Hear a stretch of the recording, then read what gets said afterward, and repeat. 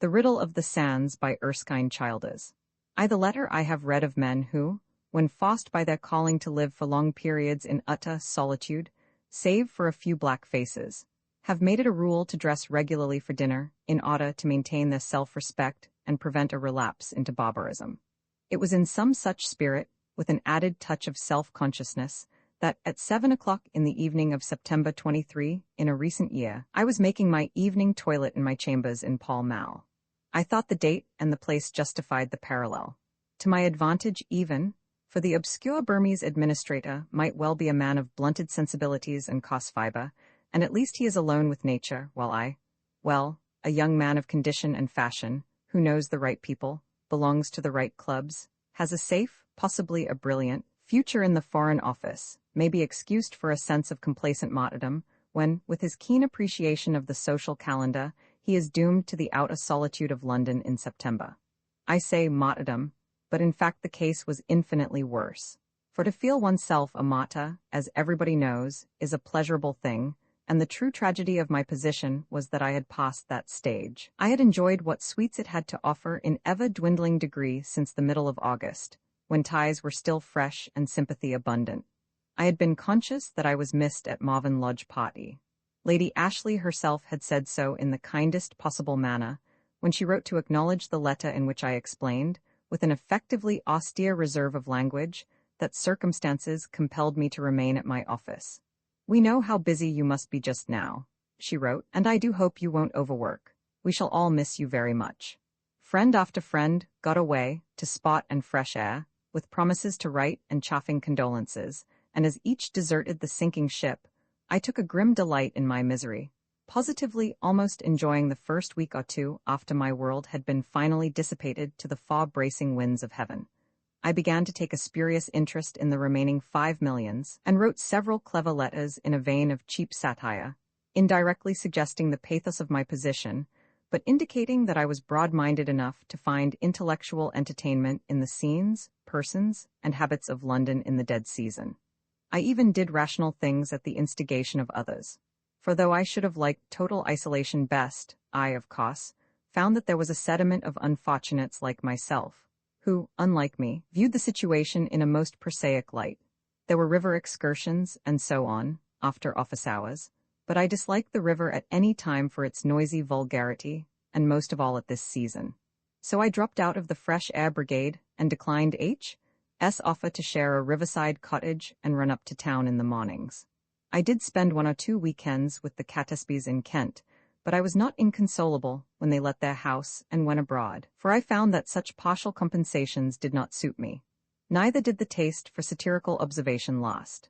A passing thirst, which I dare say many have shared, for adventures of the fascinating kind described in the New Arabian Nights led me on a few evenings into some shady haunts in Soho and farther eastward, but was finally quenched one sultry Saturday night after an hour's immersion in the reeking atmosphere of a low music hall in Ratcliffe Highway, where I sat next a portly female who suffered from the heat, and at frequent intervals refreshed herself and an infant from a bottle of tepid stout. By the first week in September, I had abandoned all palliatives, and had settled into the dismal but dignified routine of office, club, and chambers. And now came the most cruel trial, for the hideous truth dawned on me that the world I found so indispensable could after all dispense with me. It was all very well for Lady Ashley to assure me that I was deeply missed, but a letter from F., who was one of the party, written in haste, just starting to shoot, and coming as a tardy reply to one of my cleverest, made me aware that the house party had suffered little from my absence, and that few sighs were wasted on me, even in the quarter which I had assumed to have been discreetly alluded to by the underlined all in Lady Ashley's. "We shall all miss you." A thrust which smarted Ma, if it bit less deeply, came from my cousin Nesta, who wrote, "It's horrid for you to have to be baking in London now, but after all, it must be a great pleasure to you, malicious little wretch, to have such interesting and important work to do." Here was a nemesis for an innocent illusion I had been accustomed to foster in the minds of my relations and acquaintances, especially in the breasts of the trustful and admiring maidens whom I had taken down to dinner in the last 2 seasons. A fiction which I had almost reached the point of believing in myself. For the plain truth was that my work was neither interesting nor important, and consisted chiefly at present in smoking cigarettes, in saying that Mr. So-and-so was away, and would be back about October 1, in being absent for lunch from 12 till 2, and in my spare moments making praises of, let us say, the less confidential consular reports, and squeezing the results into cast-iron schedules. The reason of my detention was not a cloud on the international horizon, though I may say, in passing, that there was such a cloud, but a caprice on the part of a remote and mighty personage, the effect of which, ramifying downwards, had dislocated the carefully laid holiday plans of the humble juniors, and in my own small case had upset the arrangement between myself and Kay, who positively liked the dog days in Whitehall. Only one thing was needed to fill my cup of bitterness, and this it was that specially occupied me as I dressed for dinner this evening. 2 days more in this dead and fermenting city, and my slavery would be at an end. Yes, but, irony of ironies, I had nowhere to go to. The Marvin Lodge party was breaking up. A dreadful rumor, as to an engagement which had been one of its accursed fruits, tormented me with the fresh certainty that I had not been missed, and bred in me that most desolating brand of cynicism, which is produced by defeat through insignificance. Invitations for a later date, which I had declined in July with a gratifying sense of being much in request, now rose up spectrally to taunt me. There was at least one which I could easily have revived, but neither in this case nor in any other had there been any renewal of pressure, and there are moments when the difference between proposing oneself and surrendering as a prize to one of several eagerly competing hostesses seems too crushing to be contemplated. My own people were at Aix for my father's gout. To join them was a pissala whose banality was repellent. Besides, they would be leaving soon for our home in Yorkshire, and I was not a prophet in my own country. In short, I was at the extremity of depression. The usual preliminary scuffle on the staircase prepared me for the knock and entry of Withers. One of the things which had for some time ceased to amuse me was the laxity of manners, proper to the season, among the servants of the big block of chambers where I lived. Withers demurely handed me a letter bearing a German postmark and marked urgent.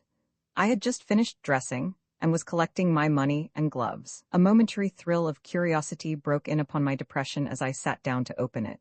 A corner on the reverse of the envelope bore the blotted legend, "Very sorry, but there's one other thing. A pair of rigging screws from Carey and Nielsen's, size 1, galvanized. Here it is, Yacht Dulcibella, Flensburg, Schleswig-Holstein, Sept. 21. Dear Carruthers, I dare say you'll be surprised at hearing from me, as it's ages since we met.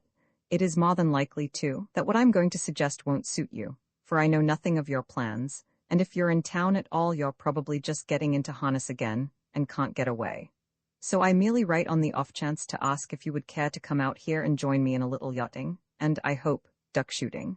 I know you're keen on shooting, and I sort of remember that you have done some yachting too, though I rather forget about that. This part of the Baltic, the Schleswig Fjords, is a splendid cruising ground, A1 scenery, and there ought to be plenty of duck about soon if it gets cold enough.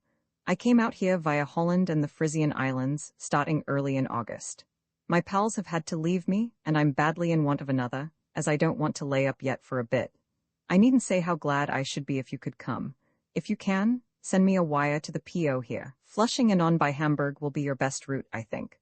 I'm having a few repairs done here, and will have them ready sharp by the time your train arrives. Bring your gun and a good lot of no. Foz, and would you mind calling at Lancaster's and asking for mine and bringing it too? Bring some oilskins. Better get the 11-shilling sot, jacket and trousers, not the yachting brand, and if you paint bring your gear. I know you speak German like a native, and that will be a great help. Forgive this hail of directions, but I've a sort of feeling that I'm in luck and that you'll come. Anyway, I hope you and the F.O. both flourish. Goodbye. Yours ever, Arthur H. Davies. Would you mind bringing me out a prismatic compass and a pound of Raven mixture? This letter marked an epoch for me, but I little suspected the fact as I crumpled it into my pocket and started languidly on the Voie douloureuse, which I nightly followed to the club. In Pall Mall, there were no dignified greetings to be exchanged now with well-groomed acquaintances. The only people to be seen were some late stragglers from the park, with a perambulator and some hot and dusty children lagging fretfully behind. Some rustic sightseers draining the last dregs of the daylight in an effort to make out from their guidebooks which of these reverend piles was which. A policeman and a builder's cot. Of course the club was a strange one, both of my own being closed for cleaning, A coincidence expressly planned by Providence for my inconvenience. The club which you are permitted to make use of on these occasions always irritates with its strangeness and discomfort. The few occupants seem odd and oddly dressed, and you wonder how they got there. The particular weekly that you want is not taken in, the dinner is execrable, and the ventilation a farce. All these evils oppressed me tonight, and yet I was puzzled to find that somewhere within me there was a faint lightening of the spirits, causeless as far as I could discover. It could not be Davies's letter.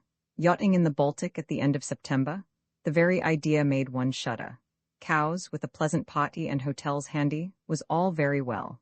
An August cruise on a steam yacht in French waters or the Highlands was all very well. But what kind of a yacht was this? It must be of a certain size to have got so far, but I thought I remembered enough of Davies's means to know that he had no money to waste on luxuries. That brought me to the man himself. I had known him at Oxford, not as one of my immediate set, but we were a sociable college, and I had seen a good deal of him, liking him for his physical energy combined with a certain simplicity and modesty, though, indeed, he had nothing to be conceited about. Liked him, in fact, in the way that at that receptive period one likes many men whom one never keeps up with later. We had both gone down in the same year, 3 years ago now. I had gone to France and Germany for 2 years to learn the languages. He had failed for the Indian Civil, and then had gone into a solicitor's office. I had only seen him since at rare intervals, though I admitted to myself that for his part he had clung loyally to what ties of friendship there were between us. But the truth was that we had drifted apart from the nature of things. I had passed brilliantly into my profession, and on the few occasions I had met him since I made my triumphant debut in society, I had found nothing left in common between us. He seemed to know none of my friends, he dressed indifferently, and I thought him dull. I had always connected him with boats and the sea, but never with yachting, in the sense that I understood it. In college days, he had nearly persuaded me into sharing a squalid week in some open boat he had picked up, and was going to sail among some dreary mudflats somewhere on the east coast. There was nothing else, and the funereal function of dinner drifted on. But I found myself remembering at the entree that I had recently heard, at second or third hand, of something else about him, exactly what I could not recall. When I reached the savory, I had concluded, so far as I had centered my mind on it at all, that the whole thing was a culminating irony, as, indeed, was the savory in its way. After the wreck of my pleasant plans and the fiasco of my martyrdom, to be asked as consolation to spend October freezing in the Baltic with an eccentric nonentity who bawed me. Yet, as I smoked my cigar in the ghastly splendor of the empty smoking room, the subject came up again. Was there anything in it? There were certainly no alternatives at hand, and to bury myself in the Baltic at this unearthly time of year had at least a smack of tragic thoroughness about it. I pulled out the letter again, and ran down its impulsive staccato sentences, affecting to ignore what a gust of fresh air, high spirits, and good fellowship this flimsy bit of paper wafted into the jaded clubroom. On reperusal, it was full of evil presage, A1 scenery, but what of equinoctial storms and October fogs? Every sane yachtsman was paying off his crew now. There ought to be duck, vague, very vague. If it gets cold enough, cold and yachting seem to be a gratuitously monstrous union. His pals had left him. Why? Not the yachting brand, and why not? As to the size, comfort, and crew of the yacht, all cheerfully ignored, so many maddening blanks. And by the way, why in heaven's name, a prismatic compass? I fingered a few magazines, played a game of 50 with a friendly old fogey, too importunate to be worth the labor of resisting, and went back to my chambers to bed, ignorant that a friendly providence had come to my rescue, and indeed, rather resenting any clumsy attempt at such friendliness. X's chance, I say, Davies, I said. How long do you think this trip will last? I've only got a month's leave. We were standing at slanting desks in the Kiel post office, Davies scratching diligently at his letter card, and I staring feebly at mine. By Jove, said Davies with a start of dismay, that's only 3 weeks more. I never thought of that. You couldn't manage to get an extension, could you? I can write to the chief, I admitted, but where's the answer to come to? We're better without an address, I suppose. There's Cuxhaven, reflected Davies, but that's too near, and but we don't want to be tied down to landing anywhere. I tell you what, say post office, Nodney, just your name, not the yachts. We may get there and be able to call for letters. The casual character of our adventure never struck me more strongly than then. Is that what you're doing? I asked. Oh, I shan't be having important letters like you. But what are you saying? Oh, just that we're having a splendid cruise and are on our way home. The notion tickled me, and I said the same in my home letter, adding that we were looking for a friend of Davies's who would be able to show us some spot. I wrote a line, too, to my chief, unaware of the gravity of the step I was taking, saying it was possible that I might have to apply for longer leave, as I had important business to transact in Germany, and asking him kindly to write to the same address. Then we shouldered our parcels and resumed our business. 2 full dinghy loads of stars we ferried to the Dulcibella, chief among which were 2 immense cans of petroleum, constituting our reserves of heat and light, and a sack of flour.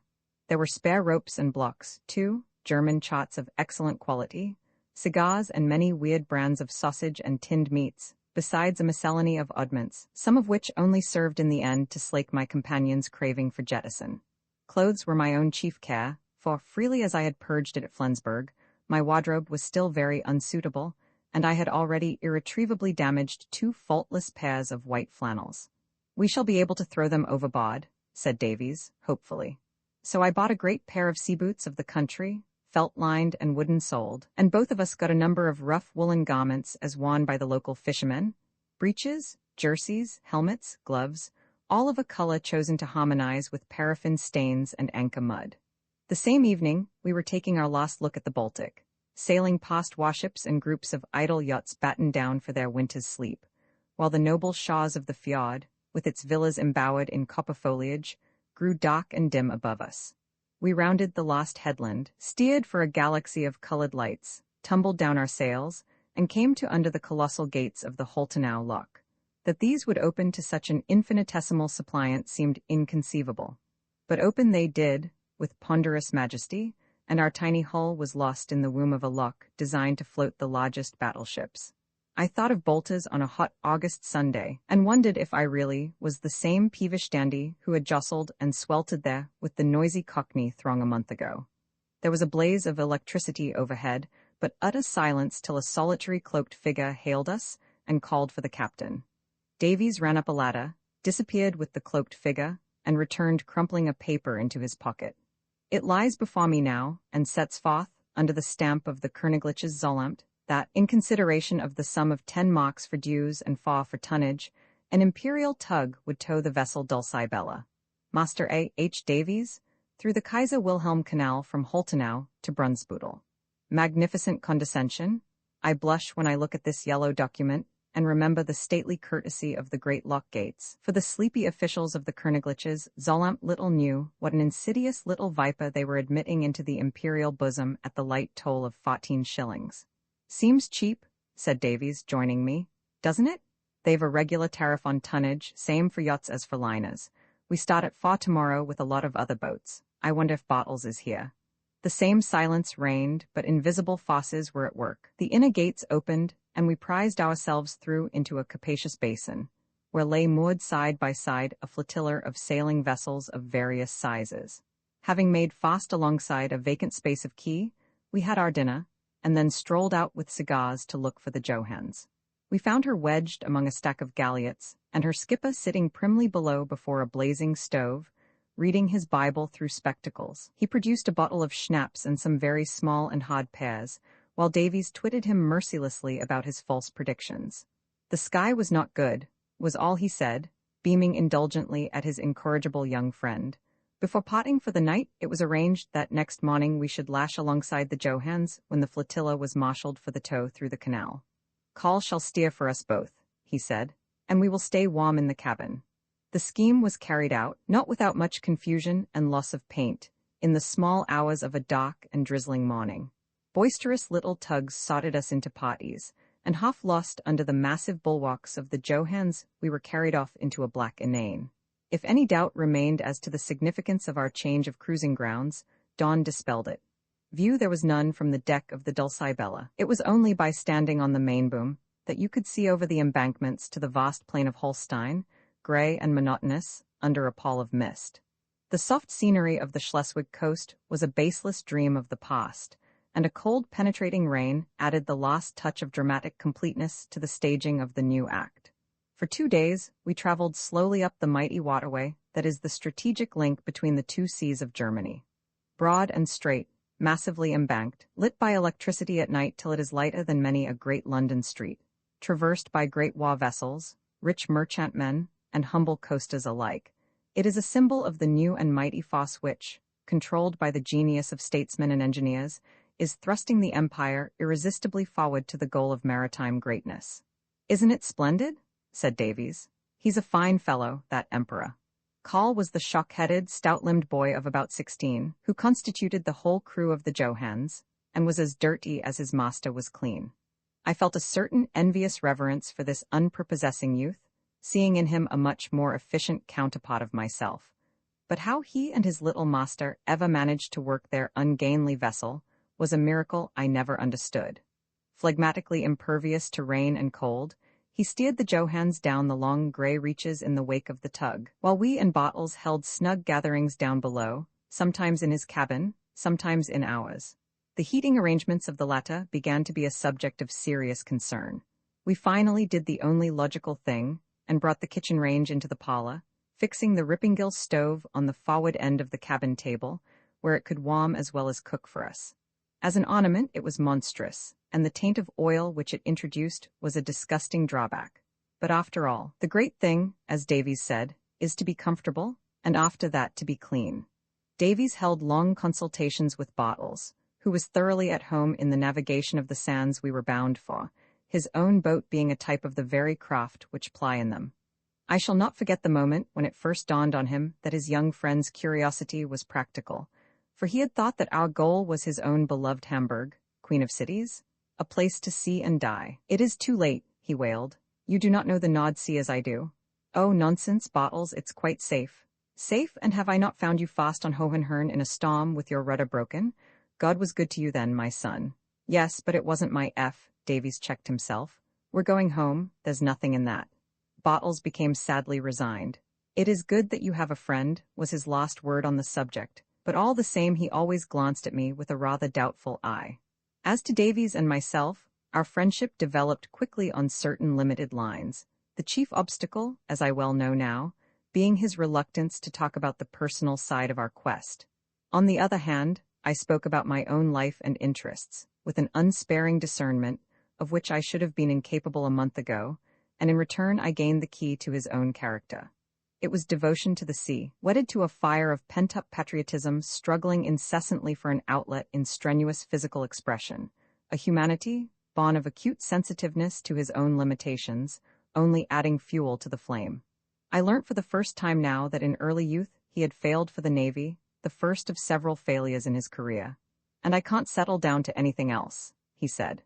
"I read no end about it, and yet I am a useless outsider. All I've been able to do is to potter about in small boats, but it's all been wasted till this chance came. I'm afraid you'll not understand how I feel about it, but at last, for once in a way, I see a chance of being useful." "There ought to be chances for chaps like you," I said, "without the accident of a job such as this." "Oh, as long as I get it, what matter? But I know what you mean. There must be hundreds of chaps like me, I know a good many myself, who know our coasts like a book, shoals, creeks, tides, rocks. There's nothing in it, it's only practice. They ought to make some use of us as a naval reserve. They tried to once, but it fizzled out, and nobody really cares. And what's the result? Using every man of what reserves we've got, there's about enough to man the fleet on a war footing, and no more. They've tinkered with fishermen and merchant sailors and yachting hands, but every one of them ought to be got hold of, and the colonies too. Is there the ghost of a doubt that if war broke out there'd be wild appeals for volunteers, aimless cadging, hurry, confusion, waste? My own idea is that we ought to go much further, and train every able-bodied man for a couple of years as a sailor. Army? Oh, I suppose you'd have to give them the choice. Not that I know or care much about the army, though to listen to people talk you'd think it really mattered as the Navy matters. We're a maritime nation, we've grown by the sea and live by it. If we lose command of it, we starve. We're unique in that way, just as our huge empire, only linked by the sea, is unique. And yet, read Brassey, Dilke, and those naval annuals, and see what mountains of apathy and conceit have had to be tackled. It's not the people's fault. We've been safe so long, and grown so rich, that we've forgotten what we owe it to. But there's no excuse for those blockheads of statesmen, as they call themselves, who are paid to see things as they are. They have to go to an American to learn their ABC, and it's only when kicked and punched by civilian agitators, a mere handful of men who get sneered at for their pains, that they wake up, do some work, point proudly to it, and go to sleep again, till they get another kick. By Jove? We want a man like this Kaiser, who doesn't wait to be kicked but works like a nigger for his country and sees ahead. We're improving, aren't we? Oh, of course we are, but it's a constant uphill fight, and we aren't ready. They talk of a two-power standard. He plunged away into regions where space forbids me to follow him. This is only a sample of many similar conversations that we afterwards held, always culminating in the burning question of Germany. Far from including me and the Foreign Office among his targets for vague invective, he had a profound respect for my sagacity and experience as a member of that institution. A respect which embarrassed me not a little when I thought of my praecis writing and cigarette smoking, my dancing, and my dining. But I did know something of Germany, and could satisfy his tireless questioning with a certain authority. He used to listen rapt while I described her marvelous awakening in the lost generation, under the strength and wisdom of her rulers, her intense patriotic ardor, her seething industrial activity, and, most potent of all, the forces that are molding modern Europe, her dream of a colonial empire, entailing her transformation from a land power to a sea power. Impregnably based on vast territorial resources which we cannot molest, the dim instincts of her people, not merely directed but anticipated by the genius of her ruling house, our great trade rivals of the present, our great naval rival of the future, she grows, and strengthens, and waits, an ever more formidable factor in the future of our delicate network of empire, sensitive as gossamer to external shocks, and radiating from an island whose commerce is its life, and which depends even for its daily ration of bread on the free passage of the seas. And we aren't ready for her, Davies would say. We don't look her way. We have no naval base in the North Sea and no North Sea fleet. Our best battleships are too deep in draft for North Sea work. And to crown all, we were asses enough to give her Heligoland, which commands her North Sea coast. And supposing she calls Holland, isn't there some talk of that? That would lead me to describe the swollen ambitions of the Pan-Germanic party and its ceaseless intrigues to promote the absorption of Austria, Switzerland, and, a direct and flagrant menace to ourselves, of Holland. I don't blame them, said Davies, who, for all his patriotism, had not a particle of racial spleen in his composition. I don't blame them. Their Rhine ceases to be German just when it begins to be most valuable. The mouth is Dutch and would give them magnificent pots just opposite British Shaws. We can't talk about conquest and grabbing. We've collared a fine share of the world, and they've every right to be jealous. Let them hate us and say so. It'll teach us to buck up, and that's what really matters.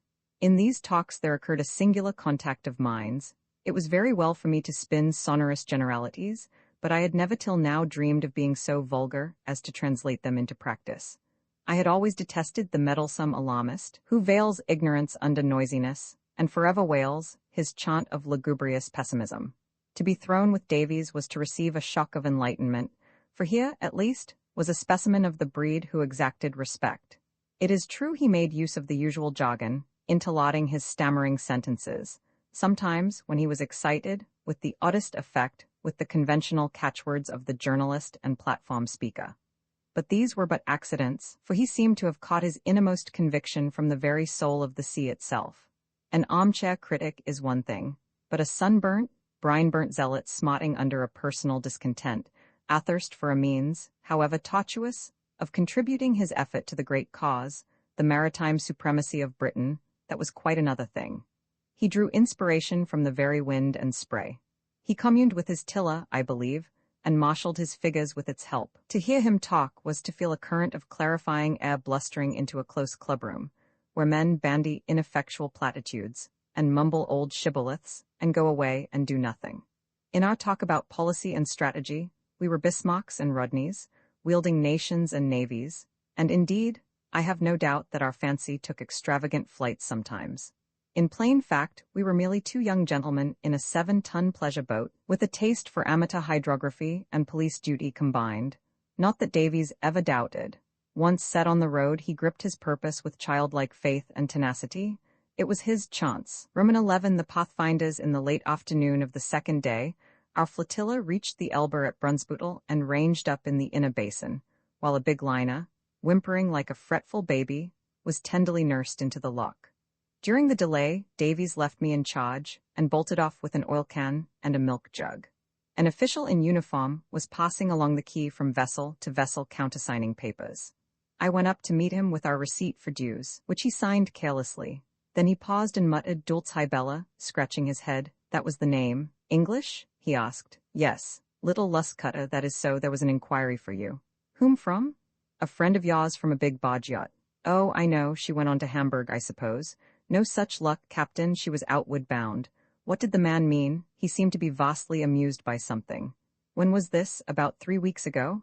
I asked indifferently. 3 weeks? It was the day before yesterday. What a pity to miss him by so little. He chuckled and winked. Did he leave any message? I asked. It was a lady who inquired, whispered the fellow, sniggering. Oh, really? I said, beginning to feel highly absurd but keenly curious. And she inquired about the Dulcibella?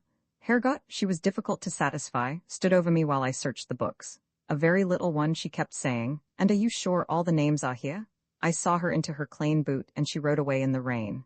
No, she left no message. It was dirty weather for a young frailine to be out alone in. She was safe enough, though. To see her crossing the ebb in a chop of tide was a treat. And the yacht went on down the river? Where was she bound to?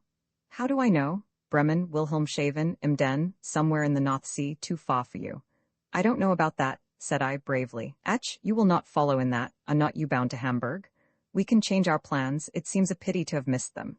Think twice, Captain. There are plenty of pretty girls in Hamburg, but you English will do anything. Well, Veal Gluck? He moved on, chuckling, to the next boat. Davies soon returned with his cans and an armful of dock rye loaves, just in time, for the liner being through. The flotilla was already beginning to jostle into the lock, and Bottles was growing impatient. They'll last 10 days, he said, as we followed the throng, still clinging like a barnacle to the side of the Johans. We spent the few minutes while the lock was emptied in a farewell talk to Bottles. Carl had hitched their main halyards onto the windlass and was grinding at it in an enchantment of industry, his shock head jerking and his grubby face perspiring. Then the lock gates opened, and so, in a babel of shouting, whining of blocks, and creaking of spars, our whole company was split out into the dingy bosom of the Elbe. The Johans gathered way under wind and tide and headed for midstream. A last shake of the hand, and Bottles reluctantly slipped the head rope, and we drifted apart. Gut rise, Gut rise. It was no time for regretful gazing, for the flood tide was sweeping us up and out, and it was not until we had set the foresail, edged into a shallow bight, and let go our anchor that we had leisure to think of him again. But by that time, his and the other craft were shades in the murky east. We swung close to a glacis of smooth blue mud, which sloped up to a weed-grown dike. Behind lay the same flat country, colorless, humid, and opposite us, 2 miles away, scarcely visible in the deepening twilight, ran the outline of a similar shaw. Between rolled the turgid Elbe. The Styx flowing through Tartarus, I thought to myself, recalling some of our Baltic anchorages. I told my news to Davies as soon as the anchor was down, instinctively leaving the sex of the inquirer to the last, as my informant had done. The Medusa called yesterday, he interrupted. And outward bound, that's a rum thing. Why didn't he inquire when he was going up? It was a lady, and I dryly retailed the official's story, very busy with a deck broom the while. We're all square now, aren't we? I ended. I'll go below and light the stove. Davies had been engaged in fixing up the riding light. When I last saw him, he was still so engaged, but motionless, the lantern under his left arm, and his right hand grasping the forestay and the half-knotted lanyard, his eyes staring fixedly down the river, a strange look in his face, half exultant, half perplexed. When he joined me and spoke, he seemed to be concluding a difficult argument. Anyway, it proves, he said, that the Medusa has gone back to Nodney. That's the main thing. Probably, I agreed, but let's sum up all we know. First, it's certain that nobody we've met as yet has any suspicion of us. I told you he did it off his own bat, threw in Davies. Secondly of him, if he's what you think, it's not known here. I can't help that.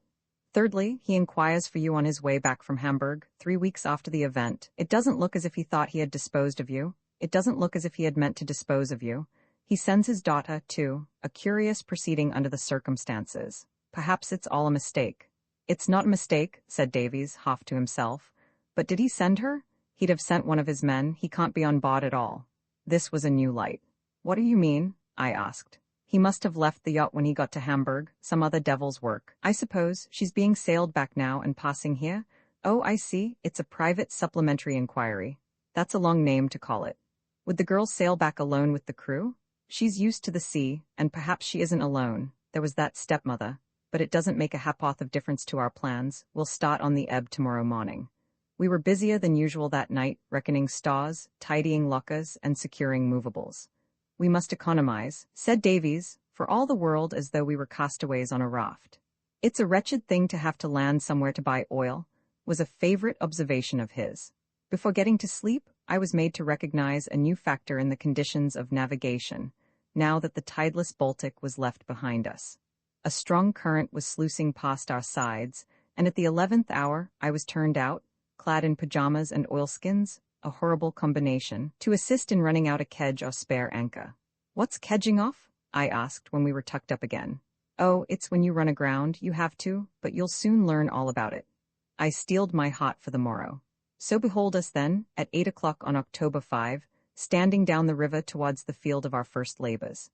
It is 15 miles to the mouth, drab, dreary miles like the dullest reaches of the lower Thames, but scenery was of no concern to us, and a southwesterly breeze blowing out of a gray sky kept us constantly on the verge of reefing. The tide as it gathered strength swept us down with a force attested by the speed with which buoys came in sight, nodded above us and passed, each boiling in its eddy of dirty foam. I scarcely noticed at first, so calm was the water, and so regular were the buoys, like milestones along a road, that the northern line of coast was rapidly receding, and that the river was coming to be but a belt of deep water skirting a vast estuary, 3, 7, 10 miles broad till it merged in open sea. "Why, we're at sea," I suddenly exclaimed after an hour's sailing. "Just discovered that," said Davies, laughing. "You said it was 15 miles, I complained. "So it is, till we reach this coast at Cuxhaven, but I suppose you may say we're at sea. Of course that's all sand over there to starboard. Look, some of it's showing already." He pointed into the north. Looking more attentively, I noticed that outside the line of buoys patches of the surface heaved and worked. In one or two places streaks and circles of white were forming. In the midst of one such circle, a sleek mauve hump had risen, like the back of a sleeping whale. I saw that an old spell was enthralling Davies as his eye traveled away to the blank horizon. He scanned it all with a critical eagerness, too, as one who looks for a new meaning in an old friend's face. Something of his zest was communicated to me, and stilled the shuddering thrill that had seized me. The protecting land was still a comforting neighbor, but our severance with it came quickly.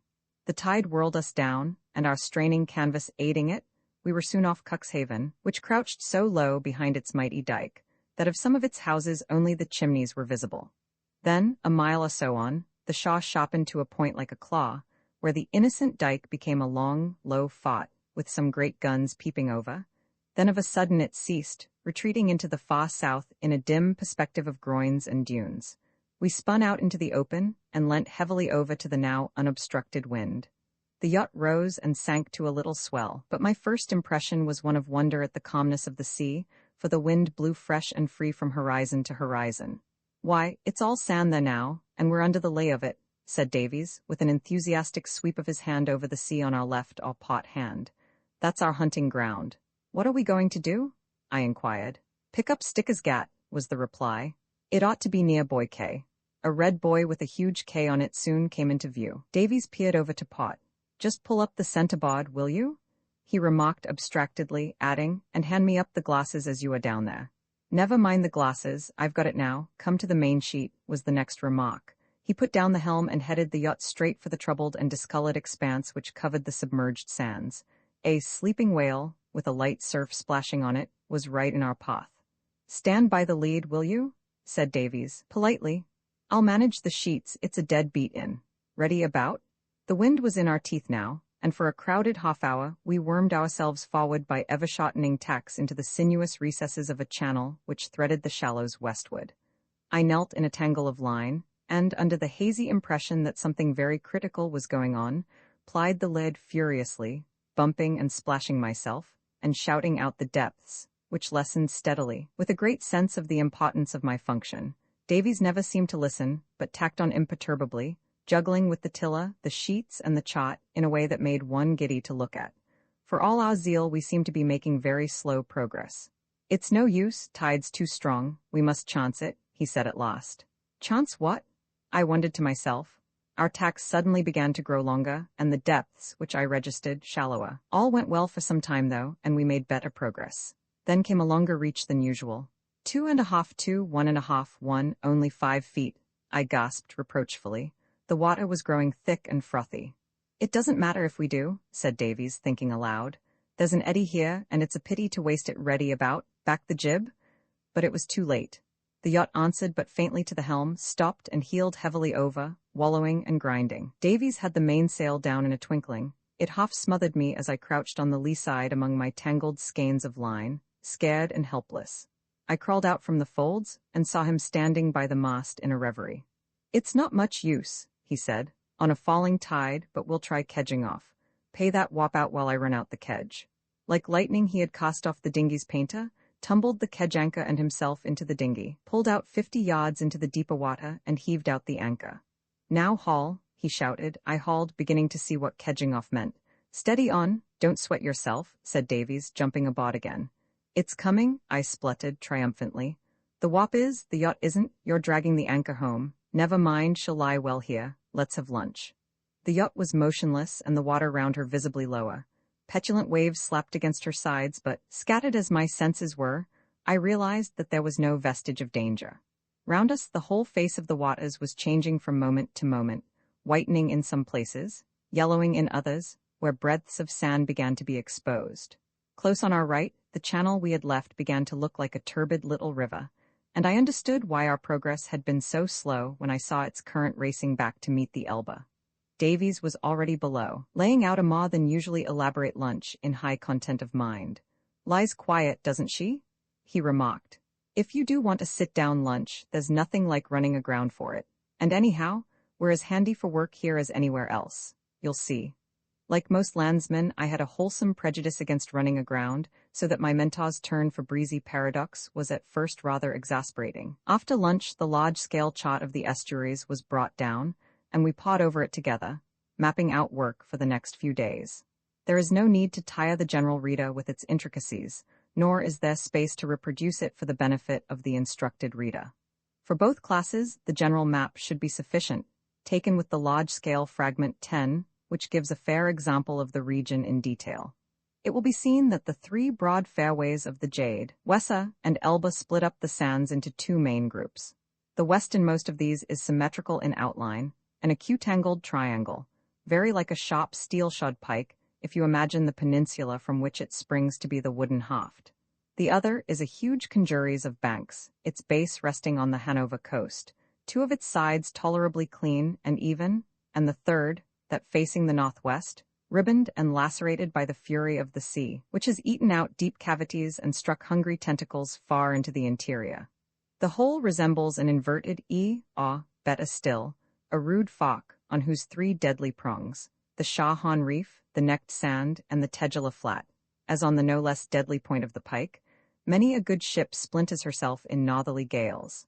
Following this simile, the Hohenhörn Bank, where Davies was wrecked, is one of those that lie between the upper and middle prongs. Our business was to explore the pike and the fork and the channels which ramify through them. I use the general word channel, but in fact they differ widely in character, and are called in German by various names: Balge, Gat, Loch, Deep, Rin. For my purpose, I need only divide them into 2 sorts, those which have water in them at all states of the tide, and those which have not, which dry off, that is, either wholly or partly at low tide. Davies explained that the latter would take most learning, and were to be our chief concern, because they were the through routes, the connecting links between the estuaries. You can always detect them on the chart by rows of little Y-shaped strokes denoting booms, that is to say, poles or saplings fixed in the sand to mark the passage. The strokes, of course, are only conventional signs, and do not correspond in the least to individual booms, which are far too numerous and complex to be indicated accurately on a chart, even of the largest scale. The same applies to the course of the channels themselves, whose minor meanderings cannot be reproduced. It was on the edge of one of these tidal swatchways that the yacht was now lying. It is called Sticker's Gat, and you cannot miss it 11 if you carry your eye westward along our course from Cuxhaven. It was, so Davies told me, the last and most intricate stage of the shortcut which the Medusa had taken on that memorable day, a stage he himself had never reached. Discussion ended, we went on deck, Davies arming himself with a notebook, binoculars, and the prismatic compass, whose use, to map the angles of the channels, was at last apparent. This is what I saw when we emerged. Roman 12, my initiation. The yacht lay with a very slight heel, thanks to a pair of small bilge keels on her bottom, in a sort of trough she had dug for herself, so that she was still ringed with a few inches of water, as it were with a moat. For miles in every direction lay a desert of sand. To the north it touched the horizon, and was only broken by the blue dot of Newark Island and its lighthouse. To the east it seemed also to stretch to infinity, but the smoke of a steamer showed where it was pierced by the stream of the Elbe. To the south it ran up to the pencil line of the Hanover Shore. Only to the west was its outline broken by any vestiges of the sea it had risen from. There it was astir with crawling white filaments, knotted confusedly at one spot in the northwest, whence came a sibilant murmur like the hissing of many snakes. Desert, as I call it, it was not entirely featureless. Its color varied from light fawn, where the highest levels had dried in the wind, to brown or deep violet, where it was still wet, and slate gray where patches of mud soiled its clean bosom. Here and there were pools of water, smitten into ripples by the impotent wind. Here and there it was speckled by shells and seaweed. And close to us, beginning to bend away towards that hissing knot in the northwest, wound our poor little channel, mercilessly exposed as a stagnant, muddy ditch with scarcely a foot of water, not deep enough to hide our small kedge anchor, which perked up one fluke in impudent mockery. The dull, hard sky, the wind moaning in the rigging as though crying in despair for prey that had escaped it, made the scene inexpressibly forlorn. Davies scanned it with gusto for a moment, climbed to a point of vantage on the boom, and swept his glasses to and fro along the course of the channel. "Fairly well boomed," he said, meditatively, "but one or two are very much out. By Jove, that's a tricky bend there." He took a bearing with the compass, made a note or two, and sprang with a vigorous leap down onto the sand. This, I may say, was the only way of going ashore that he really liked. We raced off as fast as our clumsy sea boots would let us, and followed up the course of our channel to the west, reconnoitering the road we should have to follow when the tide rose. "The only way to learn a place like this," he shouted, "is to see it at low water. The banks are dry then, and the channels are plain. Look at that boom." He stopped and pointed contemptuously. "It's all out of place. I suppose the channel's shifted there. It's just at an important bend, too. If you took it as a guide when the water was up you'd run aground, which would be very useful," I observed. "Oh, hang it," he laughed, "we're exploring. I want to be able to run through this channel without a mistake. We will, next time." He stopped and plied compass and notebook. Then we raced on till the next halt was called. "Look," he said, "the channel's getting deeper. It was nearly dry a moment ago. See the current in it now. That's the flood tide coming up from the west, mind you, that is, from the west side. That shows we're past the watershed." "Watershed?" I repeated blankly. "Yes, that's what I call it. You see, a big sand such as this is like a range of hills dividing two plains. It's never dead flat though it looks it. There's always one point, one ridge, rather, where it's highest. Now a channel cutting right through the sand is, of course, always at its shallowest when it's crossing this ridge. At low water it's generally dry there, and it gradually deepens as it gets nearer to the sea on either side. Now at high tide, when the whole sand is covered, the water can travel where it likes, but directly the ebb sets in the water falls away on either side the ridge, and the channel becomes two rivers flowing in opposite directions from the center, or watershed, as I call it. So, also, when the ebb has run out and the flood begins, the channel is fed by two currents flowing to the center and meeting in the middle. Here the Elbe and the Weser are our two feeders. Now this current here is going eastwards. We know by the time of day that the tide's rising, therefore the watershed is between us and the yacht. Why is it so important to know that? Because these currents are strong, and you want to know when you'll lose a fair one and strike a foul one. Besides, the ridge is the critical point when you're crossing on a falling tide, and you want to know when you're past it. We pushed on till our path was barred by a big lagoon.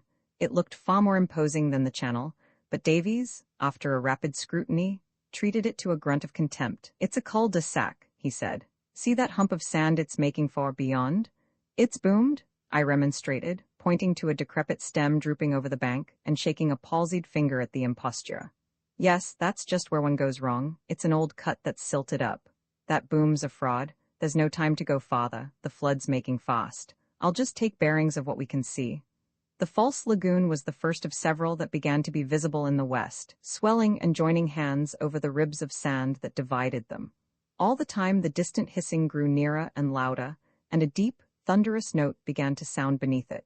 We turned our backs to the wind and hastened back towards the Dulcibella, the stream in our channel hurrying and rising alongside of us. "There's just time to do the other side," said Davies, when we reached her, and I was congratulating myself on having regained our base without finding our communications cut. And away, we scurried in the direction we had come that morning, splashing through pools and jumping the infant runnels that were stealing out through rifts from the mother channel as the tide rose. Our observations completed, back we traveled, making a wide circuit over higher ground to avoid the encroaching flood, and wading shin-deep in the final approach to the yacht. As I scrambled thankfully aboard, I seemed to hear a far-off voice saying, in languid depreciation of yachting, that it did not give one enough exercise. It was mine, centuries ago, in another life. From east and west, 2 sheets of water had overspread the desert, each pushing out tongues of surf that met and fused.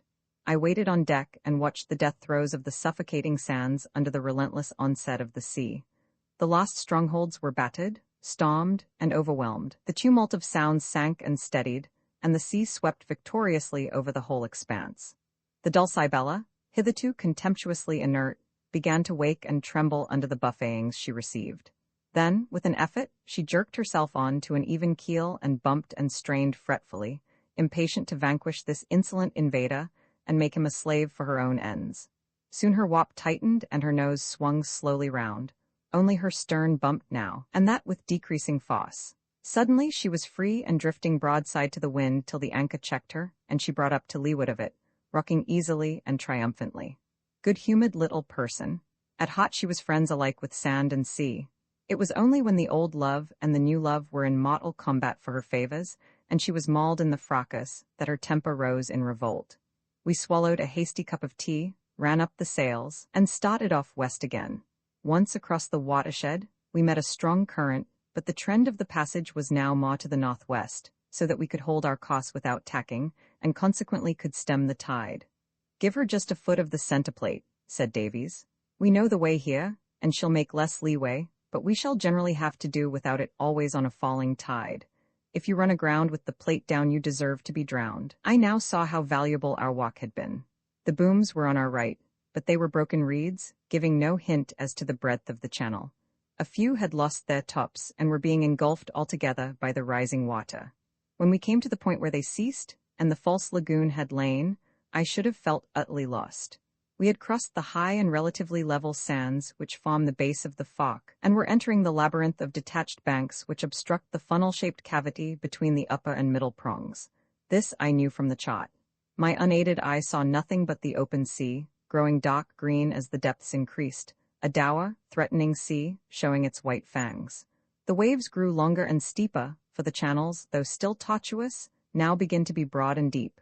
Davies had his bearings and struck on his course confidently. "Now for the lead," he said. "The compass'll be little use soon. We must feel the edge of the sands till we pick up more booms." "Where are we going to anchor for the night?" I asked. "Under the Hohenhörn," said Davies, for Auld Lang Syne. Partly by sight and mostly by touch, we crept round the outmost alley of the hidden maze till a new clump of booms appeared, meaningless to me, but analyzed by him into 2 groups. One we followed for some distance, and then struck finally away and began another beat to windward. Dusk was falling. The Hanover coastline, never very distinct, had utterly vanished. An ominous heave of swell was underrunning the short sea. I ceased to attend to Davies imparting instruction on his beloved hobby, and sought to stifle in hard manual labor the dread that had been latent in me all day at the prospect of our first anchorage at sea. "Sound like blazes now?" he said at last. I came to 1.5 fathoms. "That's the bank," he said. "We'll give it a bit of a berth and then let go." "Let go now," was the order after a minute, and the chain ran out with a long-drawn moan. The Dulcibella snubbed up to it and jauntily faced the North Sea and the growing night. "There we are," said Davies as we finished stowing the mainsail, "safe and snug in 4 fathoms in a magnificent sand harbor, with no one to bother us and the whole of it to ourselves. No dews, no stinks, no traffic, no worries of any sort. It's better than a Baltic cove even, less beastly civilization about. We are 7 miles from the nearest coast and 5 even from Newark. Look, they're lighting up." There was a tiny spock in the east. "I suppose it's all right," I said, "but I'd rather see a solid breakwater somewhere. It's a dirty-looking night, and I don't like this swell." "The swell's nothing," said Davies. It's only a stray drain from outside. As for breakwaters, you've got them all round you, only they're hidden. Ahead and to starboard is the West Hohenhörn, curling round to the sou-west for all the world like a stone pier. You can hear the surf battering on its outside over to the north. That's where I was nearly wrecked that day, and the little channel I stumbled into must be quite near us somewhere. Half a mile away, to pot there, is the East Hohenhörn, where I brought up, after dashing across this lake we're in. Another mile astern is the main body of the sands, the top prong of your fork. So you see we're shut in, practically. Surely you remember the chart? Why, oh, confound the chart. I broke out, finding this flow of plausible comfort too dismally suggestive for my nerves. Look at it, man, supposing anything happens, supposing it blows a gale, but it's no good shivering here and staring at the view. I'm going below. There was a Movies quat de hura below, during which, I am ashamed to say, I forgot the quest. Which soup do you feel inclined for? Said Davies, timidly, after a black silence of some minutes.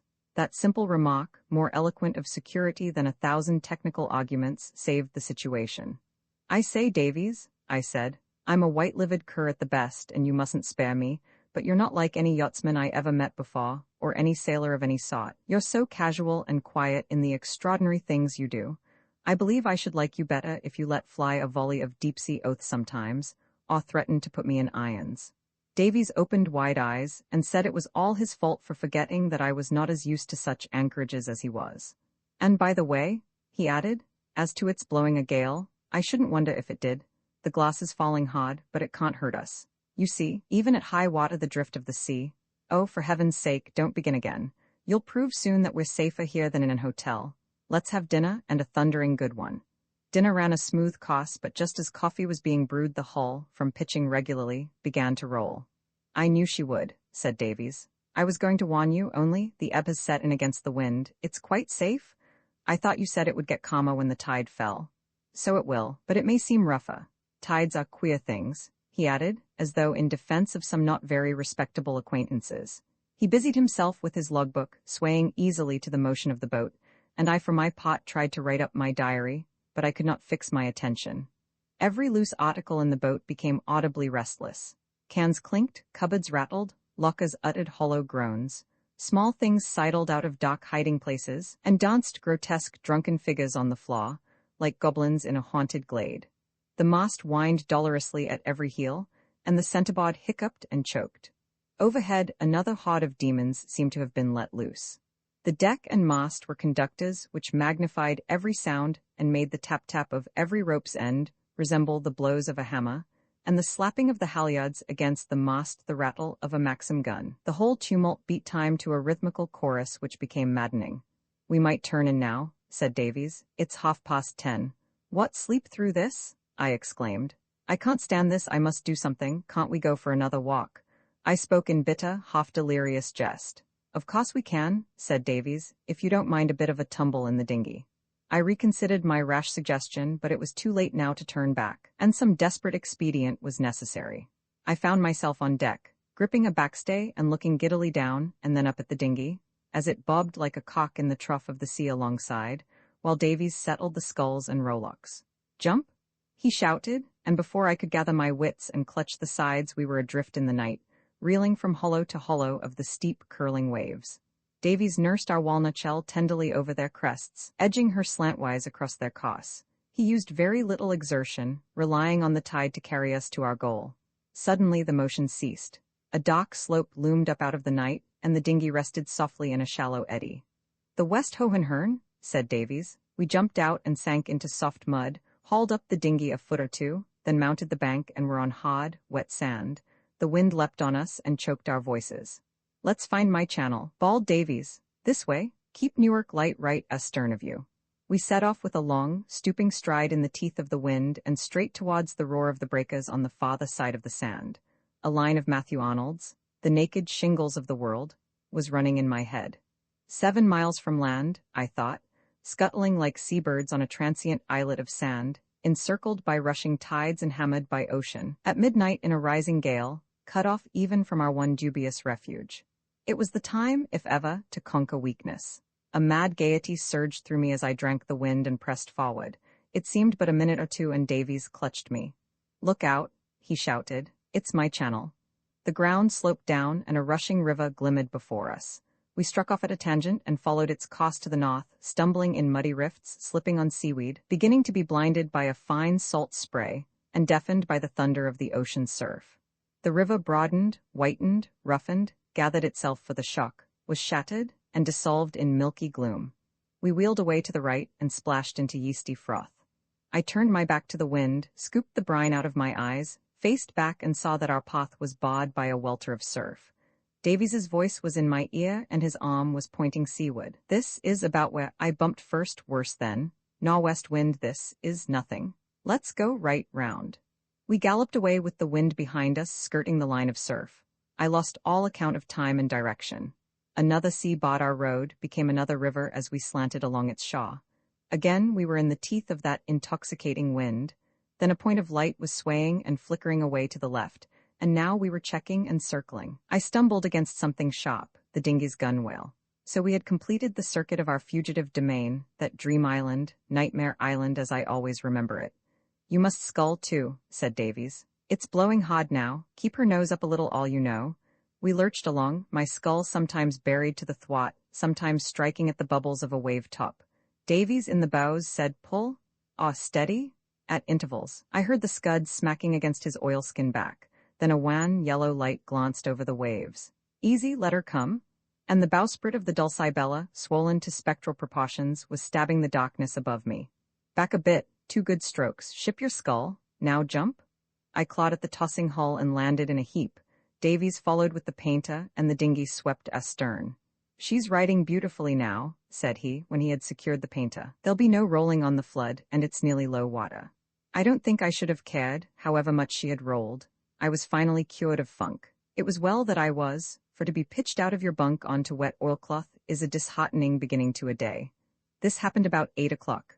The yacht was pitching violently, and I crawled on all fours into the cabin, where Davies was setting out breakfast on the floor. "I let you sleep on," he said. "We can't do anything till the water falls. We should never get the anchor up in the sea. Come and have a look round. It's clearing now," he went on, when we were crouching low on deck, gripping cleats for safety. "Wind's veered to northwest, it's been blowing a full gale, and the sea is at its worst now, near high water. You'll never see worse than this." I was prepared for what I saw, the stormy sea for leagues around, and a chaos of breakers where our dream island had stood, and took it quietly, even with a sort of elation. The Dulcibella faced the storm as doggedly as ever, plunging her bowsprit into the sea and flinging green water over her bows. A wave of confidence and affection for her welled through me. I had been used to resent the weight and bulk of her unwieldy anchor and cable, but I saw the use now. Varnish, paint, spotless decks, and snowy sails were foppish absurdities of a hateful past. "What can we do today?" I asked. "We must keep well inside the banks and be precious careful wherever there's a swell. It's rampant in here, you see, in spite of the barrier of sand, but there's plenty we can do farther back." We breakfasted in horrible discomfort, then smoked and talked till the roar of the breakers dwindled. At the first sign of bare sand we got under way, under mizzen and headsails only, and I learned how to sail a reluctant anchor out of the ground. Pivoting round, we scudded east before the wind, over the ground we had traversed the evening before, while an archipelago of new banks slowly shouldered up above the fast weakening waves. We trod delicately among and around them, sounding and observing, heaving to where space permitted, and sometimes using the dinghy. I began to see where the risks lay in this sort of navigation. Wherever the ocean's swell penetrated, or the wind blew straight down a long, deep channel, we had to be very cautious and leave good margins. "That's the sort of place you mustn't ground on," Davies used to say. In the end, we traversed the stale sand again, but by a different swatchway, and anchored, after an arduous day, in a notch on its eastern limit, just clear of the swell that rolled in from the turbulent estuary of the Elbe. The night was fair, and when the tide receded we lay perfectly still, the fresh wind only sending a lip of ripples against our sides. Roman 13. The meaning of our work. Nothing happened during the next 10 days to disturb us at our work. During every hour of daylight and many of darkness, sailing or anchored, aground or afloat, in rain and shine, wind and calm, we studied the bed of the estuaries and practiced ourselves in threading the network of channels, holding no communication with the land and rarely approaching it. It was a life of toil, exposure, and peril, a struggle against odds too. For wild autumnal weather was the rule, with the wind backing and veering between the southwest and northwest, and only for 2 placid days blowing gently from the east, the safe quarter for this region. Its force and direction determined each fresh choice of ground. If it was high and northerly, we explored the inner fastnesses, in moderate intervals the exterior fringe, darting when surprised into whatever lair was most convenient. Sometimes we were tramping vast solitudes of sand, sometimes scudding across ephemeral tracts of shallow sea. Again, we were creeping gingerly round the deeper arteries that surround the great neck, examining their convolutions as it were the veins of a living tissue, and the circulation of the tide throbbing through them like blood. Again, we would be staggering through the tide rips and overfalls that infest the open fairway of the Weser on our passage between the Falk and the Pike. On one of our fine days, I saw the scene of Davies's original adventure by daylight with the banks dry and the channels manifest. The reader has seen it on the chart, and can, up to a point, form his opinion. I can only add that I realized by ocular proof that no more fatal trap could have been devised for an innocent stranger. For approaching it from the northwest, under the easiest conditions, it was hard enough to verify our true course. In a period so full of new excitements, it is not easy for me to say when we were hardest put to it, especially as it was a rule with Davies never to admit that we were in any danger at all. But I think that our ugliest experience was on the 10th, when, owing to some minute miscalculation, we stranded in a dangerous spot. Mere stranding, of course, was all in the day's work, the constantly recurring question being when and where to caught or risk it. This time we were so situated that when the rising tide came again, we were on a lee shore, broadside onto a gale of wind which was sending a nasty sea, with a 3-mile drift to give it force, down Robin's Balge, which is one of the deeper arteries I spoke of above, and now lay dead to windward of us. The climax came about 10 o'clock at night. "We can do nothing till she floats," said Davies, and I can see him now quietly smoking and splicing a chafed wop, while he explained that her double skin of teak fitted her to stand anything in reason. She certainly had a terrific test that night, for the bottom was hard, unyielding sand, on which she rose and fell with convulsive vehemence. The last half-hour was for me one of almost intolerable tension. I spent it on deck, unable to bear the suspense below. Sheets of driven sea flew bodily over the hull, and a score of times I thought she must succumb as she shivered to the blows of her keel on the sand. But those stout skins knit by honest labor stood the trial. One final thud and she wrenched herself bodily free, found her anchor, and rode clear. On the whole, I think we made few mistakes. Davies had a supreme aptitude for the work. Every hour, sometimes every minute, brought its problem, and his resource never failed. The stiffer it was, the cooler he became. He had, too, that intuition which is independent of acquired skill, and is at the root of all genius, which, to take cases analogous to his own, is the lost quality of the perfect guide or scout. I believe he could smell sand where he could not see or touch it. As for me, the sea has never been my element, and never will be. Nevertheless, I hardened to the life, grew salt, tough, and tolerably alert. As a soldier learns more in a week of war than in years of parades and pipeclay, so, cut off from all distractions, moving from bivouac to precarious bivouac, and depending, to some extent, for my life on my muscles and wits, I rapidly learnt my work and gained a certain dexterity. I knew my ropes in the dock, could beat economically to windward through squalls, take bearings, and estimate the interaction of wind and tide. We were generally in solitude, but occasionally we met galliots like the Johans tacking through the sands, and once or twice we found a fleet of such boats anchored in a gut, waiting for water. Their draught, loaded, was from 6 to 7 feet, our own only faw, without our centerplate, but we took their mean draught as the standard of all our observations. That is, we set ourselves to ascertain when and how a vessel drawing 6½ feet could navigate the sands. A word more as to our motive. It was Davies's conviction, as I have said, that the whole region would in war be an ideal hunting ground for small freelance marauders, and I began to know he was right. For look at the 3 sea roads through the sands to Hamburg, Bremen, Wilhelmshaven, and the heart of commercial Germany. They are like highways piercing a mountainous district by defiles, where a handful of desperate men can arrest an army. Follow the parallel of a war on land. People your mountains with a daring and resourceful race, who possess an intimate knowledge of every track and bridle path, who operate in small bands, travel light, and move rapidly. See what an immense advantage such guerrillas possess over an enemy which clings to beaten tracks, moves in large bodies slowly, and does not know the country.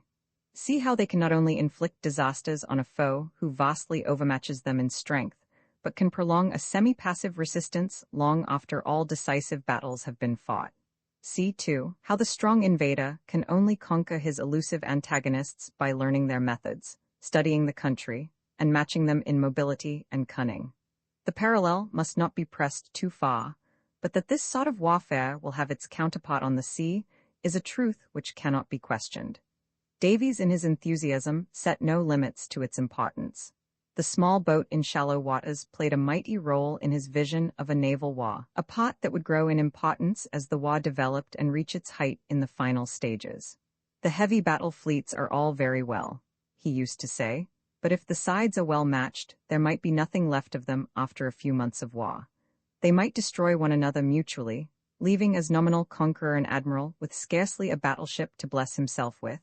It's then that the true struggle will set in, and it's then that anything that will float will be pressed into the service, and anybody who can steer a boat, knows his waters, and doesn't care the toss of a coin for his life, will have magnificent opportunities.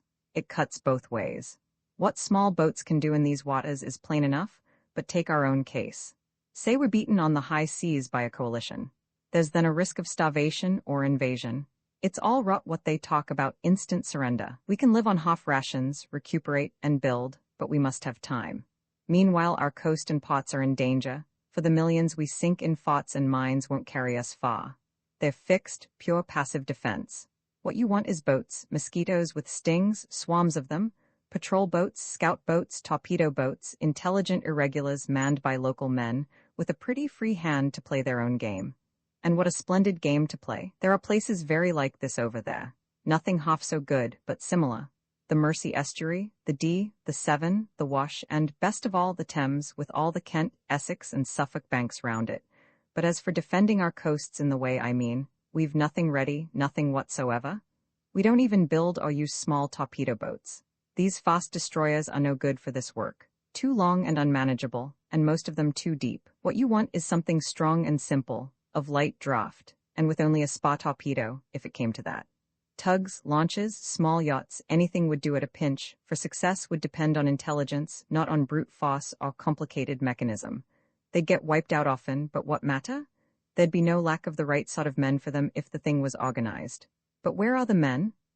Suppose we have the best of it on the high seas, and have to attack or blockade a coast like this, which is sand from end to end. You can't improvise people who are at home in such waters. The Navy chaps don't learn it, though, by Jove. They're the most magnificent service in the world, in pluck and nerve and everything else. They'll try anything, and often do the impossible. But their boats are deep, and they get little practice in this sort of thing. Davies never pushed home his argument here, but I know that it was the passionate wish of his heart, somehow and somewhere, to get a chance of turning his knowledge of this coast to practical account in the war that he felt was bound to come, to play that splendid game in this, the most fascinating field for it. I can do no more than sketch his views.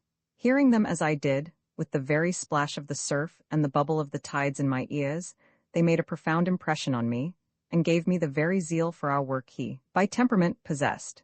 But as the days passed and nothing occurred to disturb us, I felt more and more strongly that, as regards our quest, we were on the wrong tack.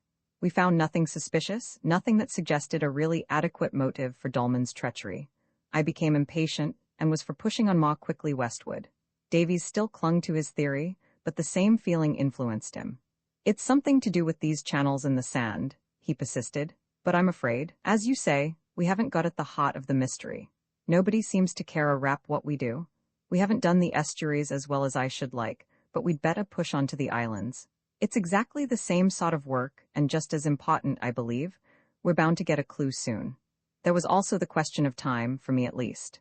I was due to be back in London, unless I obtained an extension, on the 28th, and our present rate of progress was slow. But I cannot conscientiously say that I made a serious point of this.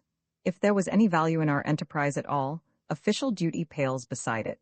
The machinery of state would not suffer from my absence. Excuses would have to be made, and the results braved. All the time our sturdy little craft grew shabbier and more weather-worn, the varnish thinner, the decks grayer, the sails dingier, and the cabin roof more murky where stove fumes stained it. But the only beauty she ever possessed, that of perfect fitness for her functions, remained. With nothing to compare her to, she became a home to me. My joints adapted themselves to her crabbed limits, my tastes and habits to her plain domestic economy. But oil and water were running low, and the time had come for us to be forced to land and renew our stock. Roman 14, the first night in the islands, a low line of sandhills, pink and fawn in the setting sun. At one end of them, a little white village huddled round the base of a massive four-square lighthouse. Such was Wangerooge, the easternmost of the Frisian Islands, as I saw it on the evening of October 15. We had decided to make it our first landing place, and since it possesses no harbour, and is hedged by a mile of sand at low water, we had run in on the rising tide till the yacht grounded, in order to save ourselves as much labour as possible in the carriage to and fro of the heavy water breakers and oil cans which we had to replenish. In faint outline, 3 miles to the south of us, was the flat plain of Friesland, broken only by some trees, a windmill or two, and a church spire. Between, the shallow expanse of sea was already beginning to shrink away into lagoons, chief among which was the narrow passage by which we had approached from the east. This continued its course west, directly parallel to the island, and in it, at a distance of half a mile from us, 3 galliots lay at anchor. Before supper was over, the yacht was high and dry, and when we had eaten, Davies loaded himself with cans and breakers. I was for taking my share, but he induced me to stay aboard, for I was dead tired after an unusually long and trying day, which had begun at 2 a.m., when, using a precious installment of east wind, we had started on a complete passage of the sands from the Elbe to the Jade. It was a barely possible feat for a boat of our low speed to perform in only 2 tides, and though we just succeeded, it was only by dint of tireless vigilance and severe physical strain. "Lay out the anchor when you've had a smoke," said Davies, "and keep an eye on the riding light. It's my only guide back." He lowered himself, and I heard the scrunch of his sea boots as he disappeared in the darkness. It was a fine starry night, with a touch of frost in the air. I lit a cigar, and stretched myself on a sofa close to the glow of the stove. The cigar soon languished and dropped, and I dozed uneasily, for the riding light was on my mind. I got up once and squinted at it through the half-raised skylight, saw it burning steadily, and lay down again. The cabin lamp wanted oil and was dying down to a red-hot wick, but I was too drowsy to attend to it, and it went out. I lit my cigar stump again, and tried to keep awake by thinking. It was the first time I and Davies had been separated for so long. Yet so used had we grown to freedom from interference that this would not have disturbed me in the least, were it not for a sudden presentiment that on this first night of the second stage of our labors, something would happen. All at once I heard a sound outside, a splashing footstep as of a man stepping in a puddle. I was wide awake in an instant, but never thought of shouting, "Is that you, Davies?"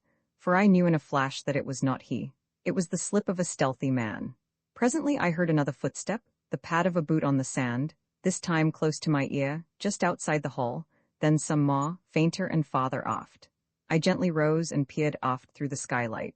A glimmer of light, reflected from below, was wavering over the mizzenmast and bumpkin. It had nothing to do with the riding light, which hung on the forestay. My prowler, I understood, had struck a match and was reading the name on the stern. How much farther would his curiosity carry him? The match went out, and footsteps were audible again. Then a strong, guttural voice called in German, "Yacht ahoy?" I kept silence. "Yacht ahoy?" A little louder this time. A pause, and then a vibration of the hull as boots scraped on it and hands grasped the gunwale. My visitor was on deck.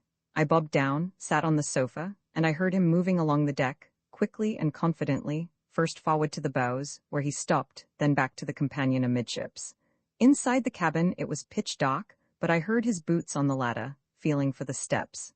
In another moment he would be in the doorway lighting his second match. Surely it was darker than before. There had been a little glow from the riding lamp reflected onto the skylight, but it had disappeared. I looked up, realized, and made a fool of myself. In a few seconds more I should have seen my visitor face to face, perhaps had an interview, but I was new to this sort of work and lost my head. All I thought of was Davies's last words, and saw him astray on the sands, with no light to guide him back, the tide rising, and a heavy load. I started up involuntarily, bumped against the table, and set the stove jingling. A long step and a grab at the ladder, but just too late. I grasped something damp and greasy, there was tugging and hard breathing, and I was left clasping a big sea boot, whose owner I heard jump onto the sand and run.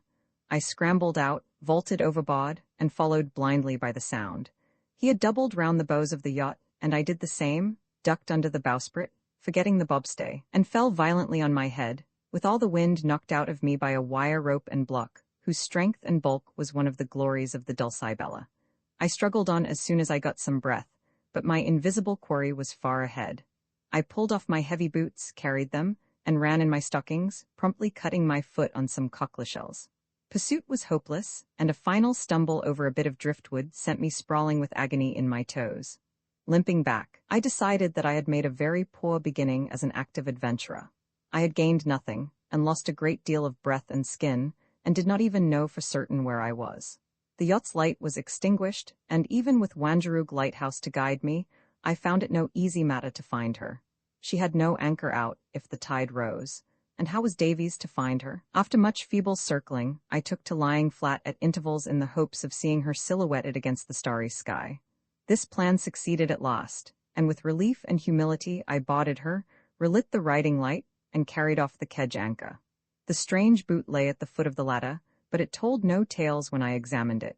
It was 11 o'clock, past low water.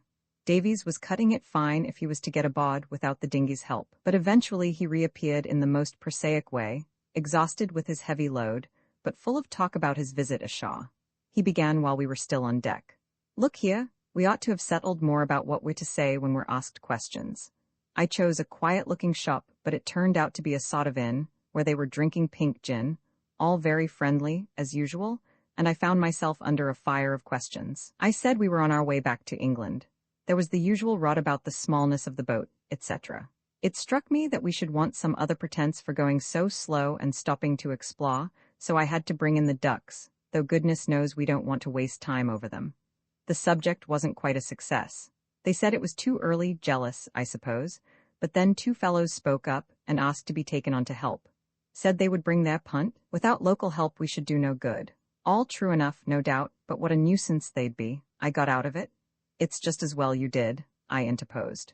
"We shall never be able to leave the boat by herself. I believe we're watched," and I related my experience. It's a pity you didn't see who it was. Confound that bobstay."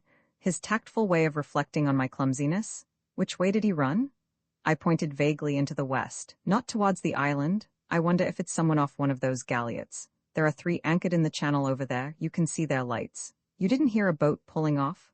I explained that I had been a miserable failure as a detective.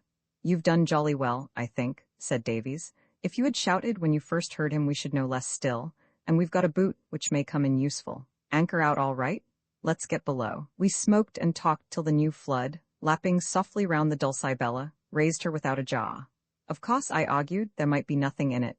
The visitor might have been a commonplace thief. An apparently deserted yacht was a tempting bait. Davies scouted this possibility from the first. "They're not like that in Germany," he said. "In Holland, if you like, they'll do anything, and I don't like that turning out of the lantern to gain time if we were away." Nor did I. In spite of my blundering in details, I welcomed the incident as the first concrete proof that the object of our quest was no mare's nest. The next point was what was the visitor's object. If to search, what would he have found? The charts, of course, with all our corrections and notes and the log. "They'd give us away," was Davies's instant conclusion. Not having his faith in the channel theory, I was lukewarm about his precious charts. "After all, we're doing nothing wrong, as you've often said yourself," I said. Still, as a true index to our mode of life, they were the only things on board that could possibly compromise us or suggest that we were anything more than eccentric young Englishmen cruising for spot witness the duck guns and pleasure. We had 2 sets of charts, German and English. The former we decided to use in practice, and to hide together with the log if occasion demanded. My diary, I resolved, should never leave my person. Then there were the naval books. Davies scanned them with a look I knew well. "There are too many of them," he said, in the tone of a cook fixing the fate of superfluous kittens. "Let's throw them overboard. They're very old anyhow, and I know them by heart." "Well, not here," I protested, for he was laying greedy hands on the shelf. "They'll be found at low water. In fact, I should leave them as they are.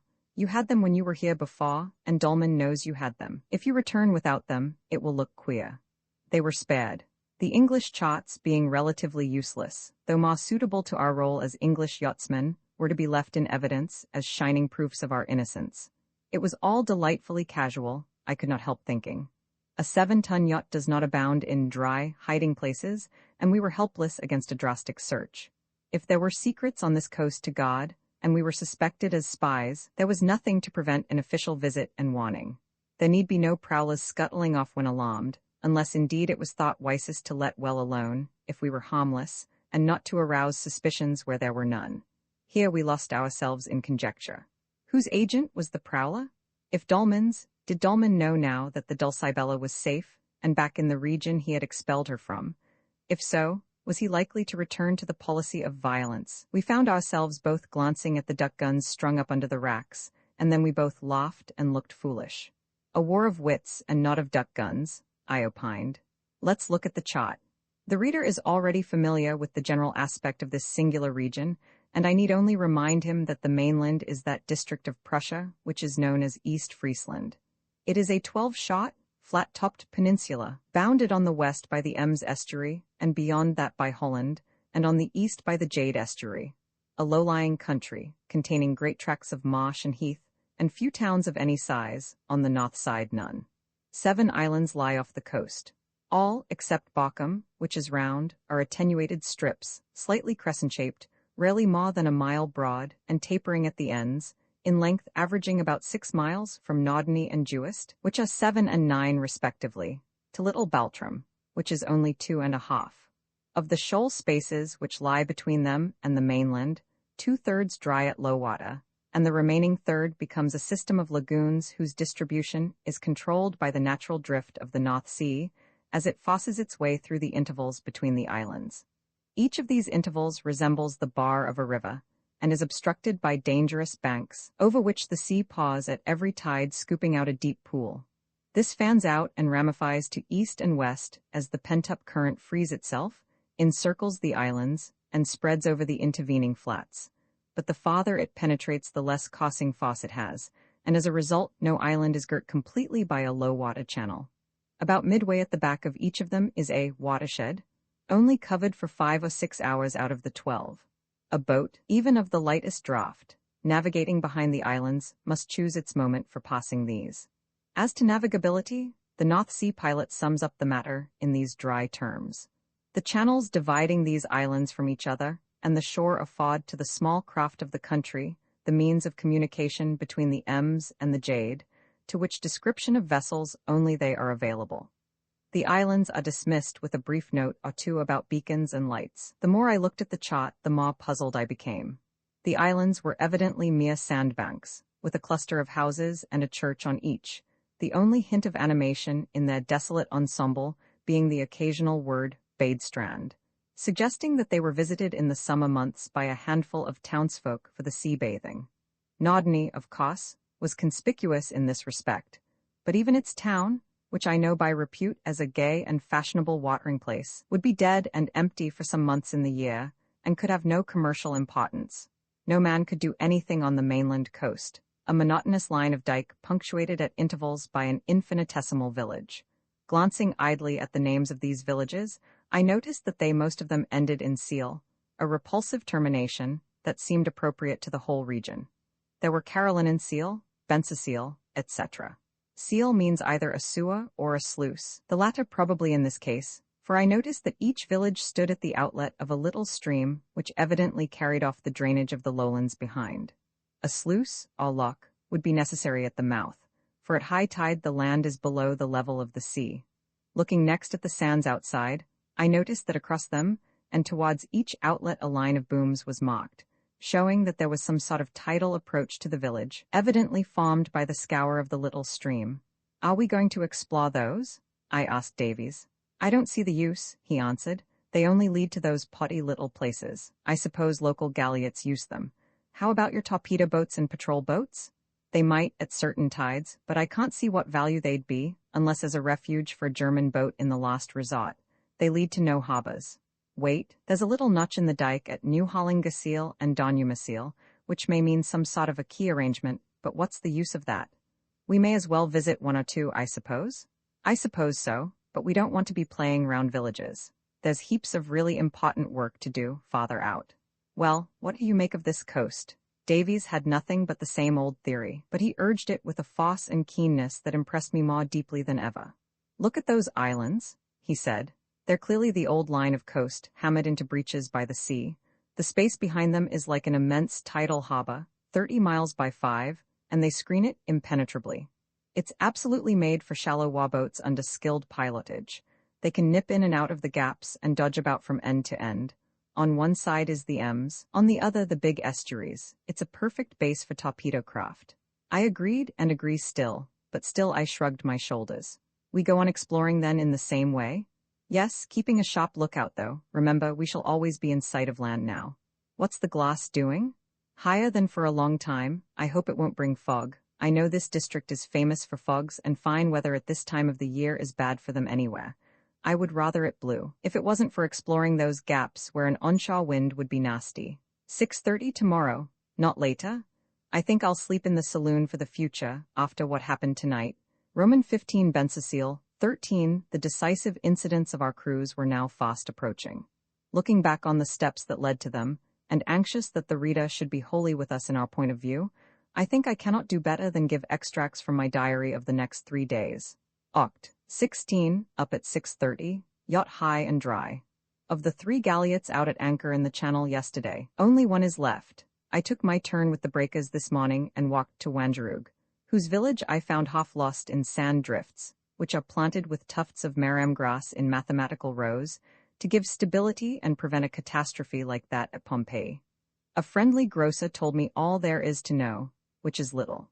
The islands are what we thought them, barren for the most part, with a small fishing population, and a scanty accession of summer visitors for bathing. The season is over now, and business slack for him. There is still, however, a little trade with the mainland in galliots and lighters, a few of which come from the seals on the mainland. Had these harbors, I asked, mudholes? He replied with a contemptuous laugh. He is a settler in these wilds, not a native. Said he had heard of schemes for improving them, so as to develop the islands as health resorts, but thought it was only a wild speculation. A heavy tramp back to the yacht, nearly crushed by impedimenta. While Davies made yet another trip, I stalked some birds with a gun, and obtained what resembled a specimen of the smallest variety of jacksnipe, and small at that. But I made a great noise, which I hope persuaded somebody of the purity of our motives. We weighed anchor at 1 o'clock, and in passing the anchored galliot took a good look at her. Cormoran was on her stern, otherwise she was just like 100 others. Nobody was on deck. We spent the whole afternoon till dark exploring the haul, or gap between Wangerooge and Speakerooge, the sea breaking heavily on the banks outside. Fine as the day was, the scene from the offing was desolate to the last degree. The naked spots of the 2 islands are hideous in their sterility.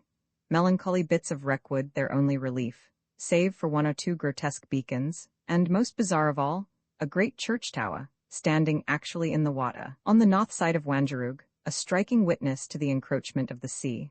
On the mainland, which was barely visible, there was one very prominent landmark, a spire, which from the chart we took to be that of Essens, a town 4 miles inland.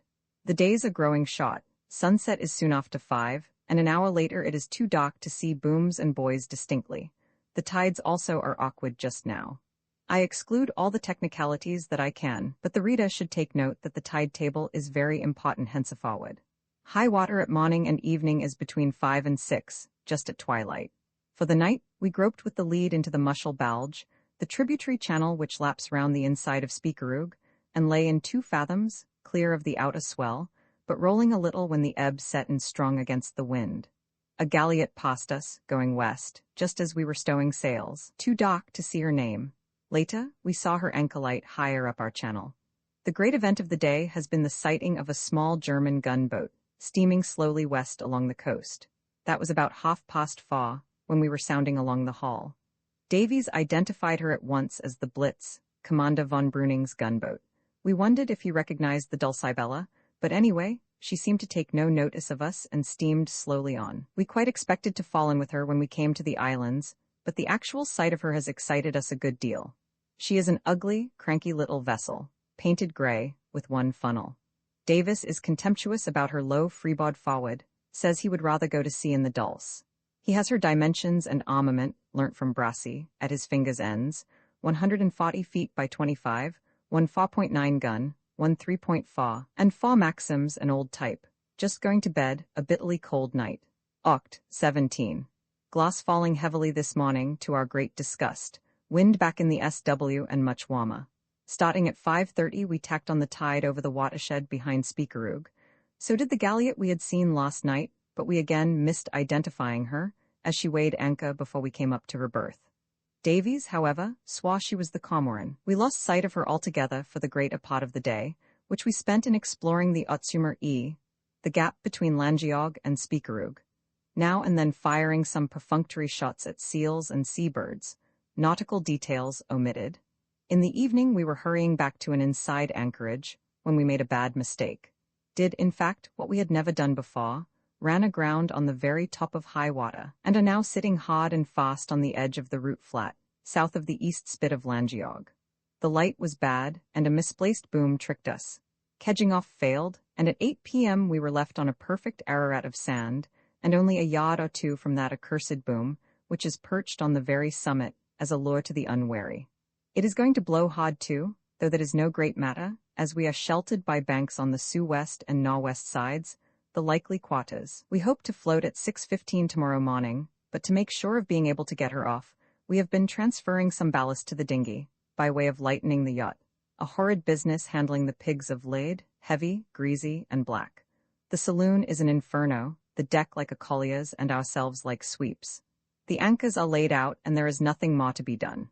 Oct. 18, half a gale from the sou-west when we turned out, but it helped us to float off safely at 6. The dinghy was very nearly swamped with the weight of lead in it, and getting the ballast back into the yacht was the toughest job of all. We got the dinghy alongside, and Davies jumped in, nearly sinking it for good, balanced himself, fended off, and whenever he got a chance, attached the pigs one by one onto a bight of rope, secured to the peak halyards, on which I hoisted from the deck. It was touch and go for a few minutes, and then easier. It was 9 before we had finished replacing the pigs in the hold, a filthy but delicate operation, as they fit like a puzzle, and if one is out of place, the floorboards won't shut down. Coming on deck after it, we saw to our surprise the Blitz, lying at anchor in the Schill Balge, inside Speakerug, about a mile and a half off. She must have entered the Otsumer E at high water for shelter from the gale, a neat bit of work for a vessel of her size, as Davies says she draws 9'10", and there can't be more than 12 on the bar at high water neaps. Several smacks had run in too, and there were 2 galliots farther up our channel, but we couldn't make out if the Cormoran was one. When the banks uncovered we lay more quietly, so landed and took a long, tempestuous walk over the route, with compass and notebooks. Returning at 2, we found the glass tumbling down almost visibly. I suggested running for Bensasil, one of the mainland villages southwest of us, on the evening flood, as it seemed just the right opportunity, if we were to visit one of those seals at all. Davies was very lukewarm, but events overcame him. At 3:30, a black, ragged cloud, appearing to trail into the very sea, brought up a terrific squall. This passed, and there was a deathly pause of 10 minutes while the whole sky eddied as with smoke wreaths. Then an icy puff struck us from the northwest, rapidly veering till it reached northeast. There it settled and grew hotter every moment. Sou-west to northeast, only the worst sort do that, said Davies. The shift to the east changed the whole situation as shifts often have before, making the root flats a lee shaw, while to windward lay the deep lagoons of the Otsumer E, bounded indeed by Speakerug, but still offering a big drift for wind and sea. We had to clear out shop to set the mizzen. It was out of the question to beat to windward, for it was blowing a hurricane in a few minutes. We must go to leeward, and Davies was for running farther in well behind the Jan's sand, and not risking Bensasil. A blunder of mine, when I went to the winch to get up anchor, settled the question. 30 out of our 40 fathoms of chain were out. Confused by the motion and a blinding sleech hour that had come on, and forgetting the tremendous strain on the cable, I cast the slack off the bitts and left it loose. There was then only one turn of the chain round the drum, enough in ordinary weather to prevent it running out. But now, my first heave on the winch lever started it slipping, and in an instant it was whizzing out of the hawse-pipe and overboard. I tried to stop it with my foot, stumbled at a heavy plunge of the yacht, heard something snap below, and saw the last of it disappear. The yacht fell off the wind and drifted astern. I shouted, and had the sense to hoist the reefed foresail at once. Davies had her in hand in no time, and was steering southwest. Going aft, I found him cool and characteristic. "Doesn't matter," he said, "anchor's buoyed." Ever since leaving the Elbe, we had had a buoy line on our anchor against the emergency of having to slip our cable and run. For the same reason the end of the chain was not made permanently fast below. We'll come back tomorrow and get it. Can't now. Should have had to slip it anyhow. Wind and sea too strong. We'll try for Bensasil. Can't trust to a whop and kedge out here. An exciting run it was, across country, so to speak, over an unboomed watershed, but we had bearings from our morning's walk. Shoal water all the way and a hollow sea breaking everywhere. We soon made out the Bensasil booms, but even under mizzen and foresail, only we travelled too fast, and had to heave to outside them, for the channel looked too shallow still. We lowered half the centreboard, and kept her just holding her own to windward, through a most trying period. In the end had to run for it sooner than we meant, as we were sagging to leeward in spite of all, and the light was failing. Bore up at 5:15, and raced up the channel with the booms on our left scarcely visible in the surf and rising water. Davies stood forward, signalling pot, starboard, or steady, with his arms, while I wrestled with the helm, flung from side to side and flogged by wave tops. Suddenly found a sort of dike on our right just covering with sea. The shore appeared through scud, and men on a quay shouting. Davies brandished his left arm furiously. I potted hard, and we were in smoother water. A few seconds more and we were whizzing through a slit between two wood jetties. Inside a small square harbour showed, but there was no room to round up properly, and no time to lower sails. Davies just threw the kedge over, and it just got a grip in time to check our momentum and save our bowsprit from the quayside. A man threw us a rope and we brought up alongside, rather bewildered. Not more so than the natives, who seemed to think we had dropped from the sky. They were very friendly, with an undercurrent of disappointment, having expected salvage work outside, I think. All showed embarrassing helpfulness in stowing sails, etc. We were rescued by a fussy person in uniform and spectacles, who swept them aside and announced himself as the custom house officer. Fancy such a thing in this absurd mud hole? Marched down into the cabin, which was in a fearful mess and wringing wet, and producing ink, pen, and a huge printed form, wanted to know our cargo, our crew, our lost pot, our destination, our food, stores, and everything. No cargo, pleasure. Captain, Davies, crew, me, lost pot, Brunsbootle, destination, England. What spirits had we? Whiskey produced? What salt? Tin of Cerebos produced and a damp deposit in a saucer. What coffee? Etc. Lockers searched, guns fingered, bunks rifled. Meanwhile, the German charts and the log, the damning clues to our purpose, were in full evidence, crying for notice which they did not get. We had forgotten our precautions in the hurry of our start from the route. When the huge farm was as full as he could make it, he suddenly became human, talkative, and thirsty, and when we treated him, patronizing. It seemed to dawn on him that, under our rough clothes and crust of brine and grime, we were two mad and wealthy aristocrats, worthy proteges of a high official. He insisted on our bringing our cushions to dry at his house, and to get rid of him we consented, for we were wet, hungry, and longing to change and wash. He talked himself away at last, and we hid the log and charts, but he returned, in the postmaster's uniform this time before we had finished supper, and hailed us and our cushions up through dock and mud to his cottage near the quay. To reach it, we crossed a small bridge spanning what seemed to be a small river with sluice gates, just as we had thought. He showed his prizes to his wife, who was quite flustered by the distinguished strangers, and received the cushions with awe. And next we were carried off to the Gasthaus and exhibited to the village circle, where we talked ducks and weather. Nobody takes us seriously. I never felt less like a conspirator. Our friend, who is a feather-headed chatterbox, is enormously important about his ridiculous little pot, whose principal customer seems to be the Langeog postboat, a galliot running to and fro, according to tide. A few lighters also come down the stream with bricks and produce from the interior, and are towed to the islands. The harbour has from 5 to 7 feet in it for 2 hours out of 12. Herr Schenkel talked us back to the yacht, which we found resting on the mud, and here we are. Davies pretends there are harbour smells, and says he won't be able to sleep, is already worrying about how to get away from here. Ashore, they were saying that it's impossible, under sail, in strong northeast winds, the channel being too narrow to tack in. For my part, I find it a huge relief to be in any sort of harbour after a fortnight in the open. There are no tides or anchors to think about, and no bumping or rolling. Fresh milk tomorrow. Roman 16 Commander von Breuning to resume my story in narrative form. I was awakened at 10 o'clock on the 19th, after a long and delicious sleep, by Davies's voice outside, talking his unmistakable German. Looking out in my pajamas, I saw him on the quay above in conversation with a man in a long Mackintosh coat and a gold-laced navy cap. He had a close-trimmed auburn beard, a keen, handsome face, and an animated manner. It was raining in a raw air. They saw me and Davies said, "Hullo, Carruthers? Here's Commander von Breuning from the Blitz, that's Maina Freund Carruthers." Davies was deplorably weak in terminations. The commander smiled broadly at me, and I inclined an uncombed head, while for a moment the quest was a dream, and I myself felt unutterably squalid and foolish. I ducked down, heard them potting, and Davies came aboard. "We're to meet him at the inn for a talk at 12, he said. His news was that the Blitz's steam cutter had come in on the morning tide, and he had met von Breuning when marketing at the inn. Secondly, the Cormoran had also come in, and was moored close by. It was as clear as possible, therefore, that the latter had watched us, and was in touch with the Blitz, and that both had seized the opportunity of our being cooped up in Bensersiel to take further stock of us. What had passed hitherto? Nothing much.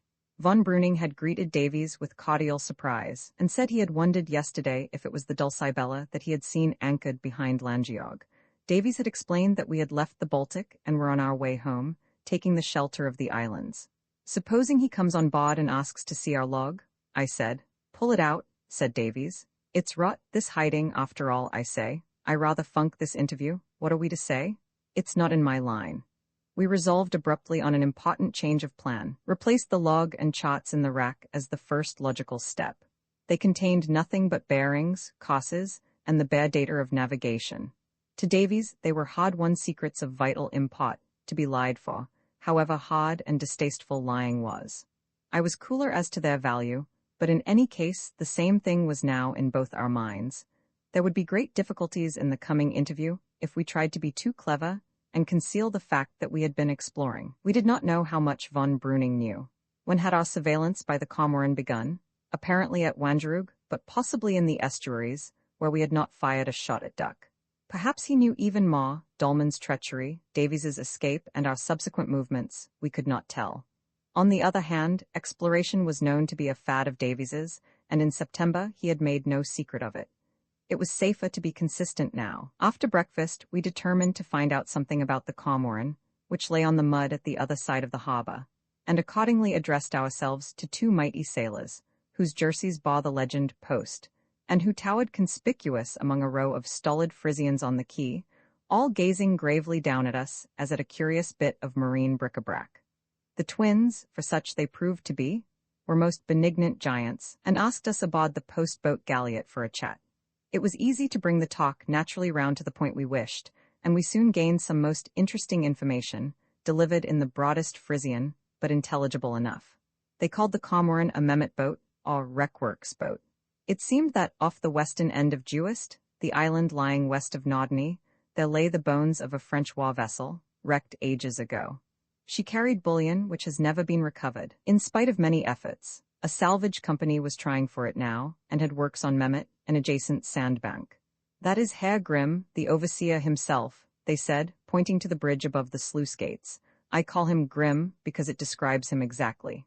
A man in a pilot jacket and peaked cap was leaning over the parapet. "What's he doing here?"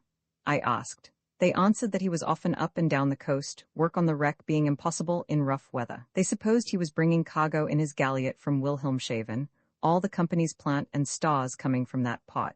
He was a local man from Orich, an ex-stug skipper. We discussed this information while walking out over the sands to see the channel at low water. "Did you hear anything about this in September?" I asked. "Not a word. I didn't go to Juist. I would have probably if I hadn't met Dolman." What in the world did it mean? How did it affect our plans? "Look at his boots if we pass him," was all Davies had to suggest. The channel was now a ditch with a trickle in it, running north by east, roughly, and edged by a dike of withies for the first quarter of a mile. It was still blowing fresh from the northeast, and we saw that exit was impossible in such a wind. So back to the village, a paltry, bleak little place. We passed friend Grimm on the bridge, a dark, clean-shaved, saturnine man, wearing shoes. Approaching the inn, "We haven't settled quite enough, have we?" said Davies. "What about our future plans?" "Heaven knows we haven't," I said. "But I don't see how we can. We must see how things go. It's past 12 and it won't do to be late." "Well, I leave it to you." "All right, I'll do my best. All you've got to do is to be yourself and tell one lie, if need be, about the trick Dolman played you." The next scene, von Breuning, Davies, and I, sitting over coffee and kummel at a table in a dingy inn parlor, overlooking the harbour and the sea, Davies with a full box of matches on the table before him. The commander gave us a hearty welcome, and I am bound to say I liked him at once, as Davies had done.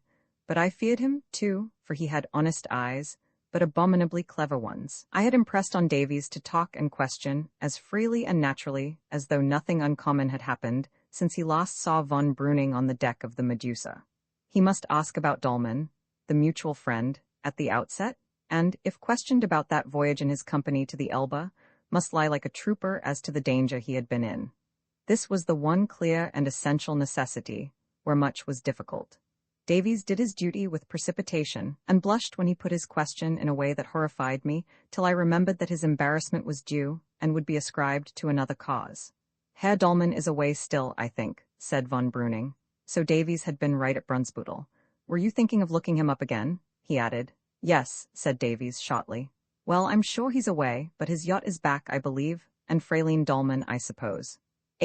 Said Davies. She's a very fine boat, that.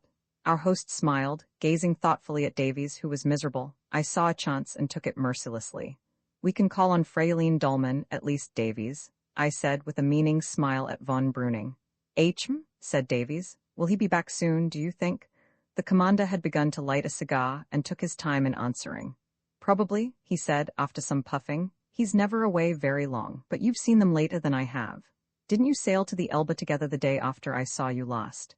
Oh, part of the way, said Davies with great negligence. I haven't seen him since. He got there first, outsailed me. Gave you the slip, in fact? Of course he beat me, I was close reefed. Besides, oh, I remember, there was a heavy blow, a devil of a heavy blow. I thought of you that day. How did you manage? Oh, it was a fair wind, it wasn't far, you see. Gross got in that.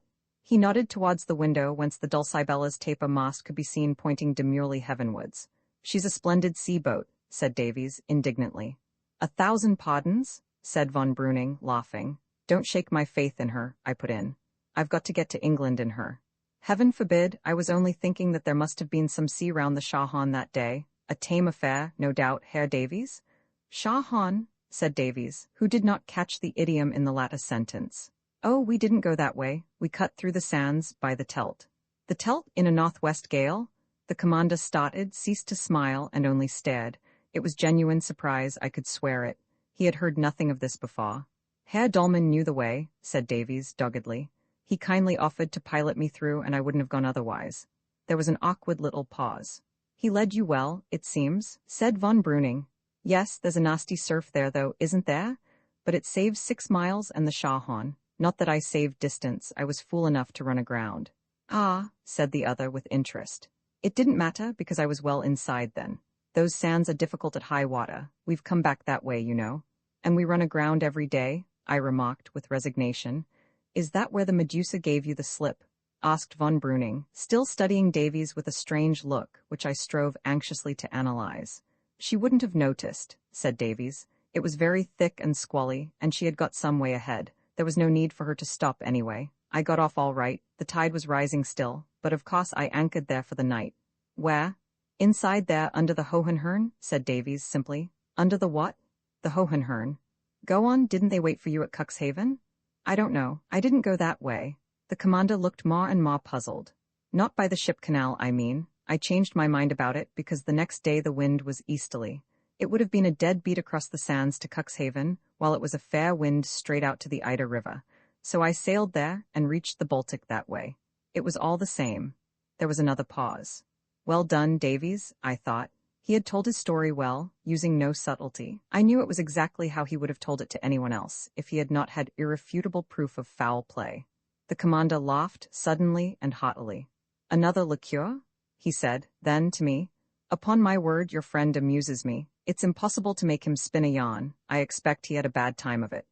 That's nothing to him, I said. He prefers it. He anchored me the other day behind the Hohenhörn in a gale of wind, said it was safer than a harbour, and more sanitary. I wonder he brought you here last night. It was a fair wind for England and not very far. There was no pilot to follow, you see. With a charming daughter, no. Davies frowned and glared at me. I was merciful and changed the subject. Besides, I said, we've left our anchor and chain out there, and I made confession of my sin. Well, as it's buoyed, I should advise you to pick it up as soon as you can, said von Breuning, carelessly. Or someone else will. Yes, by Jove, Carruthers, said Davies eagerly. We must get out on this next tide. Oh, there's no hurry, I said, partly from policy, partly because the ease of the Shah was on me. To sit on a chair upright is something of a luxury, however good the cause in which you have crouched like a monkey over a table at the level of your knees, with a reeking oil stove at your ear. They're honest enough about here, aren't they? I added. While the words were on my lips, I remembered the midnight visitor at Wangerooge, and guessed that von Breuning was leading up to a test. Grimm, if he was the visitor, would have told him of his narrow escape from detection, and reticence on our part would show we suspected something. I could have kicked myself, but it was not too late. I took the bull by the horns, and before the commander could answer, added, "By Jove, Davies, I forgot about that fellow at Wangerooge. The anchor might be stolen, as he says." Davies looked blank, but von Breuning had turned to me. "We never dreamed there would be thieves among these islands," I said, "but the other night I nearly caught a fellow in the act. He thought the yacht was empty." I described the affair in detail, and with what humor I could. Our host was amused and apologetic for the islanders. "They're excellent folk," he said, "but they're born with predatory instincts. Their fathers made their living out of wrecks on this coast, and the children inherit a weakness for plunder. When Wangerooge Lighthouse was built, they petitioned the government for compensation, in perfect good faith. The coast is well lighted now, and windfalls are rare, but the sight of a stranded yacht, with the owners ashore, would inflame the old passion, and depend upon it, someone has seen that anchor buoy." The word wrecks had set me tingling. Was it another test? Impossible to say, but audacity was safer than reserve, and might save trouble in the future. "Isn't there the wreck of a treasure ship somewhere farther west?" I asked. "We heard of it at Wangerooge," my first inaccuracy. "They said a company was exploiting it." "Quite right," said the commander, without a sign of embarrassment. "I don't wonder you heard of it.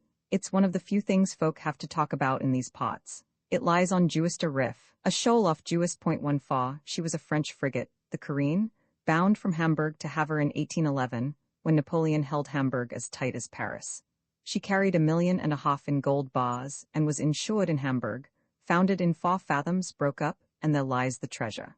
Never been raised? No. The underwriters failed and went bankrupt, and the wreck came into the hands of your English Lloyds. It remained their property till 75, but they never got at the bullion. In fact, for 50 years it was never scratched at, and its very position grew doubtful, for the sand swallowed every stick. The rights passed through various hands, and in 86 were held by an enterprising Swedish company, which brought modern appliances, dived, dredged, and dug, fished up a lot of timber and bric-a-brac, and then broke. Since then, 2 Hamburg firms have tackled the job and lost their capital. Scores of lives have been spent over it, all told, and probably 1 million of money. Still there are the bars somewhere. And what's being done now? Well, recently a small local company was formed. It has a depot at Mehmet and is working with a good deal of perseverance. An engineer from Bremen was the principal mover, and a few men from Norderney and Emden subscribed the capital. By the way, our friend Dolman is largely interested in it. Out of the corner of my eye, I saw Davies's telltale face growing troubled with inward questionings. "We mustn't get back to him," I said, laughing. "It's not fair to my friend, but all this is very interesting. Will they ever get those bars?" "Ah, that's the point," said von Breuning, with a mysterious twinkle. "It's an undertaking of immense difficulty, for the wreck is wholly disintegrated, and the gold, being the heaviest part of it, has, of course, sunk the deepest. Dredging is useless after a certain point, and the divers have to make excavations in the sand and shaw them up as best they can. Every gale nullifies half their labor, and weather like this of the last fortnight plays the mischief with the work. Only this morning I met the overseer, who happens to be ashore here. He was as black as thunder over prospects. "Well, it's a romantic speculation," I said. "They deserve a return for their money."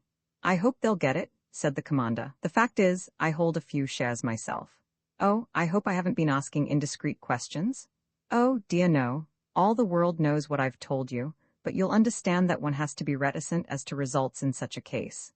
It's a big stake, and the title is none too sound. There has been litigation over it. Not that I worry much about my investment, for I shan't lose much by it at the worst, but it gives one an interest in this abominable coast. I go and see how they're getting on sometimes, when I'm down that way." "It is an abominable coast," I agreed haughtily, "though you won't get Davies to agree." "It's a magnificent place for sailing," said Davies, looking wistfully out over the storm-speckled gray of the North Sea. He underwent some more chaff, and the talk passed to our cruising adventures in the Baltic and the estuaries. Von Breuning cross-examined us with the most charming urbanity and skill. Nothing he asked could cause us the slightest offense, and a responsive frankness was our only possible course. So, date after date, and incident after incident, were elicited in the most natural way. As we talked, I was astonished to find how little there was that was worth concealing, and heartily thankful that we had decided on candor. My fluency gave me the lead, and Davies followed me, but his own personality was really our tower of strength. I realized that as I watched the play of his eager features and heard him struggle for expression on his favorite hobby, all his pet phrases translated crudely into the most excruciating German. He was convincing because he was himself. "Are there many like you in England?" asked von Breuning once. "Like me? Of course, lots," said Davies. "I wish there were more in Germany. They play at yachting over here, on shore half the time, drinking and loafing, paid crews, clean hands, white trousers, laid up in the middle of September." "We haven't seen many yachts about," said Davies, politely. For my part, I made no pretense of being a Davies. Faithful to my lower nature, I vowed the Germans were right, and, not without a secret zest, drew a lurid picture of the horrors of crewless cruising and the drudgery that my remorseless skipper inflicted on me. It was delightful to see Davies wincing when I described my first night at Flensburg, for I had my revenge at last and did not spare him. He bore up gallantly under my jesting, but I knew very well by his manner that he had not forgiven me my banter about the charming daughter. "You speak German well," said von Breuning. "I have lived in Germany," said I. "Studying for a profession, I suppose?" "Yes," said I, thinking ahead. Civil service was my prepared answer to the next question, but again, morbidly, perhaps, I saw a pitfall. That letter from my chief awaiting me at Norderney? My name was known and we were watched. It might be opened. Laud, how casual we have been. May I ask what? The Foreign Office. It sounded suspicious, but there it was. Indeed, in the government service, when do you have to be back? That was how the question of our future intentions was raised prematurely by me, for two conflicting theories were clashing in my brain. But the contents of the letter dogged me now, and when at a loss. Tell the truth was an axiom I was finding sound, so I answered, pretty soon, in about a week. But I'm expecting a letter at Norderney, which may give me an extension. Davies said it was a good address to give, I added, smiling. Naturally, said von Breuning dryly. The joke had apparently ceased to amuse him. But you haven't much time then, have you? He added, unless you leave your skipper in the lurch. It's a long way to England and the season is late for yachts. I felt myself being hurried. Oh, you don't understand, I explained. He's in no hurry. He's a man of leisure, aren't you, Davies? What? Said Davies. I translated my cruel question. Yes, said Davies with simple pathos. If I have to leave him I shan't be missed, as an able seaman at least. He'll just potter on down the islands, running aground and kedging off, and arrive about Christmas. I'll take the first fair gale to Dover, laughed the commander. All that. So, you see, we're in no hurry, and we never make plans. And as for a passage to England straight, I'm not such a coward as I was at first, but I draw the line at that. You're a curious pair of shipmates. What's your point of view, Herr Davies? I like this coast, said Davies, and we want to shoot some ducks. He was nervous and forgot himself. I had already satirized our spotting armament and exploits and hoped the subject was disposed of. Ducks were pretexts, and might lead to complications. I particularly wanted a free hand. As to wild fowl, said our friend, I would like to give you gentlemen some advice. There are plenty to be got, now that autumn weather has set in. You wouldn't have got a shot in September, Herr Davies. I remember your asking about them when I saw you last. And even now it's early for amateurs. In hard winter weather a child can pick them up, but they're wild still, and want crafty hunting. You want a local punt, and above all a local man. You could stow him in your forecastle, and to go to work seriously. Now, if you really wish for spot, I could help you. I could get you a trustworthy. Oh, it's too good of you, stammered Davies in a more unhappy accent than usual. We can easily find one for ourselves. A man at Wangerooge offered? Oh, did he? Interrupted von Breuning, laughing. I'm not surprised. You don't know the Frieslanders. They're guileless, as I said, but they cling to their little perquisites. I translated to Davies. They've been cheated out of wrecks, and they're all the more sensitive about ducks, which are more lucrative than fish. A stranger is a poacher. Your man would have made slight errors as to time and place. You said they were odd in their manner, didn't you, Davies? I put in. Look here, this is very kind of Commander von Breuning, but hadn't we better be certain of my plans before settling down to shoot? Let's push on direct to Norderney and get that letter of mine, and then decide. But we shan't see you again, I suppose, Commander? Why not? I am cruising westwards and shall probably call at Norderney. Come aboard if you're there, won't you? I should like to show you the Blitz. Thanks very much, said Davies, uneasily. Thanks very much, said I, as haughtily as I could. Our party broke up soon after this. Well, gentlemen, I must take leave of you, said our friend. I have to drive to Essen. I shall be going back to the Blitz on the evening tide, but you'll be busy then with your own boat.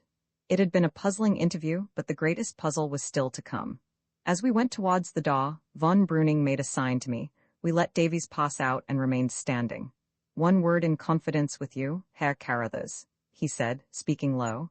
You won't think me officious, I hope. I only speak out of keen regard for your friend. It is about the dolmens. You see how the land lies. I wouldn't encourage him. Thanks, I said, but really? It's only a hint. He's a splendid young fellow, but if anything, you understand, too honest and simple. I take it you have influence with him and I should use it. I was not in earnest, I said. I have never seen the Dolmens. I thought they were friends of yours, I added, looking him straight in the eyes. I know them, but, he shrugged his shoulders. I know everybody. What's wrong with them? I said point blank. Softly? Herr Carruthers, remember I speak out of pure friendliness to you as strangers, foreigners, and young. You I take to have discretion, or I should not have said a word. Still, I will add this. We know very little of Herr Dolman, of his origin, his antecedents. He is half a Swede, I believe, certainly not a Prussian, came to Nordny 3 years ago, appears to be rich, and has joined in various commercial undertakings. Little scope about here?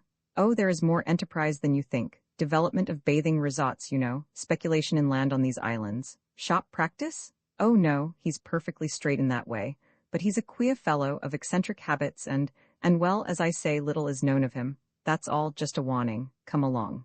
I saw that to press him further was useless.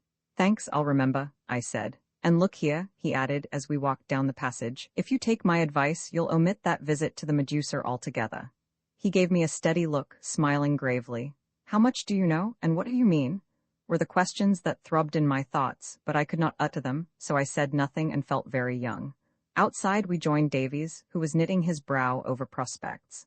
It just comes of going into places like this, he said to me. We may be stuck here for days. Too much wind to tow out with the dinghy, and too narrow a channel to beat in. Von Breuning was ready with a new proposal. Why didn't I think of it before? He said.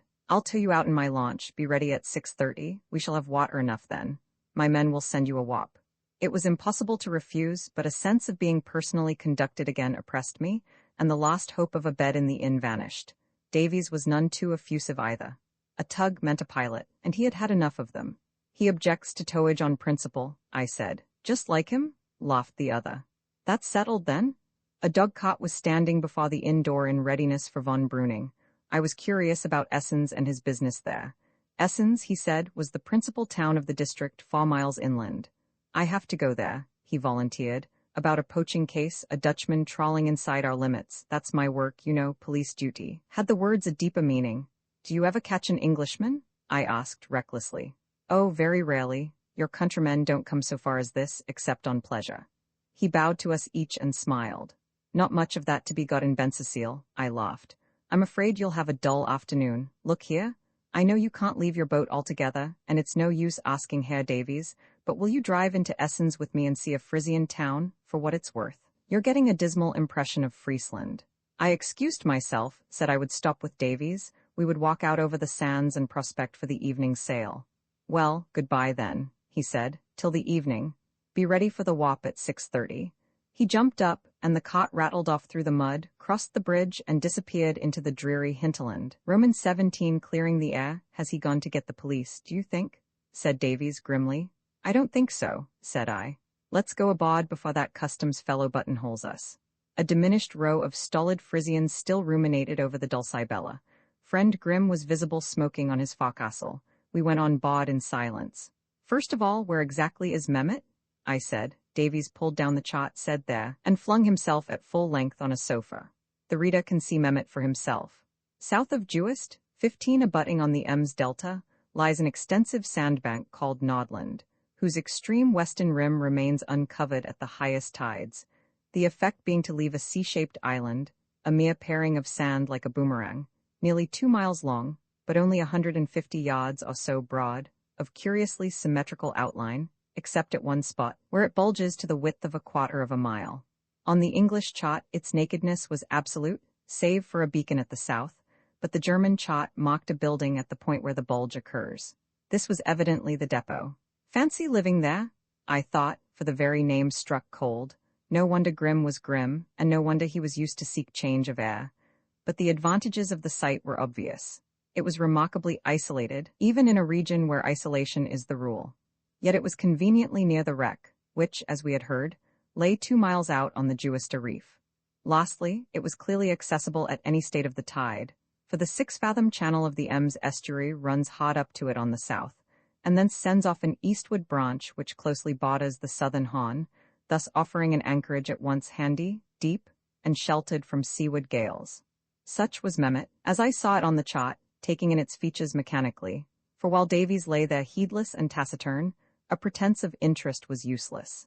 I knew perfectly well what was between us, but I did not see why I should make the first move, for I had a grievance too, an old one.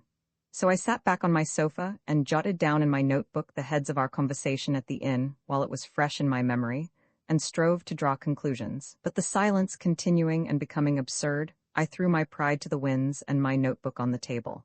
"I say, Davies," I said, "I'm awfully sorry I chaffed you about Fraylene Dolman." No answer. "Didn't you see I couldn't help it?" "I wish to heaven we had never come in here," he said in a hard voice. "It comes of landing ever." I couldn't help smiling at this, but he wasn't looking at me. "Here we are, given away, moved on, taken in charge, arranged for like Cook's tourists. I couldn't follow your game, too infernally deep for me, but that stung me." "Look here," I said, "I did my best. It was you that muddled it. Why did you hop on ducks? We could have got out of that. Why did you hop on everything idiotic? Your letter, the Foreign Office, the Cormoran, the wreck, You're utterly unreasonable. Didn't you see what traps there were? I was driven the way I went. We started unprepared and were jolly well out of it." Davies drove on blindly. "It was bad enough telling all about the channels and exploring. Why, you agreed to that yourself. I gave in to you. We can't explore any more now. There's the wreck, though." "Oh, hang the wreck. It's all a blind, or he wouldn't have made so much of it. There are all these channels to be." "Oh, hang the channels. I know we wanted a free hand, but we've got to go to Nodney sometime, and if Dolman's away." "Why did you hop on Miss Dolman?" said Davies. We had worked round, through idle recrimination, to the real point of departure. I knew Davies was not himself, and would not return to himself till the heart of the matter was reached. "Look here," I said, "you brought me out here to help you because, as you say, I was clever, talked German, and liked yachting. I couldn't resist adding this. But directly you really want me, you turn round and go for me." "Oh, I didn't mean all that, really," said Davies. "I'm sorry, I was worried." "I know, but it's your own fault. You haven't been fair with me. There's a complication in this business that you've never talked about. I've never pressed you because I thought you would confide in me." I know I haven't," said Davies. "Well, you see the result. Our hand was forced. To have said nothing about Dolman was folly. To have said he tried to wreck you was equal folly. The story we agreed on was the best and safest, and you told it splendidly. But for 2 reasons I had to hop on the daughter. One, because your manner when they were mentioned was so confused as to imperil our whole position. 2, because your story, though the safest, was, at the best, suspicious.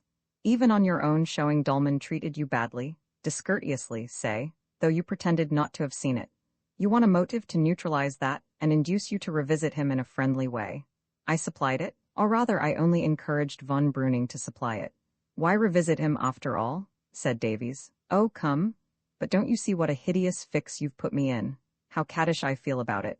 I did see, and I felt a cad myself as his full distress came home to me, but I felt, too, that, whosoever the fault, we had drifted into a ridiculous situation, and were like characters in one of those tiresome plays where misunderstandings are manufactured and so carefully sustained that the audience are too bored to wait for the denouement. You can do that on the stage, but we wanted our denouement. "I'm very sorry," I said, "but I wish you had told me all about it. Won't you now? Just the bare, matter-of-fact truth. I hate sentiment, and so do you." "I find it very difficult to tell people things," said Davies. "Things like this." I waited. I did like her very much. Our eyes met for a second in which all was said that need be said, as between 2 of our phlegmatic race. "And she's separate from him. That was the reason of all my indecisions," he hurried on. "I only told you half at Schley. I know I ought to have been open and asked your advice, but I let it slide.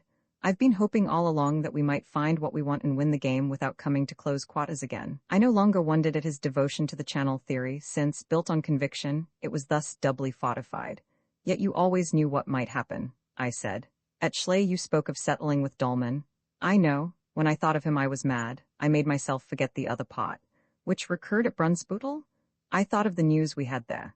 Yes, Davies, we must have no more secrets. I'm going to speak out. Are you sure you've not misunderstood her? You say, and I'm willing to assume it, that Dolman's a traitor and a murderer. Oh, hang the murder pot, said Davies impatiently. What does that matter? Well, traitor, very good, but in that case I suspect his daughter. No, let me go on. She was useful to say the least. She encouraged you, you've told me that, to make that passage with them. Stop, Carruthers, said Davies firmly. I know you mean kindly, but it's no use, I believe in her.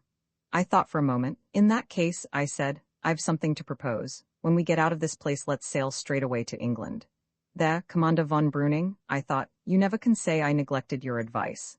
No, exclaimed Davies, starting up and facing me. I'm hanged if we will. Think what's at stake. Think of that traitor, plotting with Germans. My God? Very good, I said. I'm with you for going on, but let's face facts. We must scotch Dolman. We can't do so without hurting her. Can't we possibly?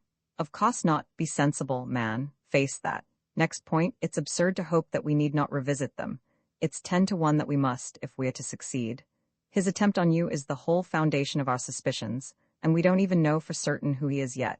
We're committed, I know, to going straight to Nodney now, but even if we weren't, should we do any good by exploring and prying? It's very doubtful. We know we're watched, if not suspected, and that disposes of 9/10 of our power.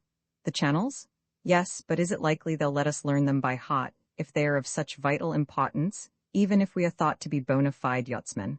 And seriously, apart from their value in war, which I don't deny, are they at the root of this business? But we'll talk about that in a moment. The point now is, what shall we do if we meet the Dolmans? Beads of sweat stood on Davies's brow. I felt like a torturer, but it could not be helped. Tax him with having wrecked you? Our quest would be at an end. We must be friendly. You must tell the story you told today, and chance his believing it. If he does, so much the better. If he doesn't, he won't dare say so, and we still have chances. We gain time and have a tremendous hold on him, if we're friendly. Davies winced. I gave another turn to the screw. Friendly with them both, of course. You were before, you know. You liked her very much. You must seem to still. Oh, stop your infernal logic. Shall we chuck it and go to England? I asked again, as an inquisitor might say. Have you had enough? No answer, I went on. To make it easier, you do like her still. I had roused my victim at last. What the devil do you mean, Carruthers, that I'm to trade on my liking for her, on her innocence, to good God? What do you mean? No, not that. I'm not such a cad or such a fool or so ignorant of you. If she knows nothing of her father's character and likes you, and you like her, and you are what you are, oh heavens, man, face it, realize it. But what I mean is this, can she be what you think? Imagine his position if we're right about him, the vilest creature on God's earth, a disgraceful past to have been driven to this, in the pay of Germany. I want to spare you misery. I was going to add, and if you're on your guard, to increase our chances. But the utter futility of such suggestions silenced me. What a plan I had foreshadowed. An enticing plan, and a fair one, too, as against such adversaries, turning this baffling cross-current to advantage as many a time we had worked eddies of an adverse tide in these difficult seas. But Davies was Davies, and there was an end of it. His faith and simplicity shamed me. And the pity of it, the cruelty of it, was that his very qualities were his last torture, raising to the acutest pitch the conflict between love and patriotism. Remember that the latter was his dominant life motive, and that here and now was his chance, if you would gauge the bitterness of that conflict. It was in its last throes now. His elbows were on the table, and his twitching hands pressed on his forehead. He took them away. Of course we must go on. It can't be helped, that's all. And you believe in her. I'll remember what you've said. There may be some way out, and I'd rather not talk about that any more. What about the wreck? Further argument was futile. Davies by an effort seemed to sweep the subject from his thoughts, and I did my best to do the same. At any rate, the air was cleared, we were friends, and it only remained to grapple with the main problem in the light of the morning's interview. Every word that I could recollect of that critical conversation I reviewed with Davies, who had imperfectly understood what he had not been directly concerned in. And as I did so, I began to see with what cleverness each succeeding sentence of von Breuning's was designed to suit both of two contingencies. If we were innocent travelers, he was the genial host, communicative and helpful. If we were spies, his tactics had been equally applicable. He had outdone us in apparent candor, hiding nothing which he knew we would discover for ourselves, and contriving at the same time both to gain knowledge and control of our movements, and to convey us warnings, which would only be understood if we were guilty, that we were playing an idle and perilous game and had better desist. But in one respect, we had had the advantage, and that was in the version Davies had given of his stranding on the Hohenhörn. Inscrutable as our questioner was, he let it appear not only that the incident was new to him, but that he conjectured at its sinister significance. A little cross-examination on detail would have been fatal to Davies's version, but that was where our strength lay. He dared not cross-examine for fear of suggesting to Davies suspicions which he might never have felt. Indeed, I thought I detected that fear underlying his whole attitude towards us, and it strengthened a conviction which had been growing in me since Grimm's furtive midnight visit, that the secret of this coast was of so important and delicate a nature that rather than attract attention to it at all, overt action against intruders would be taken only in the last resort, and on irrefragable proofs of guilty intention. Now for our clues. I had come away with two, each the germ of a distinct theory, and both obscured by the prevailing ambiguity. Now, however, as we thumbed the chart and I gave full rein to my fancy, one of them, the idea of Mehmet, gained precision and vigor every moment. True, such information as we had about the French wreck and his own connection with it was placed most readily at our disposal by von Breuning. But I took it to be information calculated only to forestall suspicion, since he was aware that we already associated him with Dolman, possibly also with Grimm, and it was only likely that in the ordinary course we should learn that the trio were jointly concerned in Mehmet. So much for the facts. As for the construction he wished us to put on them, I felt sure it was absolutely false. He wished to give us the impression that the buried treasure itself was at the root of any mystery we might have scented. I do not know if the reader fully appreciated that astute suggestion, the hint that secrecy as to results was necessary owing both to the great sum at stake and the flaw in the title, which he had been careful to inform us had passed through British hands. What he meant to imply was, don't be surprised if you have midnight visitors. Englishmen prowling along this coast are suspected of being Lloyd's agents.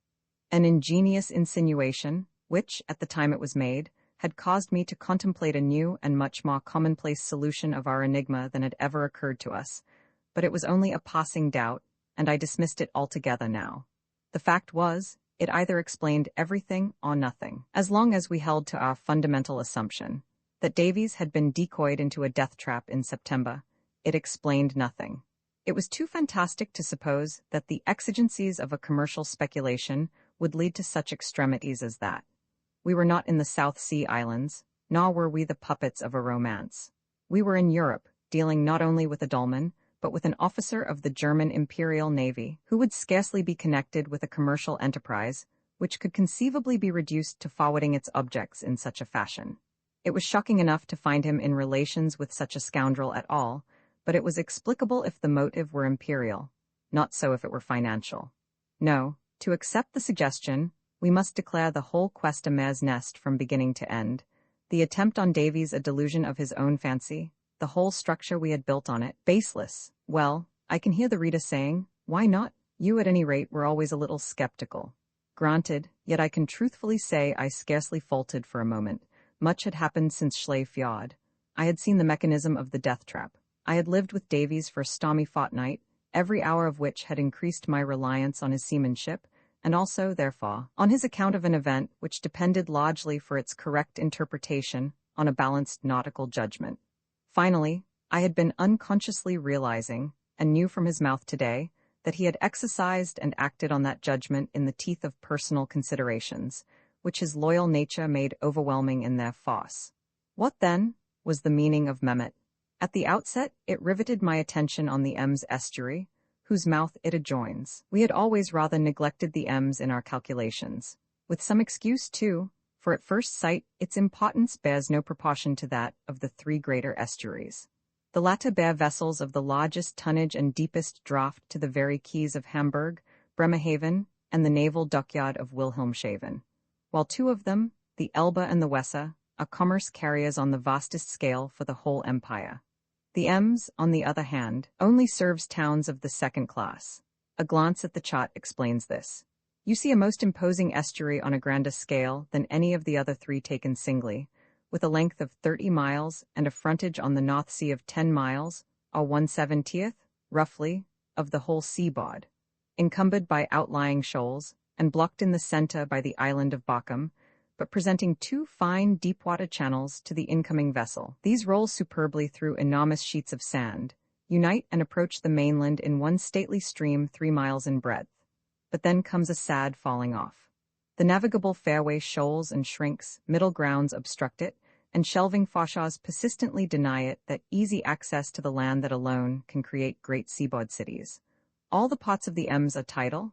The harbour of Delfzijl, on the Dutch side, dries at low water, and Emden, the principal German port, can only be reached by a lock and a mile of canal. But this depreciation is only relative. Judged on its merits and not by the standard of the Elbe, it is a very important river. Emden is a flourishing and growing port. For shallow craft, the stream is navigable far into the interior, where, aided by tributaries and allied canals, notably the connection with the Rhine at Dortmund, then approaching completion, it taps the resources of a great area. Strategically, there was still less reason for underrating it. It is one of the great maritime gates of Germany, and it is the westernmost gate, the nearest to Great Britain and France, contiguous to Holland. Its Great Falk Delta presents 2 yawning breaches in that singular rampart of islets and shoals which masks the German seaboard, a seaboard itself so short in proportion to the empire's bulk that, as Davies used to say, every inch of it must be important. Warships could force these breaches, and so threaten the mainland at one of its few vulnerable points. Key accommodation is no object to such visitors, intricate navigation no deterrent. Even the heaviest battleships could approach within striking distance of the land, while cruisers and military transports could penetrate to the level of Emden itself. Emden, as Davies had often pointed out, is connected by canal with Wilhelmshaven on the Jade, a strategic canal designed to carry gunboats as well as merchandise. Now Mehmet was part of the outer rampart. Its tapering sickle of sand directly commanded the eastern breach. It must be connected with the defense of this breach. No more admirable base could be imagined, self-contained and isolated, yet sheltered, accessible, better than Juist and Bochum. And supposing it were desired to shroud the nature of the work in absolute secrecy, what a pretext lay to hand in the wreck and its buried bullion, which lay in the offing opposite the fairway. On Mehmet was the depot for the salvage operations. Salvage work, with its dredging and diving, offered precisely the disguise that was needed. It was submarine, and so are some of the most important defenses of pots, mines, and dirigible torpedoes. All the details of the story were suggestive. The small local company, the engineer from Bremen, who, I wondered, was he? The few shares held by von Breuning, enough to explain his visits, the stars and gear coming from Wilhelmshaven, a naval dockyard. Try as I would, I could not stir Davies's imagination as mine was stirred. He was bent on only seeing the objections, which, of course, were numerous enough. Could secrecy be ensured under pretext of salving a wreck? It must be a secret shared by many, divers, crews of tugs, employees of all sorts. I answered that trade secrets are often preserved under no less difficult conditions. And why not imperial secrets? Why the Ems and not the Elbe? He asked. Perhaps, I replied, the Elbe too holds similar mysteries. Newark Island might, for all we knew, be another Mehmet. When cruising in that region, we had had no eyes for such things, absorbed in a preconceived theory of our own. Besides, we must not take ourselves too seriously. We were amateurs, not experts in coast defense, and on such vague grounds to fastidiously reject a clue, which went so far as this one, was to quarrel with our luck. There was a disheartening corollary to this latter argument that in my newborn zeal I shut my eyes to. As amateurs, were we capable of using our clue and gaining exact knowledge of the defenses in question? Davies, I knew, felt this strongly, and I think it accounted for his lukewarm view of Mehmet more than he was aware. He clung more obstinately than ever to his channel theory, conscious that it offered the one sort of opportunity of which, with his peculiar gifts, he was able to take advantage. He admitted, however, that it was under a cloud at present, for if knowledge of the coastwise navigation were a crime in itself, we should scarcely be sitting here now. It's something to do with it anyhow. He persisted. Roman 18 Imperial Escort Mehmet gripped me then, to the exclusion of a rival notion which had given me no little perplexity during the conversation with von Breuning. His reiterated advice that we should lose no time in picking up our anchor and chain had ended by giving me the idea that he was anxious to get us away from Bensersiel and the mainland. At first, I had taken the advice partly as a test of our veracity. as I gave the reader to understand, and partly as an indirect method of lulling any suspicions which Grimm's midnight visit may have caused. Then it struck me that this might be over-subtlety on my part, and the idea recurred when the question of our future plans cropped up and hampered me in deciding on a course. It returned again when von Breuning offered to tow us out in the evening. It was in my mind when I questioned him as to his business ashore, for it occurred to me that perhaps his landing here was not solely due to a wish to inspect the crew of the Dulcibella. Then came his perfectly frank explanation, with its sinister double entente for us, coupled with an invitation to me to accompany him to Essen. But on the principle of timeo danaus etc., I instantly smelt a ruse. Not that I dreamt that I was to be decoyed into captivity, but if there was anything here which we two might discover in the few hours left to us, it was an ingenious plan to remove the most observant of the two till the hour of departure. Davies scorned them, and I had felt only a faint curiosity in these insignificant hamlets, influenced, I am afraid, chiefly by a hankering after terra firma, which the pitiless rigor of his training had been unable to cure. But it was imprudent to neglect the slightest chance. It was 3 o'clock, and I think both our brains were beginning to be addled with thinking in close confinement. I suggested that we should finish our council of war in the open, and we both donned oilskins and turned out. The sky had hardened and banked into an even canopy of lead, and the wind drove before it a fine cold rain. You could hear the murmur of the rising flood on the sands outside, but the harbor was high above it still, and the Dulcibella and the other boats squatted low in a bed of black slime. Native interest seemed to be at last assuaged, for not a soul was visible on the bank. I cannot call it a quay, but the top of a black sou'wester with a feather of smoke curling round it showed above the fore-hatch of the Cormoran. I wish I could get a look at your cargo, my friend, I thought to myself. We gazed at Bensersiel in silence. There can't be anything here, I said. What can there be? Said Davies. What about that dike? I said with a sudden inspiration. From the bank we could see all along the coastline, which is diked continuously, as I have already said. The dike was here a substantial brick-faced embankment, very similar, though on a smaller scale, to that which had bodded the Elbe near Cuxhaven, and over whose summit we had seen the snouts of guns. I say, Davies, I said, do you think this coast could be invaded? Along here, I mean, behind these islands. Davies shook his head. I've thought of that, he said. There's nothing in it. It's just the very last place on Earth where a landing would be possible. No transport could get nearer than where the Blitz is lying, 4 miles out. Well, you say every inch of this coast is important? Yes, but it's the water, I mean. Well, I want to see that dike. Let's walk along it. My mushroom theory died directly I set foot on it. It was the most innocent structure in the world, like 1,000 others in Essex and Holland, topped by a narrow path, where we walked in single file with arms akimbo, to keep our balance in the gusts of wind. Below us lay the sands on one side and rank fens on the other, interspersed with squares of pasture ringed in with ditches. After half a mile, we dropped down and came back by a short circuit inland, following a mazy path, which was mostly right angles and minute plank bridges, till we came to the Essens road. We crossed this and soon after found our way barred by the stream I spoke of. This involved a detour to the bridge in the village, and a stealthy avoidance of the post office, for dread of its garrulous occupant. Then we followed the dike in the other direction, and ended by a circuit over the sands, which were fast being covered by the tide, and so back to the yacht. Nobody appeared to have taken the slightest notice of our movements. As we walked we had tackled the last question. What are we to do? And found very little to say on it. We were to leave tonight, unless the Essens police appeared on the scene, and were committed to sailing direct to Nodney, as the only alternative to duck shooting under the espionage of a trustworthy nominee of von Breuning's. Beyond that, vagueness and difficulty of every sort. At Nodney, I should be fêted by my letter. If it seemed to have been opened and it audited my return, I was limited to a week, or must risk suspicion by staying. Dolman was away, according to von Breuning, would probably be back soon, but how soon? Beyond Nodney lay Mehmet. How to probe its secret? The ardor it had roused in me was giving way to a mortifying sense of impotence.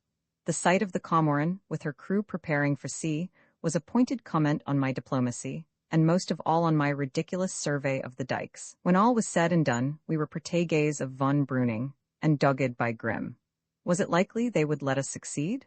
The tide was swirling into the harbor in walls of chocolate froth, and as it rose all Bensersiel, dominated as before by Herr Schenkel, straggled down to the quay to watch the movements of shipping during the transient but momentous hour when the mud-hole was a seapot.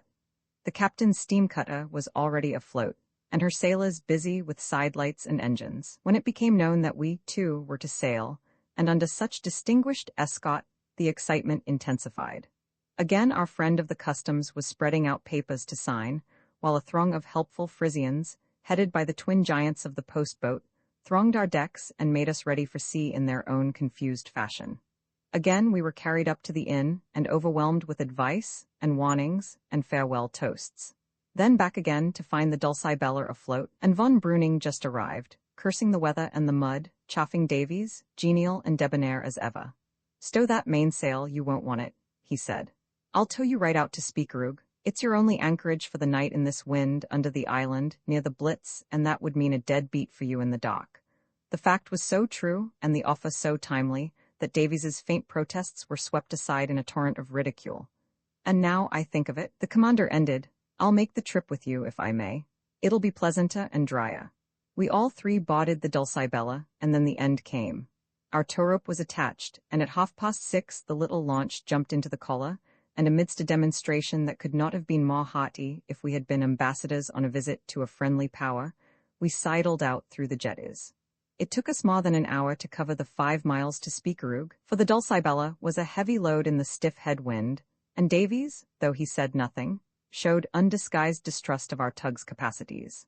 He at once left the helm to me and flung himself on the gear, not resting till every rope was ready to hand, the mainsail reefed, the binnacle lighted, and all ready for setting sail or anchoring at a moment's notice. Our guest watched these precautions with infinite amusement. He was in the highest and most mischievous humor, raining banter on Davies and mock sympathy on me, laughing at our huge compass, heaving the lead himself, startling us with imaginary soundings, and doubting if his men were sober. I offered entertainment and warmth below, but he declined on the ground that Davies would be tempted to cut the tow rope and make us pass the night on a safe sandbank. Davies took the raillery unmoved. His work done, he took the tiller and sat bareheaded, intent on the launch, the costs, the details, and chances of the present. I brought up cigars, and we settled ourselves facing him, our backs to the wind and spray. And so we made the rest of the passage, von Breuning cuddled against me and the cabin hatch, alternately shouting a jest to Davies and talking to me in a light and charming vein, with just that shade of patronage that the disparity in our ages warranted, about my time in Germany, places, people, and books I knew, and about life, especially young men's life, in England, a country he had never visited, but hoped to. I responding as well as I could, striving to meet his mood, equip myself like a man, draw zest instead of humiliation from the irony of our position, but scarcely able to make headway against a numbing sense of defeat and incapacity. A queer thought was haunting me, too, that such skill and judgment as I possessed was slipping from me as we left the land and faced again the rigors of this exacting sea. Davies, I very well knew, was under exactly the opposite spell, a spell which even the reproach of the tow rope could not annul. His face, in the glow of the binnacle, was beginning to wear that same look of contentment and resolve that I had seen on it that night we had sailed to Kiel from Schley Fjord. Heaven knows he had more cause for worry than I, a casual comrade in an adventure which was peculiarly his, which meant everything on earth to him. But there he was, washing away perplexity in the salt wind, drawing counsel and confidence from the unfailing source of all his inspirations, the sea. "Looks happy, doesn't he?" said the captain once. I grunted that he did, ashamed to find how irritated the remark made me. "You'll remember what I said," he added in my ear. "Yes," I said, "but I should like to see her. What is she like?" "Dangerous." I could well believe it. The hull of the Blitz loomed up, and a minute later our kedge was splashing overboard and the launch was backing alongside. "Good night, gentlemen," said our passenger. "You're safe enough here, and you can run across in 10 minutes in the morning and pick up your anchor if it's there still. Then you've a fair wind west, to England if you like. If you decide to stay a little longer in these parts and I'm in reach, count on me to help you, to spot or anything else." We thanked him, shook hands, and he was gone. "He's a thundering good chap anyhow," said Davies, and I haughtily agreed. The narrow, vigilant life began again at once. We were safe enough in a sense, but a whop and a 20-pound anchor were poor security if the wind backed or increased. Plans for contingencies had to be made, and deck watches kept till midnight, when the weather seemed to improve, and stars appeared. The gloss was rising, so we turned in and slept under the very wing, so to speak, of the imperial government. Davies, I said when we were settled in our bunks, it's only a day's sail to Nodney, isn't it? With a fair wind less if we go outside the islands direct. Well, it's settled that we do that tomorrow. I suppose so. We've got to get the anchor first. Good night. Roman 19 The Rubicon. It was a cold, vaporous dawn, the glass rising, and the wind fallen to a light air still from the northeast. Our creased and sodden sails scarcely answered to it as we crept across the oily swell to Langeog. Fogs and calms, Davies prophesied. The Blitz was astir when we passed her, and soon after steamed out to sea. Once over the bar, she turned westward and was lost to view in the haze. I should be sorry to have to explain how we found that tiny anchor buoy on the expressionless waste of grey. I only know that I hove the lid incessantly while Davies conned, till at last he was grabbing overside with the boathook, and there was the boy on deck. The cable was soon following it, and finally the rusty monster himself, more loathsome than usual, after his long sojourn in the slime. That's all right, said Davies. Now we can go anywhere. Well, it's Nodney, isn't it? We've settled that. Yes, I suppose we have. I was wondering whether it wouldn't be shortest to go inside Langeog after all. Surely not, I urged. The tide's ebbing now and the light's bad. It's new ground with a watershed to cross and we're safe to get aground. All right, outside, ready about. We swung lazily round and headed for the open sea. I recalled the fact, but in truth Davies might have taken me where he liked, for no land was visible, only a couple of ghostly booms. It seems a pity to miss over that channel, said Davies with a sigh, just when the Cormoran can't watch us. We had not seen her at all this morning. I set myself to the lead again, averse to reopening a barren argument. Grim had done his work for the present, I felt certain, and was on his way by the shortest road to Nodney and Mehmet. We were soon outside and heading west, our booms squared away and the island sand dunes just apparent under our lee. Then the breeze died to the merest draught, and left us rolling inert in a long swell. Consumed with impatience to get on, I saw fatality in this failure of wind, after a fortnight of unprofitable meanderings, when we had generally had too much of it, and always enough for our purpose. I tried to read below, but the vile squirting of the centibod drove me up. Can't we go any faster? I burst out once. I felt that there ought to be a pyramid of gauzy canvas aloft, spinnaker, flying jibs and whatnot. I don't go in for speed, said Davies, shortly. He loyally did his best to shove her along, but puffs and calms were the rule all day, and it was only by towing in the dinghy for 2 hours in the afternoon that we covered the length of Langeog, and crept before dark to an anchorage behind Baltram, its slug-shaped neighbor on the west. Strictly, I believe, we should have kept the sea all night, but I had not the grit to suggest that course, and Davies was only too glad of an excuse for threading the shoals of the Acumer E on a rising tide. The atmosphere had been slowly clearing as the day wore on, but we had scarcely anchored 10 minutes before a blanket of white fog, rolling in from seaward, swallowed us up. Davies was already afield in the dinghy, and I had to guide him back with a foghorn, whose music roused hosts of sea birds from the surrounding flats, and brought them wheeling and complaining round us, a weird invisible chorus to my mournful solo. The fog hung heavy still at daybreak on the 20th, but dispersed partially under a catspaw from the south about 8 o'clock, in time for us to traverse the boom channel behind Baltram, before the tide left the watershed. We shan't get far today, said Davies, with philosophy, and this sort of thing may go on for any time. It's a regular autumn anticyclone, gloss 30.5 and steady. That gale was the last of a stormy equinox. We took the inside route as a matter of course today. It was now the shortest to Nodney Harbour, and scarcely less intricate than the Wichita E, which appeared to be almost totally blocked by banks, and is, in fact, the most impassable of all these outlets to the North Sea. But, as I say, this sort of navigation, always puzzling to me, was utterly bewildering in hazy weather. Any attempt at orientation made me giddy, so I slaved at the lead, varying my labor with a fierce bout of kedgework when we grounded somewhere. I had 2 rests before 2 o'clock, one of an hour, when we ran into a patch of windless fog, another of a few moments when Davies said, "There's Nodney?" And I saw, surmounting a long slope of weedy sand, still wet with the receding sea, a cluster of sandhills exactly like 100 others I had seen of late, but fraught with a new and unique interest. The usual formula, "What have you got now?" checked my reverie, and Helm's Alley ended it for the time. We tacked on, for the wind had headed us in very shoal water. Suddenly Davies said, "Is that a boat ahead?" "Do you mean that galliot?" I asked. I could plainly distinguish one of those familiar craft about half a mile away, just within the limit of vision. "The Cormoran, do you think?" I added. Davies said nothing but grew inattentive to his work. Barely far from me passed unnoticed, and we touched once but swung off under some play of the current.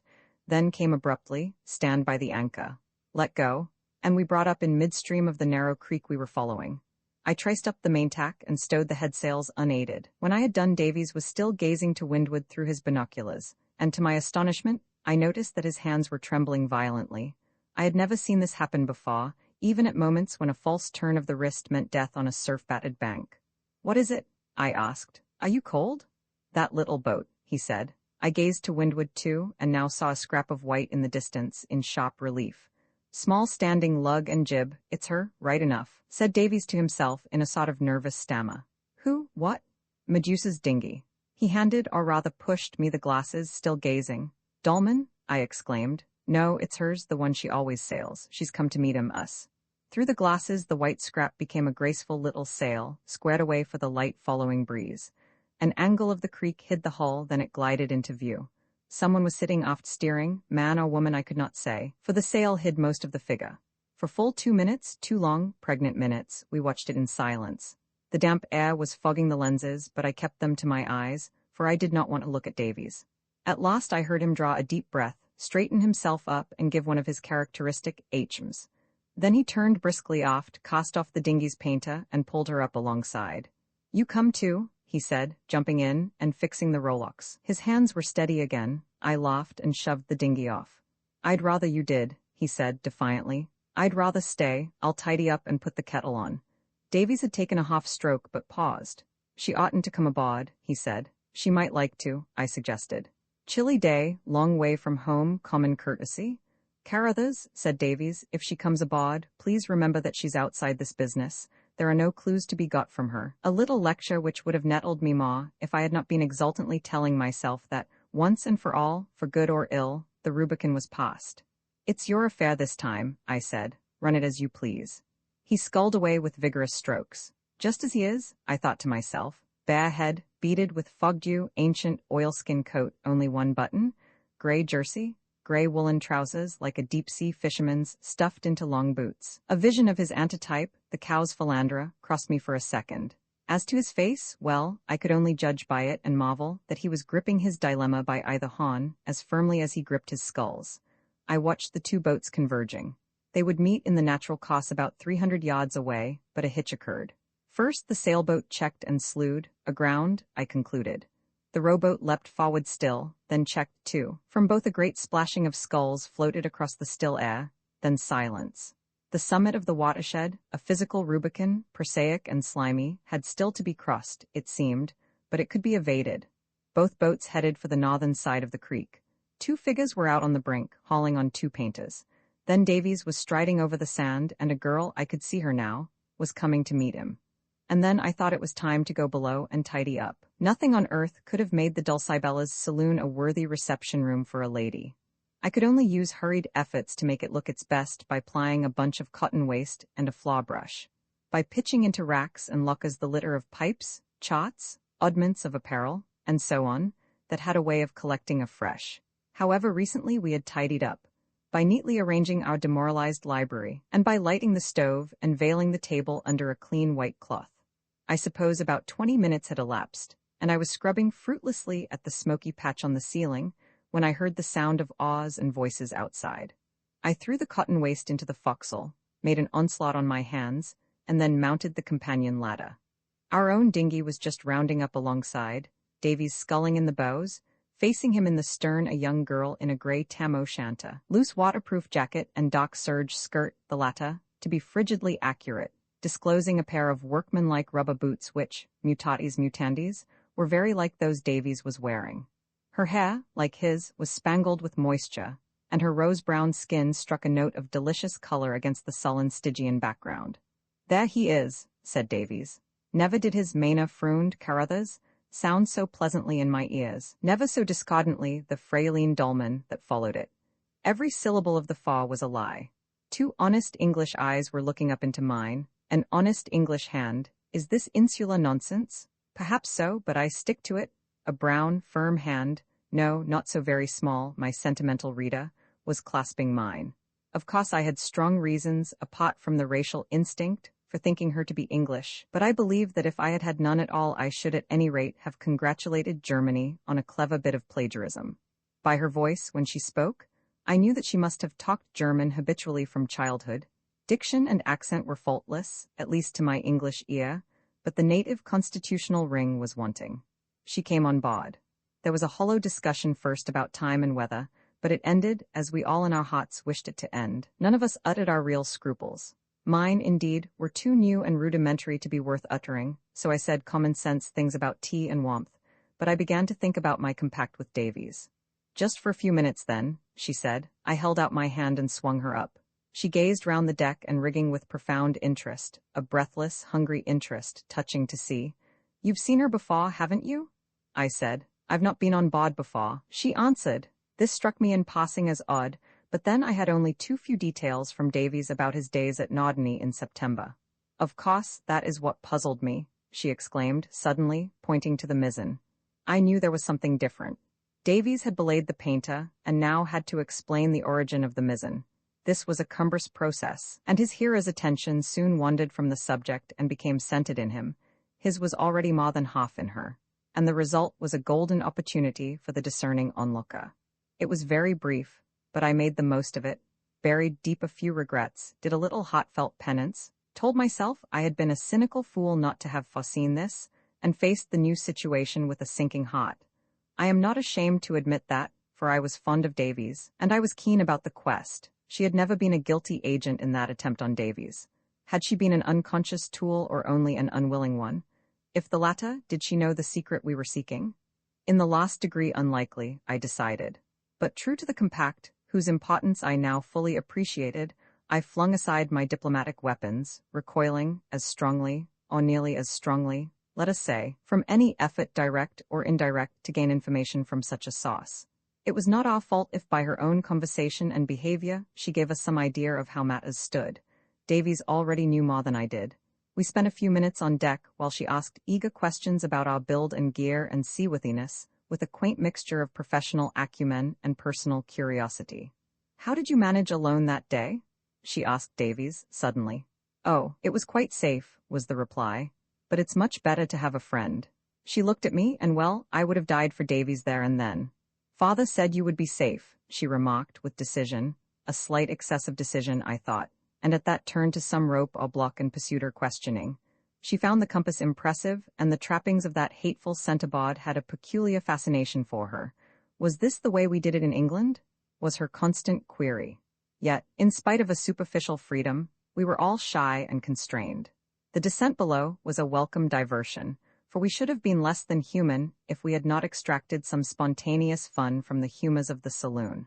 I went down first to see about the tea, leaving them struggling for mutual comprehension over the theory of an English lifeboat.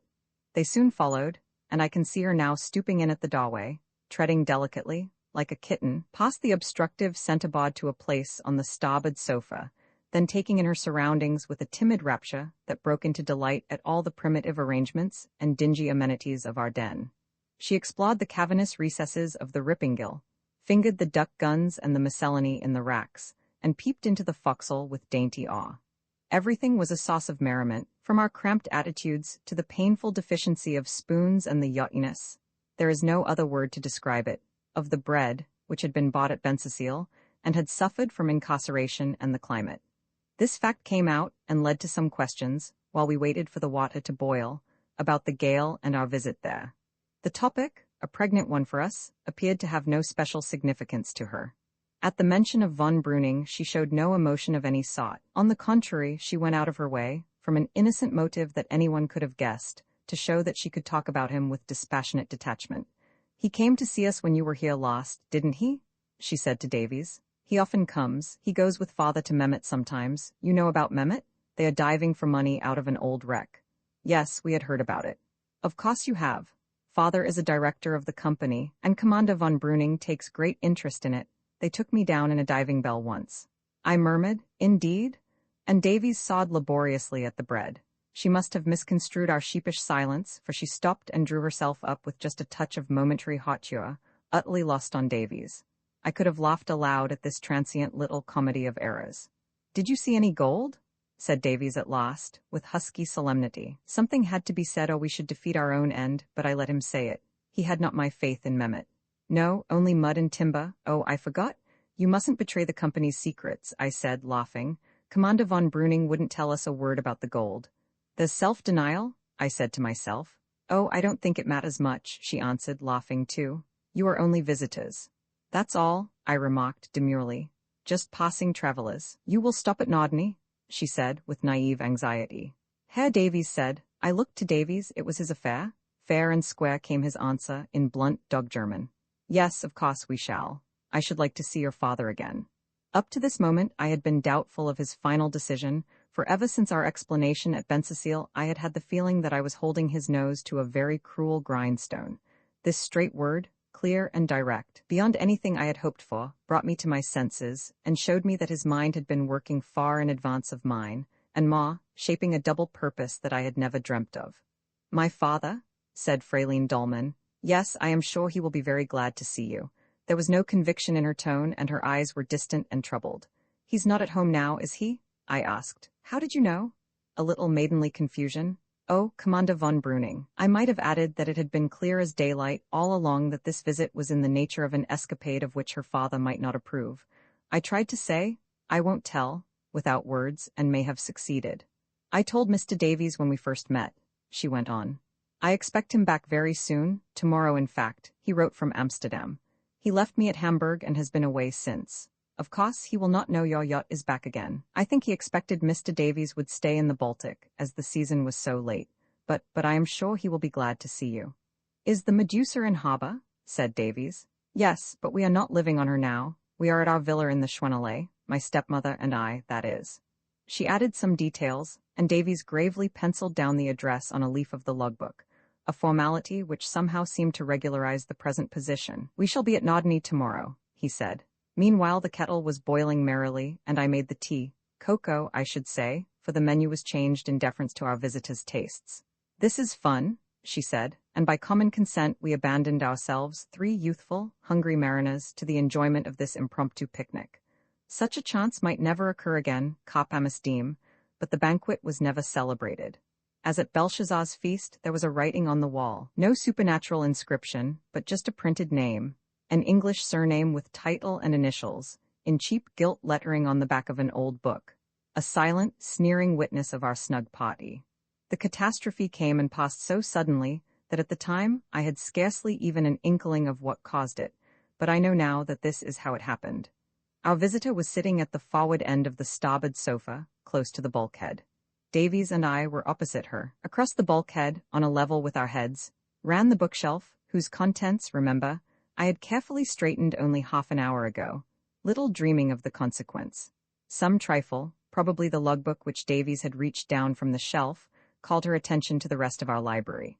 While busied with the cocoa, I heard her spelling out some titles, fingering leaves, and twitting Davies with the little care he took of his books. Suddenly there was a silence which made me look up, to see a startled and pitiful change in her. She was staring at Davies with wide eyes and parted lips, a burning flush mounting on her forehead, and such an expression on her face as a sleepwalker might wear, who wakes in fear he knows not where. Half her mind was far away, laboring to construe some hideous dream of the past. Half was in the present, cringing before some sickening reality. She remained so for perhaps 10 seconds, and then, plucky girl that she was, she mastered herself, looked deliberately round and up with a circular glance, strangely in the manner of Davies himself, and spoke. How late it was, she must be going, her boat was not safe. At the same time she rose to go, or rather slid herself along the sofa, for rising was impossible. We sat like mannerless louts in blank amazement. Davies at the outset had said, "What's the matter?" in plain English, and then relapsed into stupefaction. I recovered myself the first, and protested in some awkward fashion about the cocoa, the time, the absence of fog. In trying to answer, her self-possession broke down, poor child, and her retreat became a blind flight, like that of a wounded animal, while every sordid circumstance seemed to accentuate her panic. She tilted the corner of the table in leaving the sofa and spilt cocoa over her skirt. She knocked her head with painful force against the shop lintel of the doorway, and stumbled on the steps of the ladder. I was close behind, But when I reached the deck, she was already on the counter hauling up the dinghy. She had even jumped in and laid hands on the sculls before any check came in her precipitate movements. Now there occurred to her the patent fact that the dinghy was ours, and that someone must accompany her to bring it back. "Davies will row you over," I said. "Oh no, thank you," she stammered. "If you will be so kind, Herr Carruthers, it is your turn." "No, I mean I want—" "Go on," said Davies to me in English. I stepped into the dinghy and motioned to take the sculls from her. She seemed not to see me and pushed off while Davies handed down her jacket, which she had left in the cabin. Neither of us tried to better the situation by conventional apologies. It was left to her, at the last moment, to make a show of excusing herself, an attempt so brave and yet so wretchedly lame that I tingled all over with hot shame. She only made matters worse, and Davies interrupted her. "Off Wiedersehen," he said simply. She shook her head, did not even offer her hand, and pulled away. Davies turned sharp round and went below. There was now no muddy Rubicon to obstruct us, for the tide had risen a good deal, and the sands were covering. I offered again to take the sculls, but she took no notice and rowed on, so that I was a silent passenger on the stem seat till we reached her boat, a spruce little yacht's gig, built to the native model, with a spoon bow and tiny lee-boards. It was already afloat, but riding quite safely to a rope and a little grapnel, which she proceeded to haul in. "It was quite safe after all, you see," I said. "Yes, but I could not stay. Herr Carruthers, I want to say something to you." I knew it was coming. Von Breuning's wanting over again. "I made a mistake just now. It is no use your calling on us tomorrow." "Why not? You will not see my father." "I thought you said he was coming back." "Yes, by the morning steamer, but he will be very busy." "We can wait. We have several days to spare, and we have to call for letters anyhow. You must not delay on our account. The weather is very fine at last. It would be a pity to lose a chance of a smooth voyage to England. The season? We have no fixed plans. Davies wants to get some shooting. My father will be much occupied. We can see you." I insisted on being obtuse, for though this fencing with an unstrung girl was hateful work, the quest was at stake. We were going to Nodney, come what might, and sooner or later we must see Dolman. It was no use promising not to. I had given no pledge to von Breuning, and I would give none to her. The only alternative was to violate the compact which the present fiasco had surely weakened, speak out, and try and make an ally of her. Against her own father? I shrank from the responsibility and counted the cost of failure, certain failure, to judge by her conduct. She began to hoist her lug sail in a dazed, shiftless fashion, while our two boats drifted slowly to leeward. "Father might not like it," she said, so low and from such tremulous lips that I scarcely caught her words. "He does not like foreigners much. I am afraid he did not want to see Herr Davies again. But I thought it was wrong of me to come aboard." I suddenly remembered, but I could not tell Herr Davies. "I see," I answered. "I will tell him. Yes, that he must not come near us. He will understand. I know he will be very sorry, but," I added firmly, "you can trust him implicitly to do the right thing." And how I prayed that this would content her. Thank heaven, it did. "Yes," she said, "I am afraid I did not say goodbye to him. You will do so?" She gave me her hand. "One thing more," I added, holding it. "Nothing had better be said about this meeting?" "No, nothing. It must never be known." I let go the gig's gunwale and watched her tighten her sheet and make a tack or two to windward. Then I rowed back to the Dulcibella as hard as I could. Roman II, the Dulcibella, that 2 days later I should be found pacing the deck of the Flushing steamer with a ticket for Hamburg in my pocket may seem a strange result, yet not so strange if you have divined my state of mind. You will guess, at any rate, that I was armed with the conviction that I was doing an act of obscure penance, rumors of which might call attention to my lot and perhaps awaken remorse in the right quarter, while it left me free to enjoy myself unobtrusively in the remote event of enjoyment being possible. The fact was that, at breakfast on the morning after the arrival of the letter, I had still found that inexplicable lightning which I mentioned before, and strong enough to warrant a revival of the pros and cons. An important pro which I had not thought of before was that, after all, it was a good-natured piece of unselfishness to join Davies, for he had spoken of the want of a pal, and seemed honestly to be in need of me. I almost clutched at this consideration. It was an admirable excuse, when I reached my office that day, for a resigned study of the Continental Bradshaw, and an order to Cotta to unroll a great creaking wall map of Germany and find me Flensburg. The latter labor I might have saved him, but it was good for Cotta to have something to do, and his patient ignorance was amusing. With most of the map and what it suggested I was tolerably familiar, for I had not wasted my year in Germany, whatever I had done or not done since.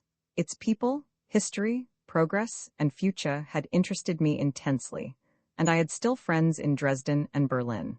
Flensburg recalled the Danish War of '64, and by the time Kata's researches had ended in success, I had forgotten the task set him, and was wondering whether the prospect of seeing something of that lovely region of Schleswig-Holstein, one as I knew from hearsay that it was at all to be set against such an uncomfortable way of seeing it, with the season so late, the company so unattractive, and all the other drawbacks which I counted and treasured as proofs of my desperate condition, if I were to go. It needed little to decide me, and I think K.'s arrival from Switzerland, offensively sunburnt, was the finishing touch. His greeting was, "Hullo, Carruthers, you here? Thought you had got away long ago. Lucky devil, though, to be going now, just in time for the best driving and the early pheasants. The heat's been shocking out there. Carter, bring me a Bradshaw." An extraordinary book, Bradshaw, turned to from habit, even when least wanted, as men fondle guns and rods in the close season. By lunchtime, the weight of indecision had been removed, and I found myself entrusting Kata with a telegram to Davies, Poe, Flensburg. "Thanks, expect me 9:34 p.m. 26th, which produced 3 hours later a reply. "Delighted, please bring a no. 3 Rippingille stove," a perplexing and ominous direction, which somehow chilled me in spite of its subject matter. Indeed, my resolution was continually faltering. It faltered when I turned out my gun in the evening and thought of the grouse it ought to have accounted for. It faltered again when I contemplated the miscellaneous list of commissions, sown broadcast through Davies's letter, to fulfill which seemed to make me a willing tool where my chosen role was that of an embittered exile, or at least a condescending ally. However, I faced the commissions manfully, after leaving the office. At Lancaster's I inquired for his gun, was received coolly, and had to pay a heavy bill, which it seemed to have incurred, before it was handed over. Having ordered the gun and no fause to be sent to my chambers, I bought the Raven mixture with that peculiar sense of injury which the prospect of smuggling in another's behalf always entails, and wondered where in the world Carey and Nielsen's was, a firm which Davies spoke of as though it were as well known as the Bank of England or the Stars, instead of specializing in rigging screws, whatever they might be. They sounded important, though, and it would be only polite to unearth them. I connected them with the few repairs, and awoke new misgivings. At the Stars I asked for a no. 3 Rippingille stove, and was confronted with a formidable and hideous piece of ironmongery, which burned petroleum in 2 capacious tanks, horribly prophetic of a smell of warm oil. I paid for this miserably, convinced of its grim efficiency, but speculating as to the domestic conditions which caused it to be sent for as an afterthought by telegram. I also asked about rigging screws in the yachting department, but learnt that they were not kept in stock, that Carey and Nielsen's would certainly have them, and that their shop was in the Minories, in the far east, meaning a journey nearly as long as to Flensburg, and twice as tiresome. They would be shut by the time I got there, so after this exhausting round of duty, I went home in a cab, omitted dressing for dinner, an epoch in itself, ordered a chop-up from the basement kitchen, and spent the rest of the evening packing and writing, with the methodical gloom of a man setting his affairs in order for the last time. The last of those airless nights passed. The astonished Withers saw me breakfasting at 8, and at 9:30 I was vacantly examining rigging screws with what wits were left me after a sulphurous ride in the underground to Aldgate. I laid great stress on the galvanism, and took them on trust, ignorant as to their functions. For the 11-shilling oilskins I was referred to a villainous den in a back street, which the shopman said they always recommended, and where a dirty and bejewelled Hebrew chaffered with me, beginning at 18s, over 2 reeking orange slabs distantly resembling moieties of the human figure. Their odor made me close prematurely for 14s, and I hurried back, for I was due there at 11, to my office with my 2 disreputable brown paper parcels, one of which made itself so noticeable in the close official air that Cotter attentively asked if I would like to have it sent to my chambers, and K. was inquisitive to bluntness about it and my movements. But I did not care to enlighten K., whose comments I knew would be provokingly envious or wounding to my pride in some way. I remembered, later on, the prismatic compass, and wired to the Minories to have one sent at once, feeling rather relieved that I was not present there to be cross-examined as to size and make. The reply was, "Not stocked, try surveying instrument maker." a reply both puzzling and reassuring, for Davies's request for a compass had given me more uneasiness than anything, while, to find that what he wanted turned out to be a surveying instrument, was a no less perplexing discovery.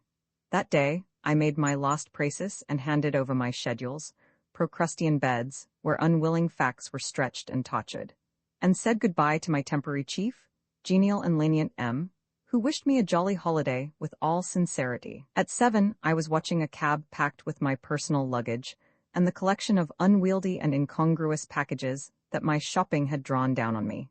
2 deviations after that wretched prismatic compass, which I obtained in the end second-hand, Faute de Mia, near Victoria, at one of those showy shops which look like jewelers and are really pawnbrokers, nearly caused me to miss my train.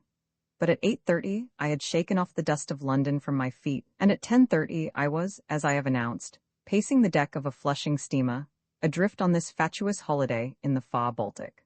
An air from the west, cooled by a midday thunderstorm, followed the steamer as she slid through the calm channels of the Thames estuary, past the cordon of scintillating lightships that watch over the sea roads to the imperial city, like pickets round a sleeping army, and slipped out into the dark spaces of the North Sea. Stars were bright. Summer scents from the Kent cliffs mingled coyly with vulgar steamer smells. The summer weather held immutably. Nature, for her part, seemed resolved to be no party to my penance, but to be imperturbably bent on shedding mild ridicule over my wrongs. An irresistible sense of peace and detachment, combined with that delicious physical awakening that pulses through the nerve-sick townsman when city airs and bald routine are left behind him, combined to provide me, however thankless a subject, with a solid background of resignation. Stowing this safely away, I could calculate my intentions with cold egotism. If the weather held, I might pass a not intolerable fortnight with Davies. When it broke up, as it was sure to, I could easily excuse myself from the pursuit of the problematical ducks. The wintry logic of facts would, in any case, decide him to lay up his yacht, for he could scarcely think of sailing home at such a season. I could then take a chance lying ready of spending a few weeks in Dresden or elsewhere. I settled this program comfortably and then turned in. From Flushing eastward to Hamburg, then northward to Flensburg, I cut short the next day's sultry story. Past dike and windmill and still canals, on to blazing stubbles and roaring towns. At the last, after dusk, through a quiet level region where the train pottered from one lazy little station to another, and at 10 o'clock I found myself, stiff and stuffy, on the platform at Flensburg, exchanging greetings with Davies. "It's awfully good of you to come." "Not at all, it's very good of you to ask me." We were both of us ill at ease. Even in the dim gaslight he clashed on my notions of a yachtsman, no cool white ducks or neat blue serge, and where was the snowy crowned yachting cap, that precious charm that so easily converts a landsman into a dashing mariner? Conscious that this impressive uniform, in high perfection, was lying ready in my portmanteau, I felt oddly guilty. He wore an old Norfolk jacket, muddy brown shoes, grey flannel trousers, or had they been white, and an ordinary tweed cap. The hand he gave me was horny and appeared to be stained with paint. The other one, which carried a parcel, had a bandage on it which would have borne renewal. There was an instant of mutual inspection. I thought he gave me a shy, hurried scrutiny as though to test past conjectures, with something of anxiety in it and perhaps save the mark. A tinge of admiration. The face was familiar and yet not familiar. The pleasant blue eyes, open, clean-cut features, unintellectual forehead were the same. So were the brisk and impulsive movements. There was some change, but the moment of awkward hesitation was over and the light was bad. And while strolling down the platform for my luggage, we chatted with constraint about trivial things. "By the way," he suddenly said, laughing, "I'm afraid I'm not fit to be seen, but it's so late it doesn't matter. I've been painting hard all day and just got it finished. I only hope we shall have some wind tomorrow. It's been hopelessly calm lately. I say, you've brought a good deal of stuff," he concluded as my belongings began to collect. "Here was a reward for my submissive exertions in the Far East. You gave me a good many commissions." "Oh, I didn't mean those things," he said, absently. "Thanks for bringing them, by the way. That's the stove, I suppose, cartridges, this one by the weight. You got the rigging screws all right, I hope? They're not really necessary, of course." I nodded vacantly and felt a little hurt. "But they're simpler than lanyards and you can't get them here. It's that portmanteau," he said slowly, measuring it with a doubtful eye. "Never mind, we'll try. You couldn't do with the Gladstone only, I suppose? You see the dinghy and there's the hatchway too. He was lost in thought. Anyhow, we'll try. I'm afraid there are no cabs, but it's quite near, and the pot'll help. Sickening forebodings crept over me while Davies shouldered my Gladstone and clutched at the parcels. Aren't your men here? I asked faintly. Men? He looked confused. Oh, perhaps I ought to have told you. I never have any paid hands. It's quite a small boat, you know. I hope you didn't expect luxury. I've managed her single-handed for some time.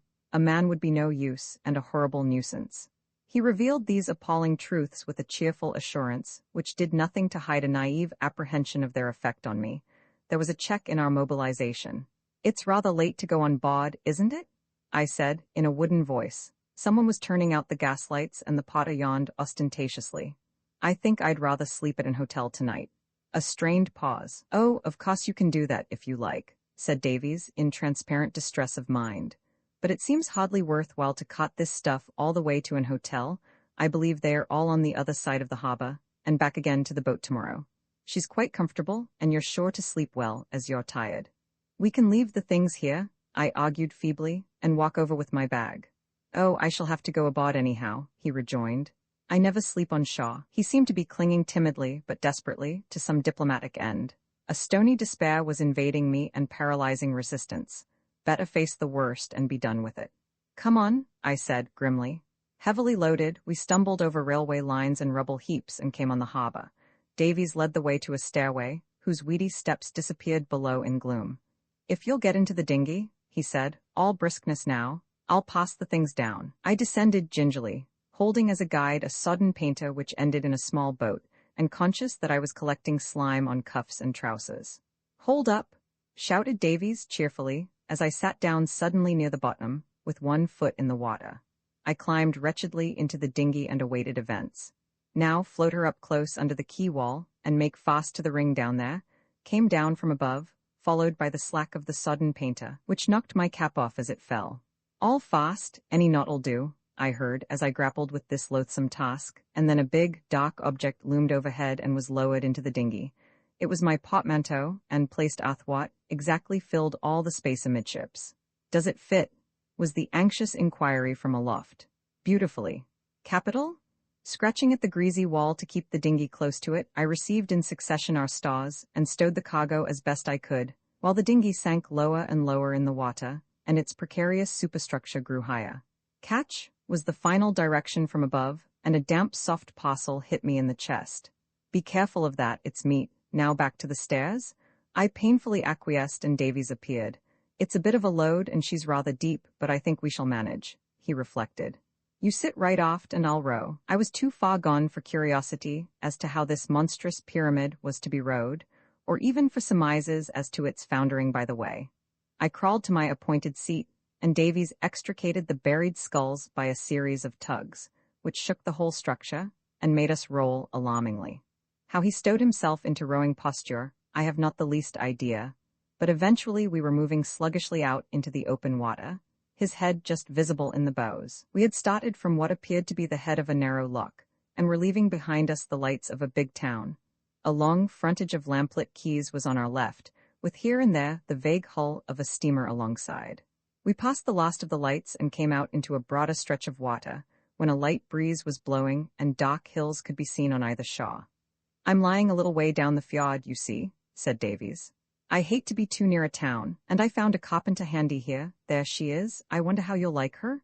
I roused myself. We were entering a little cove encircled by trees and approaching a light which flickered in the rigging of a small vessel, whose outline gradually defined itself. Keep her off, said Davies as we drew alongside. In a moment he had jumped on deck, tied the painter, and was round at my end. You hand them up, he ordered, and I'll take them. It was a laborious task, with the one relief that it was not far to hand them, a doubtful compensation, for other reasons distantly shaping themselves.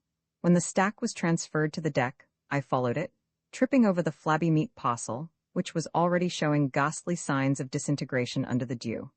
Hazily, there floated through my mind my last embarkation on a yacht, my faultless attire, the trim gig and obsequious sailors, the accommodation ladder flashing with varnish and brass in the August sun, the orderly, snowy decks and basket chairs under the awning aft. What a contrast with this sodded midnight scramble over damp meat and littered packing cases. The bitterest touch of all was a growing sense of inferiority and ignorance, which I had never before been allowed to feel in my experience of yachts. Davies awoke from another reverie over my portmanteau to say, cheerily, "I'll just show you round down below first, and then we'll stow things away and get to bed." He dived down a companion ladder, and I followed cautiously. A complex odor of paraffin, past cookery, tobacco, and tar saluted my nostrils. "Mind your head," said Davies, striking a match and lighting a candle while I groped into the cabin. "You'd better sit down, it's easier to look round." There might well have been sarcasm in this piece of advice, for I must have cut a ridiculous figure, peering awkwardly and suspiciously round, with shoulders and head bent to avoid the ceiling, which seemed in the half-light to be even nearer the floor than it was. "You see," were Davies's reassuring words, "there's plenty of room to sit upright," which was strictly true, but I am not very tall, and he is short. "Some people make a point of headroom, but I never mind much about it. That's the centerboard case," he explained, as in stretching my legs out, my knee came into contact with a sharp edge. I had not seen this devilish obstruction, as it was hidden beneath the table, which indeed rested on it at one end. It appeared to be a long, low triangle, running lengthways with the boat and dividing the naturally limited space into two. "You see, she's a flat-bottomed boat, drawing very little water without the plate. That's why there's so little headroom. For deep water, you lower the plate, so in one way or another, you can go practically anywhere." I was not nautical enough to draw any very definite conclusions from this, but what I did draw were not promising. The latter sentences were spoken from the forecastle, whither Davies had crept through a low sliding door, like that of a rabbit hutch, and was already busy with a kettle over a stove, which I made out to be a battered and disreputable twin brother of the No. 3 Rippingill. "It'll be boiling soon," he remarked, "and we'll have some grog." My eyes were used to the light now, and I took in the rest of my surroundings, which may be very simply described. 2 long cushion-covered seats flanked the cabin, bounded at the after end by cupboards, one of which was cut low to form a sort of miniature sideboard, with glasses hung in a rack above it. The deck overhead was very low at each side, but rose shoulder-high for a space in the middle, where a coach-house roof with a skylight gave additional cabin space. Just outside the door was a fold-up washing stand. On either wall were long net racks holding a medley of flags, charts, caps, cigar boxes, hanks of yarn, and such like. Across the forward bulkhead was a bookshelf crammed to overflowing with volumes of all sizes, many upside down and some coverless. Below this were a pipe rack, an aneroid, and a clock with a haughty tick. All the woodwork was painted white, and to a less jaundiced eye than mine, the interior might have had an enticing look of snugness. Some Kodak prints were nailed roughly on the after bulkhead, and just over the doorway was the photograph of a young girl. "That's my sister," said Davies, who had emerged and saw me looking at it. "Now, let's get the stuff down." He ran up the ladder, and soon my portmanteau blackened the hatchway, and a great straining and squeezing began. "I was afraid it was too big," came down. "I'm sorry, but you'll have to unpack on deck. We may be able to squash it down when it's empty." Then the wearisome tale of packages began to form a fresh stack in the cramped space at my feet, and my back ached with stooping and moiling in unfamiliar places. Davies came down, and with unconcealed pride introduced me to the sleeping cabin. He called the other one the saloon. Another candle was lit and showed 2 short and narrow berths with blankets, but no sign of sheets. Beneath these were drawers, one set of which Davies made me master of, evidently thinking them a princely allowance of space for my wardrobe. "You can chuck your things down the skylight onto your berth as you unpack them," he remarked. "By the way, I doubt if there's room for all you've got. I suppose you couldn't manage?" "No, I couldn't," I said shortly. The absurdity of argument struck me. 2 men, doubled up like monkeys, cannot argue. "If you'll go out, I shall be able to get out too," I added. He seemed miserable at this ghost of an altercation, but I pushed past, mounted the ladder, and in the expiring moonlight unstrapped that accursed portmanteau, and, brimming over with irritation, groped among its contents, sorting some into the skylight with the same feeling that nothing mattered much now, and it was best to be done with it. Repacking the rest with guilty stealth ere Davies should discover their character, and strapping up the whole again. Then I sat down upon my white elephant and shivered, for the chill of autumn was in the air. It suddenly struck me that if it had been raining things might have been worse still. The notion made me look round. The little cove was still as glass, stars above and stars below, a few white cottages glimmering at one point on the Shaw, in the west the lights of Flensburg, to the east the fjord broadening into unknown gloom. From Davies toiling below, there were muffled sounds of wrenching, pushing, and hammering, punctuated occasionally by a heavy splash as something shot up from the hatchway and fell into the water. How it came about I do not know.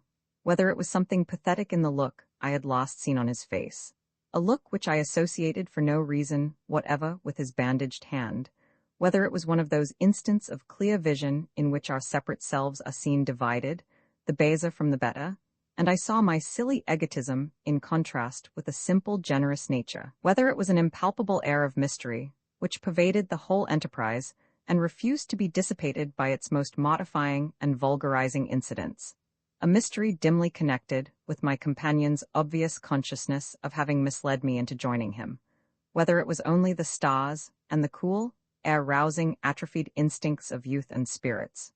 Probably, indeed, it was all these influences, cemented into strength by a ruthless sense of humor, which whispered that I was in danger of making a mere commonplace fool of myself, in spite of all my labored calculations.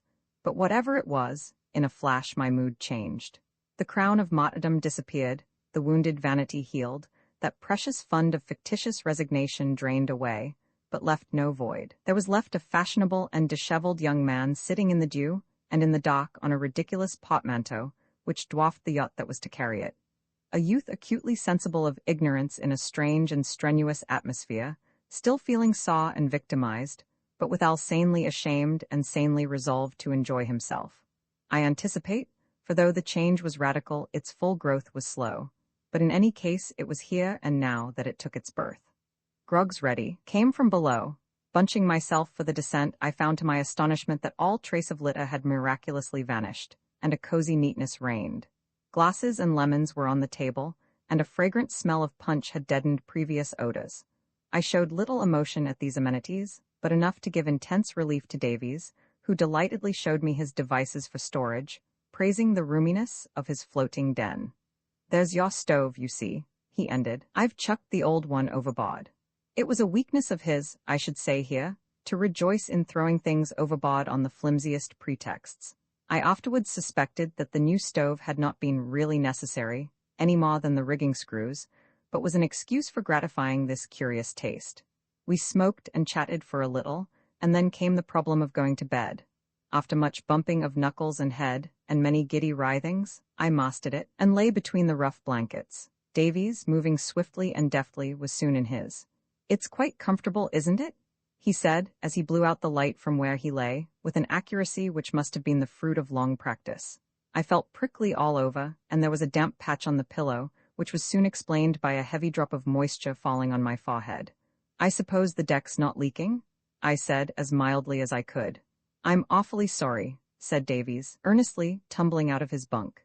"It must be the heavy dew. I did a lot of caulking yesterday, but I suppose I missed that place. I'll run up and square it with an oilskin." "What's wrong with your hand?"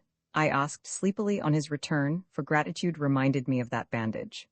"Nothing much, I strained it the other day," was the reply, and then the seemingly inconsequent remark, "I'm glad you brought that prismatic compass. It's not really necessary, of course, but, muffled by blankets, it may come in useful." Room 20, the little drab book I found Davies at the cabin table, surrounded with a litter of books.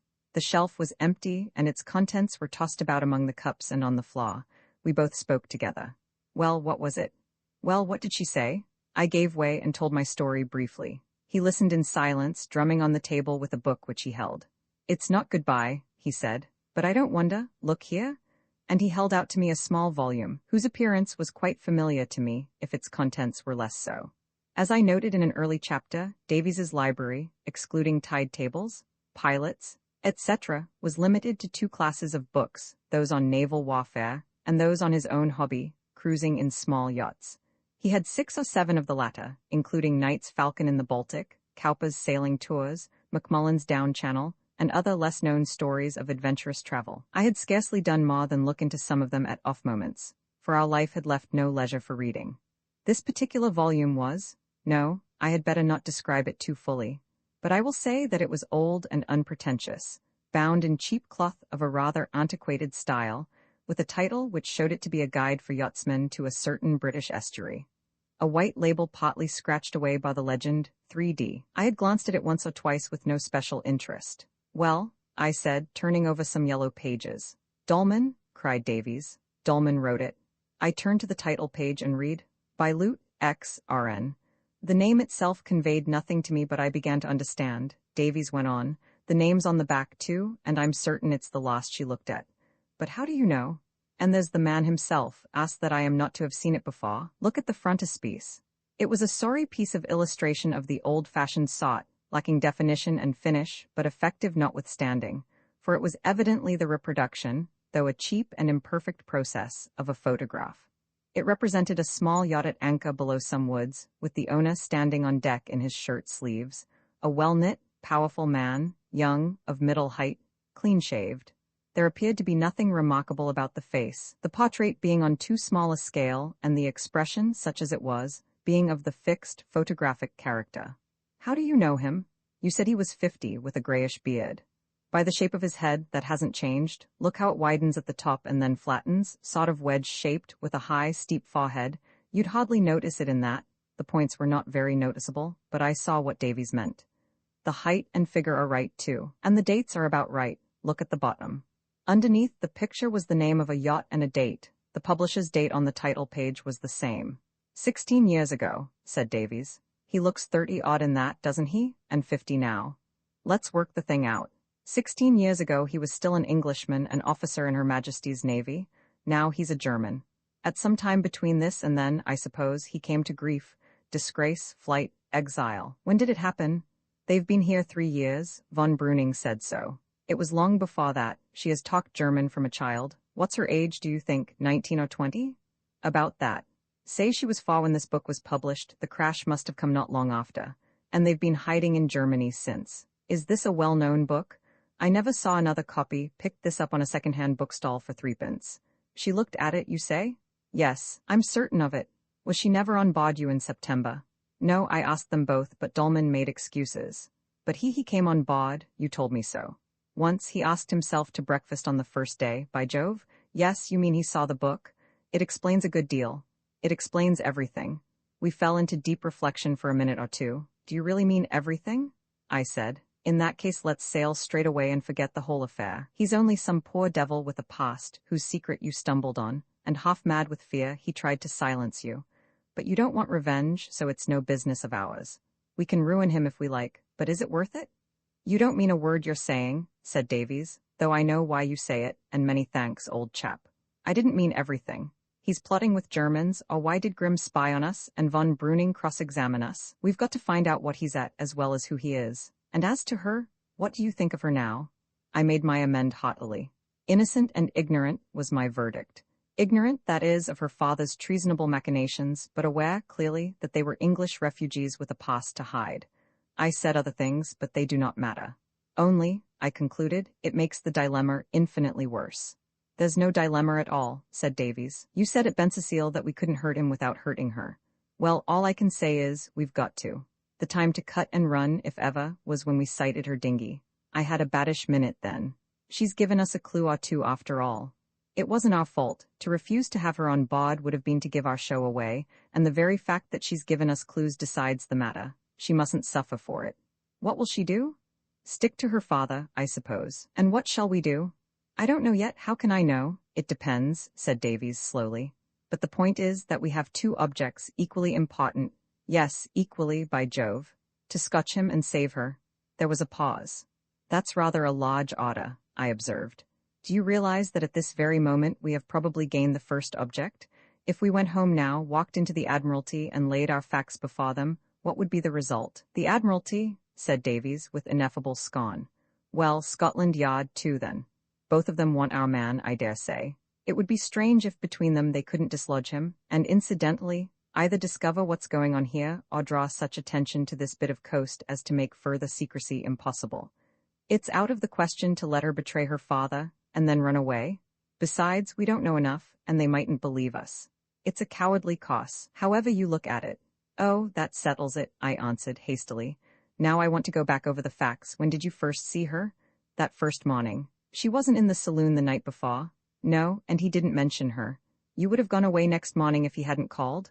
Yes, I told you so. He allowed her to persuade you to make that voyage with them? I suppose so. But he sent her below when the pilotage was going on?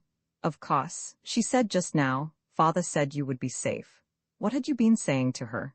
It was when I met her on the sand. By the way, it wasn't a chance meeting. She had been making inquiries and heard about us from a skipper who had seen the yacht near Wangerooge, and she had been down this way before. She asked at once about that day, and began apologizing, rather awkwardly, for their rudeness in not having waited for me at Cuxhaven. Her father found he must get on to Hamburg at once.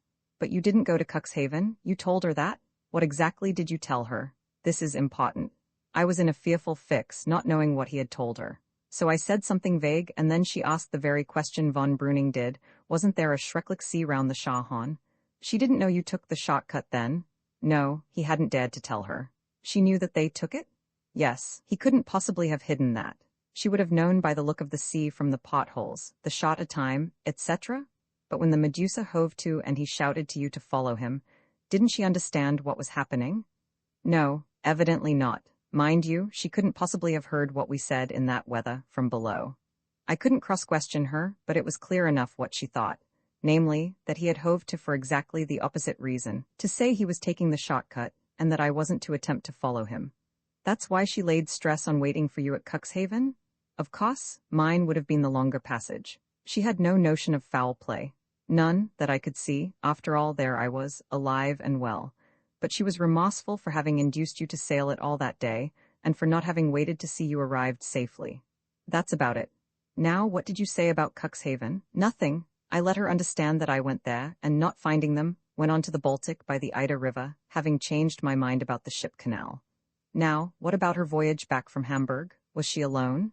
No, the stepmother joined her. Did she say she had inquired about you at Brunsbüttel? No, I suppose she didn't like to, and there was no need, because my taking the Eider explained it. I reflected. You're sure she hadn't a notion that you took the shortcut? Quite sure, but she may guess it now. She guessed foul play by seeing that book. Of course she did, but I was thinking of something else. There are two stories afloat now. Yours to von Breuning, the true one, that you followed the Medusa to the shortcut, and Dolman's to her, that you went round the Schahorn. That's evidently his version of the affair, the version he would have given if you had been drowned and inquiries were ever made, the version he would have sworn his crew to if they discovered the truth. But he must drop that yarn when he knows I'm alive and back again. Yes, but meanwhile, supposing von Breuning sees him before he knows you're back again, and wants to find out the truth about that incident. If I were von Breuning, I should say, by the way, what's become of that young Englishman you decoyed away to the Baltic? Dolman would give his version, and von Breuning, having heard ours, would know he was lying, and had tried to drown you. Does it matter? He must know already that Dolman's a scoundrel. So we've been supposing, but we may be wrong. We are still in the dark as to Dolman's position towards these Germans. They may not even know he's English, or they may know that, and not know his real name and past. What effect your story will have on their relations with him we can't forecast. But I'm clear about one thing, that it's our paramount interest to maintain the status quo as long as we can, to minimize the danger you ran that day, and act as witnesses in his defense. We can't do that if his story and yours don't tally. The discrepancy will not only damn him, that may be immaterial, but it will throw doubt on us. Why? Because if the shortcut was so dangerous that he dared not own to having led you to it, it was dangerous enough to make you suspect foul play, the very supposition we want to avoid. We want to be thought mere travelers, with no scars to wipe out, and no secrets to pry after. Well, what do you propose? Hitherto, I believe we stand fairly well. Let's assume we hoodwinked von Breuning at Bensersiel, and base our policy on that assumption. It follows that we must show Dolman at the earliest possible moment that you have come back, and give him time to revise his tactics before he commits himself. Now, but she'll tell him we're back, interrupted Davies. I don't think so. We've just agreed to keep this afternoon's episode a secret. She expects never to see us again. Now, he comes tomorrow by the morning boat, she said. What did that mean? Boat from where? I know, from Nordijk on the mainland opposite. There's a railway there from Norden, and a steam ferry crosses to the island. At what time? Your Bradshaw will tell us. Here it is, winter service, 8:30 a.m. Due at 9:05. Let's get away at once. We had a tussle with the tide at first, but once over the watershed the channel improved, and the haze lightened gradually. A lighthouse appeared among the sand dunes on the island Shaw, and before darkness fell, we dimly saw the spires and roofs of a town, and two long black piers stretching out southwards. We were scarcely a mile away when we lost our wind altogether, and had to anchor. Determined to reach our destination that night, we waited till the ebb stream made, and then towed the yacht with the dinghy. In the course of this, a fog dropped on us suddenly, just as it had yesterday. I was towing at the time, and of course stopped short, but Davies shouted to me from the tiller to go on, that he could manage with the lead and compass. And the end of it was that, at about 9 o'clock, we anchored safely in the 5-fathom roadstead, close to the eastern pier, as a short reconnaissance proved to us. It had been a little masterpiece of adroit seamanship. There was utter stillness till our chain rattled down, when a muffled shout came from the direction of the pier, and soon we heard a boat groping out to us. It was a polite but sleepy pot officer, who asked in a perfunctory way for our particulars, and when he heard them, remembered the Dulcibella's previous visit. "Where are you bound to?" he asked. "England, sooner or later," said Davies. The man laughed derisively. "Not this year," he said. "There will be fogs for another week, it is always so, and then storms. Better leave your yawl here. Dues will be only 6pence a month for you." "I'll think about it," said Davies. "Good night." The man vanished like a ghost in the thick night. "Is the post office open?" I called after him. "No, 8 tomorrow," came back out of the fog. We were too excited to sup in comfort or sleep in peace, or to do anything but plan and speculate. Never till this night had we talked with absolute mutual confidence, for Davies broke down the last barriers of reserve and let me see his whole mind. He loved this girl, and he loved his country, two simple passions which for the time absorbed his whole moral capacity. There was no room left for casuistry. To weigh one passion against the other, with the discordant voices of honor and expediency dinning in his ears, had too long involved him in fruitless torture. Both were right, neither could be surrendered. If the facts showed them irreconcilable, tant pis pour les fates. A way must be found to satisfy both or neither. I should have been a spiritless dog if I had not risen to his mood, but in truth his cutting of the knot was at this juncture exactly what appealed to me.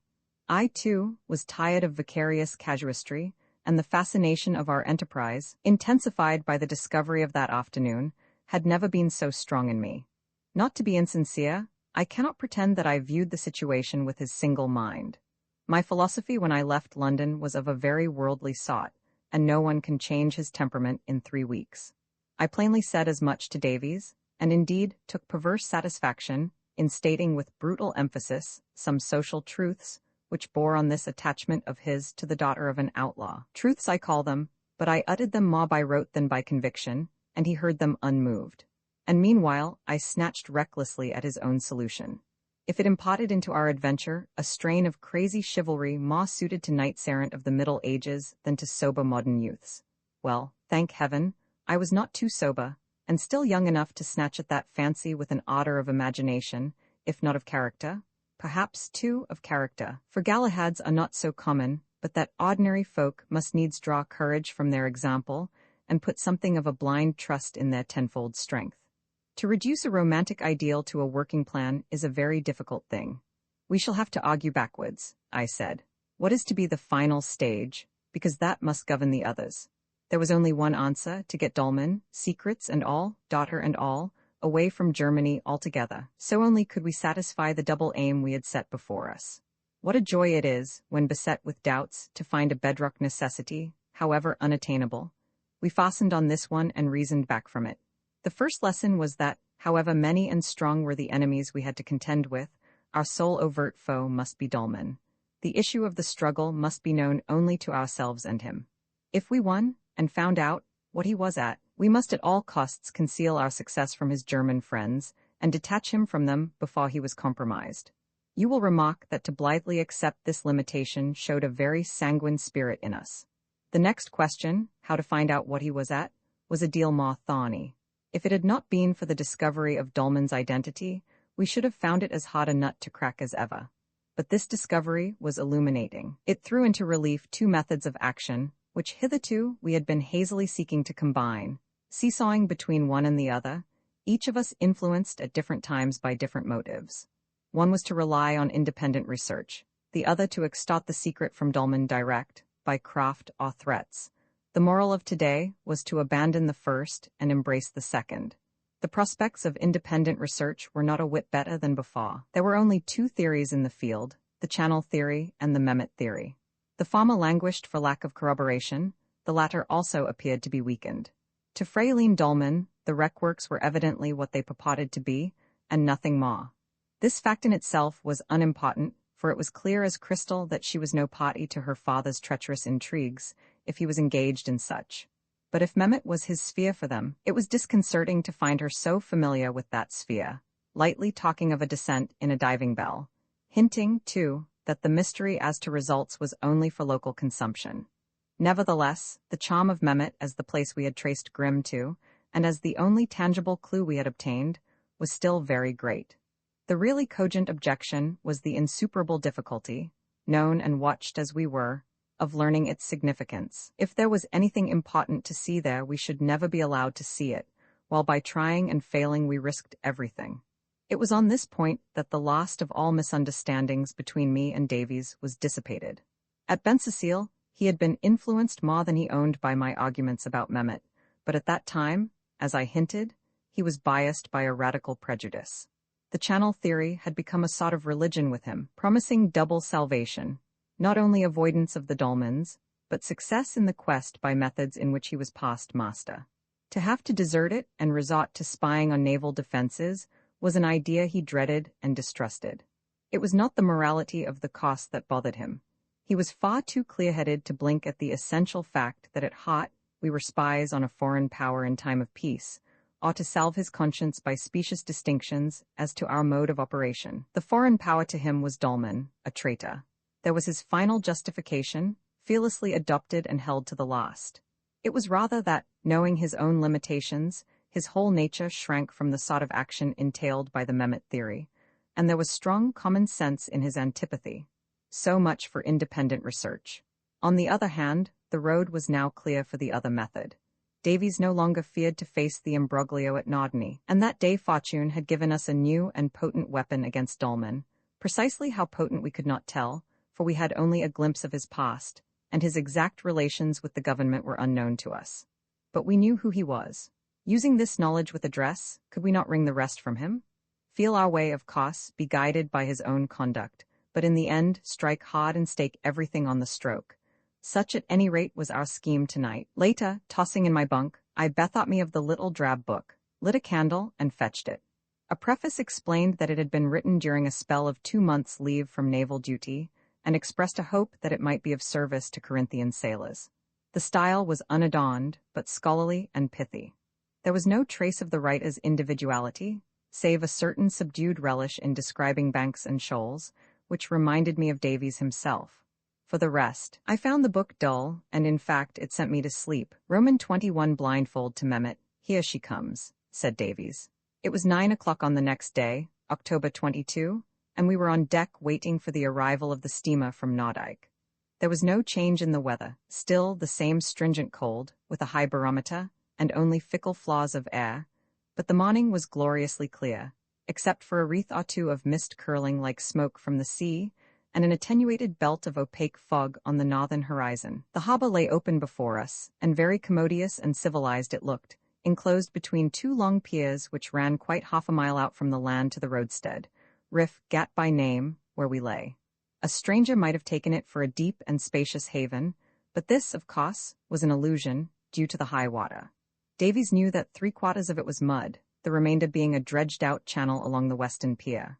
A couple of tugs, a dredger, and a ferry packet with steam up were moored on that side, a small stack of galliots on the other. Beyond these was another vessel, a galliot in build, but radiant as a queen among sluts, her varnished sides and spars flashing orange in the sun. These, and her snow-white sail covers and the twinkle of brass and gunmetal, proclaimed her to be a yacht. I had already studied her through the glasses and read on her stern Medusa. A couple of sailors were swabbing her decks. You could hear the slush of the water and the scratching of the deck brooms. They can see us anyway, Davies had said. For that matter, all the world could see us. Certainly the incoming steamer must, for we lay as near to the pier as safety permitted, abreast of the berth she would occupy, as we knew by a gangway and a knot of sailors. A packet boat, not bigger than a big tug, was approaching from the south. Remember, we're not supposed to know he's coming, I said. Let's go below. Besides the skylight, our coach house cabin top had little oblong side windows. We wiped clean those on the port side and watched events from them, kneeling on the sofa. The steamer backed her paddles, flinging out a wash that set us rolling to our scuppers. There seemed to be very few passengers aboard, but all of them were gazing at the Dulcibella, while the packet was warped alongside. On the forward deck, there were some market women with baskets, a postman, and a weedy youth who might be an hotel waiter. On the afterdeck, standing close together, were two men in ulsters and soft felt hats. "There he is," said Davies in a tense whisper, "the tall one." But the tall one turned abruptly as Davies spoke and strode away behind the deck house, leaving me just a lightning impression of a gray beard and a steep tanned forehead behind a cloud of cigar smoke. It was perverse of me, but to tell the truth, I hardly missed him. So occupied was I by the short one, who remained leaning on the rail, thoughtfully contemplating the Dulcibella through gold-rimmed pince-nez. A sallow, wizened old fellow, beetle-browed, with a bush of grizzled mustache and a jet-black tuft of beard on his chin. The most remarkable feature was the nose, which was broad and flat, merging almost imperceptibly in the wrinkled cheeks. Lightly beaked at the nether extremity, it drooped towards an enormous cigar which was pointing at us like a gun just discharged. He looked wise as Satan, and you would say he was smiling inwardly. "Who's that?" I whispered to Davies. There was no need to talk in whispers, but we did so instinctively. "Can't think," said Davies. "Hullo, she's backing off, and they've not landed." Some parcels and mail bags had been thrown up, and the weedy waiter and two market women had gone up the gangway, which was now being hauled up, and were standing on the quay. I think one or two other persons had first come aboard unnoticed by us, but at the last moment a man we had not seen before jumped down to the forward deck. "Grim?" We both ejaculated at once. The steamer whistled sharply, circled backwards into the roadstead, and then steamed away. The pier soon hid her, but her smoke showed she was steering towards the North Sea. "What does this mean?" I asked. "There must be some other key to stop it nearer the town," said Davies. "Let's go ashore and get your letters."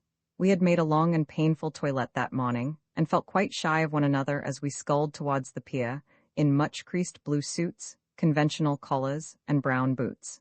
It was the first time for 2 years that I had seen Davies in anything approaching a respectable garb, but a fashionable watering place, even in the dead season, exacts respect.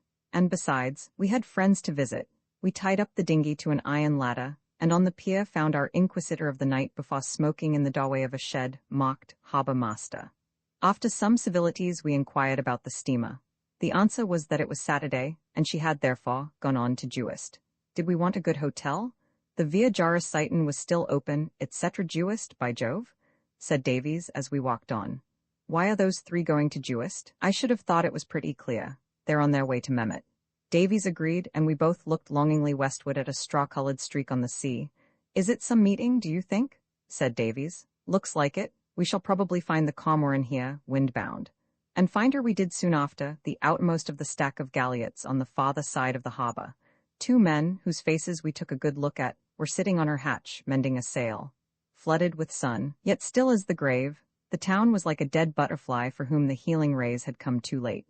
We crossed some deserted public gardens commanded by a gorgeous casino, its porticos heaped with chairs and tables, so past kiosks and cafes, great white hotels with boarded windows, bazaars and booths, and all the stale lees of vulgar frivolity, to the post office, which at least was alive. I received a packet of letters and purchased a local timetable, from which we learned that the steamer sailed daily to Bochum via Nodny, touching 3 times a week at Jewist, weather permitting. On the return journey today, it was due at Nodny at 7:30 p.m. Then I inquired the way to the Via Jarosaiton.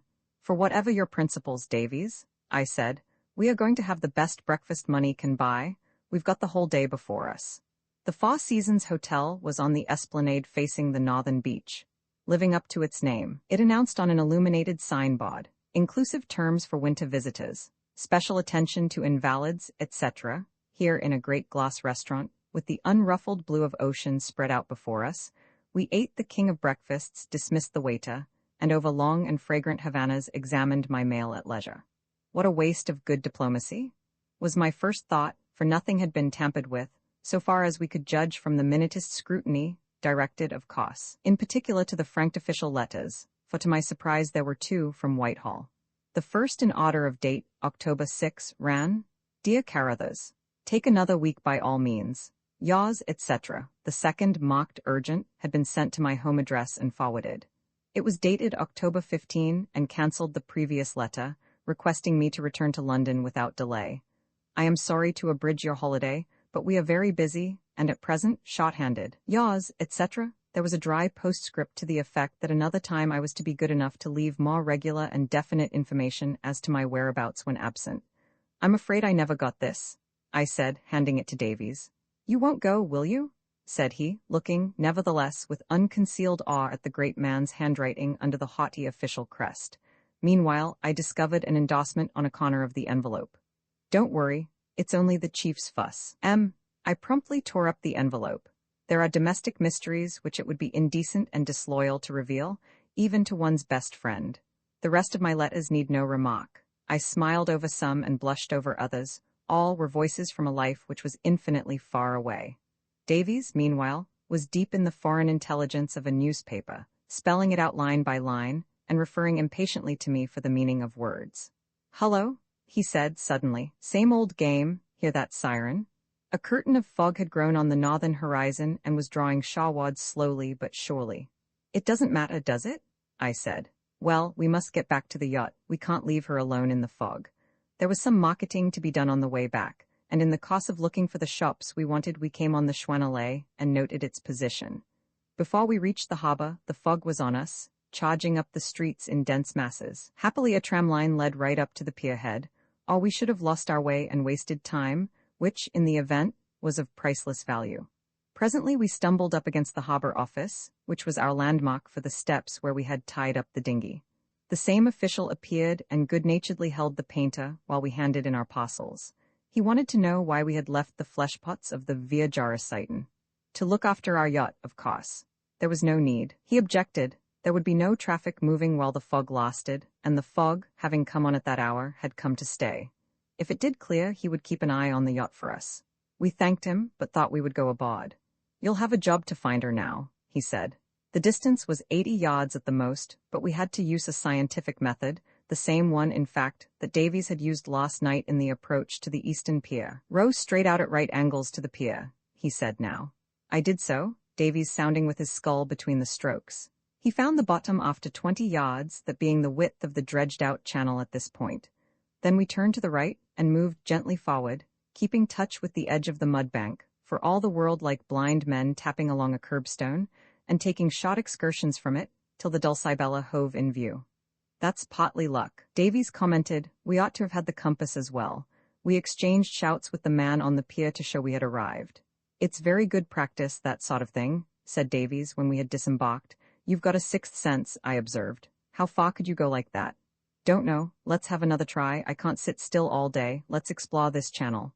"Why not go to Mehmet?" I said in fun. "To Mehmet?" said Davies slowly. "By Jove, that's an idea. Good heavens, man, I was joking. Why, it's 10 mortal miles." "Ma," said Davies absently.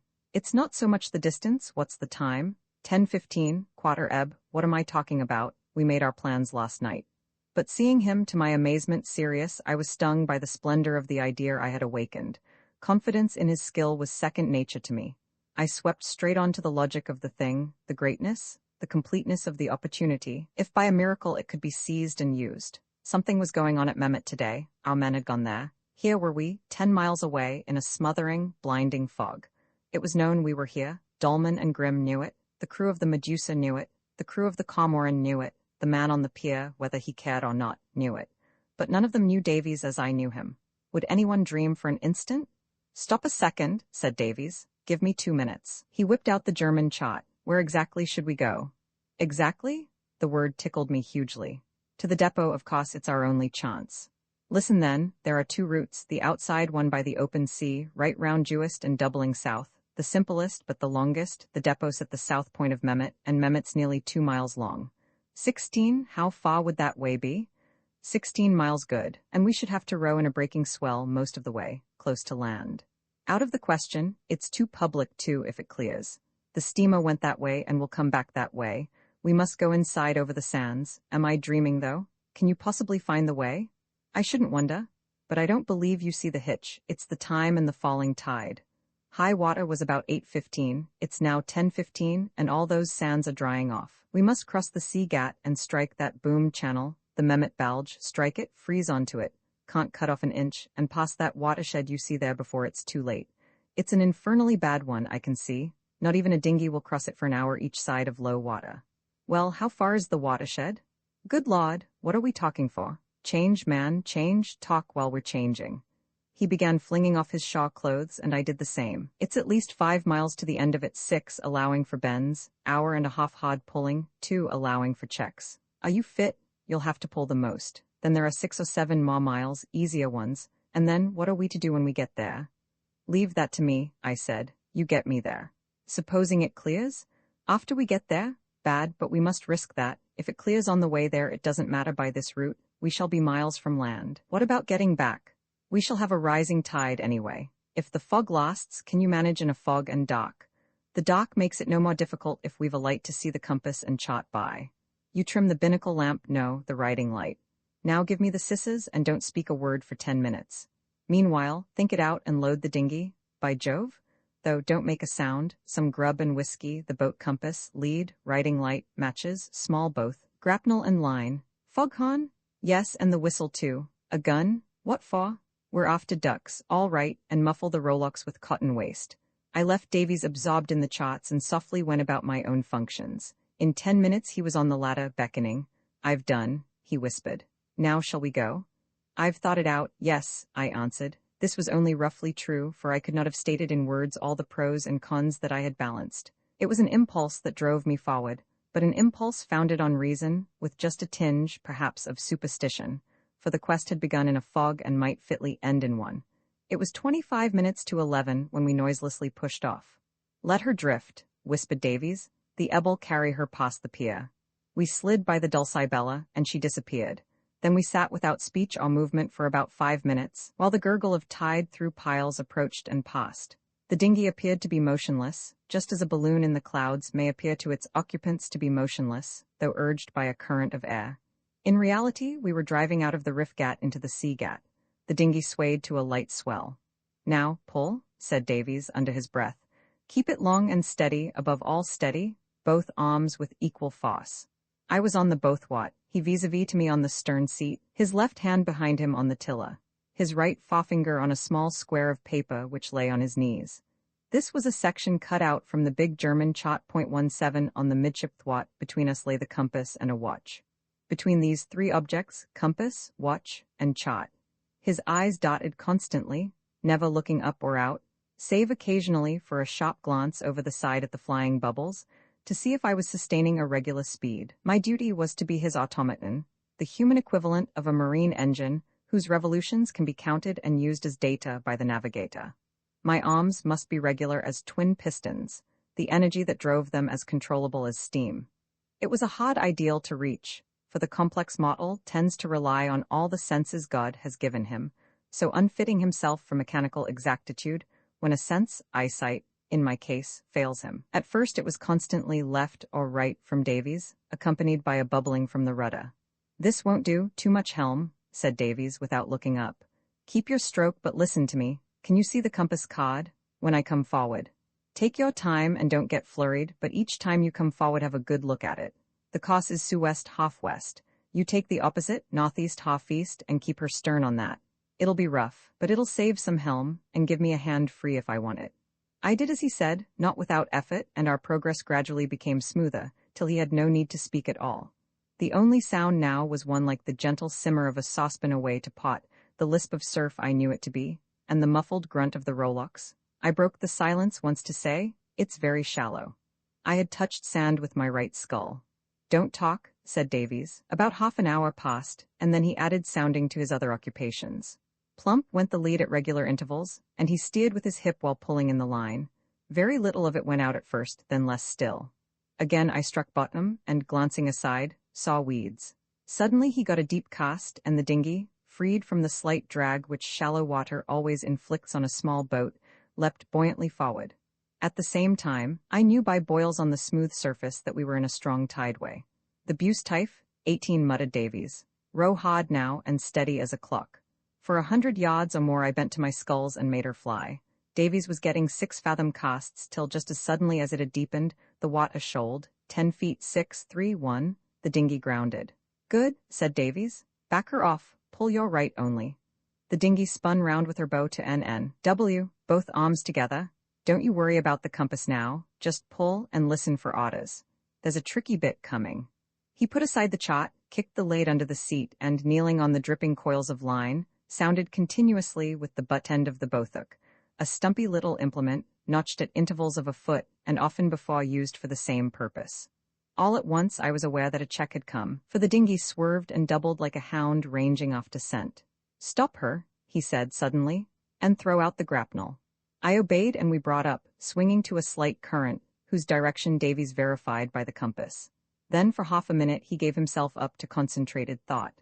What struck me most about him was that he never for a moment strained his eyes through the fog, a useless exercise. For 5 yards or so was the radius of our vision, which, however, I could not help indulging in while I rested. He made up his mind, and we were off again, straight and swift as an arrow this time, and in water deeper than the bothuk. I could see by his face that he was taking some bold expedient whose issue hung in the balance. Again we touched mud, and the artist's joy of achievement shone in his eyes. Backing away, we headed west, and for the first time he began to gaze into the fog. "There's one," he snapped at last. "Easy all." A boom, one of the usual upright saplings, glided out of the mist. He caught hold of it, and we brought up. "Rest for 3 minutes now," he said. "We're in fairly good time." It was 11:10. I ate some biscuits and took a nip of whiskey while Davies prepared for the next stage. We had reached the eastern outlet of Mehmet Balj, the channel which runs east and west behind Juist Island, direct to the south point of Mehmet. How we had reached it was incomprehensible to me at the time, but the reader will understand by comparing my narrative with the dotted line on the chart. I add this brief explanation, that Davies's method had been to cross the channel called the Bustife, and strike the other side of it at a point well south of the outlet of the Mehmet Balj, in view of the northward set of the ebb tide, and then to drop back north and feel his way to the outlet. The check was caused by a deep indentation in the Itzendorf flat, a cul-de-sac with a wide mouth, which Davies was very near mistaking for the Balj itself. We had no time to skirt dents so deep as that, hence the dash across its mouth, with the chance of missing the upper lip altogether, and of either being carried out to sea, for the slightest error was cumulative, or straying fruitlessly along the edge. The next 3 miles were the most critical of all. They included the watershed, whose length and depth were doubtful. They included, too, the crux of the whole passage, a spot where the channel forks, our own branch continuing west, and another branch diverging from it northwestward. We must row against time, and yet we must negotiate that crux. Add to this that the current was against us till the watershed was crossed, that the tide was just at its most baffling stage, too low to allow us to risk shortcuts, and too high to give definition to the banks of the channel, and that the compass was no aid whatever for the minor bends. "Time's up," said Davies, and on we went. I was hugging the comfortable thought that we should now have booms on our starboard for the whole distance. On our starboard, I say, for experience had taught us that all channels running parallel with the coast and islands were uniformly boomed on the northern side. Anyone less confident than Davies would have succumbed to the temptation of slavishly relying on these marks, creeping from one to the other, and wasting precious time. But Davies knew our friend the boom and his eccentricities too well, and preferred to trust to his sense of touch, which no fog in the world could impair. If we happened to sight one, well and good, we should know which side of the channel we were on. But even this contingent advantage he deliberately sacrificed after a short distance, for he crossed over to the south, or unboomed side, and steered and sounded along it, using the LT Zendorf flat as his handrail, so to speak.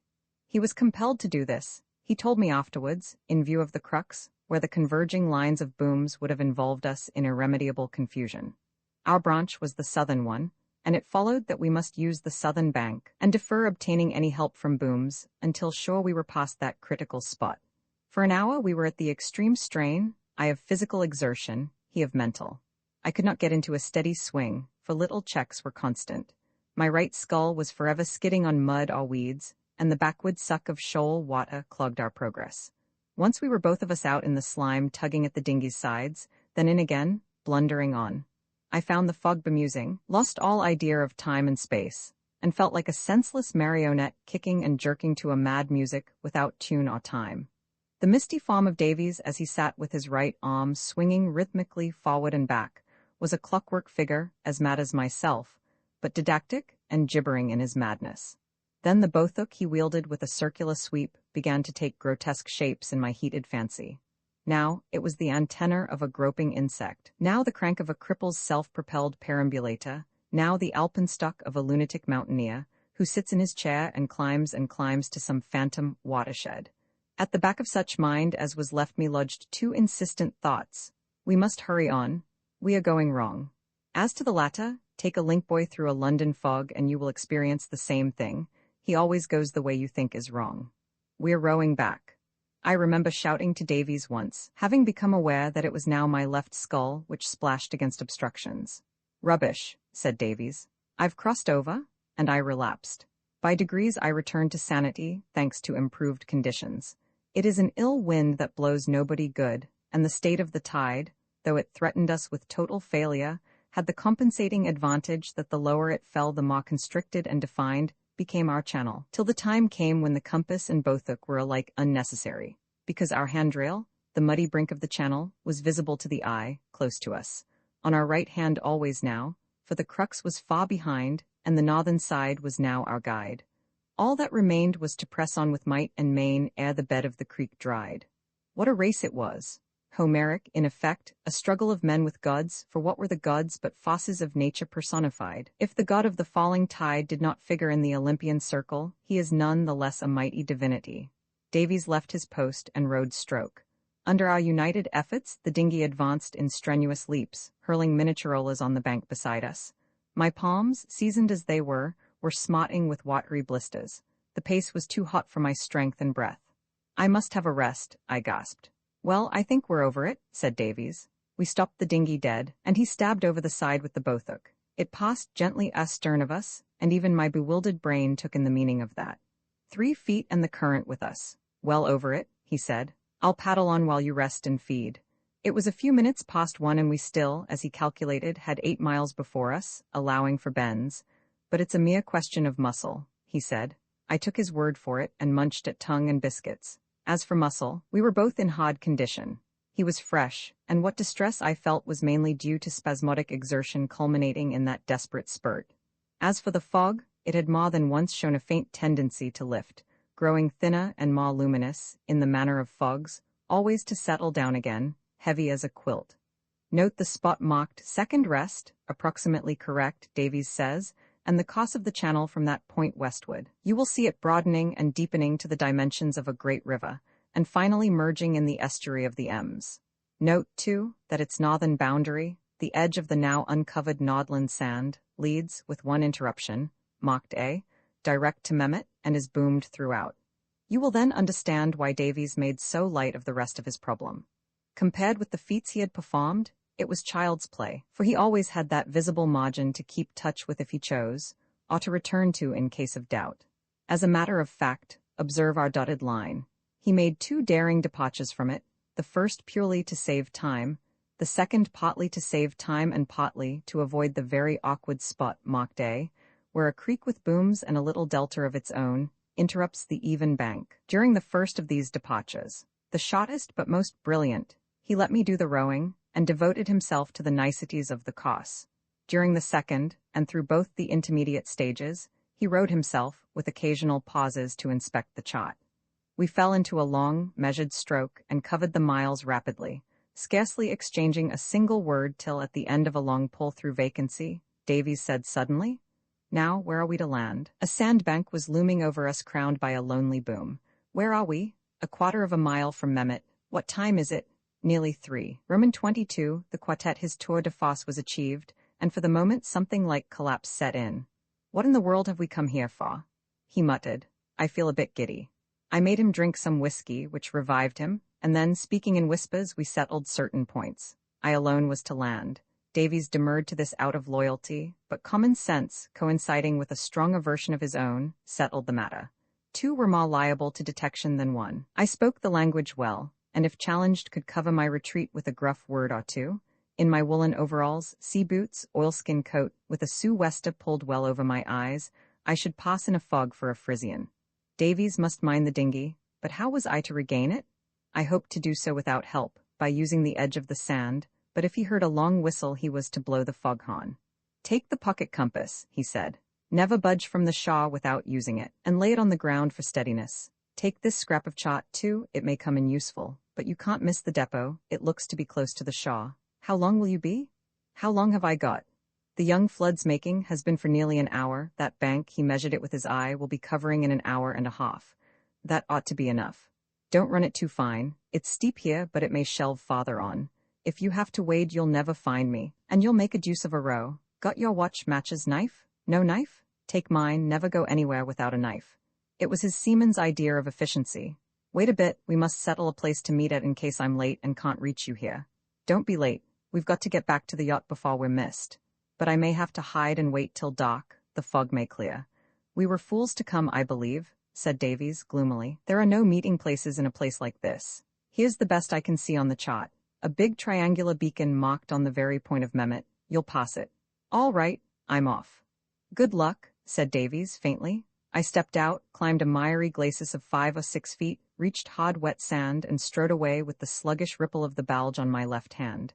A curtain dropped between me and Davies, and I was alone. But how I thrilled to feel the firm sand rustle under my boots, to know that it led to dry land where, whatever befell, I could give my wits full play. I clove the fog briskly. Good heavens! What was that? I stopped short and listened. From over the water on my left there rang out, dulled by fog but distinct to the ear, 3 double strokes on a bell or gong. I looked at my watch. Ship at anchor, I said to myself. 6 bells in the afternoon watch. I knew the Balge was here a deep roadstead, where a vessel entering the Eastern Ems might very well anchor to ride out a fog. I was just stepping forward when another sound followed from the same quarter, a bugle call this time. Then I understood, only men of war sound bugles. The Blitz was here then, and very natural too, I thought, and strode on. The sand was growing drier, the water farther beneath me, then came a thin black ribbon of weed, high water mark. A few cautious steps to the right and I touched tufts of marram grass. It was Mehmet. I pulled out the chart and refreshed my memory. No, there could be no mistake. Keep the sea on my left and I must go right. I followed the ribbon of weed, keeping it just in view, but walking on the verge of the grass for the sake of silence. All at once I almost tripped over a massive iron bar. Others, a rusty network of them, grew into being above and around me, like the arms of a ghostly polyp. What infernal spider's web is this? I thought and stumbled clear. I had strayed into the base of a gigantic tripod, its gaunt legs stayed and cross-stayed, its apex lost in fog, the beacon, I remembered. 100 yards farther and I was down on my knees again, listening with might and main, for several little sounds were in the air, voices, the rasp of a boat's keel, the whistling of a tune. These were straight ahead. More to the left, seaward that is, I had oral evidence of the presence of a steamboat, a small one, for the hiss of escaping steam was low down. On my right front I as yet heard nothing, but the depot must be there. I prepared to strike away from my base and laid the compass on the ground, NW, roughly I made the course. Southeast for coming back. I repeated inwardly, like a child learning a lesson. Then of my 2 allies I abandoned one, the beach, and threw myself wholly on the fog. Play the game, I said to myself. Nobody expects you, nobody will recognize you. I advanced in rapid stages of 10 yards or so, while grass disappeared and soft sand took its place, pitted everywhere with footmarks. I trod carefully, for obstructions began to show themselves, an anchor, a heap of rusty cable, then a boat bottom upwards and, lying on it, a foul old meerschaum pipe. I paused here and strained my ears, for there were sounds in many directions, the same whistling, behind me now, heavy footsteps in front and somewhere beyond, 50 yards away, I reckoned, a buzz of guttural conversation. From the same quarter there drifted to my nostrils the acrid odor of cost tobacco. Then a door banged. I put the compass in my pocket, thinking southeast, placed the pipe between my teeth, ugh. The rank savor of it, rammed my sou'wester hard down, and slouched on in the direction of the door that had banged. A voice in front called, "Call Skicka." A nearer voice, that of the man whose footsteps I had heard approaching, took it up and called, "Call Skicka." I, too, took it up and, turning my back, called "Call Skicka" as gruffly and gutturally as I could. The footsteps passed quite close to me, and glancing over my shoulder, I saw a young man passing, dressed very like me, but wearing a sealskin cap instead of a sou'wester. As he walked he seemed to be counting coins in his palm. A hail came back from the beach and the whistling stopped. I now became aware that I was on a beaten track. These meetings were hazardous, so I inclined aside, but not without misgivings, for the path led towards the buzz of talk and the banging door, and these were my only guides to the depot. Suddenly, and much before I expected it, I knew rather than saw that a wall was in front of me. Now it was visible, the side of a low building of corrugated iron. A pause to reconnoiter was absolutely necessary, but the knot of talkers might have heard my footsteps, and I must at all costs not suggest the groping of a stranger. I lit a match too, and sucked heavily, as I had seen navvies do, at my pipe, studying the trend of the wall by reference to the sounds. There was a stale dottle wedged in the bowl, and loathsome fumes resulted. Just then the same door banged again. Another name, which I forget, was called out. I decided that I was at the end of a rectangular building which I pictured as like an Aldershot hut, and that the door I heard was round the corner to my left. A knot of men must be gathered there, entering it by turns. Having expectorated noisily, I followed the tin wall to my right, and turning a corner strolled leisurely on, passing signs of domesticity, a washtub, a water butt, then a tiled approach to an open door. I now was aware of the corner of a second building, also of zinc, parallel to the first, but taller, for I could only just see the eave. I was just going to turn off to this as a more promising field for exploration, when I heard a window open ahead of me in my original building. I am afraid I am getting obscure, so I append a rough sketch of the scene, as I partly saw and chiefly imagined it. It was window A that I heard open. From it I could just distinguish through the fog a hand protrude, and throw something out, cigar end? The hand, a clean one with a gold signet ring, rested for an instant afterwards on the sash, and then closed the window. My geography was clear now in one respect. That window belonged to the same room as the banging door B, for I distinctly heard the latter open and shut again, opposite me on the other side of the building. It struck me that it might be interesting to see into that room. Play the game, I reminded myself, and retreated a few yards back on tiptoe, then turned and sauntered coolly past the window, puffing my villainous pipe and taking a long deliberate look into the interior as I passed, the more deliberate that at the first instant I realized that nobody inside was disturbing himself about me. As I had expected, in view of the fog and the time, there was artificial light within. My mental photograph was as follows.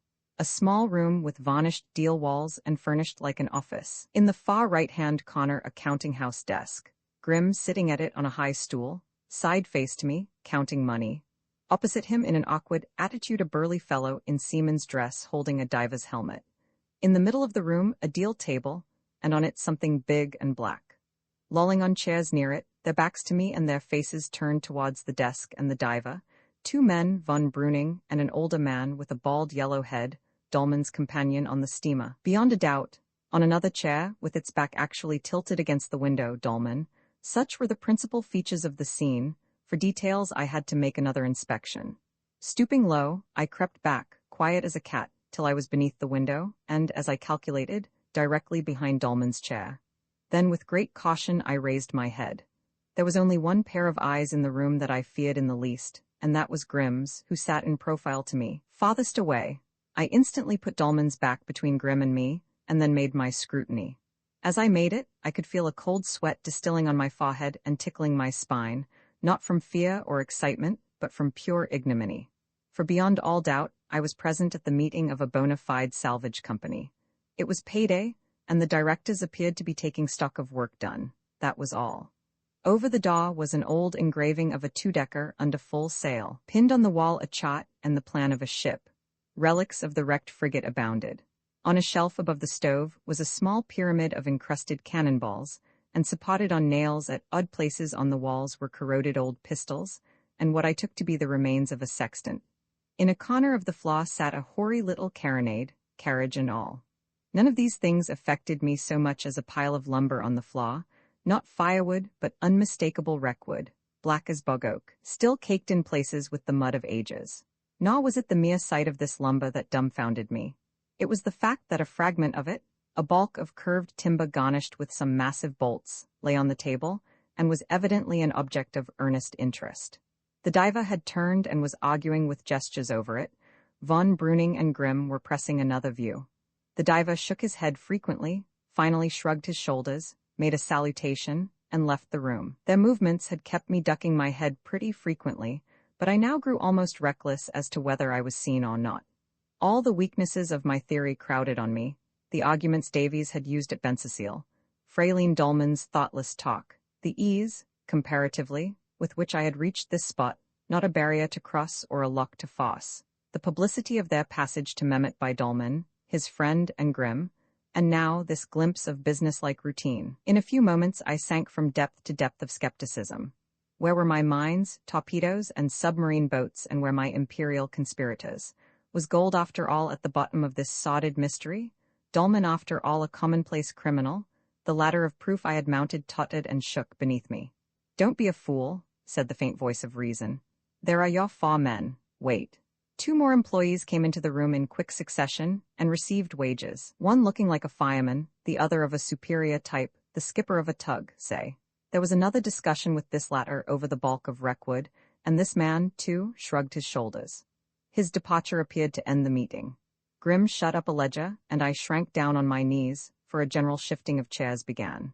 At the same time, from the other side of the building, I heard my knot of men retreating beachwards, spitting and chatting as they went. Presently someone walked across the room towards my window. I sidled away on all fours, rose and flattened myself erect against the wall, a sickening despondency on me, my intention to slink away southeast as soon as the coast was clear. But the sound that came next pricked me like an electric shock. It was the tinkle and scrape of curtain rings. Quick as thought I was back in my old position, to find my view barred by a cretonne curtain. It was in one piece, with no chink for my benefit, but it did not hang straight, bulging towards me under the pressure of something, human shoulders by the shape. Dolman, I concluded, was still in his old place. I now was exasperated to find that I could scarcely hear a word that was said, not even by pressing my ear against the glass. It was not that the speakers were of set purpose hushing their voices. They used an ordinary tone for intimate discussion, but the glass and curtain deadened the actual words. Still, I was soon able to distinguish general characteristics. Von Breuning's voice, the only one I had ever heard before, I recognized at once. He was on the left of the table, and Dolman's I knew from his position. The third was a harsh croak belonging to the old gentleman whom, for convenience, I shall prematurely begin to call Herr Böhm. It was too old a voice to be Grimm's. Besides, it had the ring of authority, and was dealing at the moment in sharp interrogations. 3 of its sentences I caught in their entirety. When was that?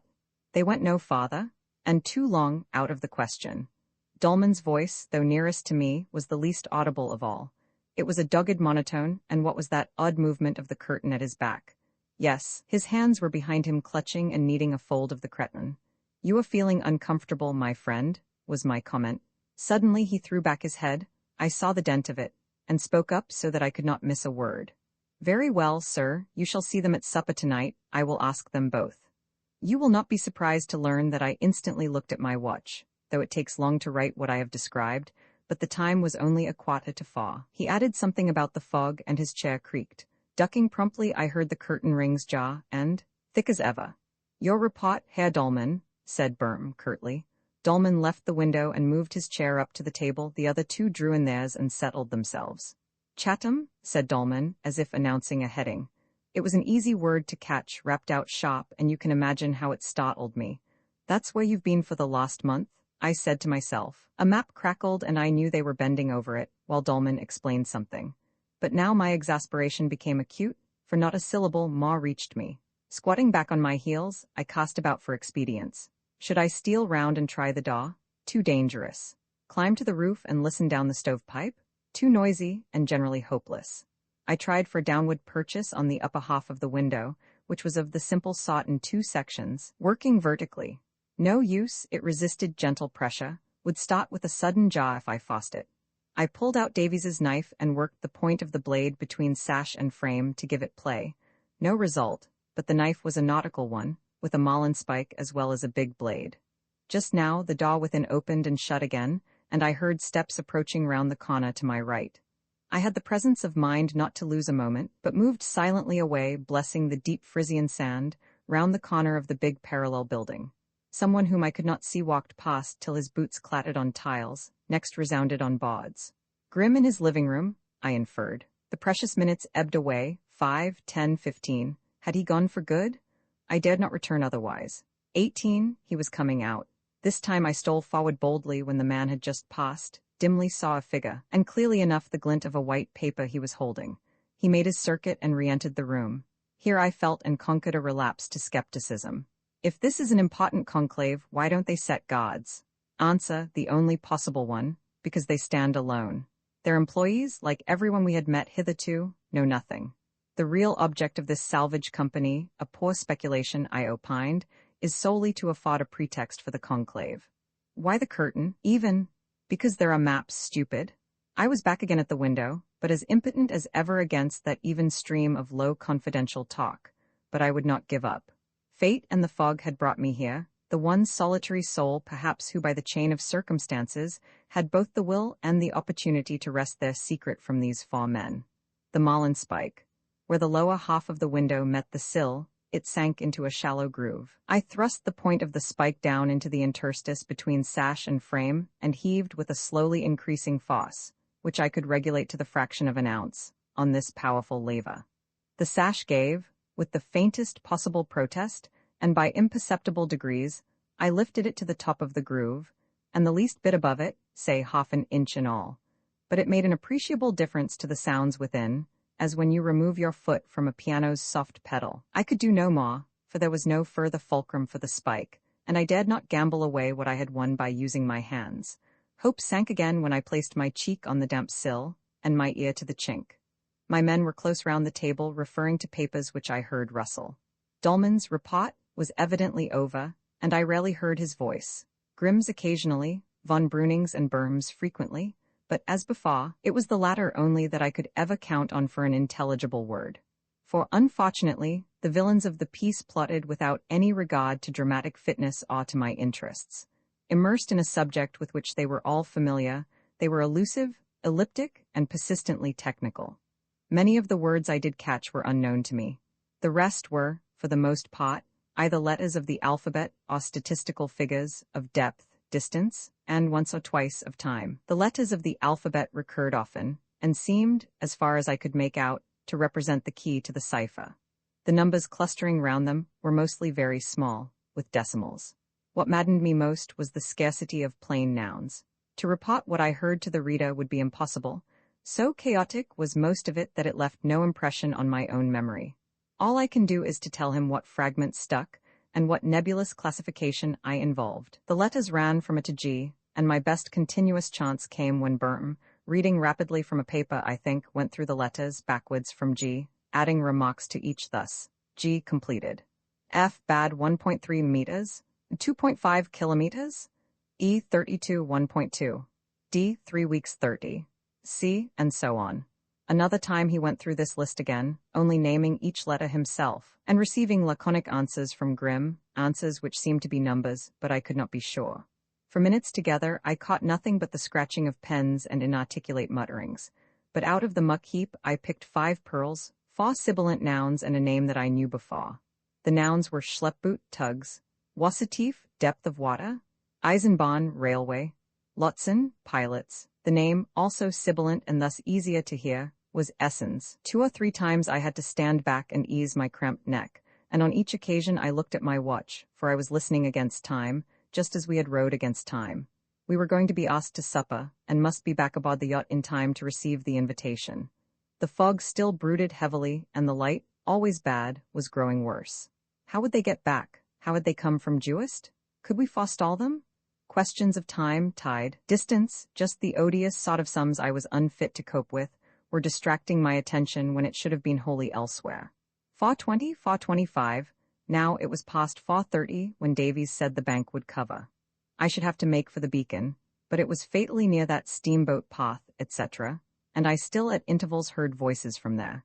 It must have been about 4:35 when there was another shifting of chairs within. Then someone rose, collected papers, and went out. Someone else, without rising, therefore Grimm, followed him. There was silence in the room for a minute, and after that, for the first time, I heard some plain colloquial German, with no accompaniment of scratching or rustling. I must wait for this, I thought, and waited. He insists on coming, said Böhm. An ejaculation of surprise and protest from von Brüning. I said the 25th.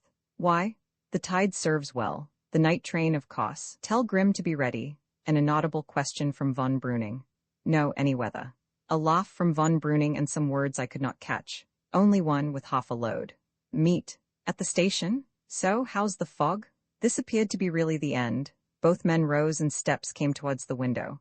I leapt aside as I heard it thrown up and, covered by the noise, backed into safety. Von Brüning called Grimm?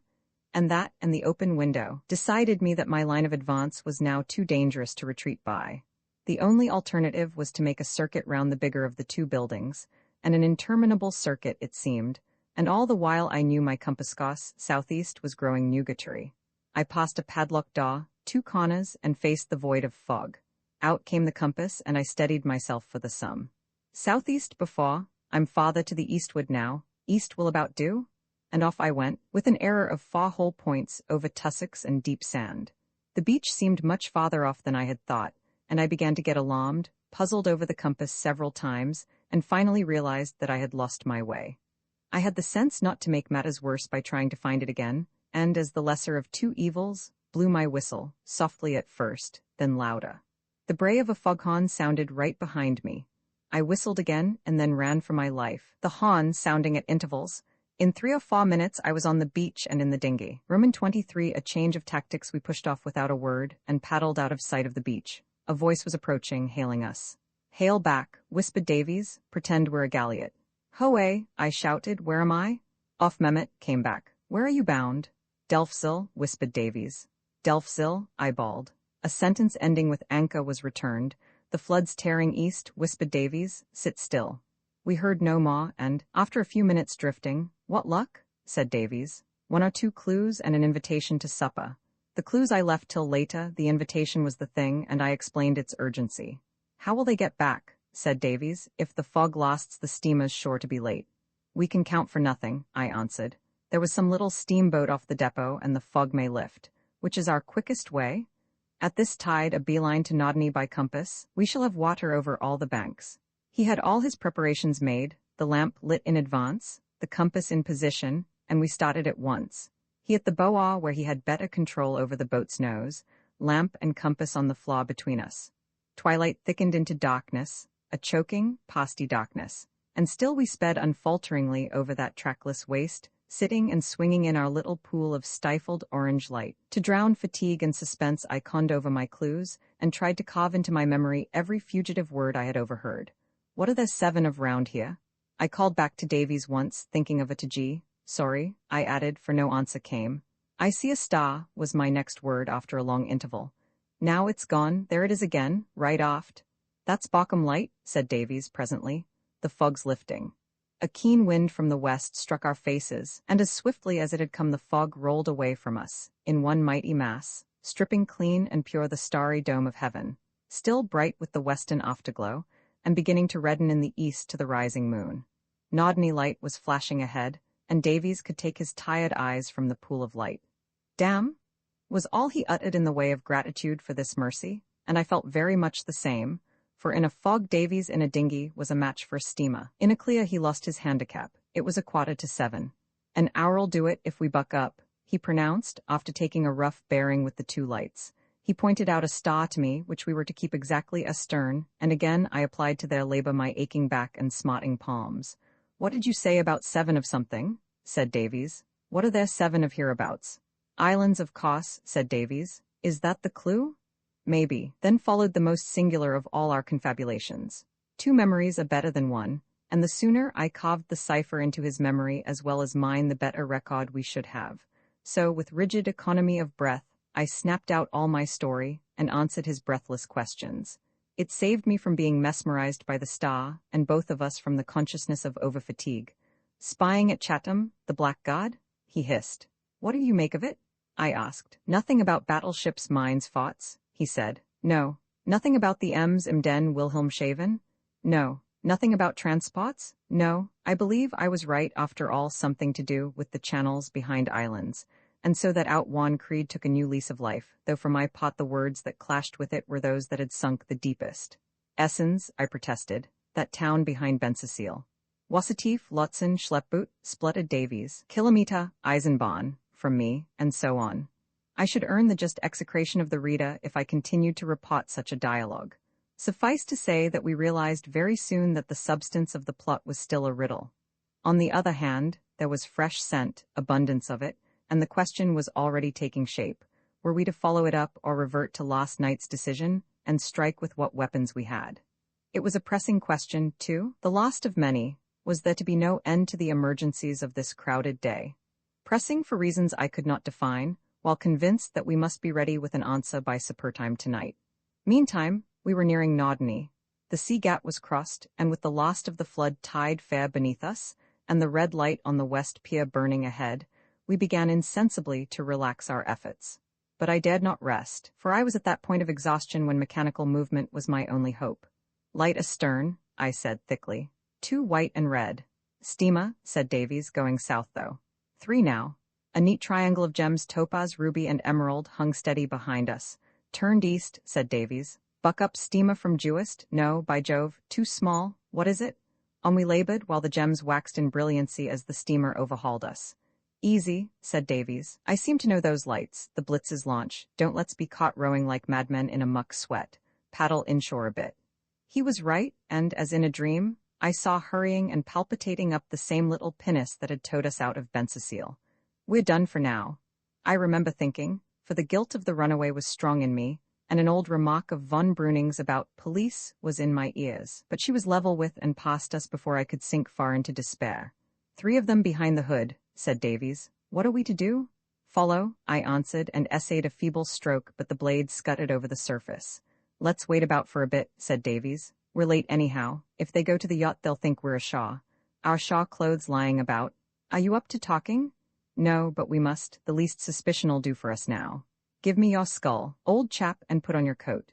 He extinguished the lantern, lit a pipe, and then rowed slowly on, while I sat on a slack heap in the stern and devoted my last resources of will to the emancipation of the spirit from the tired flesh.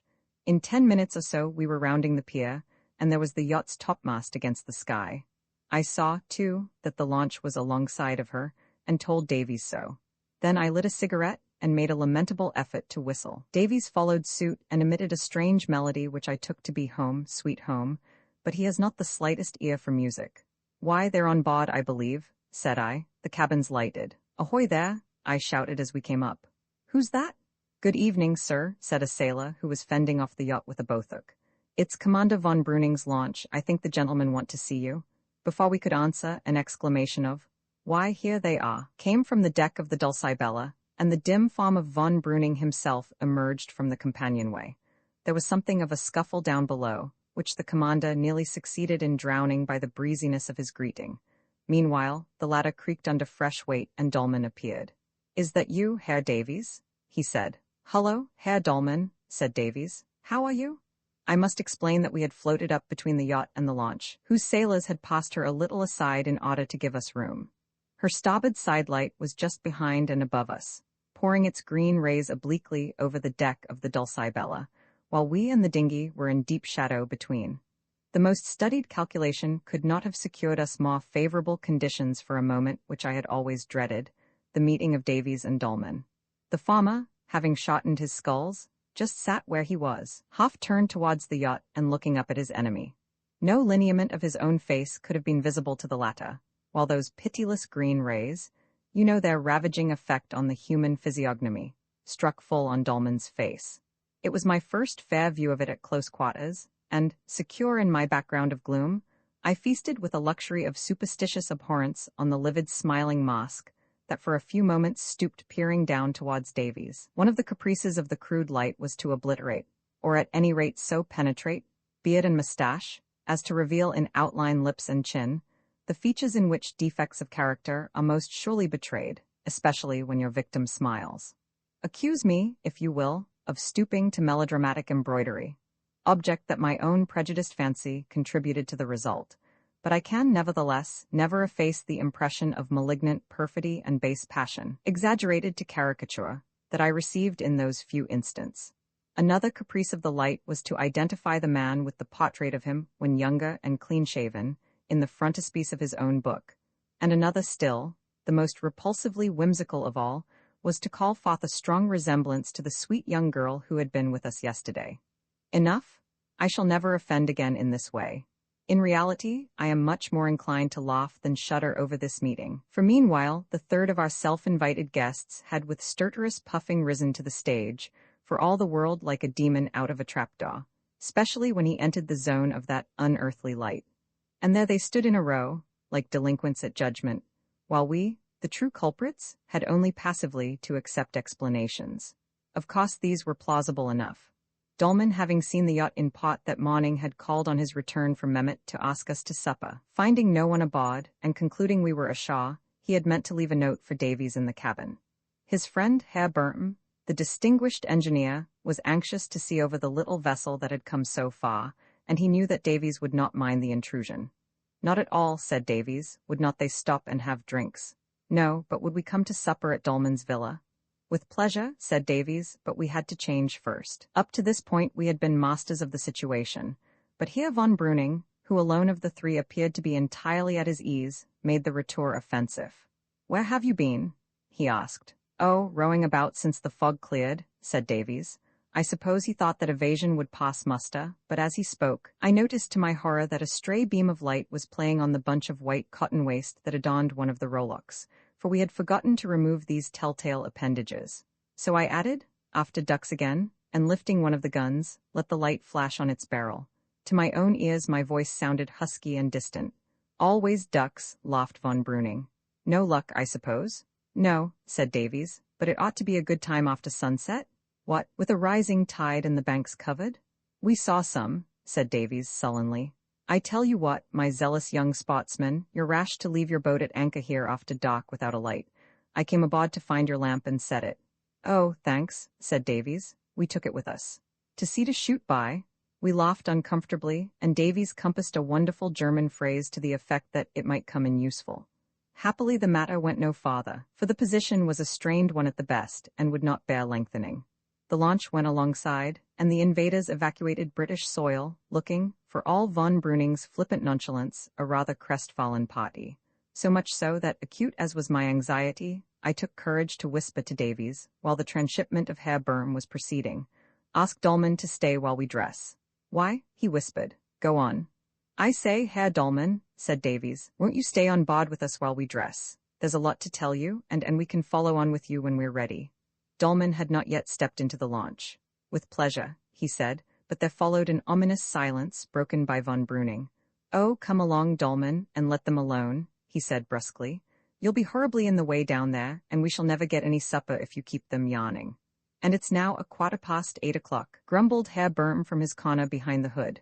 Dolman submitted and excused himself, and the launch steamed away. I think I twig, said Davies as he helped, almost hoisted me aboard. Rather risky, though, eh? I knew they'd object, only wanted to make sure. The cabin was just as we had left it, our shawl clothes lying in disorder on the bunks, a locker or two half open. Well, I wonder what they did down here, said Davies. For my part I went straight to the bookshelf. Does anything strike you about this? I asked, kneeling on the sofa. Logbooks shifted, said Davies. I'll swear it was at the end before. That doesn't matter. Anything else? By Jove, where's Dolman's book? It's here all right, but not where it should be. I had been reading it, you remember, overnight, and in the morning had replaced it in full view among the other books. I now found it behind them, in a wrenched attitude, which showed that someone who had no time to spare had pushed it roughly inwards. What do you make of that? Said Davies. He produced long drinks, and we allowed ourselves 10 minutes of absolute rest, stretched at full length on the sofas. They don't trust Dolman, I said. I spotted that at Mehmet even. How? First, when they were talking about you and me, he was on his defense and in a deuce of a funk, too. Böhm was pressing him hard. Again, at the end, when he left the room followed by Grimm, who I'm certain was sent to watch him. It was while he was away that the other two arranged that rendezvous for the night of the 25th, and again just now, when you asked him to stay. I believe it's working out as I thought it would. Von Breuning, and through him Böhm, who is the engineer from Bremen, know the story of that shortcut and suspect that it was an attempt on your life. Dolman daren't confess to that because, morality apart, it could only have been prompted by extreme necessity, that is, by the knowledge that you were really dangerous, and not merely an inquisitive stranger. Now we know his motive, but they don't yet. The position of that book proves it. He shoved it in. To prevent them seeing it, there's no earthly reason why they should have hidden it. Then we're getting on, said Davies. That shows they know his real name, or why should he shove the book in? But they don't know he wrote a book, and that I have a copy. At any rate, he thinks they don't. We can't say more than that. And what does he think about me? And you? That's the point. 10 to 1 he's in touches of doubt, and would give a fortune to have 5 minutes talk alone with you to see how the land lies and get your version of the shortcut incident. But they won't let him. They want to watch him in our company and us in his. You see, it's an interesting reunion for you and him. Well, let's get into these beastly clothes for it, groaned Davis. I shall have a plunge overboard. Something drastic was required, and I followed his example, curious as the hour was for bathing. I believe I know what happened just now, said I, as we plied rough towels in the warmth below. They steamed up and found nobody on board. I'll leave a note, says Dolman. No independent communications, say they, or think they, will come to, and take the chance of inspecting this hornet's nest. Down they go, and Dolman, who knows what to look for first, sees that damning bit of evidence staring him in the face. They look casually at the shelf among other things, examine the logbook, say, and he manages to push his own book out of sight. But he couldn't replace it when the interruption came. The action would have attracted attention then, and Burton made him leave the cabin in advance, you know. This is all very well, said Davies, pausing in his toilet, but do they guess how we've spent the day? By Jove, Carruthers, that chart with the square cut out, there it is on the rack. We must chance it and bluff for all we're worth, I said. The fact was that Davies could not be brought to realize that he had done anything very remarkable that day. Yet those 14 sinuous miles traversed blindfold, to say nothing of the return journey and my own exploits, made up an achievement audacious and improbable enough to outdistance suspicion. Nevertheless, von Breuning's banter had been disquieting, and if an inkling of our expedition had crossed his mind or theirs, there were ways of testing us which it would require all our effrontery to defeat. "What are you looking for?" said Davies. I was at the collar and stud stage, but had broken off to study the timetable which we had bought that morning. "Somebody insists on coming by the night train to somewhere, on the 25th, I reminded him. Burton, von Breuning, and Grimm are to meet the somebody. Where? At a railway station? I don't know where, they seem to take it for granted, but it must be somewhere on the sea because Burton said the tide serves. It may be anywhere from Emden to Hamburg. 19 no, there's a limit, it's probably somewhere near. Grimm was to come and he's at Mehmet. Here's the map. Emden and Naudijk are the only coast stations till you get to Wilhelmshaven, no, to Caroline and Seal, but those are a long way east. And Emden's a long way south. Say Naudijk then, but according to this there's no train there after 6:15 p.m.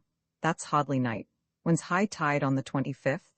Let's see, 8:30 here tonight, Naudijk'll be the same, somewhere between 10:30 and 11 on the 25th. There's a train at Emden at 9:22 from Lier in the south, and one at 10:50 from the north. Are you counting on another fog? Said Davies mockingly. No, but I want to know what our plans are. Can't we wait till this cursed inspection's over? No, we can't, we should come to grief. This was no barren truism, for I was ready with a plan of my own, though reluctant to broach it to Davies. Meanwhile, ready or not, we had to start. The cabin we left as it was, changing nothing and hiding nothing. The safest course to take, we thought, in spite of the risk of further search. But as usual, I transferred my diary to my breast pocket and made sure that the 2 official letters from England were safe in a compartment of it. What do you propose? I asked when we were in the dinghy again. It's a case of as you were, said Davies. Today's trip was a chance we shall never get again. We must go back to last night's decision, tell them that we're going to stay on here for a bit. Shooting, I suppose we shall have to say. And caughting, I suggested. Well, they know all about that, and then we must watch for a chance of tackling Dolman privately. Not tonight, because we want time to consider those clues of yours. Consider? I said, that's putting it mildly. We were at the ladder, and what a languid stiffness oppressed me I did not know till I touched its freezing rungs, each one of which seared my saw palms like red-hot iron. The overdue steamer was just arriving as we set foot on the quay. And yet, by Jove, why not tonight? Pursued Davies, beginning to stride up the pier at pace I could not imitate. Steady on, I protested. And look here, I disagree altogether. I believe today has doubled our chances, but unless we alter our tactics, it has doubled our risks. We've involved ourselves in too tangled a web. I don't like this inspection, and I fear that foxy old Burm who prompted it. The mere fact of their inviting us shows that we stand badly, for it runs in the teeth of Breuning's warning at Bensersiel, and smells uncommonly like arrest. There's a rift between Dolman and the others, but it's a ticklish matter to drive our wedge in. As to tonight, hopeless, they're on the watch and won't give us a chance. And after all, do we know enough? We don't know why he fled from England and turned German. It may have been an extraditable crime, but it may not. Supposing he defies us? There's the girl, you see, she ties our hands, and if he once gets wind of that and trades on our weakness, the game's up. What are you driving at? We want to detach him from Germany, but he'll probably go to any lengths rather than abandon his position here. His attempt on you is the measure of his interest in it. Now, is today to be wasted? We were passing through the public gardens, and I dropped onto a seat for a moment's rest, crackling dead leaves under me. Davies remained standing and pecked at the gravel with his toe. We have got 2 valuable clues, I went on. That rendezvous on the 25th is one, and the name Essens is the other. We may consider them to eternity. I vote we act on them. How? Said Davies. We're under a searchlight here, and if we're caught, your plan ugh. It's as risky as mine and Marceau, I replied, rising with a jerk, for a spasm of cramp took me. We must separate, I added as we walked on. We want at one stroke to prove to them that we are harmless and to get a fresh start. I go back to London. To London? Said Davies. We were passing under an arc lamp, and for the dismay his face showed, I might have said Kamchatka. Well, after all, it's where I ought to be at this moment, I observed. Yes, I forgot. And me. You can't get on without me, so you lay up the yacht here, taking your time. While you? After making inquiries about Dolman's past, I double back as somebody else and follow up the clues. You'll have to be quick, said Davies, abstractedly. I can just do it in time for the 25th. When you say making inquiries, he continued, looking straight before him, I hope you don't mean setting other people on his track. He's fair game, I could not help saying, for there were moments when I chafed under this scrupulous fidelity to our self-denying ordinance. He's our game, or nobody's, said Davies sharply. Oh, I'll keep the secret, I rejoined. Let's stick together, he broke out. I shall make a muck of it without you, and how are we to communicate meet? Somehow, that can wait. I know it's a leap in the dark, but there's safety in darkness. Carruthers, what are we talking about? If they have the ghost of a notion where we have been today, you give us away by packing off to London. They'll think we know their secret and are clearing out to make use of it. That means arrest, if you like. Pessimist? Haven't I written proof of good faith in my pocket, official letters of recall, received today? It's one deception the less, you see, for those letters may have been opened, skillfully done. It's impossible to detect. When in doubt, tell the truth. It's a rum thing how often it pays in this spying business, said Davies thoughtfully. We had been tramping through deserted streets under the glare of electricity, I with my leaden shuffle, he with the purposeful forward stoop and swinging arms that always mocked his gait ashaw. Well, what's it to be? I said. Here's the Schwannelay. I don't like it, said he, but I trust your judgment. We turned slowly down, running over a few lost points where prior agreement was essential, as we stood at the very gate of the villa. Don't commit yourself to dates, I said. Say nothing that will prevent you from being here at least a week hence with the yacht still afloat. And my final word, as we waited at the door for the bell to be answered, was, don't mind what I say. If things look queer, we may have to lighten the ship. Lighten? Whispered Davies. Oh, I hope I shan't bosh it. I hope I shan't get cramp, I muttered between my teeth. It will be remembered that Davies had never been to the villa before. Roman 24 finesse, the door of a room on the ground floor was opened to us by a manservant. As we entered, the rattle of a piano stopped, and a hot wave of mingled scent and cigar smoke struck my nostrils. The first thing I noticed over Davies's shoulder, as he preceded me into the room, was a woman. The sauce of the perfume, I decided, turning round from the piano as he passed it, and staring him up and down with a disdainful familiarity that I at once hotly resented. She was in evening dress, pronounced in cut and color, had a certain exuberant beauty, not wholly ascribable to nature, and a notable lack of breeding. Another glance showed me Dolman putting down a liqueur glass of brandy and rising from a low chair with something of a start. And another, von Breuning, lying back in a corner of a sofa, smoking. On the same sofa, vis-a-vis to him, was, yes, of course it was, Clara Dolman, but how their surroundings alter people. I caught myself thinking. For the rest, I was aware that the room was furnished with ostentation and was stuffy with stove-engendered warmth. Davies steered a straight course for Dolman and shook his hand with business-like resolution. Then he tacked across to the sofa, abandoning me in the face of the enemy. Mister? Said Dolman. Carruthers, I answered distinctly. I was with Davies in the boat just now, but I don't think he introduced me. And now he has forgotten again, I added, dryly, turning towards Davies, who, having presented himself to Fraulein Dolman, was looking feebly from her to von Breuning, the picture of tongue-tied awkwardness. The commander nodded to me and stretched himself with a yawn. Von Breuning told me about you, said Dolman, ignoring my allusion, but I was not quite sure of the name. No, it was not an occasion for formalities, was it? He gave a sudden, mirthless laugh. I thought him flushed and excitable. Yet, seen in a normal light, he was in some respects a pleasant surprise, the remarkable conformation of the head giving an impression of intellectual power and restless, almost insanely restless, energy. What need? I said. I have heard so much about you from Davies and Commander von Breuning that we seem to be old friends already. He shot a doubtful look at me, and a diversion came from the piano. And now, for heaven's sake, cried the lady of the perfume, let us join Herr Böhm at supper. Let me present you to my wife, said Dolman. So this was the stepmother, unmistakably German, I may add. I made my bow, and underwent much the same sort of frank scrutiny as Davies, only that it was rather more favorable to me, and ended in a carmine smile. There was a general movement and further introductions. Davies was led to the stepmother, and I found myself confronting the daughter with quickened pulses and a sudden sense of added complexity in the issues. I had, of course, made up my mind to ignore our meeting of yesterday, and had assumed that she would do the same. And she did ignore it. We met as utter strangers. Nor did I venture, for other eyes were upon us, to transmit any sign of intelligence to her. But the next moment I was wondering if I had not fallen into a trap. She had promised not to tell, but under what circumstances?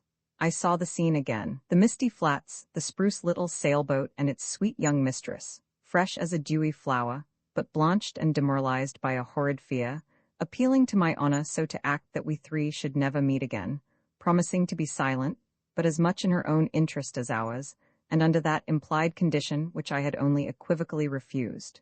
The condition was violated, not by her fault or ours, but violated. She was free to help her father against us, and was she helping him? What troubled me was the change in her, that she, how can I express it without offense, was less in discord with her surroundings than she should have been, that in dress, pose and manner, as we exchanged some trivialities, she was too near reflecting the style of the other woman, that in fact she in some sort realized my original conception of her, so brutally avowed to Davies, so signally, as I had thought, falsified. In the sick perplexity that this discovery caused me, I dare say, I looked as foolish as Davies had done, and more so, for the close heat of the room and its tainted atmosphere, succeeding so abruptly to the wholesome nip of the outside air, were giving me a faintness which this moral check lessened my power to combat. Von Breuning's face wore a sneering smile that I winced under, and turning, I found another pair of eyes fixed on me, those of Herr Böhm, whose squat figure had appeared at a pair of folding doors leading to an adjoining room. Napkin in hand, he was taking in the scene before him with fat benevolence, but exceeding shrewdness.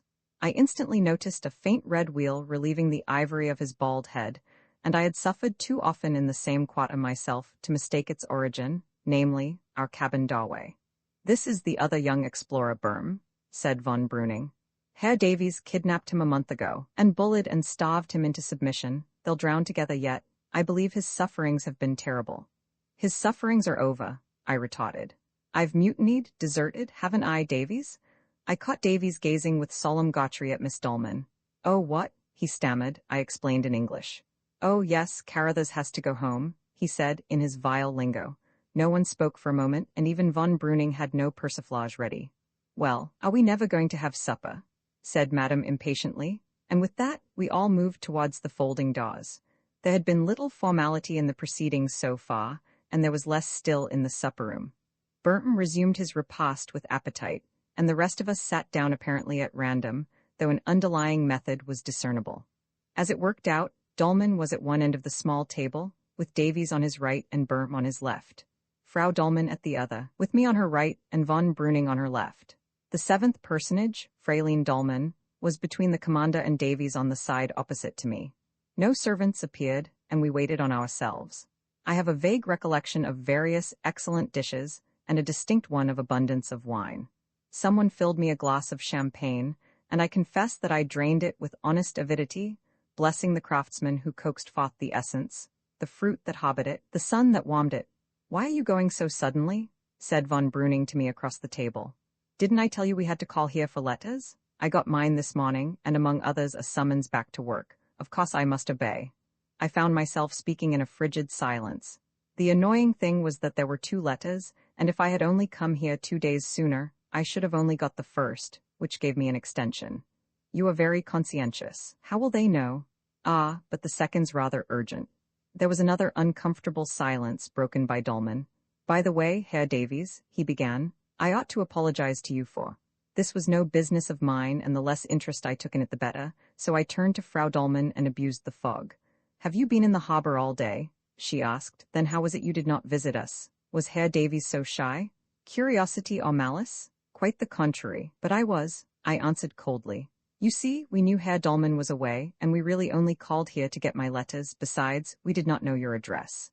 I looked at Clara and found her talking gaily to von Breuning, deaf seemingly to our little dialogue. Anyone would have told you it, said Madame, raising her eyebrows. I dare say, but directly after breakfast the fog came on, and well, one cannot leave a yacht alone in a fog, I said with professional solidity. Von Breuning pricked up his ears at this. I'll be hanged if that was your maxim, he laughed. You're too fond of the Shah. I sent him a glance of protest as though to say, what's the use of your warning if you won't let me act on it? For of course my excuses were meant chiefly for his consumption, and Fraeline Dolman's. That the lady I addressed them to found them unpalatable was not my fault. Then you sat in your wretched little cabin all day? She persisted. All day, I said brazenly. It was the safest thing to do. And I looked again at Fraeline Dolman, frankly and squarely. Our eyes met, and she dropped hers instantly, but not before I had learnt something, for if ever I saw misery under a mask it was on her face. No, she had not told. I think I puzzled the stepmother, who shrugged her white shoulders, and said in that case she wondered we had dared to leave our precious boat and come to supper, if we knew Frisian fogs as well as she did. Oh, I explained, we were not so nervous as that. And as for supper on Shaw, if she only knew what a Spartan life we led. Oh, for mercy's sake, don't tell me about it, she cried with a grimace.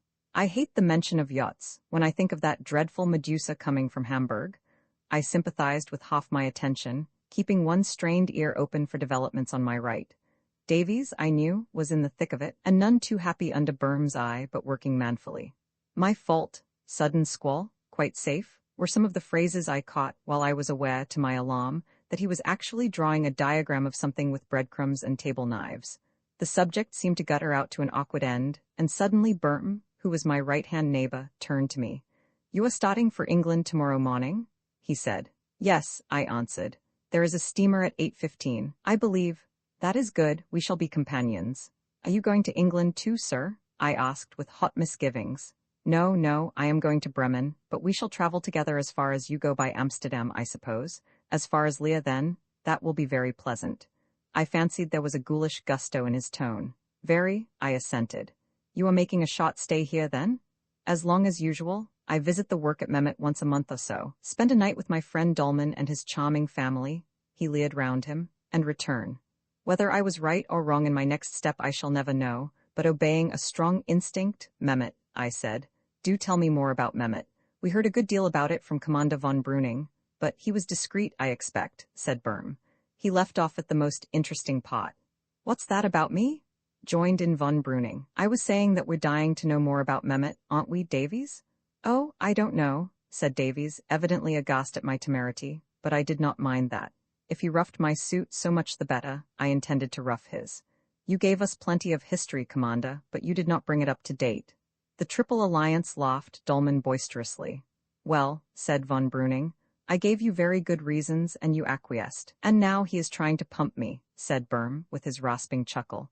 Wait a bit, sir, I have an excuse. The commander was not only mysterious but inaccurate. I appeal to you, Herr Dolman, for it was apropos of you.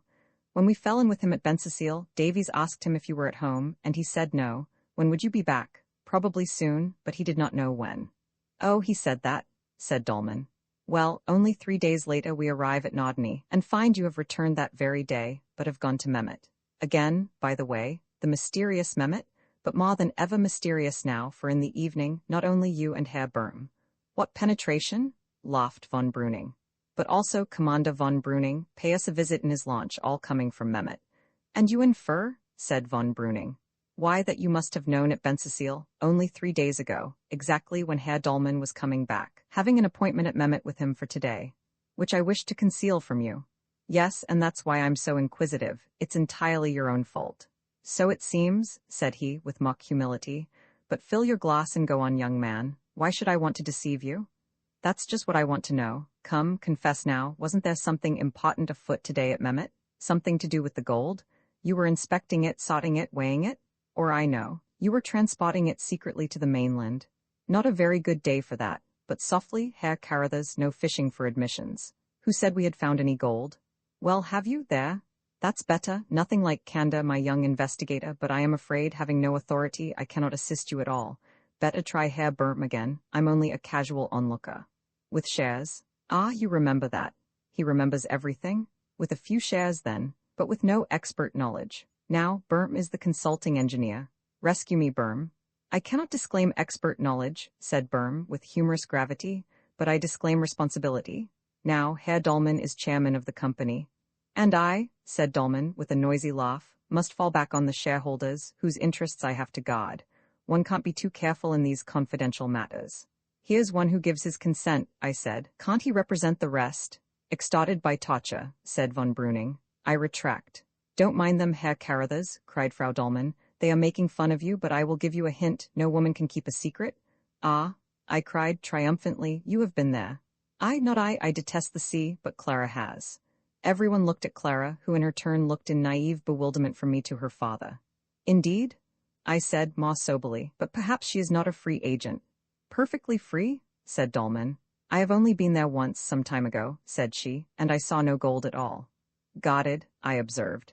I beg your pardon, I mean that perhaps you only saw what you were allowed to see, and in any case the Fraulein has no expert knowledge and no responsibility and perhaps no shares.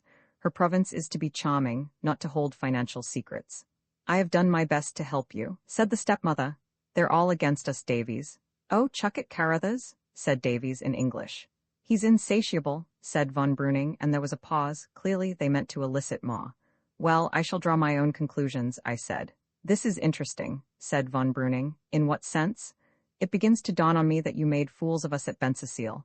Don't you remember, Davies, what an interest he took in all our doings? I wonder if he feared our exploring propensities might possibly lead us to Mehmet. Upon my word, this is the blackest ingratitude. I thought I made myself particularly agreeable to you. Yes, indeed, especially about the duck shooting. How useful your local man would have been both to us and to you? Go on, said the commander, imperturbably. Wait a moment, I'm thinking it out. And thinking it out I was in deadly earnest, for all my levity, as I pressed my hand on my burning forehead and asked myself where I was to stop in this seductive but perilous fraud. To carry it too far was to court complete exposure, to stop too soon was equally compromising. What is he talking about, and why go on with this ridiculous mystery? Said Frau Dolman. I was thinking about this supper party and the way it came about, I pursued slowly. Nothing to complain of, I hope? Said Dolman. Of course not. Impromptu parties are always the pleasantest, and this one was delightfully impromptu. Now I bet you I know its origin. Didn't you discuss us at Mehmet? And didn't one of you suggest? One would almost think you had been there, said Dolman. You may thank your vile climate that we weren't, I retorted, laughing. But as I was saying, didn't one of you suggest, which of you? Well, I'm sure it wasn't the commander. Why not? Said Berm. It's difficult to explain, an intuition. Say, I am sure he stood up for us, and I don't think it was Herr Dolman, because he knows Davies already, and he's always on the spot. And in short I'll swear it was Herr Berm, who is leaving early tomorrow, and had never seen either of us. It was you, sir, who proposed that we should be asked to supper tonight for inspection. Inspection? Said Berm. What an extraordinary idea. You can't deny it, though. And one thing more, in the harbour just now, no, this is going too far. I shall mortally offend you. I gave way to hearty laughter. Come, let's have it. Your hallucinations are diverting. If you insist, but this is rather a delicate matter. You know we were a little surprised to find you all on board. And you, Herr Berm, did you always take such a deep interest in small yachts? I am afraid that it was at a certain sacrifice of comfort that you inspected ours. And I glanced at the token he bore of his encounter with our lintel. There was a burst of pent-up merriment, in which Dolman took the loudest share. I warned you, Berm, he said. The engineer took the joke in the best possible part. We owe you apologies, he conceded. Don't mention it, said Davies. He doesn't mind, I said. I'm the injured one. I'm sure you never suspected Davies who could. Who indeed? I was on firm ground there. The point is, what did you take me for?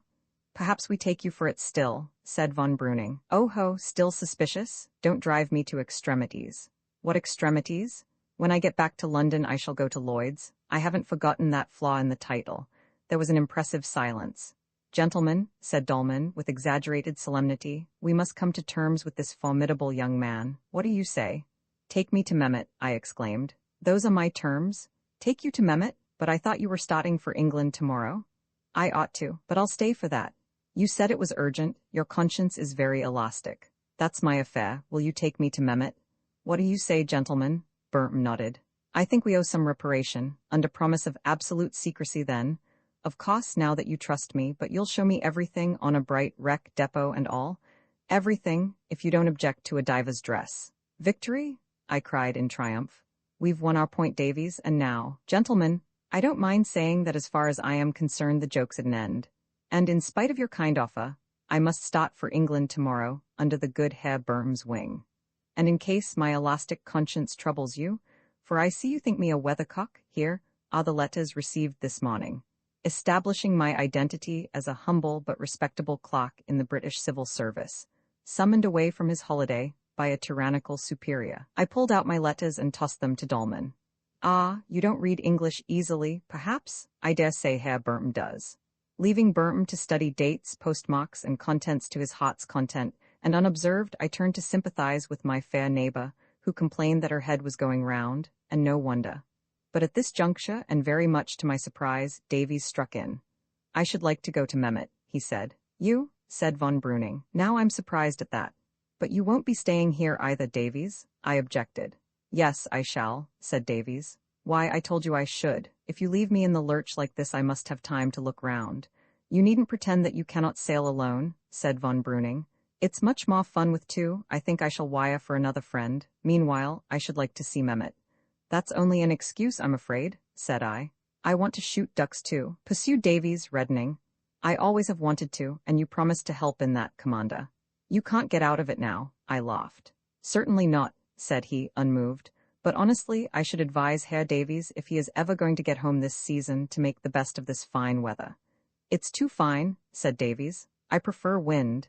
If I cannot get a friend, I think I shall stop cruising, leave the yacht here, and come back for her next year. There was some mute telegraphy between the allies. You can leave her in my charge, said Dolman, and start with your friend tomorrow.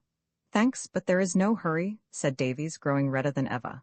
I like Nodney, and we might have another sail in your dinghy, Fraulein, he blurted out. Thank you, she said, in that low, dry voice I had heard yesterday, but I think I shall not be sailing again, it is getting too cold. Oh, no, said Davies, it's splendid. But she had turned to von Breuning, and took no notice. Well, send me a report about Mehmet, Davies. I laughed, with the idea of drawing attention from his rebuff.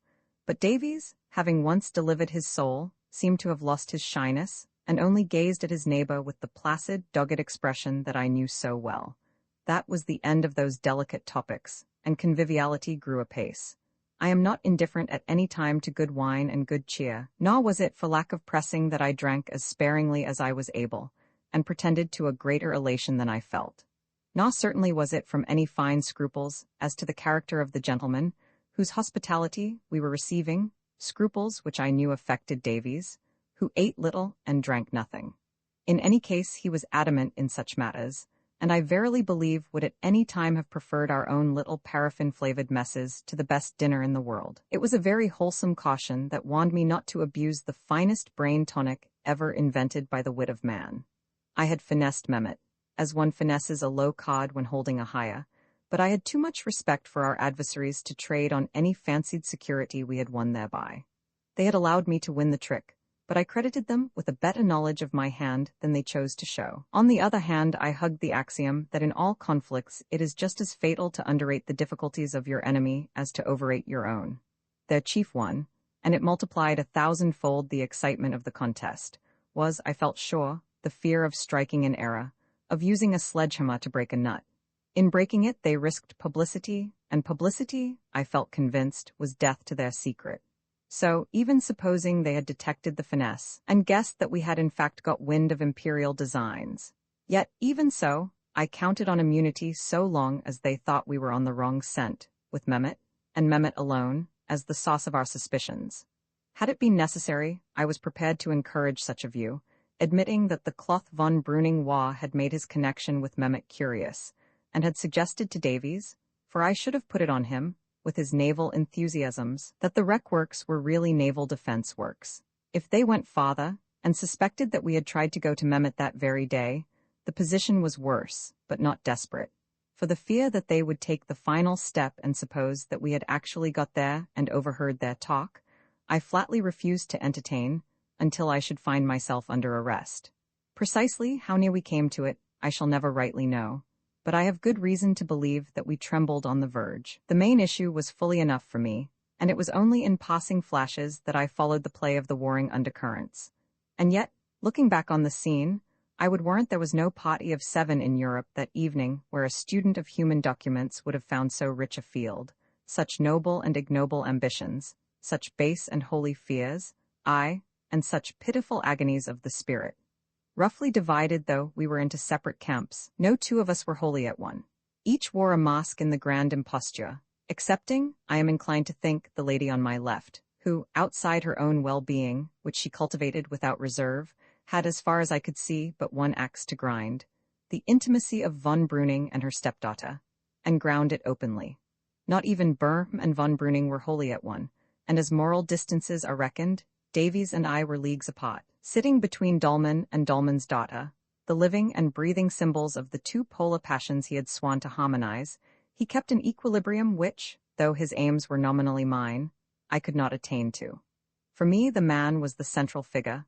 If I had attention to spare, it was on him that I bestowed it, groping disgustfully after his hidden springs of action, noting the evidences of great gifts squandered and prostituted, questioning where he was most vulnerable, whom he feared most, us or his colleagues, whether he was open to remorse or shame, or whether he meditated further crime. The girl was incidental. After the first shock of surprise, I had soon enough discovered that she, like the rest, had assumed a disguise, for she was far too innocent to sustain the deception, and yesterday was fresh in my memory. I was forced to continue turning her assumed character to account, but it would be pharisaical in me to say that I rose to any moral heights in her regard. Wine and excitement had deadened my better nature to that extent. I thought she looked prettier than ever, and, as time passed, I fell into a cynical carelessness about her. This glimpse of her home life, and the desperate expedients to which she was driven, whether by compulsion or from her own regard for Davies, to repel and dismiss him, did not strike me as they might have done as the crowning argument in favor of the course we had adopted the night before, that of compassing our end without noise and scandal, disarming Dolman, but aiding him to escape from the allies he had betrayed. To Davies, the man, if not a pure abstraction, was at most a noxious vermin to be trampled on for the public good, while the girl, in her blackguardly surroundings and with her sinister future, had become the very sauce of his impulse. And the other players, Böhm was my abstraction, the fortress whose foundations we were sapping, the embodiment of that systematized farce which is congenital to the German people. In von Breuning, the personal factor was uppermost. Callous as I was this evening, I could not help wondering occasionally, as he talked and laughed with Clara Dolman, what in his innermost thoughts, knowing her father, he felt and meant. It is a point I cannot and would not pursue, and, thank heaven, it does not matter now. Yet, with fuller knowledge of the facts and, I trust, a mellower judgment, I often return to the same debate, and by I know not what illogical bypaths, always arrive at the same conclusion, that I liked the man and like him still. We behaved as sportsmen in the matter of time, giving them over 2 hours to make up their minds about us. It was only when tobacco smoke and heat brought back my faintness, and a twinge of cramp warned me that human strength has limits, that I rose and said we must go, that I had to make an early start tomorrow. I am hazy about the farewells, but I think that Dolman was the most cordial, to me at any rate, and I augured good therefrom. Böhm said he should see me again. Von Breuning, though bound for the harbour also, considered it was far too early to be going yet, and said goodbye. You want to talk us over? I remember saying, with the last flicker of gaiety I could muster. We were in the streets again, under a silver, breathless night, dizzily footing the greasy ladder again, in the cabin again, where I collapsed on a sofa just as I was, and slept such a deep and stringent sleep that the men of the Blitz's launch might have handcuffed and trussed and carried me away, without incommoding me in the least. Roman 25 I double back goodbye, old chap, called Davies. Goodbye. The whistle blew and the ferry steamer forged ahead, leaving Davies on the quay, bareheaded and wearing his old Norfolk jacket and stained grey flannels, as at our first meeting in Flensburg station. There was no bandaged hand this time, but he looked pinched and depressed. His eyes had black circles round them, and again I felt that same indefinable pathos in him. Your friend is in low spirits, said Böhm, who was installed on a seat beside me, voluminously caped and rugged against the biting air. It was a still, sunless day. So am I grunted, and it was the literal truth. I was only half awake, felt unwashed and dissipated, heavy in head and limbs. But for Davies I should never have been where I was. It was he who had patiently coaxed me out of my bunk, packed my bag, fed me with tea and an omelette, to which I believe he had devoted peculiarly tender care, and generally mothered me for departure. While I swallowed my second cup, he was brushing the mold and smoothing the dents from my felt hat, which had been entombed for a month in the sail locker, working at it with a remorseful concern in his face. The only initiative I am conscious of having shown was in the matter of my bag. Put in my sea clothes, oils, and all? I had said, I may want them again. There was mortal need of a thorough consultation, but this was out of the question. Davies did not badger or complain, but only timidly asked me how we were to meet and communicate, a question on which my mind was an absolute blank. Look out for me about the 26th, I suggested feebly. Before we left the cabin, he gave me a scrap of penciled paper and saw that it went safely into my pocketbook. Look at it in the train, he said. Unable to cope with Burm, I paced the deck aimlessly as we swung round the sea gat into the Bustife, trying to identify the point where we crossed it yesterday blindfold.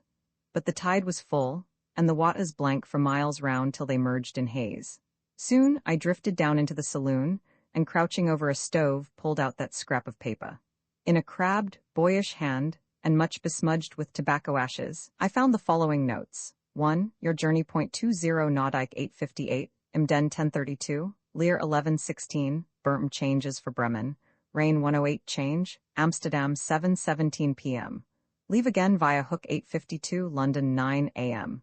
2. The coast station, there in Desvis, query is it Nauden? You pass it 9:13, there is a tidal creek up to it.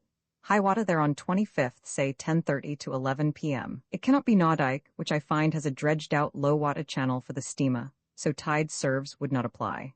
3. Your other clues tugs, pilots, depths, railway, Essens, 7 of something. Query, scheme of defense by land and sea for North Sea coast. C. 7 islands, 7 channels between, counting West Ems, very small depths, what you said in most of them. Tugs and pilots for patrol work behind islands, as I always said. Query, Rindesvis is for inspecting channels. Land, look at railway, map in Ulster pocket, running in a loop all round Friesland, a few miles from coast. Query, to be used as line of communication for Army Corps. Troops could be quickly sent to any threatened point. Essens the base? It is in top center of loop. Von Breuning dished us fairly over that at Bensersiel. Chatham D. was spying after our naval plans for war with Germany. Von Breuning runs naval pot over here. Where does Burma come in? Query, you go to Bremen and find out about him. I nodded stupidly over this document, so stupidly that I found myself wondering whether Burma was a place or a person. Then I dozed, to wake with a violent start and find the paper on the floor. Panic-stricken, I hid it away, and went on deck, when I found we were close to Naudijk, running up to the bleakest of bleak jetties thrown out from the dike-bound polders of the mainland. Burm and I landed together, and he was at my elbow as I asked for a ticket for Amsterdam, and was given one as far as Rain, a junction near the Dutch frontier. He was ensconced in an opposite corner to me in the railway carriage, looking like an Indian idol. Where do you come in? I pondered, dreamily. Too sleepy to talk, I could only blink at him, sitting bolt upright with my arms folded over my precious pocketbook. Finally, I gave up the struggle, buttoned my ulster tightly up, and turning my back upon him with an apology, lay down to sleep, the precious pocket nethermost. He was at liberty to rifle my bag if he chose, and I dare say he did. I cannot say, for from this point till Rain, for the best part of 4 hours, that is, I had only 2 lucid intervals. The first was at Emden, where we both had to change. Here, as we pushed our way down the crowded platform, Burton, after being greeted respectfully by several persons, was at last buttonholed without means of escape by an obsequious gentleman, whose description is of no moment, but whose conversation is. It was about a canal. What canal I did not gather, though, from a name dropped, I afterwards identified it as one in course of construction as a feeder to the Ems. The point is that the subject was canals. At the moment it was seed dropped in unreceptive soil, but it germinated later. I passed on, mingling with the crowd, and was soon asleep again in another carriage where Burton this time did not follow me. The second occasion was at Lear, where I heard myself called by name, and woke to find him at the window. He had to change trains and had come to say goodbye. Don't forget to go to Lloyd's, he grated in my ear. I expect it was a wan smile that I returned, for I was at a very low ebb, and my fortress looked sarcastically impregnable. But the Sapa was free. Free was my lost conscious thought. Even after Rain, where I changed for the last time, a brutish drowsiness enchained me, and the afternoon was well advanced before my faculties began to revive. The train crept like a snail from station to station. I might, so a fellow passenger told me, have waited 3 hours at Rain for an express which would have brought me to Amsterdam at about the same time, or, if I had chosen to break the journey farther back, 2 hours at either Emden or Leer would still have enabled me to catch the said express at Rain. These alternatives had escaped Davies, and I surmised, had been suppressed by Burton, who doubtless did not want me behind him, free either to double back or to follow him to Bremen. The pace, then, was execrable, and there were delays. We were behind time at Hengelo, 30 minutes late at Apeldoorn, so that I might well have grown nervous about my connections at Amsterdam, which were in some jeopardy. But as I battled out of my lethargy and began to take account of our position and prospects, quite a different thought at the outset affected me. Anxiety to reach London was swamped in reluctance to quit Germany, so that I found myself grudging every mile that I placed between me and the frontier. It was the old question of urgency. Today was the 23rd. The visit to London meant a minimum absence of 48 hours, counting from Amsterdam. That is to say, that by traveling for 2 nights and 1 day, and devoting the other day to investigating Dolman's past, it was humanly possible for me to be back on the Frisian coast on the evening of the 25th. Yes, I could be at Nauden, if that was the rendezvous, at 7 p.m. But what a scramble! No margin for delays, no physical respite. Some pasts take a deal of raking up, other persons may be affected. Men are cautious, they trip you up with red tape. Or the man who knows is out at lunch, a protracted lunch, or in the country, a protracted weekend. Will you see Mr. So-and-so? I'll leave a note. Oh, I know those public departments from the inside. And the Admiralty? I saw myself baffled and racing back the same night to Germany, with 2 days wasted, arriving, good for nothing, at Nauden, with no leisure to reconnoiter my ground. To be baffled again there, probably, for you cannot always count on fogs, as Davies said. Essens was another clue, and to follow Burma. There was something in that notion. But I wanted time, and had I time? How long could Davies maintain himself at Nauden? Not so very long, from what I remembered of last night. And was he even safe there?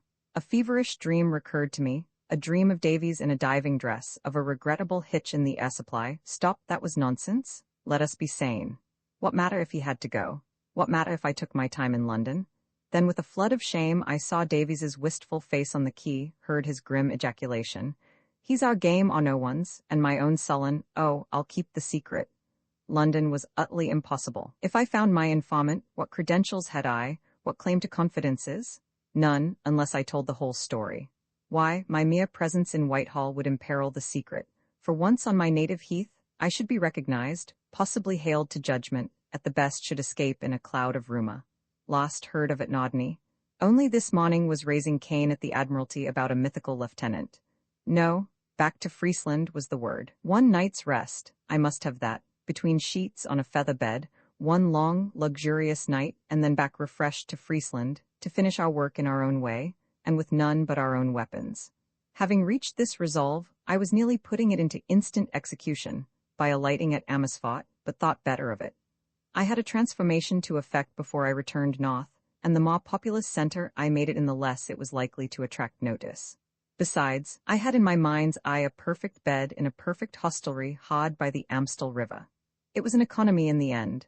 So, at 8:30, I was sipping my coffee in the aforesaid hostelry, with a London newspaper before me, which was unusually interesting, and some German journals, which, in hate of a wrong not theirs, were one and all seething with rancorous Anglophobia. At 9 I was in the Jewish quarter, striking bargains in an infamous marine slop shop. At 9:30 I was dispatching this unscrupulous telegram to my chief. Very sorry, could not call Nauden, hope extension all right. Please write to Hotel du Louvre, Paris. At 10 I was in the perfect bed, rapturously flinging my limbs abroad in its glorious redundancies. And at 8:28 on the following morning, with a novel chilliness about the upper lip, and a vast excess of strength and spirits, I was sitting in a third-class carriage, bound for Germany, and dressed as a young seaman, in a pea-jacket, peaked cap, and comforter. The transition had not been difficult.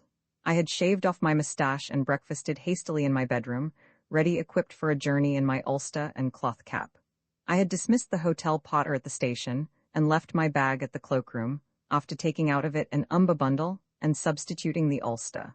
The umber bundle, which consisted of my oilskins, and within them, my sea boots and a few other garments and necessaries, the whole tied up with a length of tarry rope, was now in the rack above me, and with a stout stick represented my luggage.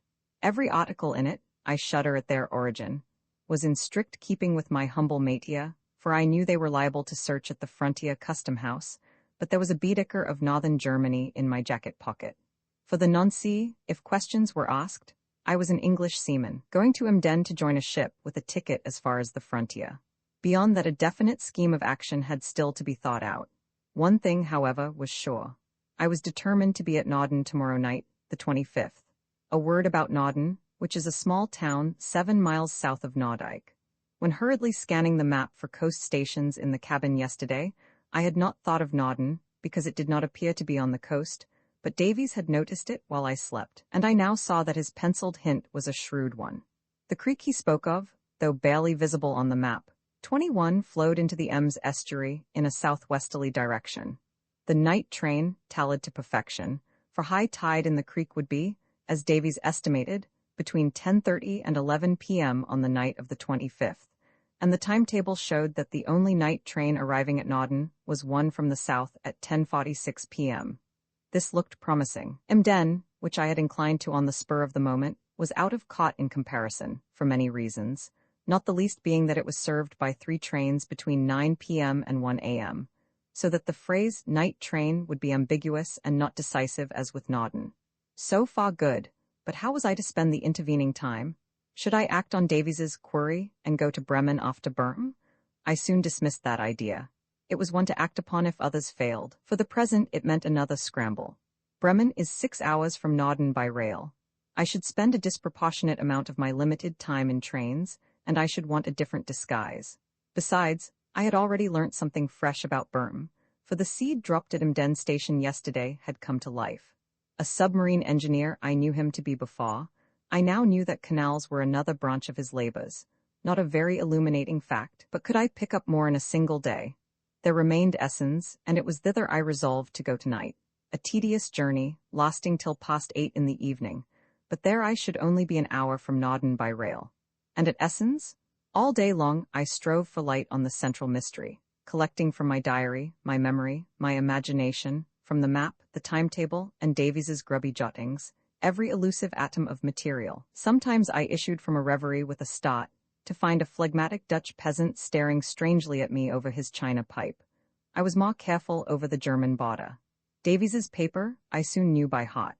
I pictured him writing it with his cramped fist in his corner by the stove, fighting against sleep, absently striking salvos of matches, while I snored in my bunk.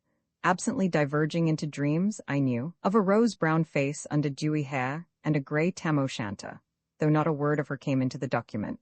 I smiled to see his undying faith in the channel theory, reconciled at the 11th hour, with new data touching the neglected land.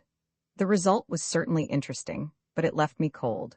That there existed in the German archives some such scheme of defense for the North Sea coast was very likely indeed. The 7 islands, with their 7 shallow channels though, by the way, 2 of them, the twin branches of the Ems, are by no means so shallow, were a very fair conjecture, and fitted in admirably with the channel theory, whose intrinsic merits I had always recognized, my constant objection having been that it did not go nearly far enough to account for our treatment. The ring of railway round the peninsula, with Essens at the apex, was suggestive too, but the same objection applied. Every country with a maritime frontier has, I suppose, secret plans of mobilization for its defense, but they are not such as could be discovered by passing travelers, not such as would warrant stealthy searches, or require for their elaboration so recondite a meeting place as Mehmet. Dolman was another weak point. Dolman in England, spying. All countries, Germany included, have spies in their service, dirty though necessary tools, but Dolman in such intimate association with the principal plotters on this side, Dolman rich, influential, a power in local affairs, it was clear he was no ordinary spy. And here I detected a hesitation in Davies's rough sketch, a reluctance, as it were, to pursue a clue to its logical end. He spoke of a German scheme of coast defense, and in the next breath of Dolman spying for English plans in the event of war with Germany, and there he left the matter. But what sort of plans? Obviously, if he was on the right track, plans of attack on the German coast as opposed to those of strategy on the high seas. But what sort of an attack? Obviously again, if his rail-wearing meant anything, an attack by invasion on that remote and desolate littoral, which he had so often himself declared to be impregnably secure behind its web of sands and shallows. My mind went back to my question at Bensersiel. Can this coast be invaded? To his denial and our fruitless survey of the dikes and polders. Was he now reverting to a fancy we had both rejected, while shrinking from giving it explicit utterance? The doubt was tantalizing. A brief digression here about the phases of my journey. At Rain I changed trains, turned due north, and became a German seaman. There was little risk in a defective accent. Sailors are so polyglot, while an English sailor straying about Esens might excite curiosity. Yesterday I had paid no heed to the landscape. Today I neglected nothing that could conceivably supply a hint. From Rain to Emden, we descended the valley of the Ems. At first through a land of thriving towns and fat pastures, degenerating farther north to spaces of heathery bog and moorland. A sad country, but looking at its best, such as that was, for I should mention here that the weather, which in the early morning had been as cold and misty as ever, grew steadily milder and brighter as the day advanced, while my newspaper stated that the glass was falling and the anticyclone giving way to pressure from the Atlantic. At Emden, where we entered Friesland proper, the train crossed a big canal, and for the 20th time that day, for we had passed numbers of them in Holland and not a few in Germany, I said to myself, canals, canals. Where does Burton come in? It was dusk, but light enough to see an unfamiliar craft, a torpedo boat in fact, moored to stakes at one side. In a moment, I remembered that page in the North Sea Pilot where the Ems Jade Canal is referred to as deep enough to carry gunboats, and is used for that strategic purpose between Wilhelmshaven and Emden, along the base, that is, of the Frisian Peninsula. I asked a peasant opposite. Yes, that was the Ems Jade Canal. Had Davies forgotten it? It would have greatly strengthened his halting sketch. At the bookstall at Emden, I bought a pocket ordnance map 22 of Friesland, on a much larger scale than anything I had used before, and when I was unobserved studied the course of the canal, with an impatience which, alas, quickly cooled. From Emden northwards, I used the same map to aid my eyesight, and with its help saw in the gathering gloom more heaths and bogs, once a great glimmering lake, and at intervals cultivated tracts. A watery land as ever, pools, streams, and countless drains and ditches. Extensive woods were marked also, but farther inland. We passed Norden at 7, just dark. I looked out for the creek, and sure enough, we crossed it just before entering the station. Its bed was nearly dry, and I distinguished barges lying aground in it. This being the junction for Esens, I had to wait 3/4 of an hour, and then turned east through the utmost northern wilds, stopping at occasional village stations and keeping 5 or 6 miles from the sea. It was during this stage, in a wretchedly lit compartment, and alone for the most part, that I finally assembled all my threads and tried to weave them into a cable whose cause should be Esens. A town, so Baedeker said, of 3,500 inhabitants, the center of a rich agricultural district. Fine spire. Esens is 4 miles inland from Bensersiel. I reviewed every circumstance of that day at Bensersiel, and boiled to think how von Breuning had tricked me. He had driven to Esens himself, and read me so well that he actually offered to take me with him, and I had refused from excess of cleverness. Stay, though, if I had happened to accept, he would have taken very good care that I saw nothing important. The secret, therefore, was not writ large on the walls of Esens. Was it connected with Bensersiel too, or the country between? I searched the ordnance map again, standing up to get a better light and less jolting. There was the road northwards from Esens to Bensersiel, passing through dots and chessboard squares, the former meaning fen, the latter fields, so the reference said. Something else, too, immediately caught my eye, and that was a stream running to Bensersiel. I knew it at once for the muddy stream or drain we had seen at the harbour, issuing through the sluice or seal from which Bensersiel took its name, but it arrested my attention now because it looked more prominent than I should have expected. Charts are apt to ignore the geography of the mainland, except in so far as it offers sea marks to mariners. On the chart, this stream had been shown as a rough little corkscrew, like a sucking pig's tail. On the ordnance map it was marked with a dark blue line, was labeled Bensertief, and was given a more resolute course. Bends became angles, and there were what appeared to be artificial straightnesses at certain points. One of the threads in my skein, the canal thread, tingled sympathetically, like a wire charged with current. Standing astraddle on both seats with the map close to the lamp, I greedily followed the course of the Typh southward. It inclined away from the road to Essens and past the town about a mile to the west, diving underneath the railway. Soon after it took angular tacks to the eastward and joined another blue line trending southeast and lettered Essens-Whitmunde Canal. This canal, however, came to an abrupt end halfway to Whitmunde, a neighboring town. For the first time that day, there came to me a sense of genuine inspiration. Those shallow depths and short distances, fractions of meters and kilometers, which I had overheard from Burnham's lips at Mehmet, and which Davies had attributed to the outside channels. Did they refer to a canal? I remembered seeing barges in Bensersiel harbour. I remembered conversations with the natives in the inn, scraps of the postmaster's pompous loquacity, talks of growing trade, of bricks and grain passing from the interior to the islands. From another source, was it the grocer of Wangerooge? Of expansion of business in the islands themselves as bathing resorts. From another source again, von Breuning himself, surely, of Dolman's personal activity in the development of the islands. In obscure connection with these things, I saw the torpedo boat in the Ems Jade Canal. It was between Donham and Essens that these ideas came, and I was still absorbed in them when the train drew up, just upon 9 o'clock, at my destination, and after 10 minutes' walk, along with a handful of other passengers, I found myself in the quiet cobbled streets of Essens, with the great church steeple that we had so often seen from the sea, soaring above me in the moonlight. Roman 26, the 7 Seals selecting the very humblest gasthaus I could discover, I laid down my bundle and called for beer, bread, and wurst. The landlord, as I had expected, spoke the Frisian dialect, so that though he was rather difficult to understand, he had no doubts about the purity of my own German high accent. He was a worthy fellow, and hospitably interested. Did I want a bed? No, I was going on to Bensersiel, I said, to sleep there, and take the morning postskiff to Langeoog Island. I had not forgotten our friends the twin giants and their functions. I was not an islander myself, he asked. No, but I had a married sister there, had just returned from a year's voyaging and was going to visit her. By the way, I asked, how are they getting on with the Benser Typh? My friend shrugged his shoulders. It was finished, he believed. And the connection to Whitmunde? Under construction still. Langeoog would be going ahead then. Oh, he supposed so, but he did not believe in these newfangled schemes. But it was good for trade, I supposed. Essens would benefit in sending goods by the Typh. What was the traffic, by the way?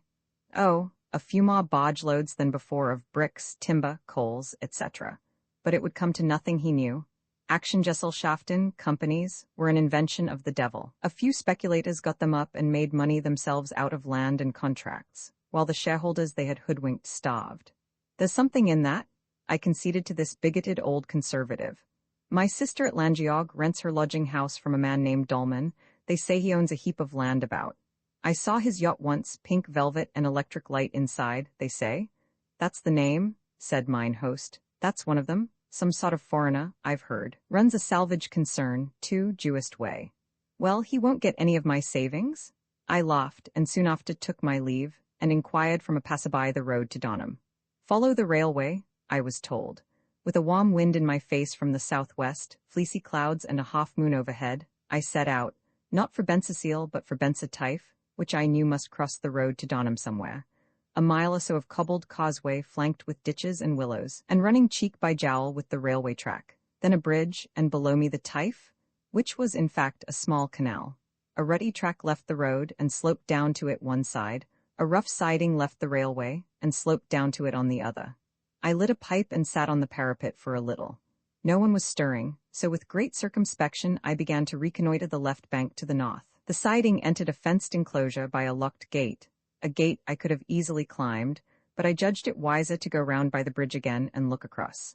The enclosure was a small coal store, nothing more.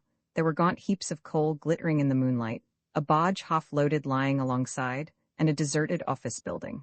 I skulked along a sandy towpath in solitude. Fens and field were round me, as the map had said, willows and osier beds, the dim farms of cattle, the low melody of wind roaming unfettered over a plain, once or twice the flutter and quack of a startled wild duck. Presently I came to a farmhouse, dark and silent. Opposite it, in the canal, a couple of empty barges. I climbed into one of these and sounded with my stick on the offside, barely 3 feet, and the torpedo boat melted out of my speculations. The The stream, I observed also, was only just wide enough for 2 barges to pass with comfort. Other farms I saw, or thought I saw, and a few more barges lying in side cuts linked by culverts to the canal, but nothing noteworthy.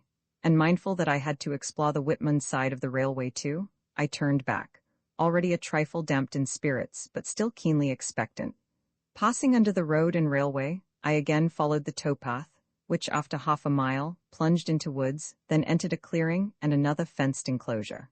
A timber yard by the look of it. This time I stripped from the waist downward, waded over, dressed again, and climbed the paling. There was a cottage standing back, but its occupants evidently slept. I was in a timber yard, by the stacks of wood and the steam sawmill, but something more than a timber yard, for as I warily advanced under the shadow of the trees at the edge of the clearing, I came to a long tin shed which strangely reminded me of Mehmet, and below it, nearer the canal, loomed a dark skeleton framework, which proved to be a half-built vessel on stalks. Close by was a similar object, only nearly completed, a barge. A paved slipway led to the water here, and the canal broadened to a siding or backwater in which lay 7 or 8 more barges in tiers. I scaled another paling and went on, walking, I should think, 3 miles by the side of the canal, till the question of bed and ulterior plans brought me to a halt. It was past midnight, and I was adding little to my information. I had encountered a brick field, but soon after that there was increasing proof that the canal was as yet little used for traffic. It grew narrower, and there were many signs of recent labor for its improvement. In one place, a dammed-off deviation was being excavated, evidently to abridge an impossible bend. The path had become atrocious, and my boots were heavy with clay. Bearing in mind the abruptly ending blue line on the map, I considered it useless to go farther, and retraced my steps, trying to concoct a story which would satisfy an irritable Essenes innkeeper that it was a respectable wayfarer, and not a tramp or a lunatic who knocked him up at 1:30 or thereabouts. But a much more practical resource occurred to me as I approached the timber yard, for lodging, free and accessible, lay there ready to hand. I boarded one of the empty barges in the backwater, and surveyed my quarters for the night. It was of a similar pattern to all the others I had seen. A lighter, strictly, in the sense that it had no means of self-propulsion, and no separate quarters for crew, the whole interior of the hull being free for cargo. At both bow and stern there were 10 feet or so of deck, garnished with bitts and bollards. The rest was an open well, flanked by waterways of substantial breadth, the whole of stout construction and, for a humble lighter, of well-proportioned and even graceful design, with a marked forward sheer, and, as I had observed in the specimen on the stocks, easy lines at the stern. In short, it was apparent, even to an ignorant landsman like myself, that she was designed not merely for canal work but for rough water. And well she might be, for, though the few miles of sea she had to cross in order to reach the islands were both shallow and sheltered, I knew from experience what a vicious surf they could be whipped into by a sudden gale. It must not be supposed that I dwelt on this matter. On limited lines, I was making progress, but the wings of imagination still drooped nervelessly at my sides. Otherwise, I perhaps should have examined this lighter more particularly, instead of regarding it mainly as a convenient hiding place. Under the stern deck was stowed a massive roll of tarpaulin, a corner of which made an excellent blanket, and my bundle a good pillow. It was a descent from the luxury of last night, but a spy, I reflected philosophically, cannot expect a feather bed 2 nights running, and this one was at any rate airier and roomier than the coffin-like bunk of the Dulcibella, and not so very much hotter. When snugly ensconced, I studied the map by intermittent matchlight. It had been dawning on me in the last half-hour that this canal was only one of several, that in concentrating myself on Essenes and Bensersiel, I had forgotten that there were other villages ending in seal, also furnished on the chart with corkscrew streams, and moreover, that Böhm's statistics of depth and distance had been marshaled in 7 categories, A to G. The very first match brought full recollection as to the villages. The suffix seal repeated itself all round the coastline. 5 miles eastward of Bensersiel was New Hollingaseal, and farther on Caroline and Seal. 4 miles westward was Donumaseal, and farther on Nesmaseal and Hilgenridaseal. That was 6 on the north coast of the peninsular alone. On the west coast, facing the Ems, there was only one, Greetseal, a good way south of Nauden. But on the east, facing the Jade, there were no less than 8 at very close intervals. A moment's thought, and I disregarded this latter group. They had nothing to do with Essenes, nor had they any imaginable raison d'etre as veins for commerce, differing markedly in this respect from the group of 6 on the north coast, whose outlook was the chain of islands, and whose inland centre, almost exactly, was Essenes. I still wanted one to make 7, and as a working hypothesis added the solitary great seal. At all 7 villages streams debouched, as at Bensasil. From all 7 points of issue, dotted lines were marked seaward, intersecting the great tidal sands and leading towards the islands. And on the mainland behind, the whole 7-fold system ran the loop of railway, but there were manifold minor points of difference. No stream boasted so deep and decisive a blue lintel as did Bensa. None penetrated so far into the hinterland. They varied in length and sinuosity. 2, those belonging to Hilgenridaseal and Greetseal, appeared not to reach the railway at all. On the other hand, Carolinenseal, opposite Wangerooge Island, had a branch line all to itself. Match after match waxed and waned as I puzzled over the mystic 7. In the end, I puzzled myself to sleep, with the one fixed idea that tomorrow, on my way back to Nauden, I must see more of these budding canals, if such they were.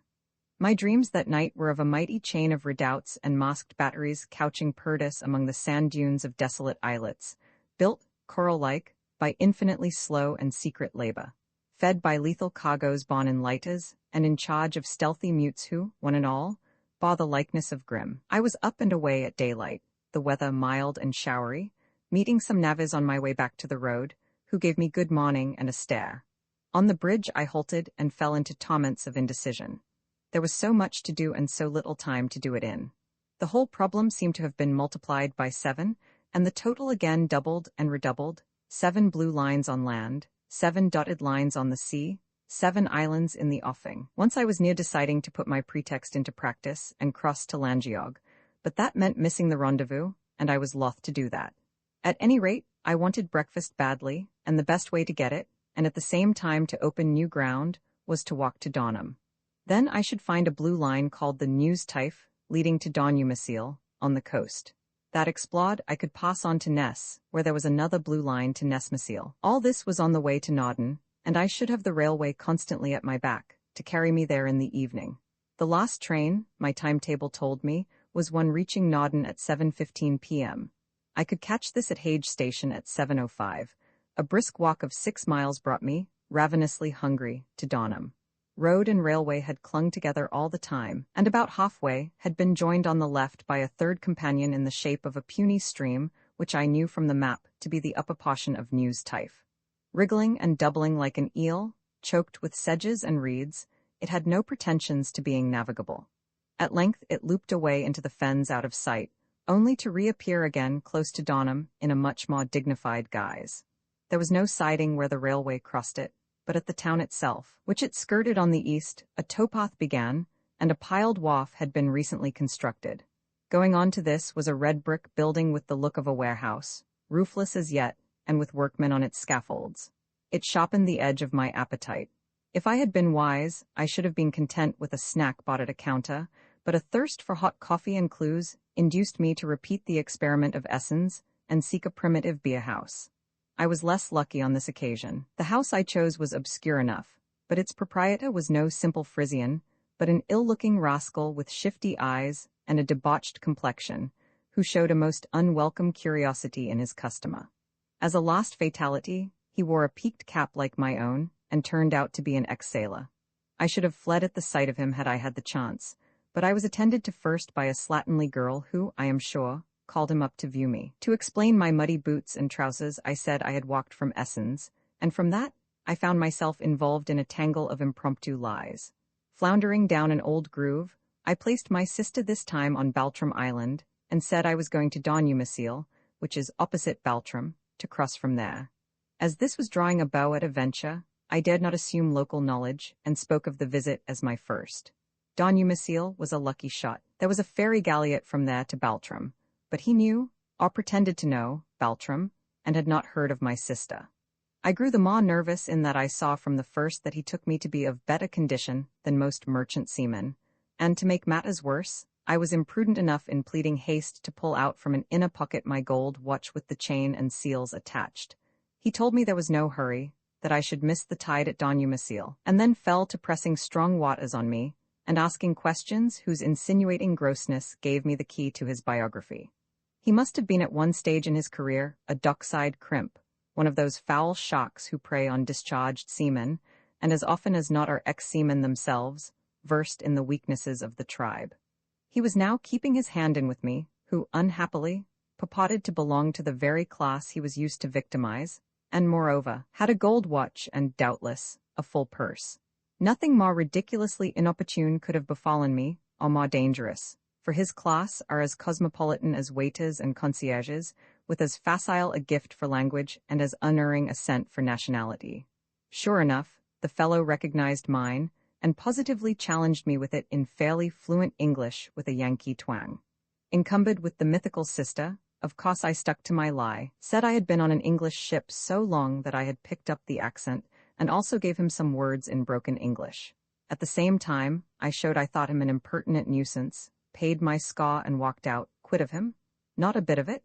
He insisted on showing me the way to Don Umasil, and followed me down the street. Perceiving that he was in liquor, in spite of the early hour, I dared not risk a quarrelsome scene with a man who already knew so much about me, and might at any moment elicit more. So I melted and humoured him, treated him in a gin shop in the hope of giving him the slip, a disastrous resource, which was made a precedent for further potations elsewhere. I would gladly draw a veil over our scandalous progress through peaceable Donham, of the terrors I experienced when he introduced me as his friend, and as his English friend, and of the abasement I felt, too, as, linked arm in arm, we trod the 3 miles of road coastwards. It was his malicious whim that we should talk English, a fortunate whim, as it turned out, because I knew no forecastle German, but had a smattering of forecastle English, gathered from Cutcliffe Hine and Kipling. With these I extemporized a disreputable hybrid, mostly consisting of oaths and blasphemies, and so yawned of imaginary voyages. Of course he knew every pot in the world, but happily was none too critical, owing to repeated Schnapsen. Nevertheless, it was a deplorable contretemps from every point of view. I was wasting my time, for the road took a different direction to the News Typh, so that I had not even the advantage of inspecting the canal, and only met with it when we reached the sea. Here it split into 2 mouths, both furnished with locks, and emptying into 2 little mud-hole harbours, replicas of Bensasil, each owning its cluster of houses. I made straight for the Gasthaus at Don Umasil, primed my companion well, and asked him to wait while I saw about a boat in the harbour. But needless to say, I never rejoined him.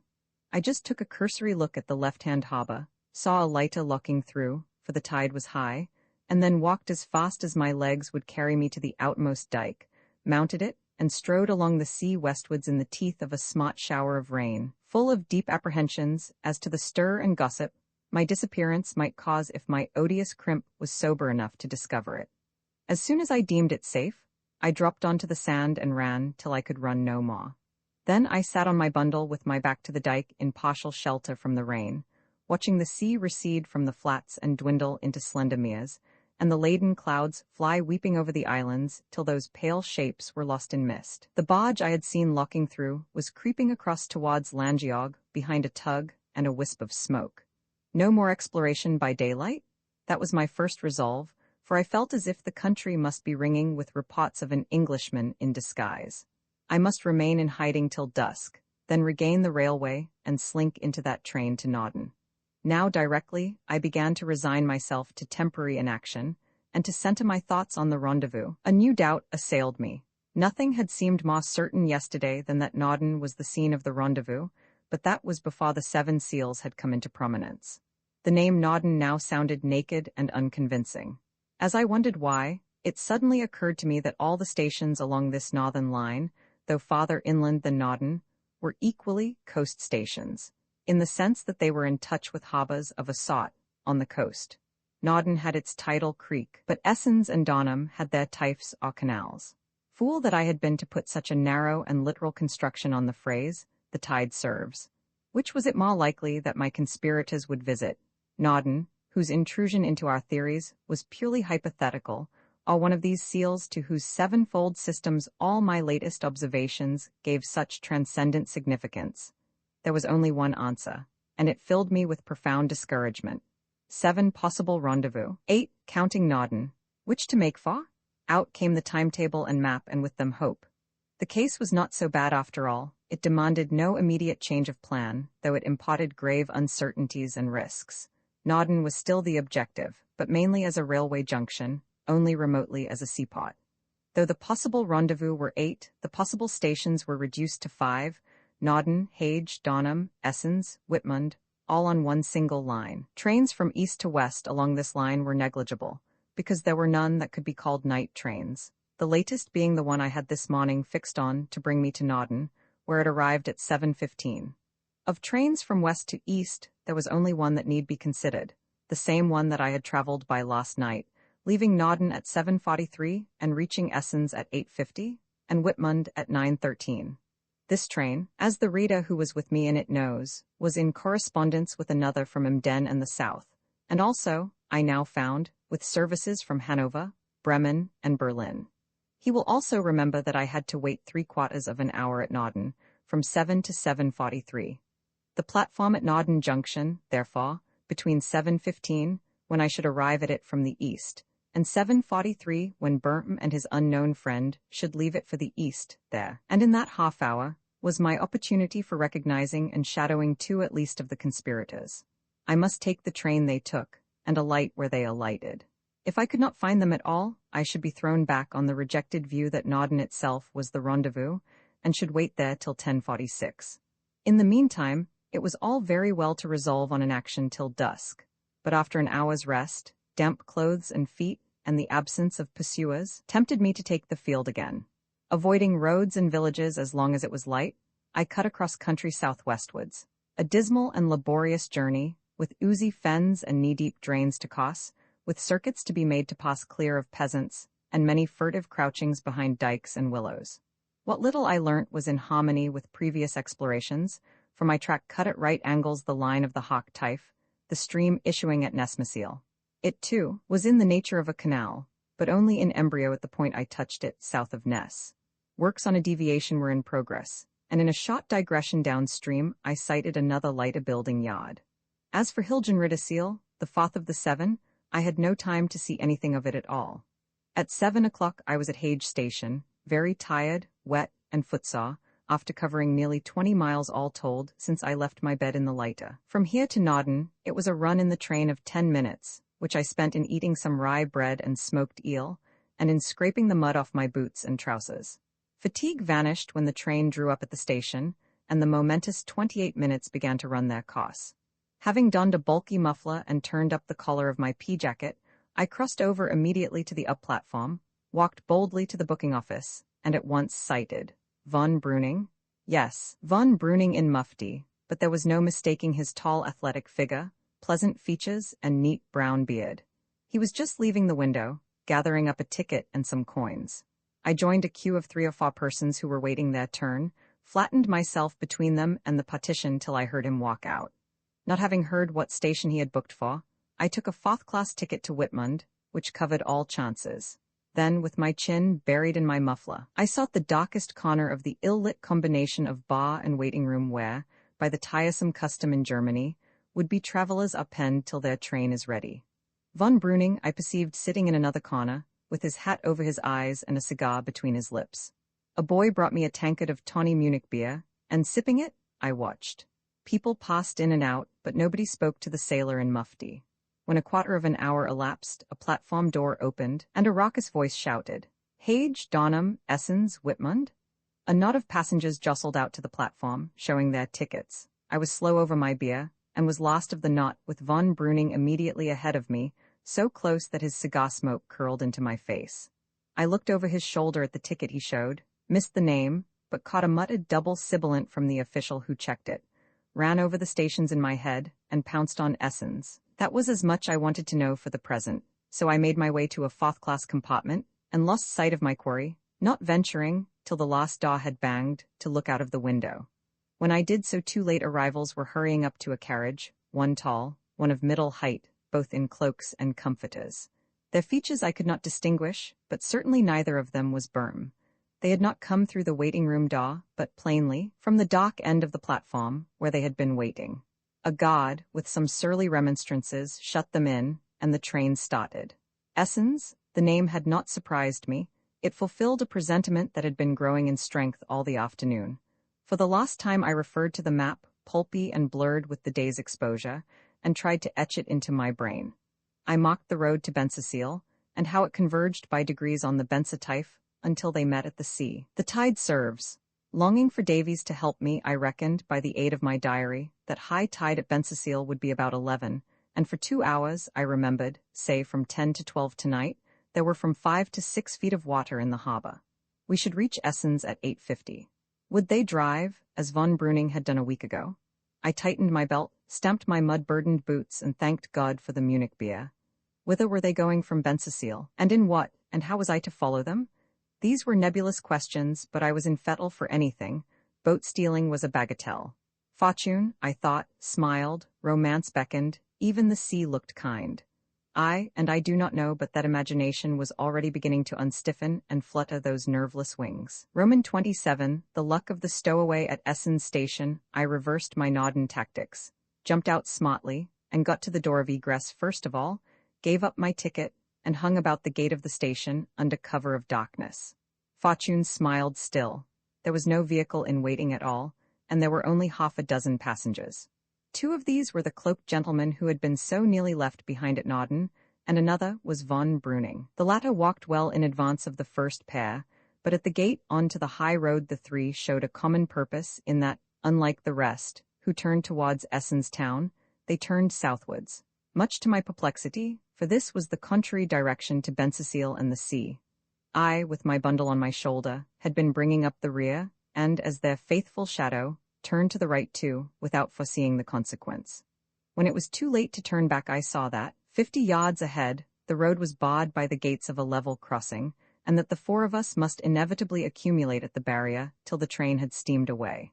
This, in fact, happened, and for a minute or 2 we were all in a group, elaborately indifferent to one another, silent, but I am sure very conscious. As for me, secret laughter tickled all my soul. When the gates were opened, the 3 seemed disposed to lag, so I tactfully took my cue, trudged briskly on ahead, and stopped after a few minutes to listen. Hearing nothing, I went cautiously back and found that they had disappeared, in which direction was not long in doubt, for I came on a grassy path leading into the fields on the left or west of the road, and though I could see no one, I heard the distant murmur of receding voices.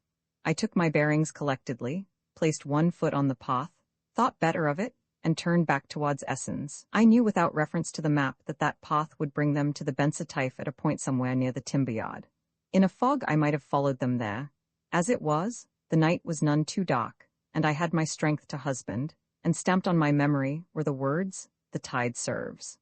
I judged it a wiser use of time and sinew to anticipate them at Bensasil by the shortest road, leaving them to reach it by way of the devious Tife, to examine which was, I felt convinced, one of their objects. It was 9 o'clock of a fresh wild night, a halo round the beclouded moon. I passed through quiet Essens, and in an hour I was close to Bensasil, and could hear the sea. In the rooted idea that I should find Grimm on the outskirts, awaiting visitors, I left the road shot of the village, and made a circuit to the harbour by way of the sea-wall. The lower windows of the inn shed a warm glow into the night, and within I could see the village circle gathered over cards, and dominated as of old by the assertive little postmaster, whose high-pitched, excitable voice I could clearly distinguish, as he sat with his cap on the back of his head, and a fein schnapps at his elbow. The harbour itself looked exactly the same as I remembered it a week ago. The post-boat lay in her old berth at the eastern jetty, her mainsail set and her twin giants spitting over the rail. I hailed them boldly from the Shaw, without showing them who I was, and was told they were starting for Langeog in a few minutes. The wind was offshore, the mails aboard, and the water just high enough. Did I want a passage? No, I thought I would wait. Positive that my party could never have got here so soon, I nevertheless kept an eye on the galliot till she let go her stern rope and slid away. One contingency was eliminated. Some loiterers dispersed, and all pot business appeared to be ended for the night. 3/4 of an hour of strained suspense ensued. Most of it I spent on my knees in a dock angle between the dike and the western jetty, whence I had a strategic survey of the basin, but I was driven at times to relieve inaction by sallies which increased in audacity. I scouted on the road beyond the bridge, hovered round the loch, and peered in at the inn parlour, but nowhere could I see a trace of Grimm. I examined every floating object in the harbour.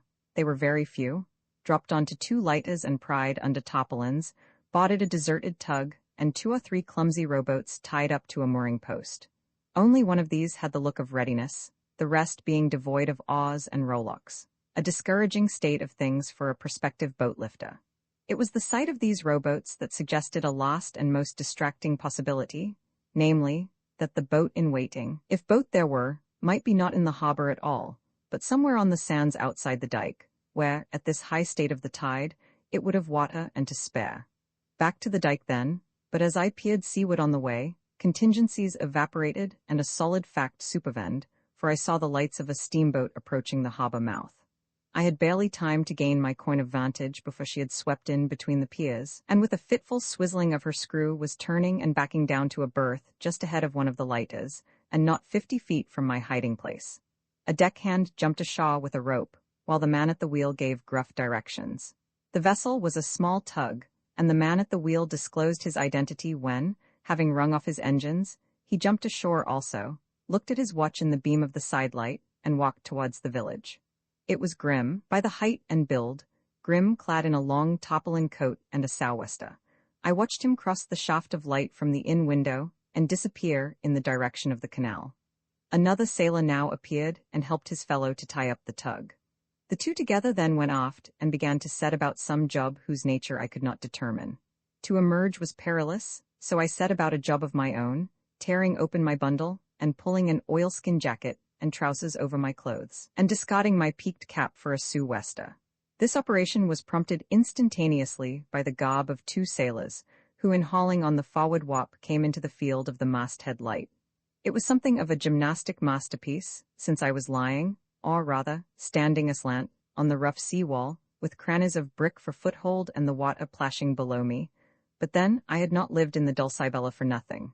My chain of thought, I fancy, was this: the tug is to carry my party. I cannot shadow a tug in a rowboat, yet I intend to shadow my party. I must therefore go with them in the tug, and the first and soundest step is to mimic her crew. But the next step was a hard matter, for the crew, having finished their job, sat side by side on the bulwarks and lit their pipes. However, a little pantomime soon occurred, as amusing as it was inspiriting. They seemed to consult together, looking from the tug to the inn, and from the inn to the tug. One of them walked a few paces inwards and beckoned to the other, who in his turn called something down the engine-room skylight, and then joined his mate in a scuttle to the inn. Even while I watched the pantomime, I was sliding off my boots, and it had not been consummated a second before I had them in my arms, and was tripping over the mud in my stocking feet. A dozen noiseless steps, and I was over the bulwarks between the wheel and the smokestack, casting about for a hiding place. The conventional stowaway hides in the hold, but there was only a stokehold here, occupied moreover. Nor was there an empty apple barrel, such as Jim of Treasure Island found so useful. As far as I could see, and I dared not venture far for fear of the skylight, the surface of the deck offered nothing secure. But on the farther or starboard side, rather abaft the beam, there was a small boat in davits, swung out board, to which common sense and perhaps a vague prescience of its after utility pointed irresistibly. In any case, discrimination was out of place, so I mounted the bulwark and gently entered my refuge. The tackles creaked a trifle, oars and seats impeded me, but well before the thirsty truants had returned, I was settled on the floorboards between 2 thwarts, so placed that I could, if necessary, peep over the gunwale. The 2 sailors returned at a run, and very soon after voices approached, and I recognized that of Herr Schenkel chattering volubly. He and Grim boarded the tug and went down a companionway aft, near which, as I peeped over, I saw a second skylight, no bigger than the Dulcibella's, illuminated from below. Then I heard a cock drawn and the kiss of glasses, and in a minute or two they re-emerged. It was apparent that Herr Schenkel was inclined to stay and make merry, and that Grim was anxious to get rid of him, and none too courteous in showing it. The former urged that tomorrow's tide would do, the latter gave orders to cast off, and at length observed with an angry oath that the water was falling, and he must start. And to clinch matters, with a curt good night, he went to the wheel and rang up his engines. Herr Schenkel landed and strutted off in high dudgeon, while the tug's screw began to revolve. We had only glided a few yards on when the engines stopped, a short blast of the whistle sounded, and before I had had time to recast the future, I heard a scurry of footsteps from the direction of the dike, first on the bank, next on the deck. The last of these new arrivals panted audibly as he got aboard and dropped on the planks with an unelastic thud. Her complement made up, the tug left the harbour, but not alone. While slowly gathering way, the hull checked all at once with a sharp jerk, recovered, and increased its speed. We had something in tow. What? The lighter, of course, that had been lying astern of us. Now I knew what was in that lighter because I had been to sea half an hour ago. It was no lethal cargo, but coal, common household coal, not a full load of it, I remembered, just a good-sized mound amidships, trimmed with battens fore and aft to prevent shifting. Well, thought I, this is intelligible enough. Grim was ostensibly there to call for a load of coal for Mehmet, but does that mean we are going to Mehmet? At the same time I recalled a phrase overheard at the depot, only one half a load. Why half a load? For some few minutes there was a good deal of movement on deck, and of orders shouted by Grim and answered by a voice from far astern on the lighter. Presently, however, the tug warmed to her work, the hull vibrated with energy, and an ordered peace reigned on board. I also realized that having issued from the boom channel we had turned westward, for the wind, which had been blowing us fair, now blew strongly over the port beam. I peeped out of my eyrie and was satisfied in a moment that as long as I made no noise and observed proper prudence, I was perfectly safe until the boat was wanted. There were no deck lamps. The two skylights diffused but a sickly radiance, and I was abaft the sidelights. I was abaft the wheel also, though thrillingly near it in point of distance, about 12 feet, I should say, and Grim was steering. The wheel, I should mention here, was raised, as you often see them, on a sort of pulpit, approached by 2 or 3 steps and fenced by a breast-high arc of boarding. Only one of the crew was visible, and he was acting as lookout in the extreme bows, the rays of the masthead lights, for a second had been hoisted in sign of towage, glistening on his oilskin back. The other man, I concluded, was steering the lighter, which I could dimly locate by the pale foam at her bow. And the passengers? They were all together aft, 3 of them, leaning over the taffrail with their backs turned to me. One was short and stout, firm unquestionably. The panting and the thud on the planks had prepared me for that, though where he had sprung from I did not know. 2 were tall, and one of these must be von Breuning. There ought to be 4, I reckoned, but 3 were all I could see. And what of the third? It must be he who insists on coming, the unknown superior at whose instance and for whose behoof this secret expedition had been planned. And who could he be? Many times, needless to say, I had asked myself that question, but never till now, when I had found the rendezvous and joined the expedition, did it become one of burning import. Any weather was another of those stored-up phrases that were apropos. It was a dirty, squally night, not very cold, for the wind still hung in the SSW, an offshore wind on this coast, causing no appreciable sea on the shoal spaces we were traversing. In the matter of our bearings, I set myself doggedly to overcome that paralyzing perplexity, always induced in me by night or fog in these intricate waters, and by screwing round and round, succeeded so far as to discover and identify 2 flashing lights, one alternately red and white, far and faint astern, the other right ahead and rather stronger, giving white flashes only. The first and least familiar was, I made out, from the lighthouse on Wangerooge. The second, well known to me as our beacon star in the race from Mehmet, was the light on the center of Nodney Island, about 10 miles away. I had no accurate idea of the time, for I could not see my watch, but I thought we must have started about 11:15. We were traveling fast, the funnel belching out smoke and the bow wave curling high, for the tug appeared to be a powerful little craft, and her load was comparatively light. So much for the general situation. As for my own predicament, I was in no mood to brood on the hazards of this mad adventure, 100-fold more hazardous than my fog-smothered eavesdropping at Mehmet.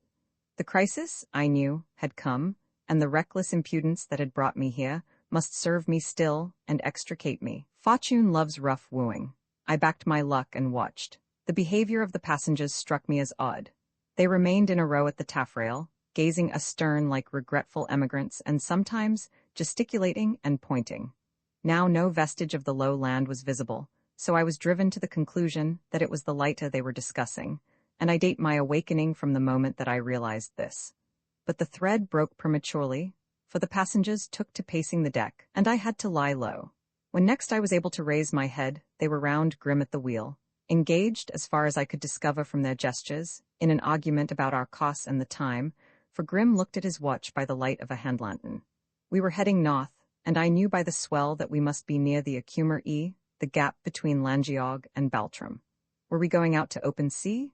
It came over me with a rush that we must, if we were to drop this lighter at Mehmet, Had I been Davies, I should have been quicker to seize certain rigid conditions of this cruise, which no human power could modify. We had left after high tide. The water, therefore, was falling everywhere, and the tributary channels in rear of the islands were slowly growing impassable. It was quite 30 miles to Mehmet, with 3 watersheds to pass, behind Baltram, Naudney, and Juist. A skipper with nerve and perfect confidence might take us over one of these in the dock, but most of the run would infallibly have to be made outside. I now better understood the protests of Herr Schenkel to Grimm. Never once had we seen a lighter in tow in the open sea, though plenty behind the barrier of islands. Indeed, it was the very existence of the sheltered byways that created such traffic as there was. It was only Grimm's Matia and the incubus of the lighter that had suggested Mehmet as our destination at all, and I began to doubt it now. That tricky hoop of sand had befooled us before. At this moment, and as if to corroborate my thought, the telegraph rang and the tug slowed down. I effaced myself and heard Grimm shouting to the man on the lighter to starboard his helm and to the lookout to come aft. The next order froze my very marrow. It was lower away. Someone was at the davits of my boat fingering the tackles. The forward fall rope actually slipped in the block and tilted the boat a fraction. I was just wondering how far it was to swim to Langeog, when a strong, imperious voice, unknown to me, rang out, "No, no, we don't want the boat. The swell's nothing, we can jump. Can't we berm?" The speaker ended with a jovial laugh. Mercy, thought I, are they going to swim to Langeog? But I also gasped for relief. The tug rolled lifelessly in the swell for a little, and footsteps retreated aft. There were cries of "Achtung!" and some laughter, one big bump and a good deal of grinding, and on we moved again, taking the strain of the tow rope gingerly, and then full speed ahead. The passengers, it seemed, preferred the lighter to the tug for cruising in, coal dust and exposure to clean planks and a warm cuddy. When silence reigned again, I peeped out. Grimm was at the wheel still, impassively twirling the spokes with a glance over his shoulder at his precious freight. And after all, we were going outside. Close on the pot hand lay a black foam-girt shape, the east spit of Baltram. It fused with the night while we swung slowly round to windward over the troubled bar. Now we were in the spacious deeps of the North Sea, and feeling it too in increase of swell and volleys of spray. At this point evolutions began. Grimm gave the wheel up to the lookout, and himself went to the taffrail, whence he rowed back orders of "Pot," starboard, in response to signals from the lighter. We made one complete circle, steering on each point of the wind in succession, after that worked straight out to sea till the water was a good deal rougher, and back again at a tangent, till an earshot of the surf on the island beach. There the maneuvers, which were clearly in the nature of a trial trip, ended, and we hove to transship our passengers. They, when they came aboard, went straight below, and Grimm, having steadied the tug on a settled course and entrusted the wheel to the sailor again, stripped off his dripping oilskin coat, threw it down on the cabin skylight, and followed them. The course he had set was about west, with Naudney Light a couple of points off the pot bow. The course for Mehmet? Possibly, but I cared not, for my mind was far from Mehmet tonight. It was the course for England, too. Yes, I understood at last. I was assisting at an experimental rehearsal of a great scene, to be enacted, perhaps, in the near future. A scene when multitudes of seagoing lighters, carrying full loads of soldiers, not half loads of coals, should issue simultaneously, in 7 ordered fleets from 7 shallow outlets, and under escort of the Imperial Navy, traverse the North Sea and throw themselves bodily upon English shores. Indulgent reader, you may be pleased to say that I have been very obtuse, and yet, with humility, I protest against that verdict. Remember that, recent as are the events I am describing, it is only since they happened that the possibility of an invasion of England by Germany has become a topic of public discussion. Davies and I had never considered it, but that would not be accurate, for we had glanced at it once or twice, and if any single incident in his or our joint cruise had provided a semblance of confirmation, he, at any rate, would have kindled to that spark. But you will see how perversely from first to last circumstances drove us deeper and deeper into the wrong groove, till the idea became inveterate that the secret we were seeking was one of defense and not offense. Hence a complete mental somersault was required, and, as an amateur, I found it difficult. The more so that the method of invasion, as I darkly comprehended it now, was of such a strange and unprecedented character. For orthodox invasions start from big pots and involve a fleet of ocean transports, while none of our clues pointed that way. To neglect obvious methods, to draw on the obscure resources of an obscure strip of coast, to improve and exploit a quantity of insignificant streams and tidal outlets, and thence, screened by the islands, to dispatch an armada of light-draught barges, capable of flinging themselves on a correspondingly obscure, and therefore unexpected portion of the enemy's coast. That was a conception so daring, and so quixotic in some of its aspects, that even now I was half incredulous. Yet it must be the true one. Bit by bit, the fragments of the puzzle fell into order till a coherent whole was adumbrated. 23. The tug surged on into the night. A squall of rain leapt upon us and swept hissing astern. Baltram vanished, and the strands of Nodney beamed under transient moonlight. Drunk with triumph, I cuddled in my rocking cradle and ransacked every unvisited chamber of the memory, tossing out their dusty contents to make a joyous bonfire of some, and to see the residue take life and meaning in the light of the great revelation.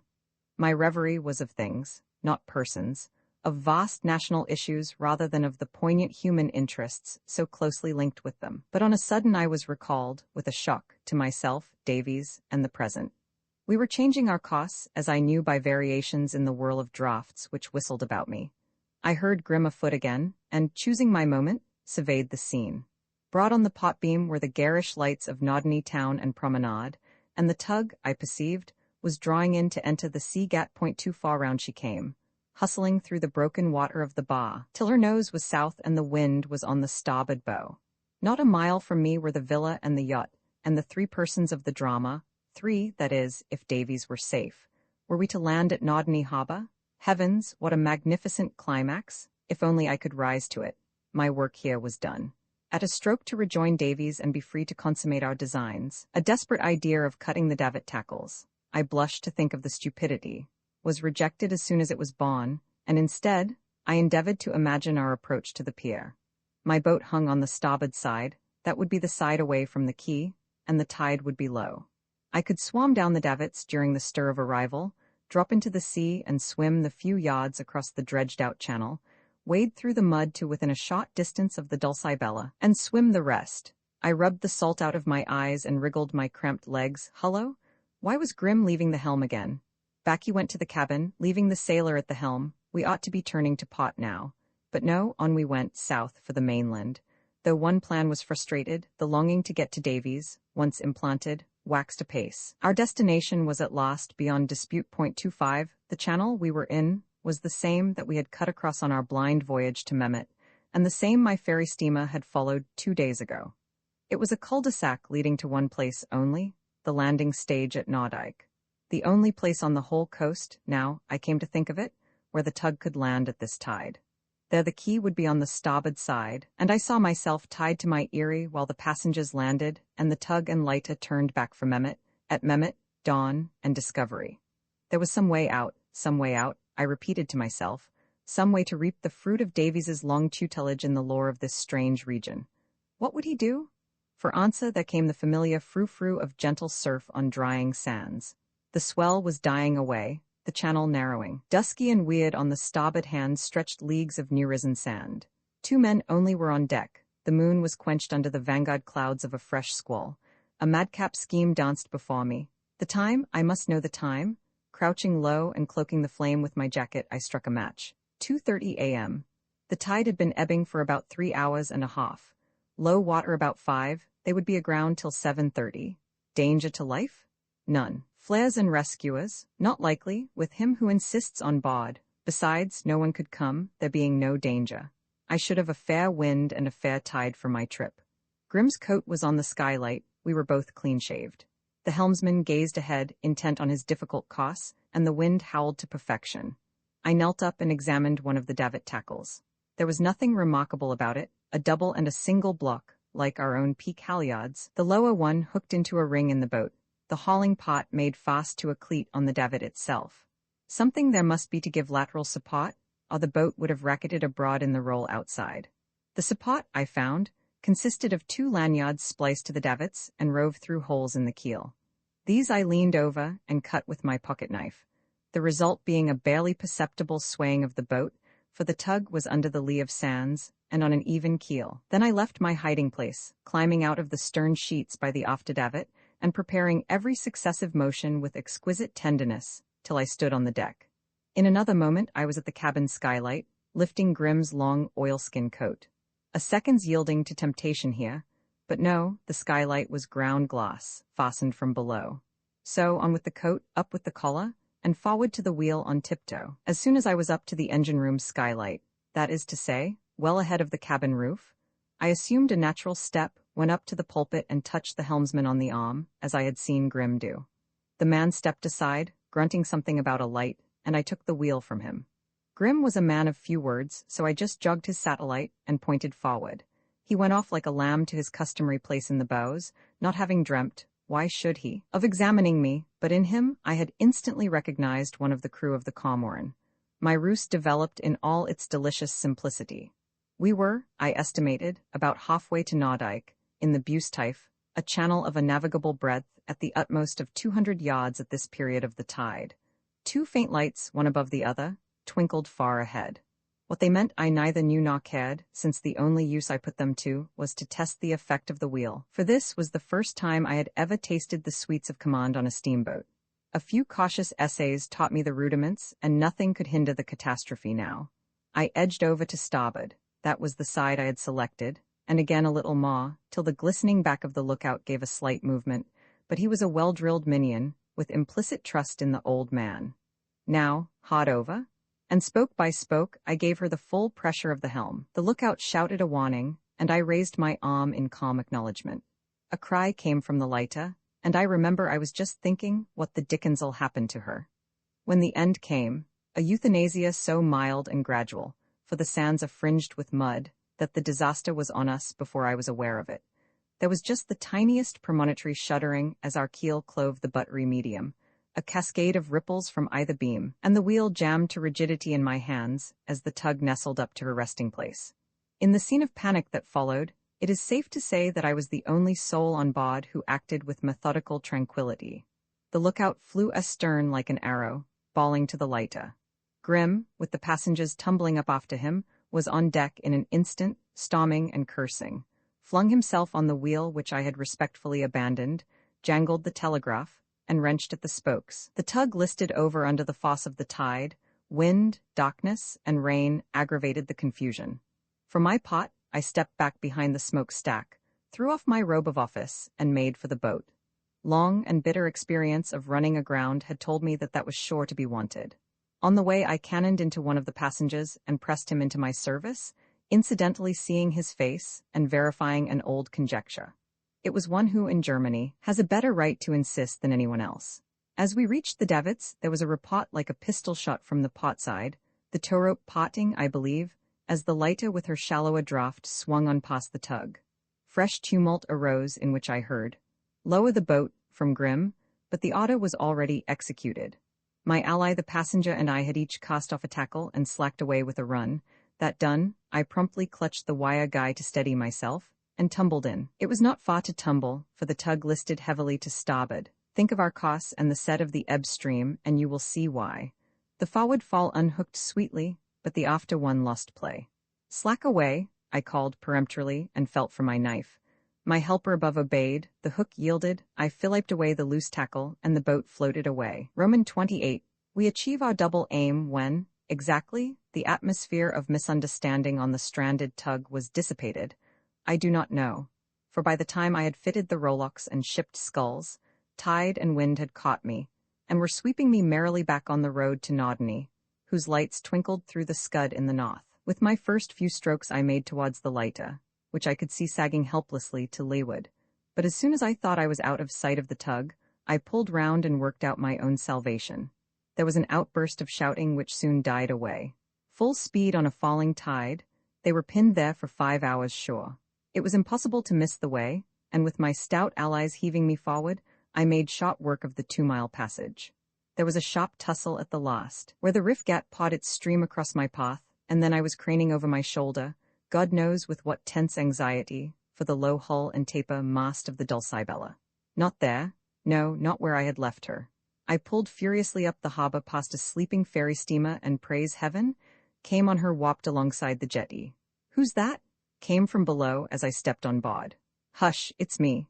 And Davies and I were pawing one another in the dock of the cabin. "Are you all right, old chap?" said he. Yes, are you a match? What's the time? Quick, good heavens, Carruthers, what the blazes have you done to yourself? I suspect I cut a pretty figure after my 2 days outing. 3:10, it's the invasion of England. Is Dolman at the villa? Invasion? Is Dolman at the villa? Yes. Is the Medusa afloat? No, on the mud. The devil, are we afloat? I think so still, but they made me shift. Think, track her out, pole her out, cut those wops. For a few strenuous minutes we toiled at the sweeps till the Dulcibella was berthed ahead of the steamer, in deeper water. Meanwhile I had whispered a few facts. How soon can you get under way? I asked. 10 minutes. When's daylight? Sunrise about 7, first dawn about 5. Where are we bound? Holland or England? Are they invading it now? Said Davies calmly. No, only rehearsing. I laughed wildly. Then we can wait. We can wait exactly an hour and a half. Come ashore and knock up Dolman. We must denounce him and get them both aboard. It's now or never. Holy saints, man, not as you are. He was in pajamas, sea clothes. While he put on Christian attire, I resumed my facts and sketched a plan. Are you watched? I asked. I think so, by the Cormoran's men. Is the Cormoran here? Yes. The men? Not tonight. Grim called for them in that tug I was watching. And Carruthers, the Blitz is here. Where? In the roads outside. Didn't you see her? Wasn't looking. Her skipper's safe anyway, so's Burm, so's the Tertium Quid, and so are the Cormoran's men. The coast's clear. It's now or never. Once more we were traversing the long jetty and the silent streets, rain driving at our backs. We trod on air. I remember no fatigue. Davies sometimes broke into a little run, muttering "scoundrel" to himself. I was right, only upside down. He murmured more than once. Always really right. Those channels are the key to the whole concern. Chatham, our only eastern base, no North Sea base or squadron. They'd land at one of those god-forsaken flats off the Crouch in Blackwater. It seems a wild scheme, I observed. Wild in a way, so is any invasion, but it's thorough, it's German. No other country could do it. It's all dawning on me, by Jove. It will be at the Wash, much the nearest, and as sandy as this side. How's Dolman been? I asked. Polite but queer and jumpy. It's too long a story. Clara? She's all right, by Jove. Carruthers, never mind. We found a night bell at the Villa door and rang it lustily. A window aloft opened, and a message from Commander von Breuning, urgent. I called up. The window shut, and soon after the hall was lighted and the door opened by Dolman in a dressing gown. Good morning, Lieutenant X, I said in English.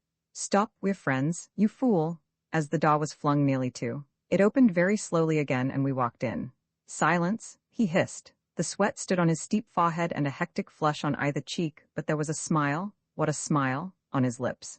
Motioning us to tread noiselessly, a vain ideal for me, he led the way to the sitting room we knew, switched on the light, and faced us. Well, he said in English, still smiling. I consulted my watch, and I may say that if my hand was an index to my general appearance, I must have looked the most abject ruffian under heaven. We probably understand one another, I said, and to explain is to lose time. We sail for Holland, or perhaps England, at 5 at the latest, and we want the pleasure of your company. We promise you immunity, on certain conditions, which can wait. We have only 2 berths, so that we can only accommodate Miss Clara besides yourself. He smiled on through this terse harangue, but the smile froze, as though beneath it raged some crucial debate. Suddenly he laughed a low, ironical laugh. You fools, he said, you confounded meddlesome young idiots, I thought I had done with you. Promise me immunity? Give me till 5? By God, I'll give you 5 minutes to be off to England and be damned to you, or else to be locked up for spies. What the devil do you take me for? A traitor in German service, said Davies, none too firmly. We were both taken aback by this slashing attack. A T.R., you pig-headed young moplots, I'm in British service? You're wrecking the work of years and on the very threshold of success. For an instant Davies and I looked at one another in stupefaction. He lied, I could swear he lied, but how make sure? Why did you try to wreck Davies? Said I, mechanically. Pshaw, they made me clear him out. I knew he was safe, and safe he is. There was only one thing for it, a lost finesse to put him to the proof. Very well, I said after a moment or two. We'll clear out Silence Davies. As it appears we have acted in error, but it's right to tell you that we know everything. Not so loud, curse you, what do you know? I was taking notes at Mehmet the other night. Impossible? Thanks to Davies. Under difficulties of course, but I heard quite enough. You were reporting your English tour, Chatham, you know, and the English scheme of attack, a mythical one, no doubt, as you're on the right side. Burm and the rest were dealing with the German scheme of defense at G. I heard it all. The 7 islands and the 7 channels between them, Davies knows every one of them by heart. And then on land, the ring of railway, Essen's the centre, the army car to mobilize and entrench all nugatory, wasted, ha, as you're on the right S.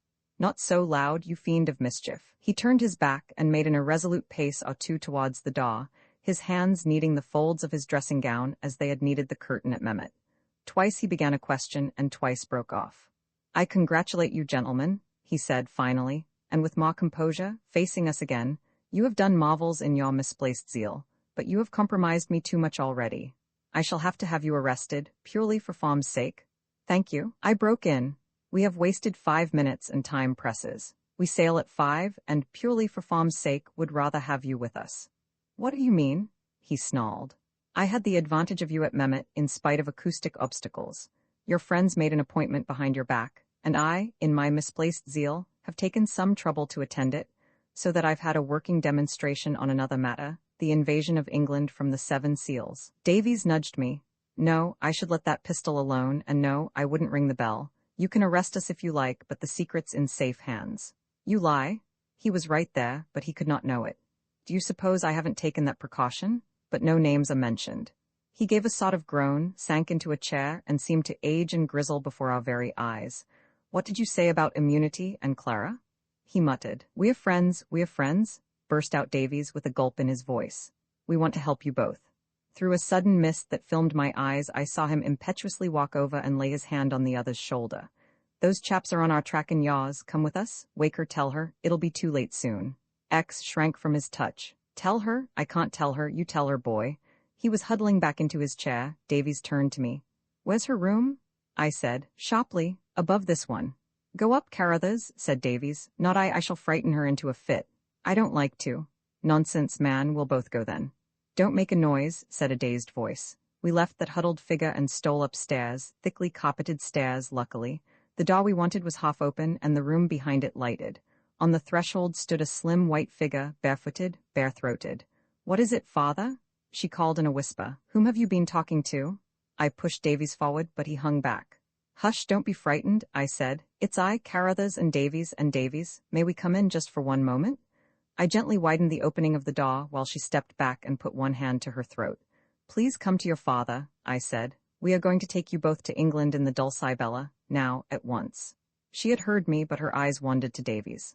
I understand not, she faltered, trembling and cowering in such touching bewilderment that I could not bear to look at her. For God's sake, say something, Davies, I muttered. Clara, said Davies, will you not trust us? I heard a little gasp from her. There was a flutter of lace and cambric, and she was in his arms, sobbing like a tired child, her little white feet between his great clumsy sea boots, her rose-brown cheek on his rough jersey. It's past far, old chap, I remarked, brutally. I'm going down to him again. No packing to speak of, mind. They must be out of this in half an hour. I stumbled awkwardly on the stairs, again that tiresome film, and found him stuffing some papers pell-mell into the stove. There were only slumbering embers in it, but he did not seem to notice that. You must be dressed in half an hour, I said, furtively pocketing a pistol which lay on the table. Have you told her? Take her to England, you two boys. I think I'll stay. He sank into a chair again. Nonsense, she won't go without you. You must, for her sake, in half an hour too. I prefer to pass that half hour lightly over. Davies left before me to prepare the yacht for sea, and I had to bear the brunt of what followed, including, as a mere episode, a scene with the stepmother, the memory of which rankles in me yet. After all, she was a sensible woman. As for the other two, the girl when I saw her next, in her shot boating skirt and tam o' shanter, was a miracle of coolness and pluck. But for her, I should never have got him away. And how good it was to be out in the wholesome rain again, hurrying to the harbour with my 2 charges, hurrying them down the greasy ladder to that frail atom of English soil, their first guerdon of home and safety. Our flight from the harbour was unmolested, unnoticed. Only the first ghastly evidences of dawn were mingling with the strangled moonlight as we tacked round the pierhead and headed close-reefed down the riff gat on the lees of the ebb tide. We had to pass under the very quarter of the Blitz, so Davies said, for of course he alone was on deck till we reached the open sea. Day was breaking then. It was dead low water, and far away to the south, between dun swats of sand, I thought I saw, but probably it was only a fancy, 2 black stranded specks. Rail awash and decks streaming, we took the outer swell and clawed close-hauled under the lee of Juist, westward, hurrying westward. Up the Ems on the flood, and to Dutch Delfzijl, I urged. No, thought Davies. It was too near Germany, and there was a tidal cut through from Bustife. Better to dodge in behind Rotterdam Island. So on we pressed past Mehmet, over the Jewester Reef and the Careens' buried millions, across the two broad and yeasty mouths of the Ems, till Rotterdam, a wee lonesome wafer of an islet, the first of the Dutch archipelago, was close on the weather bow. We must get in behind that, said Davies. Then we shall be safe. I think I know the way, but get the next shot, and then take a rest, old chap. Clara and I can manage. She had been on deck most of the time, as capable a hand as you could wish for, better far than I in my present state of exhaustion. I crawled along the slippery sloping planks and went below. Where are we? Cried Dolman, starting up from the lay sofa, where he seemed to have been lying in a sort of trance. A book, his own book, slipped from his knees, and I saw the frontispiece lying on the floor in a pool of oil, for the stove had gone adrift, and the saloon was in a wretched state of squalor and litter. Off Rotterdam? I said, and knelt up to find the chart. There was a look in his eyes that I suppose I ought to have understood, but I can scarcely blame myself for the accumulated strain, not only of the last 3 days and nights, but of the whole arduous month of my cruise with Davies, was beginning to tell on me, now that safety and success were at hand. I handed up the chart through the companion, and then crept into the reeling forecastle and lay down on the spare sail-bags, with the thunder and thump of the seas around and above me. I must quote Davies for the event that happened now, for by the time I had responded to the alarm and climbed up through the fore-hatch, the whole tragedy was over and done with. X came up the companion, he says, soon after you went down. He held on by the runner and stared to windward at Rotterdam as though he knew the place quite well. And then he came towards us, moving so unsteadily that I gave Clara the tiller and went to help him. I tried to make him go down again, but he wouldn't and came aft. Give me the helm, he said, half to himself. Sea's too bad outside. There's a shortcut here. Thanks, I said, I know this one. I don't think I meant to be sarcastic. He said nothing and settled himself on the counter behind us, safe enough with his feet against the lay-rail, and then, to my astonishment, began to talk over my shoulder jolly sensibly about the costs, pointing out a buoy which is wrong on the chart, as I knew, and telling me it was wrong, and so on. Well, we came to the bar of the Schild, and had to turn south for that twisty bit of beating between Rotterdam and Bosch Flat. Clara was at the jib-sheet, I had the chart and the tiller. You know how absent I get like that. There was a bubble of sea, and we both had heaps to do, and, well, I happened to look round, and he was gone. He hadn't spoken for a minute or two, but I believe the last thing I heard him say, I was hardly attending at the time, for we were in the thick of it, was something about a shortcut again. He must have slipped over quietly. He had an ulster and big boots on. We cruised about for a time, but never found him. That evening, after threading the maze of shoals between the Dutch mainland and islands, we anchored off the little hamlet of Osmahon. 26 gave the yacht in charge of some astonished fishermen, and thence by road and rail, hurrying still, gained Hollingen, and took passage on a steamer to London. From that point our personal history is of no concern to the outside world, and here, therefore, I bring this narrative to an end. Roman 3 Davies I dozed but fitfully, with a fretful sense of sore elbows and neck, and many a draughty hiatus among the blankets. It was broad daylight before I had reached the stage of tapa in which such slumber merges. That was finally broken by the descent through the skylight of a torrent of water. I started up, bumped my head hard against the decks, and blinked leaden-eyed upwards. Sorry, I'm scrubbing decks. Come up and bathe? Slept well? I heard a voice saying from aloft. Fairly well, I growled, stepping out into a pool of water on the oilcloth. Thence I stumbled up the ladder, dived overboard, and buried bad dreams, stiffness, frowsiness, and tormented nerves in the loveliest fjord of the lovely Baltic. A short and furious swim, and I was back again, searching for a means of ascent up the smooth black side, which, low as it was slippery and unsympathetic. Davies, in a loose canvas shirt with the sleeves tucked up, and flannels rolled up to the knee, hung over me with a rope's end, and chatted unconcernedly about the easiness of the job when you know how, adjuring me to mind the paint, and talking about an accommodation ladder he had once had, but had thrown overboard because it was so horribly in the way. When I arrived, my knees and elbows were picked out in black paint, to his consternation. Nevertheless, as I plied the towel, I knew that I had left in those limpid depths yet another crust of discontent and self-conceit. As I dressed into flannels and blazer, I looked round the deck, and with an unskilled and doubtful eye took in all that the darkness had hitherto hidden. She seemed very small. In point of fact, she was 7 tons, something over 30 feet in length and 9 in beam, a size very suitable to weekends in the Solent, for such as like that sort of thing, but that she should have come from Dover to the Baltic suggested a world of physical endeavor of which I had never dreamed. I passed to the aesthetic side. Smartness and beauty were essential to yachts in my mind, but with the best resolves to be pleased I found little encouragement here.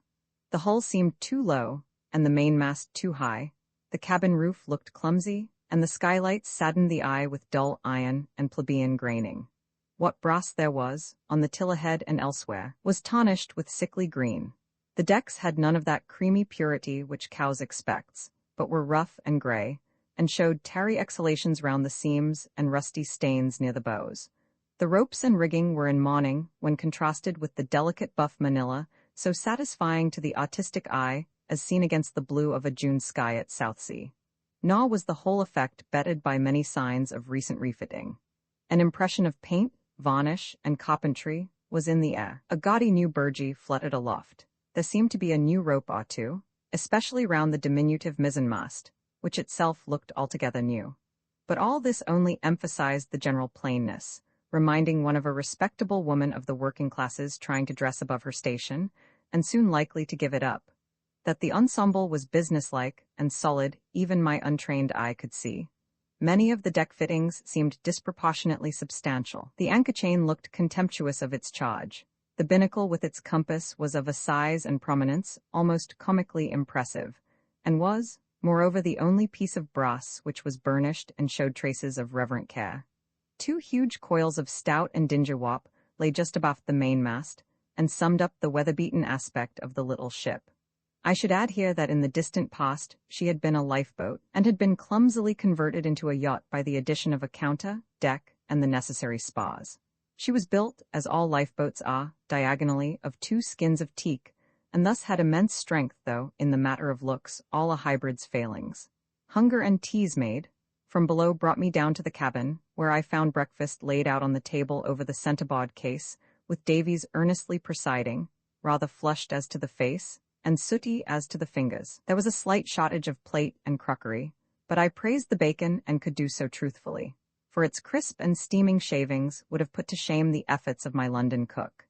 Indeed, I should have enjoyed the meal heartily were it not for the lowness of the sofa and table, causing a curvature of the body which made swallowing a more lengthy process than usual, and induced a periodical yearning to get up and stretch, a relief which spelt disaster to the skull. I noticed, too, that Davies spoke with a zest sinister to me of the delights of white bread and fresh milk, which he seemed to consider unusual luxuries, though suitable to an inaugural banquet in honor of a fastidious stranger. One can't be always going on Shaw, he said, when I showed a discreet interest in these things. I lived for 10 days on a big rye loaf over in the Frisian Islands, and it died hard, I suppose. Very hard, but, gravely, quite good. After that I taught myself to make rolls, had no baking powder at first, so used Eno's fruit salt, but they wouldn't rise much with that. As for milk, condensed is, I hope you don't mind it? I changed the subject and asked about his plans. Let's get underway at once, he said, and sail down the fjord. I tried for something more specific, but he was gone, and his voice drowned in the forecastle by the clatter and swish of washing up. Thenceforward events moved with bewildering rapidity. Humbly desirous of being useful, I joined him on deck, only to find that he scarcely noticed me, save as a new and unexpected obstacle in his round of activity. He was everywhere at once, heaving in chain, hooking on halyards, hauling ropes, while my pot became that of the clown who does things after they are already done, for my knowledge of a yacht was of that floating and inaccurate kind which is useless in practice. Soon the anchor was up, a great rusty monster it was. The sails set, and Davies was darting swiftly to and fro between the tiller and jib sheets, while the Dulcibella bowed a lingering farewell to the Shaw and headed for the open fjord. Erratic puffs from the high land behind made her progress timorous at first, but soon the fairway was reached, and a true breeze from Flensburg and the west took her in its friendly grip. Steadily she rustled down the calm blue highway, whose soft beauty was the introduction to a passage in my life, short but pregnant with molding fosse, through stress and strain, for me and others. Davies was gradually resuming his natural self, with abstracted intervals, in which he lashed the helm to finger a distant rope, with such speed that the movements seemed simultaneous. Once he vanished, only to reappear in an instant with a chart, which he studied while steering, with a success that its reluctant folds seemed to render impossible. Waiting respectfully for his revival, I had full time to look about. The fjord here was about a mile broad. From the shaw we had left the hills rose steeply, but with no rugged grandeur. The outlines were soft. There were green spaces and rich woods on the lower slopes. A little white town was opening up in one place, and scattered farms dotted the prospect. The other shaw, which I could just see, framed between the gunwale and the mainsail, as I sat leaning against the hatchway, and sadly missing a deck chair, was lower and lonelier, though prosperous and pleasing to the eye. Spacious pastures led up by slow degrees to odded clusters of wood, which hinted at the presence of some great manor house. Behind us, Flensburg was settling into haze. Ahead, the scene was shut in by the contours of hills, some clear, some dreamy and distant. Lastly, a single glimpse of water shining between the folds of hill far away hinted at spaces of distant sea, of which this was but a secluded inlet. Everywhere was that peculiar charm engendered by the association of quiet pastoral country and a homely human atmosphere with a branch of the great ocean that bathes all the shaws of our globe. There was another charm in the scene, due to the way in which I was viewing it, not as a pampered passenger on a fine steam yacht, or even on a powerful modern schooner, as the yacht agents advertise, but from the deck of a scrubby little craft of doubtful build and distressing plainness, which yet had smelt her persistent way to this distant fjord through I knew not what of difficulty and danger, with no apparent motive in her single occupant, who talked as vaguely and unconcernedly about his adventurous cruise as though it were all a protracted afternoon on Southampton water. I glanced round at Davies. He had dropped the chart and was sitting, or rather half-lying, on the deck with one bronzed arm over the tiller, gazing fixedly ahead, with just an occasional glance around and aloft. He still seemed absorbed in himself, and for a moment or two I studied his face with an attention I had never, since I had known him, given it. I had always thought it commonplace, as I had thought him commonplace, so far as I had thought at all about either. It had always rather irritated me by an excess of candor and boyishness. These qualities it had kept, but the scales were falling from my eyes, and I saw others. I saw strength to obstinacy and courage to recklessness, in the firm lines of the chin, an older and deeper look in the eyes.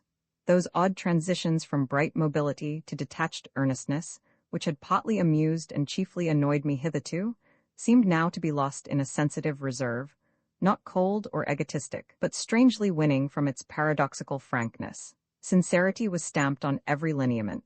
A deep misgiving stirred me that, clever as I thought myself, nicely perceptive of the right and congenial men to know, I had made some big mistakes. How many, I wondered?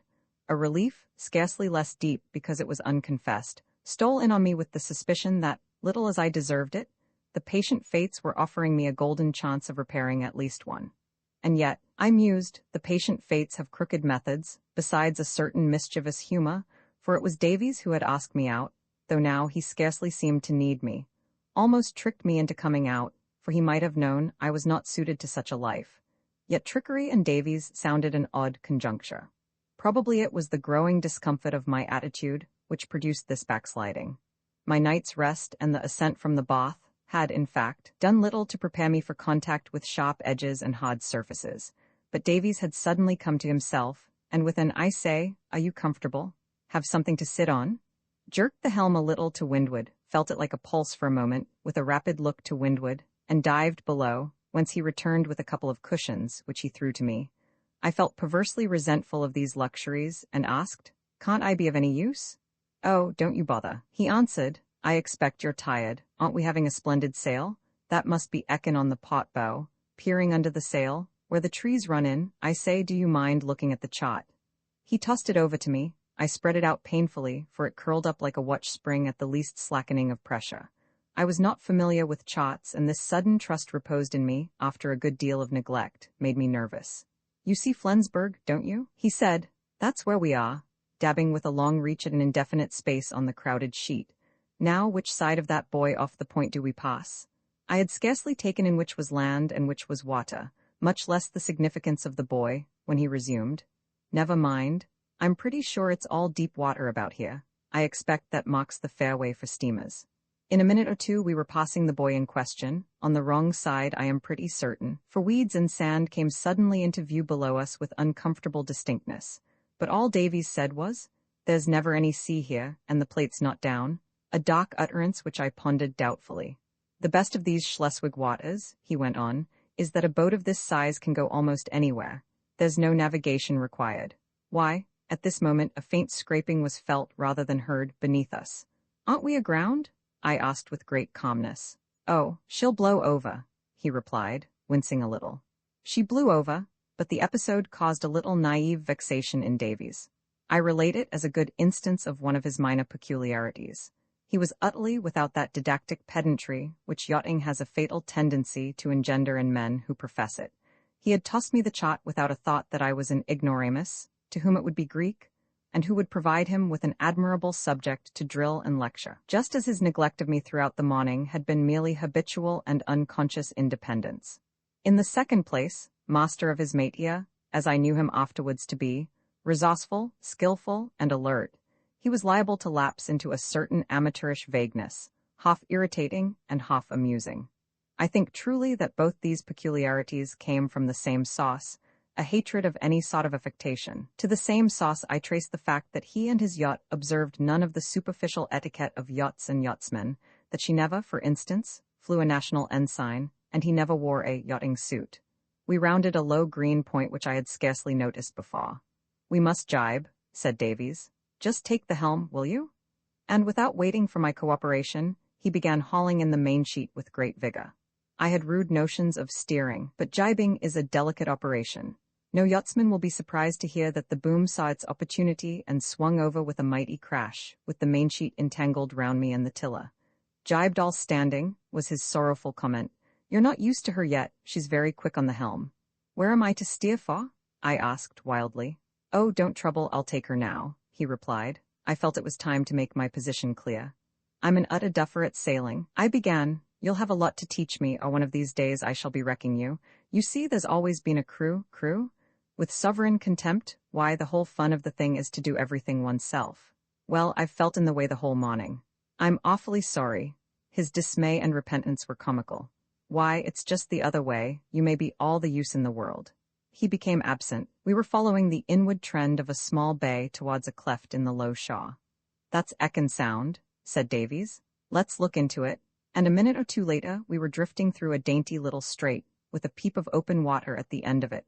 Cottages bordered either side, some overhanging the very water, some connecting with it by a rickety wooden staircase or a miniature landing stage. Creepers and roses rioted over the walls and tiny porches. For a space on one side, a rude quay, with small smacks floating off it, spoke of some minute commercial interests. A very small tea garden, with neglected-looking bowers and leaf-strewn tables, hinted at some equally minute tripping interest. A pervading hue of mingled bronze and rose came partly from the weather-mellowed woodwork of the cottages and stages, and partly from the creepers and the trees behind, where autumn's subtle fingers were already at work. Down this exquisite sea lane we glided till it ended in a broad mere, where our sails, which had been shivering and complaining, filled into contented silence. "Ready about?" said Davies callously. "We must get out of this again." And round we swung. "Why not anchor and stop here?" I protested, for a view of tantalizing loveliness was unfolding itself. "Oh, we've seen all there is to be seen, and we must take this breeze while we've got it." It was always torture to Davies to feel a good breeze running to waste while he was inactive at anchor or on shaw. The shaw to him was an inferior element, merely serving as a useful annex to the water, a source of necessary supplies. "Let's have lunch," he pursued, as we resumed our way down the fjord. A vision of iced drinks, tempting salads, white napery, and an attentive steward mocked me with past recollections. "You'll find a tongue," said the voice of doom, "in the starboard sofa locker, beer under the floor in the bilge. I'll see her round that, boy, if you wouldn't mind beginning." I obeyed with a bad grace, but the close air and cramped posture must have benumbed my faculties, for I opened the pot-side locker, reached down, and grasped a sticky body, which turned out to be a pot of varnish. Recoiling wretchedly, I tried the opposite one, combating the embarrassing heel of the boat and the obstructive edges of the centerboard case. A medley of damp tins of varied sizes showed in the gloom, exuding a moldy odor.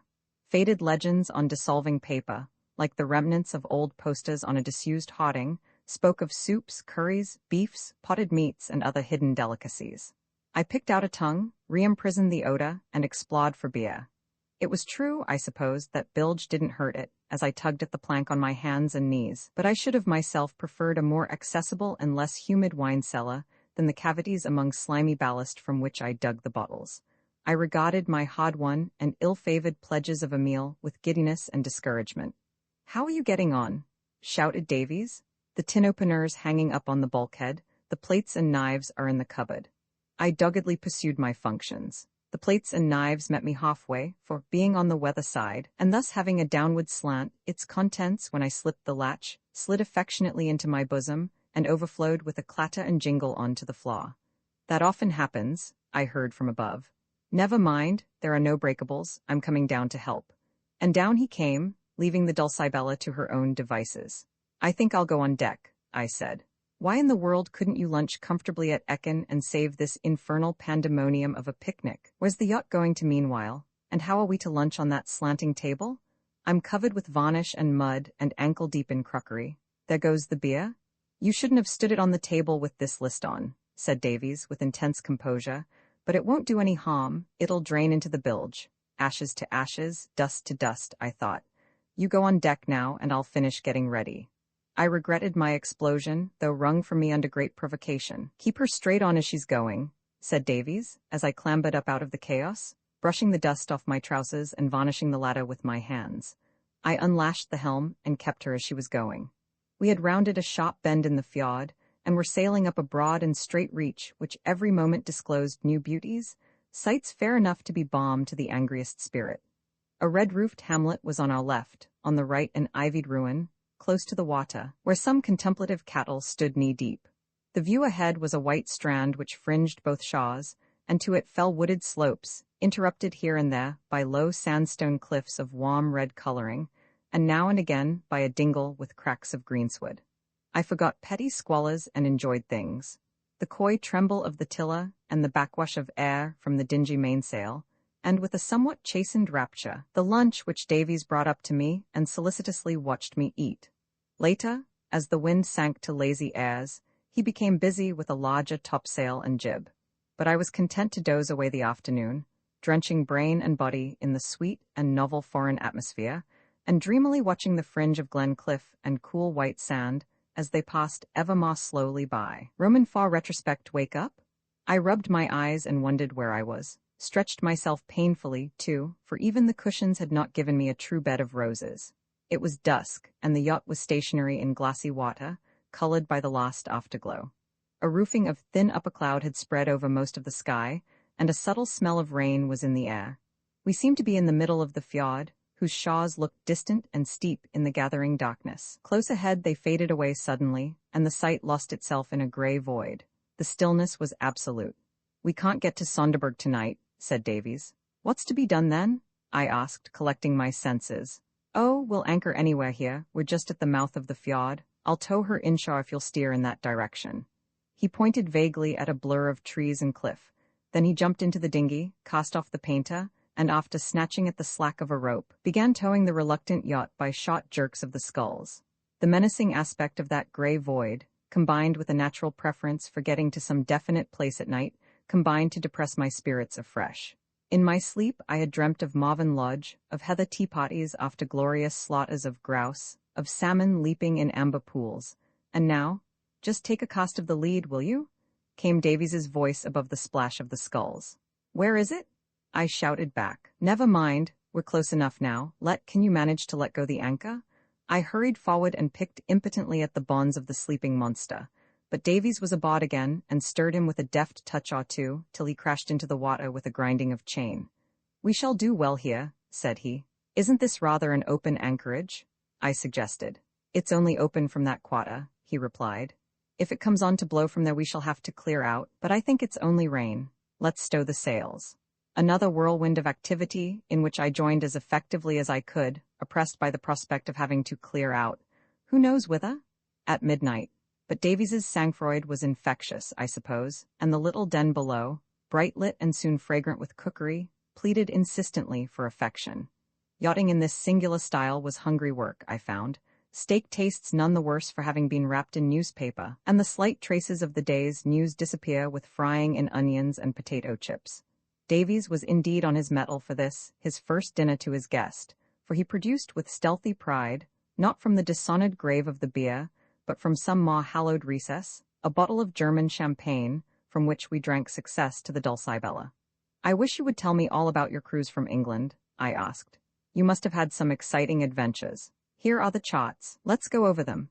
"We must wash up first," he replied, and I was tactfully introduced to one of his very few standing orders, that tobacco should not burn, nor postprandial chat begin, until that distasteful process had ended.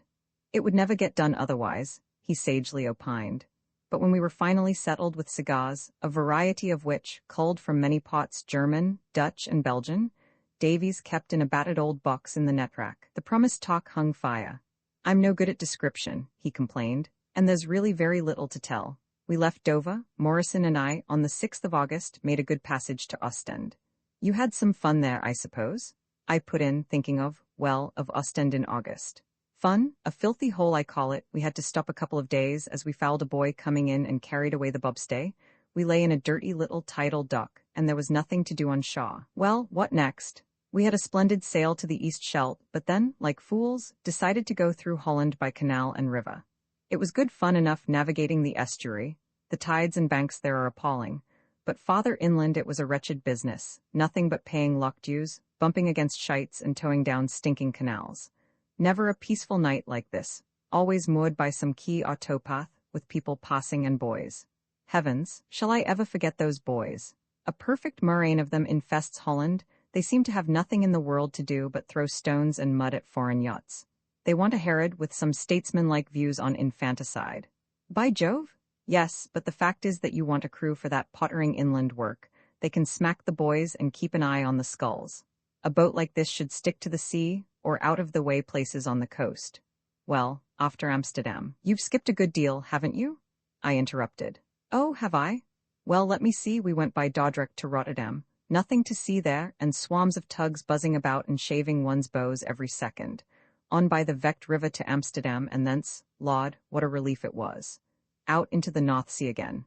The weather had been still and steamy, but it broke up finely now, and we had a rattling three-reef sail to the Zuyder Zee. He reached up to the bookshelf for what looked like an ancient ledger and turned over the leaves. "Is that your log?" I asked. "I should like to have a look at it." "Oh, you'd find it dull reading, if you could read it at all. It's just short notes about winds and bearings and so on." He was turning some leaves over rapidly. "Now, why don't you keep a log of what we do? I can't describe things, and you can." "I've half a mind to try," I said. "We want another chart now," and he pulled down a second yet more stained and frayed than the first. We had a splendid time then exploring the Zuyder Zee, its northern part at least, and round those islands which bound it on the north. Those are the Frisian Islands, and they stretch for 120 miles or so eastward. You see, the first two of them, Texel and Vlieland, shut in the Zuyder Zee, and the rest border the Dutch and German coasts. What's all this? I said, running my finger over some dotted patches which covered much of the chart. The latter was becoming unintelligible. Clean-cut coasts and neat regiments of little figures had given place to a confusion of winding and intersecting lines and bald spaces. "All sand," said Davies, enthusiastically. "You can't think what a splendid sailing ground it is. You can explore for days without seeing a soul. These are the channels, you see? They're very badly charted." This chart was almost useless, but it made it all the more fun. No towns or harbors, just a village or two on the islands if you wanted stars. "They look rather desolate," I said. "Desolate's no word for it, they're really only gigantic sandbanks themselves." "Wasn't all this rather dangerous?" I asked. "Not a bit, you see, that's where our shallow draft and flat bottom came in. We could go anywhere, and it didn't matter running aground. She's perfect for that sort of work. And she doesn't really look bad either, does she?" he asked, rather wistfully. I suppose I hesitated, for he said, abruptly, "Anyway, I don't go in for looks." He had leaned back, and I detected traces of incipient absent-mindedness. His cigar, which he had lately been lighting and relighting feverishly, a habit of his when excited, seemed now to have expired for good. "About running aground?" I persisted. "Surely that's apt to be dangerous." He sat up and felt round for a match. "Not the least, if you know where you can run risks and where you can't. Anyway, you can't possibly help it. That chart may look simple to you. Simple? I thought. But at half flood all those banks are covered, the islands and coasts are scarcely visible, they are so low, and everything looks the same. This graphic description of a splendid cruising ground took away my breath. Of course there is risk sometimes. Choosing an anchorage requires care. You can generally get a nice berth under the lee of a bank, but the tides run strong in the channels, and if there's a gale blowing... Didn't you ever take a pilot? I interrupted. Pilot? Why, the whole point of the thing. He stopped short. I did take one once later on, he resumed, with an odd smile which faded at once. Well, I urged, for I saw a reverie was coming. Oh, he ran me ashore, of course. Served me right. I wonder what the weather's doing. He rose, glanced at the aneroid, the clock, and the half-closed skylight with a curious circular movement, and went a step or two up the companion ladder, where he remained for several minutes with head and shoulders in the open air. There was no sound of wind outside, but the Dulcibella had begun to move in her sleep, as it were, rolling drowsily to some faint send of the sea, with an occasional short jump, like the start of an uneasy dreamer. What does it look like? I called from my sofa. I had to repeat the question.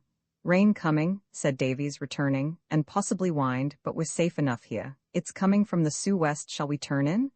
We haven't finished your cruise yet, I said. Light a pipe and tell me the rest. All right, he agreed, with more readiness than I expected. After Terschelling, here it is, the third island from the west. I potted along eastward. Oh, I forgot, Morrison had to leave me there. I missed him badly, but I hoped at that time to get to join me. I could manage all right single-handed, but for that sort of work two are much better than one. The plate's beastly heavy. In fact, I had to give up using it for fear of a smash. After Terschelling? I jogged his memory. Well, I followed the Dutch islands, Ameland, Schiermonnikoog, Rotterdam. Outlandish names, aren't they? Sometimes outside them, sometimes inside. It was a bit lonely, but grand spot and very interesting. The charts were shocking, but I worried out most of the channels. I suppose those waters are only used by small local craft. I put in. That would account for inaccuracies. Did Davies think that Admiralties had time to waste on smoothing the road for such quixotic little craft as his, in all its inquisitive ramblings? But he fired up. That's all very well, he said, but think what folly it is. However, that's a long story and will bore you. To cut matters short, for we ought to be turning in, I got to Bochum. That's the first of the German islands. He pointed at a round bare lozenge lying in the midst of a welter of sandbanks.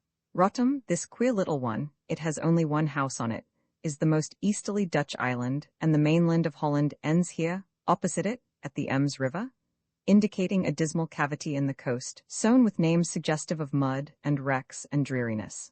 What date was this? I asked. About the 9th of this month. Why, that's only a fortnight before you wired to me. You were pretty quick getting to Flensburg. Wait a bit, we want another chart. Is this the next? Yes, but we scarcely need it. I only went a little way farther on to Nodny, in fact, the third German island, then I decided to go straight for the Baltic. I had always had an idea of getting there, as Knight did in the Falcon. So I made a passage of it to the Ida River, there on the West Schleswig coast, took the river and canal through to Kiel on the Baltic, and from there made another passage up north to Flensburg. I was a week there, and then you came, and here we are. And now let's turn in. We'll have a fine sail tomorrow. He ended with rather fast vivacity and briskly rolled up the chart. The reluctance he had shown from the first to talk about his cruise had been for a brief space forgotten in his enthusiasm about a portion of it, but had returned markedly in this bald conclusion. I felt sure that there was more in it than mere disinclination to spin nautical yarns in the haughty Corinthian style, which can be so offensive in amateur yachtsmen, and I thought I guessed the explanation. His voyage, single-handed to the Baltic from the Frisian Islands, had been a foolhardy enterprise, with perilous incidents, which, rather than make light of, he would not refer to at all. Probably he was ashamed of his recklessness, and wished to ignore it with me, an inexperienced acquaintance not yet enamored of the Dulcibella's way of life, whom both courtesy and interest demanded that he should inspire with confidence. I liked him all the better, as I came to this conclusion, but I was tempted to persist a little. I slept the whole afternoon, I said, and to tell the truth, I rather dread the idea of going to bed, it's so tiring. Look here, you've rushed over that lost pot like an express train. That passage to the Schleswig coast, the Ida River, did you say? Was a longish one, wasn't it? Well, you see what it was, about 70 miles, I suppose, direct.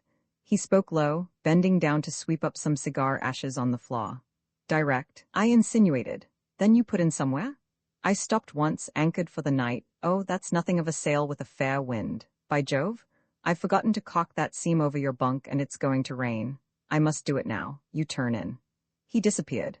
My curiosity, never very consuming, was banished by concern as to the open seam, for the prospect of a big drop, remorseless and regular as fate, falling on my forehead throughout the night, as in the torture chamber of the Inquisition, was alarming enough to recall me wholly to the immediate future.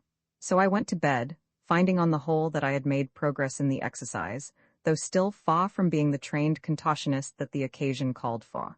Hammering ceased, and Davies reappeared just as I was stretched on the rack, tucked up in my bunk, I mean. "I say," he said, when he was settled in his, and darkness reigned, "do you think you'll like this sort of thing?" "If there are many places about here as beautiful as this," I replied, "I think I shall, but I should like to land now and then and have a walk. Of course a great deal depends on the weather, doesn't it? I hope this rain," drops had begun to patter overhead, "doesn't mean that the summer's over for good." "Oh, you can sail just the same," said Davies, "unless it's very bad. There's plenty of sheltered water. There's bound to be a change soon, but then there are the ducks. The colder and stormier it is, the better for them." I had forgotten the ducks and the cold, and suddenly presented as a shooting box in inclement weather, the Dulcibella lost ground in my estimation, which she had latterly gained. "I'm fond of shooting," I said, "but I'm afraid I'm only a fair-weather yachtsman, and I should much prefer sun and scenery." "Scenery?" he repeated, reflectively.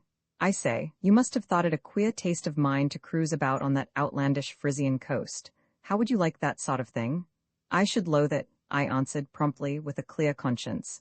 "Weren't you delighted yourself to get to the Baltic? It must be a wonderful contrast to what you described. Did you ever see another yacht there?" "Only one," he answered. "Good night?" "Good night." V wanted. A north wind, nothing disturbed my rest that night. So adaptable is youth and so masterful is nature. At times I was remotely aware of a threshing of rain and a humming of wind, with a nervous kicking of the little hull, and at one moment I dreamt I saw an apparition by candlelight of Davies, clad in pajamas and huge top boots, grasping a misty lantern of gigantic proportions. But the apparition mounted the ladder and disappeared, and I passed to other dreams. A blast in my ear, like the voice of 50 trombones, galvanized me into full consciousness. The musician, smiling and tousled, was at my bedside, raising a foghorn to his lips with deadly intention. "It's a way we have in the Dulcibella," he said, as I started up on one elbow. "I didn't startle you much, did I?" he added. "Well, I like the matinata better than the cold douche," I answered, thinking of yesterday. "Fine day and magnificent breeze?" He answered, "My sensations this morning were vastly livelier than those of yesterday at the same hour. My limbs were supple again, and my head clear. Not even the searching wind could mar the ecstasy of that plunge down to smooth, seductive sand, where I buried greedy fingers and looked through a medium blue, with that translucent blue, fairy faint and angel pure, that you see in perfection only in the heart of ice. Up again to sun, wind, and the forest whispers from the shore, down just once more to see the uncouth anchor stabbing the sand's soft bosom with one rusty fang, deaf and inert to the Dulcibella's puny efforts to drag him from his prey. Back, holding by the cable as a rusty clue from heaven to earth, up to that bourgeois little maiden's bows. Back to breakfast, with an appetite not to be blunted by condensed milk and somewhat passé bread. An hour later we had dressed the Dulcibella for the road, and were foaming into the grey void of yesterday, now a noble expanse of wind-whipped blue, half surrounded by distant hills, their every outline vivid in the rain-washed air. I cannot pretend that I really enjoyed this first sail into the open, though I was keenly anxious to do so. I felt the thrill of those forward leaps, heard that persuasive song the foam sings under the lee bow, saw the flashing harmonies of sea and sky, but sensuous perception was deadened by nervousness. The yacht looked smaller than ever outside the quiet fjord. The song of the foam seemed very near, the wave crests oft very high. The novice in sailing clings desperately to the thoughts of sailors, effective, prudent persons with a typical jargon and a typical dress, versed in local currents and winds. I could not help missing this professional element. Davies, as he sat grasping his beloved tiller, looked strikingly efficient in his way and supremely at home in his surroundings, but he looked the amateur through and through, as with one hand, and it seemed one eye, he wrestled with a spray-splashed chart half unrolled on the deck beside him. All his casual ways returned to me, his casual talk and that last adventurous voyage to the Baltic, and the suspicions his reticence had aroused. "Do you see a monument anywhere?" he said, all at once, and before I could answer. "We must take another reef." He let go of the tiller and relit his pipe while the yacht rounded sharply to, and in a twinkling was tossing head to sea with loud claps of her canvas and passionate jerks of her boom, as the wind leapt on its quarry, now turning to bay, with redoubled force. The sting of spray in my eyes and the babel of noise dazed me, but Davies, with a pull on the foresheet, soothed the tormented little ship, and left her coolly sparring with the waves while he shot in sail and puffed his pipe. An hour later the narrow vista of Al's Sound was visible, with quiet old Sonderburg sunning itself on the island shore, and the Dibble heights towering above, the Dibble of bloody memory, scene of the last desperate stand of the Danes in '64, ere the Prussians wrested the two fair provinces from them. "It's early to anchor, and I hate towns," said Davies, as one section of a lumbering pontoon bridge opened to give us passage. But I was firm on the need for a walk, and got my way on condition that I bought stars as well, and returned in time to admit of further advance to a quiet anchorage. Never did I step on the solid earth with stranger feelings, partly due to relief from confinement, partly to that sense of independence in traveling, which, for those who go down to the sea in small ships, can make the foulest coal pot in Northumbria seem attractive. And here I had fascinating Sonderburg, with its broad-eaved houses of carved woodwork, each fresh with cleansing, yet reverend with age, its fair-haired Viking-like men, and rosy, plain-faced women, with their bullet foreheads and large mouths. Sonderburg still Danish to the core under its Teuton veneer.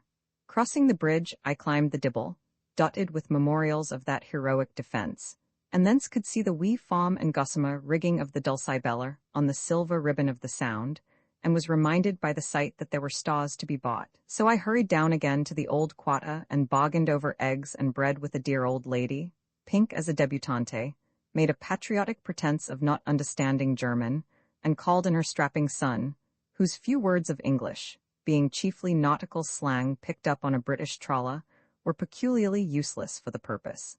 Davies had tea ready when I came aboard again, and drinking it on deck, we proceeded up the sheltered Sound, which, in spite of its imposing name, was no bigger than an inland river, only the hosts of rainbow jellyfish reminding us that we were threading a highway of ocean. There is no rise and fall of tide in these regions to disfigure the shore with mud.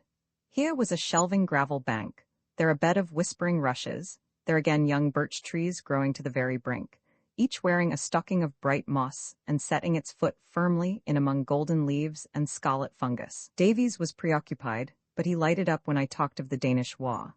"Germany's a thundering great nation," he said. "I wonder if we shall ever fight her."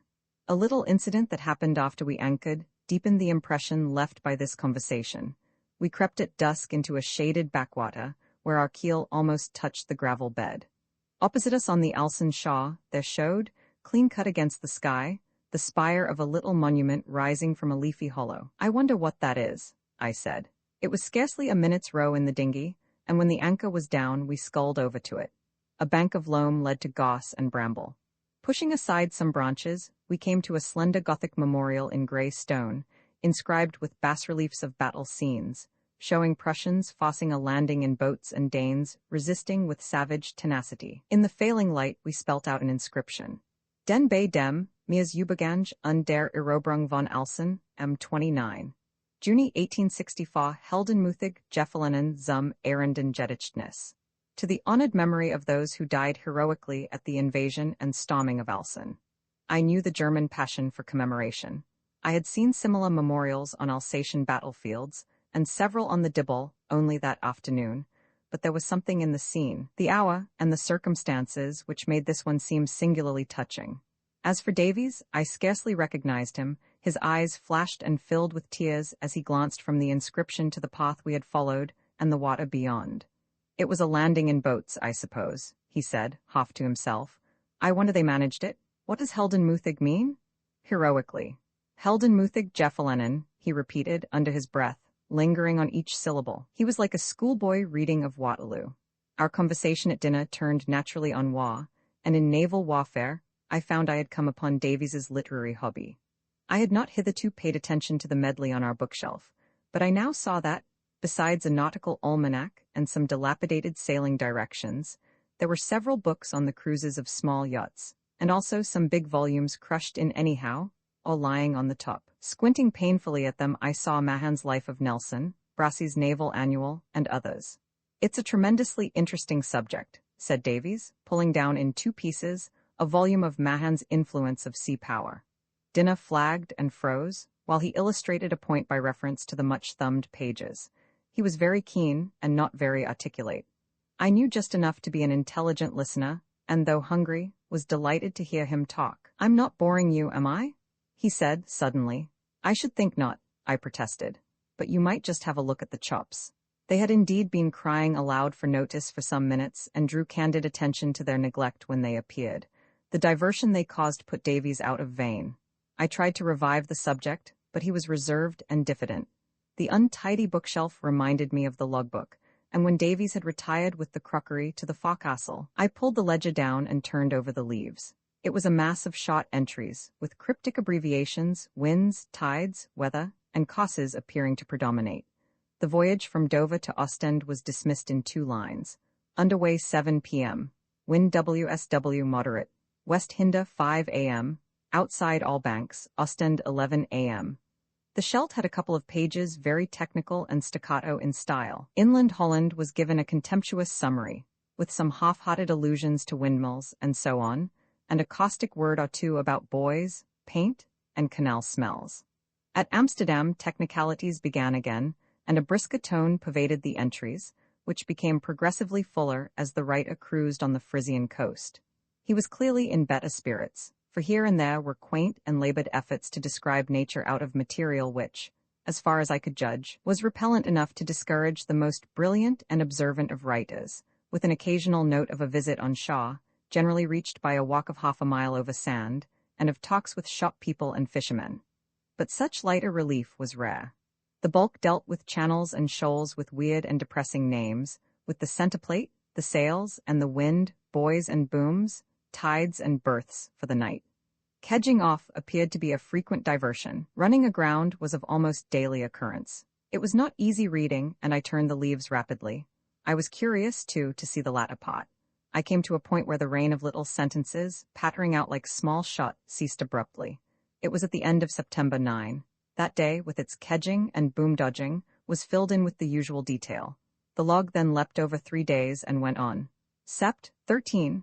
Wind WNW fresh. Decided to go to Baltic. Sailed 4 a.m. Quick passage E, a half S to mouth of Wessa. Anchored for night under Hohenhörn Sand. Sept. 14 nil. Sept. 15 underway at 4 a.m. Wind east moderate. Cost W by S 4 miles, NE by N 15 miles. Naudipip 9:30. Ida River 11:30. This recital of naked facts was quite characteristic when passages were concerned, and any curiosity I had felt about his reticence on the previous night would have been rather allayed than stimulated had I not noticed that a page had been torn out of the book just at this point. The frayed edge left had been pruned and picked into very small limits, but dissimulation was not Davies's strong point, and a child could have seen that a leaf was missing, and that the entries, starting from the evening of September 9, where a page ended, had been written together at one sitting. I was on the point of calling to Davies, and chaffing him with having committed a grave offense against maritime law in having cooked his log. But I checked myself, I scarcely know why, probably because I guessed the joke would touch a sensitive place and fail. Delicacy shrank from seeing him compelled either to amplify a deception or blunder out a confession. He was too easy a prey. And after all, the matter was of small moment. I returned the book to the shelf, the only definite result of its perusal being to recall my promise to keep a diary myself, and I then and there dedicated a notebook to the purpose. We were just lighting our cigars when we heard voices and the splash of oars, followed by a bump against the hull which made Davies wince, as violations of his paint always did. Guten Abend, wo fahren Sie hin? Greeted us as we climbed on deck. It turned out to be some jovial fishermen returning to their smack from a visit to Sonderburg. A short dialogue proved to them that we were mad Englishmen in bitter need of charity. "Come to Satrap," they said. "All the smacks are there, round the point. There is good punch in the inn." Nothing loth, we followed in the dinghy, skirted a bend of the Sound, and opened up the lights of a village, with some smacks at anchor in front of it. We were escorted to the inn, and introduced to a formidable beverage, called coffee punch, and a smoke-wreathed circle of smacksmen, who talked German out of courtesy, but were Danish in all else. Davies was at once at home with them, to a degree, indeed, that I envied. His German was of the crudest kind, bizarre in vocabulary and comical in accent, but the Freemasonry of the sea, some charm of his own, gave intuition to both him and his hearers. I cut a poor figure in this nautical gathering, though Davies, who persistently referred to me as Meine Freund, tried hard to represent me as a kindred spirit and to include me in the general talk. I was detected at once as an uninteresting hybrid. Davies, who sometimes appealed to me for a word, was deep in talk over anchorages and ducks, especially, as I well remember now, about the chance of spot in a certain Schley fjord. I fell into utter neglect, till rescued by a taciturn person in spectacles and a very high cap, who appeared to be the only landsman present. After silently puffing smoke in my direction for some time, he asked me if I was married, and if not, when I proposed to be. After this inquisition, he abandoned me. It was 11 before we left this hospitable inn, escorted by the whole party to the dinghy. Our friends of the smack insisted on our sharing their boat out of pure good fellowship, for there was not nearly room for us, and would not let us go till a bucket of fresh-caught fish had been emptied into her bottom. After much shaking of scaly hands, we sculled back to the Dulcibella, where she slept in a bed of tremulous stars. Davies sniffed the wind and scanned the treetops, where light gusts were toying with the leaves. "Sue west still," he said, "and more rain coming, but it's bound to shift into the north. Will that be a good wind for us?" "It depends where we go," he said slowly. "I was asking those fellows about duck shooting. They seem to think the best place would be Schley Fjord. That's about 15 miles south of Sonderburg, on the way to Kiel. They said there was a pilot chap living at the mouth who would tell us all about it. They weren't very encouraging, though. We should want a north wind for that." "I don't care where we go," I said, to my own surprise. "Don't you really?" he rejoined with sudden warmth. Then, with a slight change of voice, "You mean it's all very jolly about here?" Of course I meant that. Before we went below, we both looked for a moment at the little gray memorial, its slender fretted arch outlined in tender lights and darks above the hollow on the Alsen shore. The night was that of September 27, the third I had spent on the Dulcibella. Vi Schley Fjord, I make no apology for having described these early days in some detail. It is no wonder that their trivialities are as vividly before me as the colors of earth and sea in this enchanting corner of the world. For every trifle, sordid or picturesque, was relevant, every scrap of talk a link, every passing mood critical for good or ill. So slight, indeed, were the determining causes that changed my autumn holiday into an undertaking the most momentous I have ever approached. 2 days more preceded the change. On the first, the southwesterly wind still holding, we sallied forth into Augustenburg Fjord to practice smartness in a heavy thresh, as Davies put it. It was the day of dedication for those disgusting oilskins, immured in whose stiff and odorous angles I felt distressfully cumbersome. A day of proof indeed for me, for heavy squalls swept incessantly over the loch, and Davies, at my own request, gave me no rest. Backwards and forwards we tacked, blustering into coves and out again, reefing and unreefing, now stung with rain, now warmed with sun, but never with time to breathe or think. I wrestled with intractable ropes, slaves if they could be subdued, tyrants if they got the upper hand. Creeping, craning, straining, I made the painful round of the deck, while Davies, hatless and tranquil, directed my blundering movements. "Now take the helm and try steering in a hard breeze to windward. It's the finest spot on earth." So I grappled with the niceties of that delicate craft, smarting eyes, chafed hands, and dazed brain all pressed into the service, whilst Davies, taming the ropes the while, shouted into my ear the subtle mysteries of the art, that fidgeting ripple in the luff of the mainsail, and the distant rattle from the hungry jib, signs that they are starved of wind and must be given more, the heavy list and wallow of the hull, the feel of the wind on your cheek instead of your nose, the broader angle of the burgee at the masthead, signs that they have too much, and that she is sagging recreantly to leeward instead of fighting to windward. He taught me the tactics for meeting squalls, and the way to press your advantage when they are defeated, the iron hand in the velvet glove that the willful tiller needs if you are to gain your ends with it, the exact set of the sheets necessary to get the easiest and swiftest play of the hull. All these things and many more I struggled to apprehend, careless for the moment as to whether they were worth knowing, but doggedly set on knowing them. Needless to say, I had no eyes for beauty. The wooded inlets we dived into gave a brief respite from wind and spindrift, but called into use the lead and the centerboard tackle, two new and cumbrous complexities. Davies's passion for intricate navigation had to be sated even in these secure and tideless waters. "Let's get in as near as we can, you stand by the lead," was his formula, so I made false casts, tripped up in the slack, sent rivers of water up my sleeves, and committed all the other gotcheries that beginners in the art commit, while the sand showed whiter beneath the keel, till Davies regretfully drew off and shouted, "Ready about," sent a plate down, and I dashed down to the trappings of that diabolical contrivance, the only part of the Dulcibella's equipment that I hated fiercely to the last. It had an odious habit, when lowered, of spouting jets of water through its chain lead onto the cabin floor. One of my duties was to gag it with cotton waste, but even then, its choking gurgle was a most uncomfortable sound in your dining room. In a minute, the creek would be behind us, and we would be thumping our stem into the shot, hollow waves of the fjord, and lurching through spray and rain for some point on the opposite shore. Of our destination and objects, if we had any, I knew nothing. At the northern end of the fjord, just before we turned, Davies had turned dreamy in the most exasperating way, for I was steering at the time and in mortal need of sympathetic guidance if I was to avoid a sudden jibe. As though continuing aloud some internal debate, he held a one-sided argument to the effect that it was no use going farther north. Ducks, weather, and charts figured in it, but I did not follow the pros and cons. I only know that we suddenly turned and began to battle south again. At sunset we were back once more in the same quiet pool among the trees and fields of Owl's Sound, a wondrous peace succeeding the turmoil.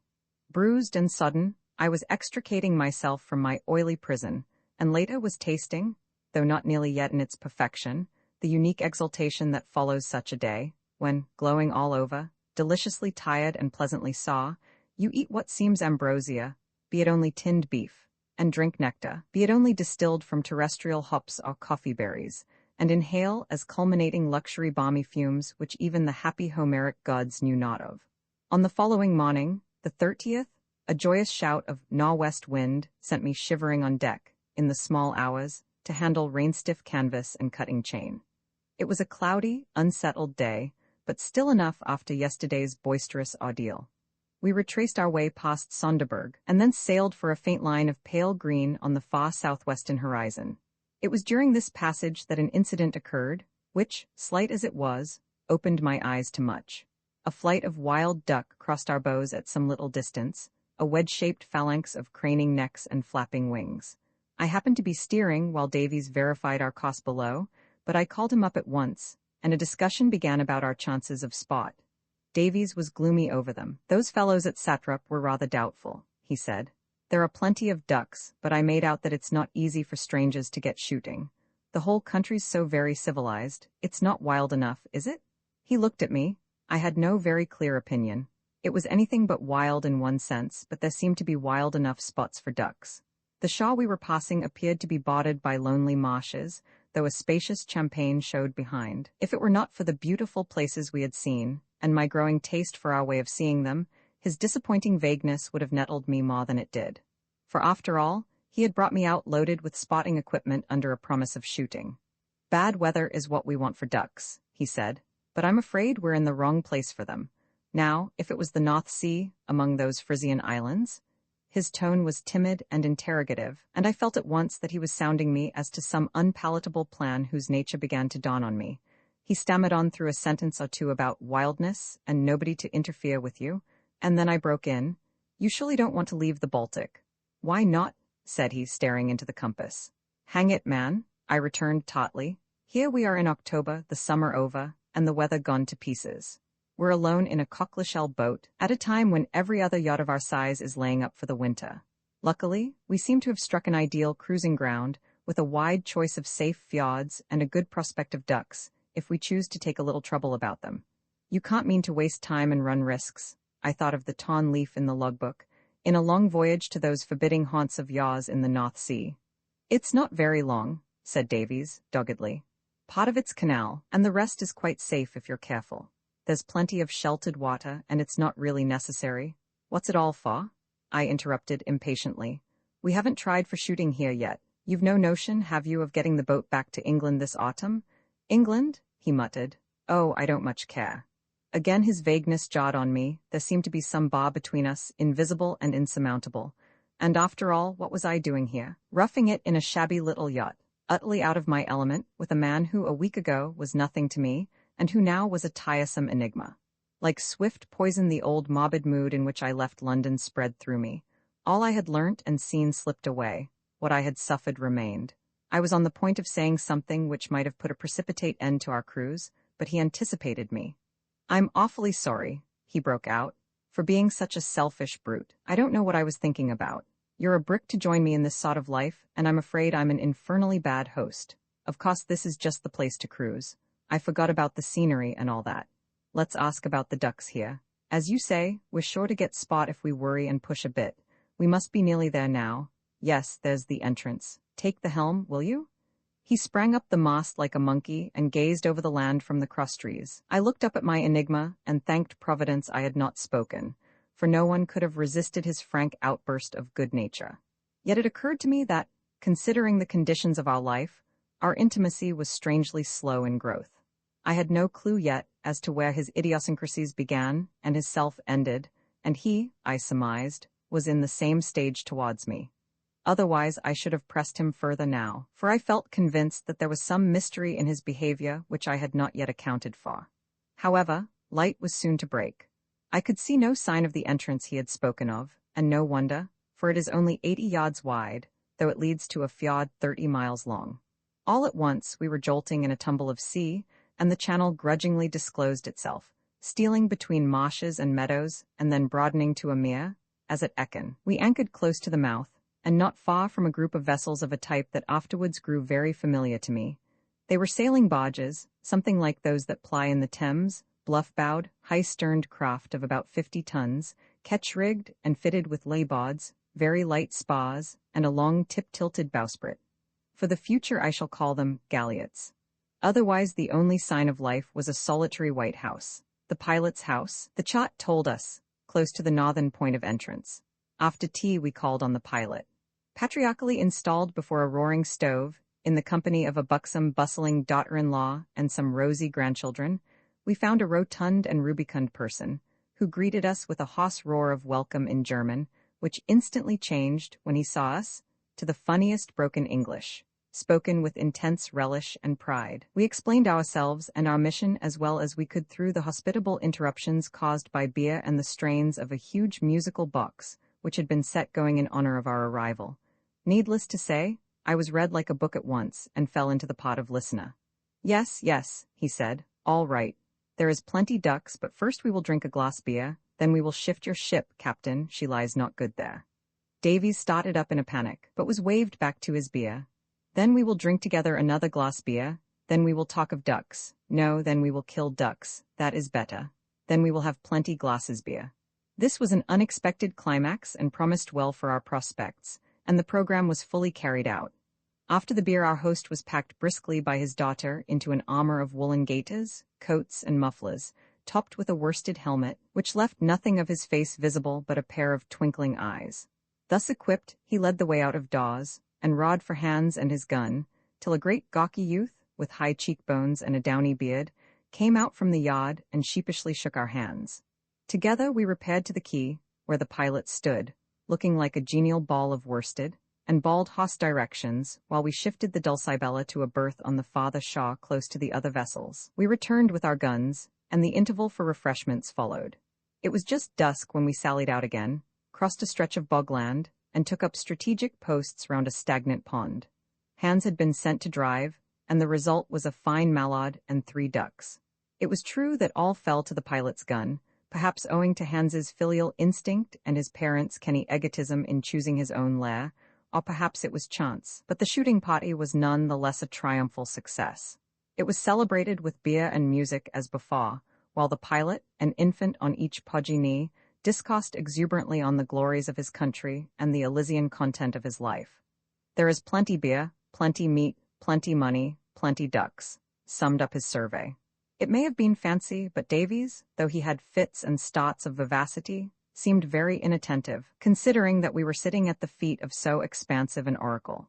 It was I who elicited most of the practical information, details of time, weather, and likely places for shooting, with some shrewd hints as to the kind of people to conciliate.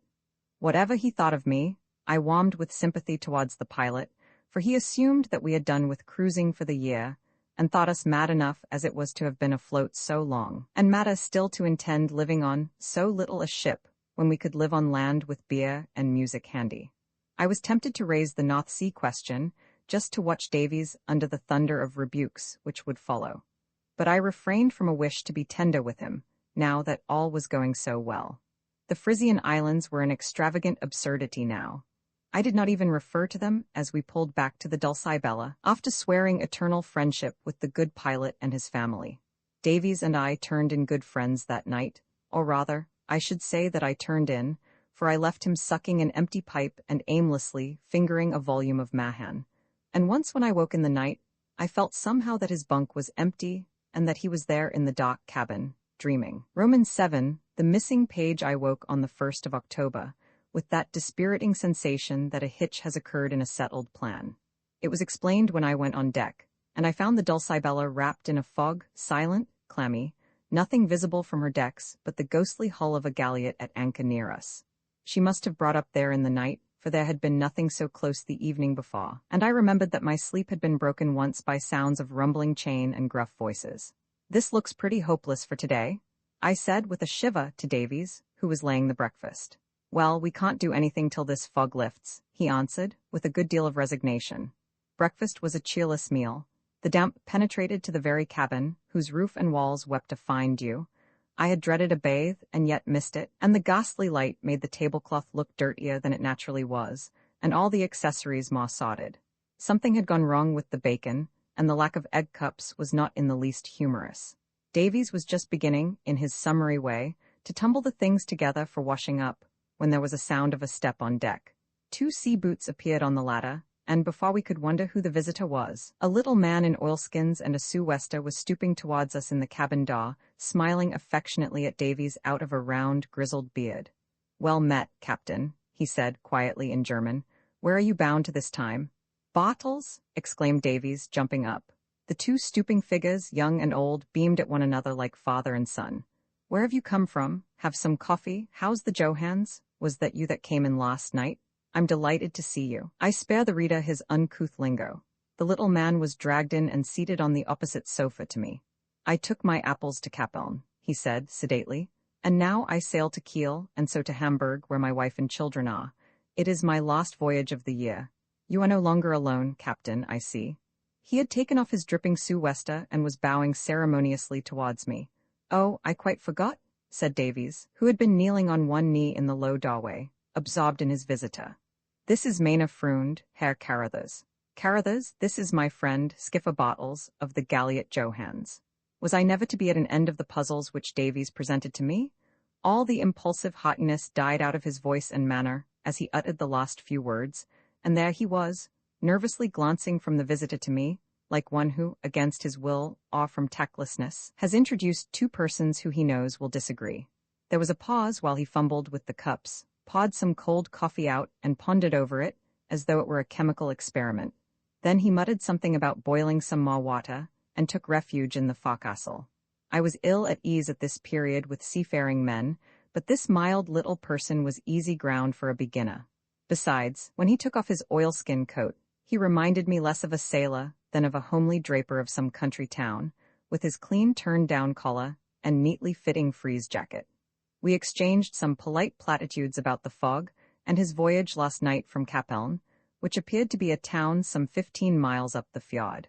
Davies joined in from the forecastle with an excessive warmth which almost took the words out of my mouth.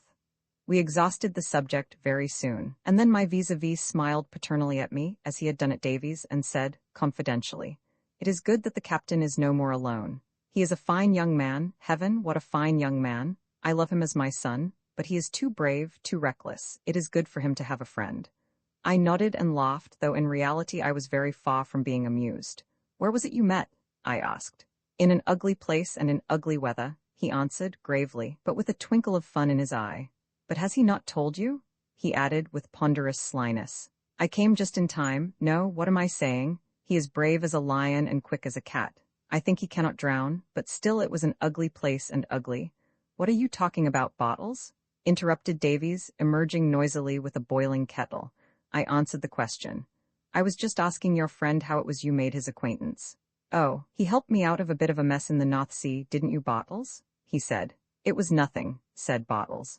But the North Sea is no place for your little boat, Captain. So I have told you many times. How did you like Flensburg? A fine town, is it not? Did you find Herr Krank the carpenter? I see you have placed a little mizzenmast. The rudder was nothing much, but it was well that it held to the Ida. But she is strong and good, your little ship, and heaven, she had need be so. He chuckled, and shook his head at Davies as at a wayward child. This is all the conversation that I need record. For my part, I merely waited for its end, determined on my course, which was to know the truth once and for all, and make an end of these distracting mystifications. Davies plied his friend with coffee, and kept up the talk gallantly. But affectionate as he was, his manner plainly showed that he wanted to be alone with me. The gist of the little skipper's talk was a parental warning that, though we were well enough here in the Ostsee, it was time for little boats to be looking for winter quarters. That he himself was going by the Kiel Canal to Hamburg to spend a cozy winter as a decent citizen at his warm fireside, and that we should follow his example. He ended with an invitation to us to visit him on the Johans, and with suave farewells disappeared into the fog. Davies saw him into his boat, returned without wasting a moment, and sat down on the sofa opposite me. What did he mean? I asked. I'll tell you, said Davies. I'll tell you the whole thing. As far as you're concerned, it's partly a confession. Last night I had made up my mind to say nothing, but when Bottles turned up I knew it must all come out. It's been fearfully on my mind, and perhaps you'll be able to help me, but it's for you to decide. Fire away, I said. You know what I was saying about the Frisian Islands the other day. A thing happened there which I never told you when you were asking about my cruise. It began near Norderney, I put in. How did you guess that? He asked. You're a bad hand at duplicity, I replied. Go on. Well, you're quite right, it was there, on September 9. I told you the sort of thing I was doing at that time, but I don't think I said that I made inquiries from 1 or 2 people about duck shooting, and had been told by some fishermen at Bochum that there was a big sailing yacht in those waters, whose owner, a German of the name of Dolman, shot a good deal, and might give me some tips. Well, I found this yacht one evening, knowing it must be her from the description I had. She was what is called a barge yacht, of 50 or 60 tons, built for shallow water on the lines of a Dutch galliot, with layboards and those queer round bows and square stern. She's something like those galliots anchored near us now. You sometimes see the same sort of yacht in English waters, only there they copy the Thames barges. She looked a clipper of her sort, and very smart, varnished all over and shining like gold. I came on her about sunset, after a long day of exploring round the Ems estuary. She was lying in— Wait a bit, let's have the chart, I interrupted. Davies found it and spread it on the table between us, first pushing back the cloth and the breakfast things to one end, where they lay in a slovenly litter. This was one of the only 2 occasions on which I ever saw him postpone the rite of washing up, and it spoke volumes for the urgency of the matter in hand. Here it is, said Davies. Fore and I looked with a new and strange interest at the long string of slender islands, the parallel line of coast, and the confusion of shoals, banks and channels which lay between. Here's Norderney, you see. By the way, there's a harbour there at the west end of the island, the only real harbour on the whole line of islands, Dutch or German, except at Terschelling. There's quite a big town there, too, a watering place, where Germans go for sea bathing in the summer. Well, the Medusa, that was her name, was lying in the Riff Gat roadstead, flying the German ensign, and I anchored for the night pretty near her. I meant to visit her owner later on, but I very nearly changed my mind, as I always feel rather a fool on smart yachts, and my German isn't very good. However, I thought I might as well. So, after dinner, when it was dark, I sculled over in the dinghy, hailed a sailor on deck, said who I was, and asked if I could see the owner.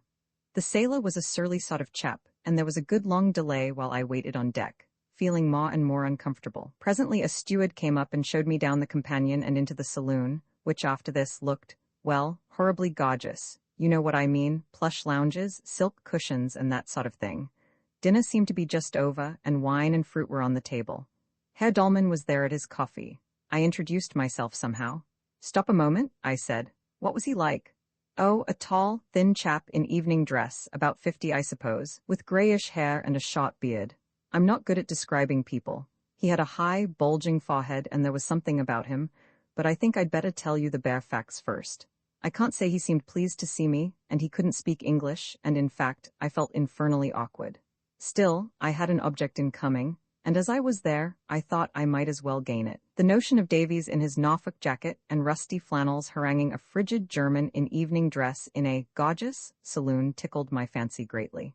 He seemed very much astonished to see me, had evidently seen the Dulcibella arrive, and had wondered what she was. I began as soon as I could about the ducks, but he shut me up at once, said I could do nothing hereabouts. I put it down to sportsman's jealousy, you know what that is. But I saw I had come to the wrong shop, and was just going to back out and end this unpleasant interview when he thought a bit, offered me some wine, and began talking in quite a friendly way, taking a great interest in my cruise and my plans for the future. In the end we sat up quite late, though I never felt really at my ease. He seemed to be taking stock of me all the time, as though I were some new animal. How I sympathized with that German? We potted civilly enough, and I rode back and turned in, meaning to potter on eastwards early next day. But I was knocked up at dawn by a sailor with a message from Dolman asking if he could come to breakfast with me. I was rather flabbergasted, but didn't like to be rude, so I said yes. Well, he came, and I returned the call, and, well, the end of it was that I stayed at anchor there for 3 days. This was rather abrupt. How did you spend the time? I asked. Stopping 3 days anywhere was an unusual event for him, as I knew from his log. Oh, I lunched or dined with him once or twice, with them, I ought to say, he added hurriedly. His daughter was with him. She didn't appear the evening I first called. And what was she like? I asked promptly before he could hurry on. Oh, she seemed a very nice girl, was the guarded reply, delivered with particular unconcern, and the end of it was that I and the Medusa sailed away in company. I must tell you how it came about, just in a few words for the present. It was his suggestion. He said he had to sail to Hamburg, and proposed that I should go with him in the Dulcibella as far as the Elbe, and then, if I liked, I could take the ship canal at Brunsbüttel through to Kiel and the Baltic. I had no very fixed plans of my own, though I had meant to go on exploring eastwards between the islands and the coast, and so reach the Elbe in a much slower way. He dissuaded me from this, sticking to it that I should have no chance of ducks, and urging other reasons. Anyway, we settled to sail in company direct to Cuxhaven, in the Elbe. With a fair wind and an early start, it should be only 1 day's sail of about 60 miles. The plan only came to a head on the evening of the 3rd day, on the 12th of September. I told you, I think, that the weather had broken after a long spell of heat. That very day it had been blowing pretty hard from the west, and the glass was falling still. I said, of course, that I couldn't go with him if the weather was too bad, but he prophesied a good day, said it was an easy sail, and altogether put me on my mettle. You can guess how it was. Perhaps I had talked about single-handed cruising as though it were easier than it was, though I never meant it in a boasting way, for I hate that sort of thing, and besides there is no danger if you're careful. Oh, go on, I said. Anyway, we went next morning at 6. It was a dirty-looking day, wind WNW, but his sails were going up and mine followed. I took 2 reefs in, and we sailed out into the open and steered ENE along the coast for the outer Elbe lightship about 50 knots off. Here it all is, you see. He showed me the course on the chart. The trip was nothing for his boat, of course, a safe, powerful old tub, forging through the sea as steady as a house. I kept up with her easily at first. My hands were pretty full, for there was a hard wind on my quarter and a troublesome sea, but as long as nothing worse came I knew I should be all right, though I also knew that I was a fool to have come. All went well till we were off Wangerooge, the last of the islands, here, and then it began to blow really hard. I had half a mind to chuck it and cut into the Jade River down there, but I hadn't the face to, so I hove to and took in my last reef. Simple words, simply uttered, but I had seen the operation in calm water and shuddered at the present picture. We had been about level till then, but with my shortened canvas I fell behind. Not that that mattered in the least. I knew my course had read up my tides, and, thick as the weather was, I had no doubt of being able to pick up the lightship. No change of plan was possible now. The Weser estuary was on my starboard hand, but the whole place was a lee shore and a mass of unknown banks. Just look at them. I ran on, the Dulcibella doing her level best, but we had some narrow shaves of being pooped. I was about here, say 6 miles southwest of the lightship, 5 when I suddenly saw that the Medusa had hove to right ahead, as though waiting till I came up. She wore round again on the course as I drew level, and we were alongside for a bit. Dolman lashed the wheel, leaned over her quarter, and shouted, very slowly and distinctly so that I could understand. Follow me, see too bad for you outside. Shortcut through sands, save 6 miles. It was taking me all my time to manage the tiller, but I knew what he meant at once. for I had been over the chart carefully the night before. Point 6. You see, the whole bay between Wangerooge and the Elbe is encumbered with sand. A great jagged chunk of it runs out from Cuxhaven in a northwesterly direction for 15 miles or so, ending in a pointed spit called the Scharhorn. To reach the Elbe from the west, you have to go right outside this, round the lightship, which is off the Scharhorn, and double back. Of course, that's what all big vessels do. But as you see, these sands are intersected here and there by channels, very shallow and winding, exactly like those behind the Frisian Islands. Now look at this one, which cuts right through the big chunk of sand and comes out near Cuxhaven. The Telt 7 it's called. It's miles wide, you see, at the entrance, but later on it is split into two by the Hohenhörn bank. Then it gets shallow and very complicated, and ends in a mere tidal driblet with another name. It's just the sort of channel I should like to worry into on a fine day, or with an offshore wind. Alone, in thick weather and a heavy sea, it would have been folly to attempt it, except as a desperate resource.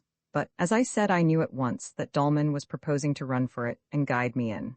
I didn't like the idea, because I like doing things for myself, and, silly as it sounds, I believe I resented being told the sea was too bad for me, which it certainly was. Yet the shortcut did save several miles and a devil of a tumble off the Scharhorn, where two tides meet. I had complete faith in Dolman, and I suppose I decided that I should be a fool not to take a good chance. I hesitated, I know, but in the end I nodded and held up my arm as she forged ahead again. Soon after, she shifted her course and I followed. You asked me once if I ever took a pilot. That was the only time. He spoke with bitter gravity, flung himself back, and felt his pocket for his pipe. It was not meant for a dramatic pause, but it certainly was one. I had just a glimpse of still another Davies, a Davies 5 years older, throbbing with deep emotions, scorn, passion, and stubborn purpose, a being above my plane, of sterner stuff, wider scope. Intense as my interest had become, I waited almost timidly while he mechanically rammed tobacco into his pipe and struck ineffectual matches. I felt that whatever the riddle to be solved, it was no mean one. He repressed himself with an effort, half rose, and made his circular glance at the clock, barometer, and skylight, and then resumed. We soon came to what I knew must be the beginning of the Telt Channel. All round you could hear the breakers on the sands, though it was too thick to see them yet. As the water shoaled, the sea, of course, got shorter and steeper. There was more wind, a whole gale, I should say. I kept dead in the wake of the Medusa, but to my disgust, I found she was gaining on me very fast. Of course I had taken for granted, when he said he would lead me in, that he would slow down and keep close to me. He could easily have done so by getting his men up to check his sheets or drop his peak. Instead of that, he was busting on for all he was worth. Once, in a rain squall, I lost sight of him altogether, got him faintly again, but had enough to do with my own tiller not to want to be peering through the scud after a runaway pilot. I was all right so far, but we were fast approaching the worst part of the whole passage, where the Hohenhörn bank blocks the road and the channel divides. I don't know what it looks like to you on the chart. Perhaps fairly simple, because you can follow the twists of the channels as on a ground plan. But a stranger coming to a place like that, where there are no buoys, mind you, can tell nothing certain by the eye, unless perhaps at dead low water, when the banks are high and dry, and in very clear weather. He must trust to the lead and the compass, and feel his way step by step. I knew perfectly well that what I should soon see would be a wall of surf stretching right across and on both sides. To feel one's way in that sort of weather is impossible. You must know your way, or else have a pilot. I had one, but he was playing his own game. With a second hand on board to steer, while I conned, I should have felt less of an ass. As it was, I knew I ought to be facing the music in the offing, and cursed myself for having broken my rule and gone blundering into this confounded shortcut. It was giving myself away, doing just the very thing that you can't do in single-handed sailing. By the time I realized the danger, it was far too late to turn and hammer out to the open. I was deep in the bottleneck bite of the sands, jammed on a lee shaw, and a strong flood tide sweeping me on. That tide, by the way, gave just the ghost of a chance. I had the hours in my head, and knew it was about 2/3 flood, with 2 hours more of rising water. That meant the banks would be all covering when I reached them, and harder than ever to locate. But it also meant that I might float right over the worst of them if I hit off a lucky place. Davies thumped the table in disgust. "Pa, it makes me sick to think of having to trust to an accident like that, like a lubberly cockney out for a boozy bank holiday sail." Well, just as I foresaw, the wall of surf appeared clean across the horizon, and curling back to shut me in, booming like thunder. When I last saw the Medusa, she seemed to be charging it like a horse at a fence, and I took a rough bearing of her position by a hurried glance at the compass. At that very moment, I thought she seemed to luff and show some of her broadside, but a squall blotted her out and gave me hell with the tiller. After that, she was lost in the white mist that hung over the line of breakers. I kept on my bearing as well as I could, but I was already out of the channel. I knew that by the look of the water, and as we neared the bank I saw it was all awash and without the vestige of an opening. I wasn't going to chuck her onto it without an effort, so, more by instinct than with any particular hope, I put the helm down, meaning to work her along the edge on the chance of spotting a way over. She was buried at once by the beam sea, and the jib flew to blazes, but the reefed staysail stood, she recovered gamely, and I held on, though I knew it could only be for a few minutes as the centerplate was up, and she made frightful leeway towards the bank. I was half-blinded by scud, but suddenly I noticed what looked like a gap behind a spit which curled out right ahead. I luffed still more to clear this spit, but she couldn't weather it. Before you could say knife, she was driving across it, bumped heavily, bucked forward again, bumped again, and ripped on in deeper water. I can't describe the next few minutes. I was in some sort of channel, but a very narrow one, and the sea broke everywhere. I hadn't proper command either, for the rudder had crooked up somehow at the last bump. I was like a drunken man running for his life down a dark alley, balking himself at every corner. It couldn't last long, and finally we went crash onto something and stopped there, grinding and banging. So ended that little trip under a pilot. Well, it was like this, there was really no danger. I opened my eyes at the characteristic phrase. I mean, that lucky stumble into a channel was my salvation. Since then I had struggled through a mile of sands, all of which lay behind me like a breakwater against the gale. They were covered, of course, and seething like soapsuds, but the fosse of the sea was deadened. The Dulce was bumping, but not too heavily. It was nearing high tide, and at half ebb she would be high and dry. In the ordinary way, I should have run out a kedge with the dinghy, and at the next high water sailed farther in and anchored where I could lie afloat. The trouble was now that my hand was hurt and my dinghy stove in, not to mention the rudder business. It was the first bump on the outer edge that did the damage. There was a heavy swell there, and when we struck, the dinghy, which was towing astern, came home on her painter and down with a crash on the yacht's weather quarter. I stuck out one hand to ward it off and got it nipped on the gunwale. She was badly stove in and useless, so I couldn't run out the kedge. This was Greek to me, but I let him go on. And for the present my hand was too painful even to stow the boom and sails, which were whipping and racketing about anyhow. There was the rudder, too, to be mended, and we were several miles from the nearest land. Of course, if the wind fell, it was all easy enough, but if it held or increased, it was a poor lookout. There's a limit to strain of that sort, and other things might have happened. In fact, it was precious lucky that Bottles turned up. His galliot was at anchor a mile away, up a branch of the channel. In a clear between squalls he saw us, and like a brick, rowed his boat out, he and his boy, and a devil of a pull they must have had. I was glad enough to see them. No, that's not true. I was in such a fury of disgust and shame that I believe I should have been idiot enough to say I didn't want help, if he hadn't just nipped on board and started work. He's a terror to work, that little mouse of a chap. In half an hour he had stowed the sails, unshackled the big anchor, run out 50 fathoms of warp, and hauled her off there and then into deep water. Then they towed her up the channel.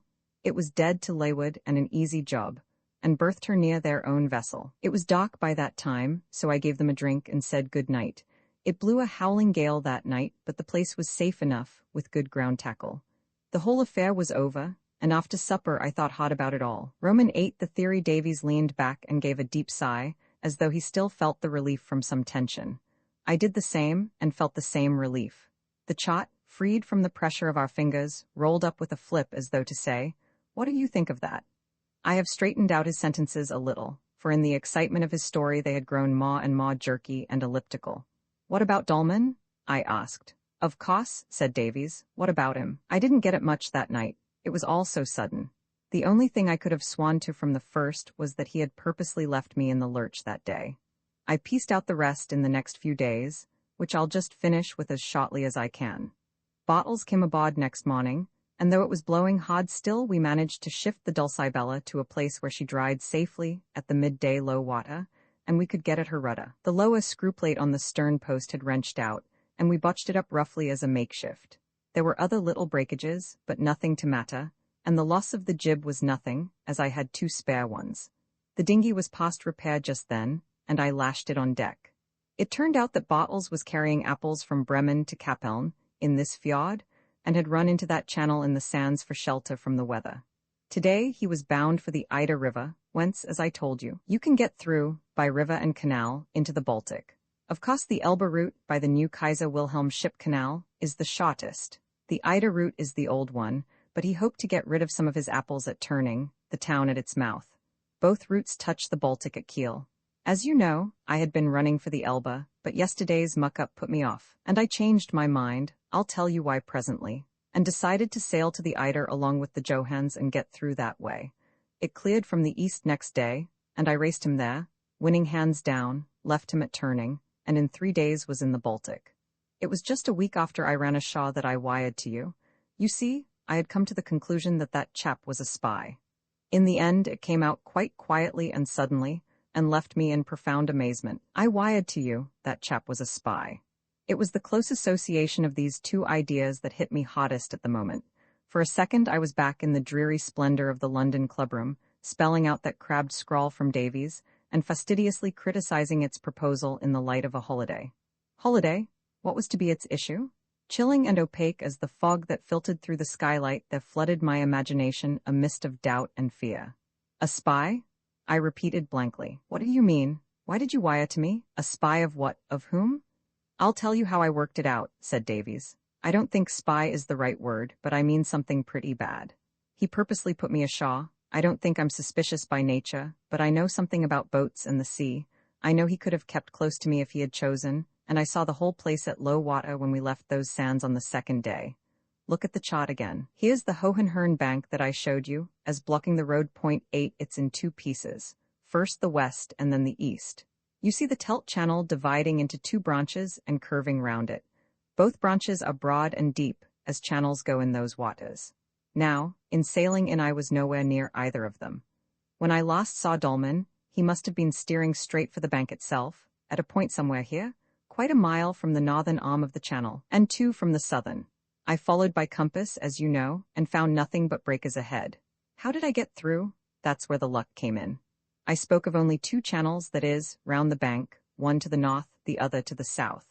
But look closely, and you'll see that right through the center of the West Hohenhörn runs another, a very narrow and winding one, so small that I hadn't even noticed it the night before, when I was going over the chart. That was the one I stumbled into in that tailor's fashion, as I was groping along the edge of the surf in a desperate effort to gain time.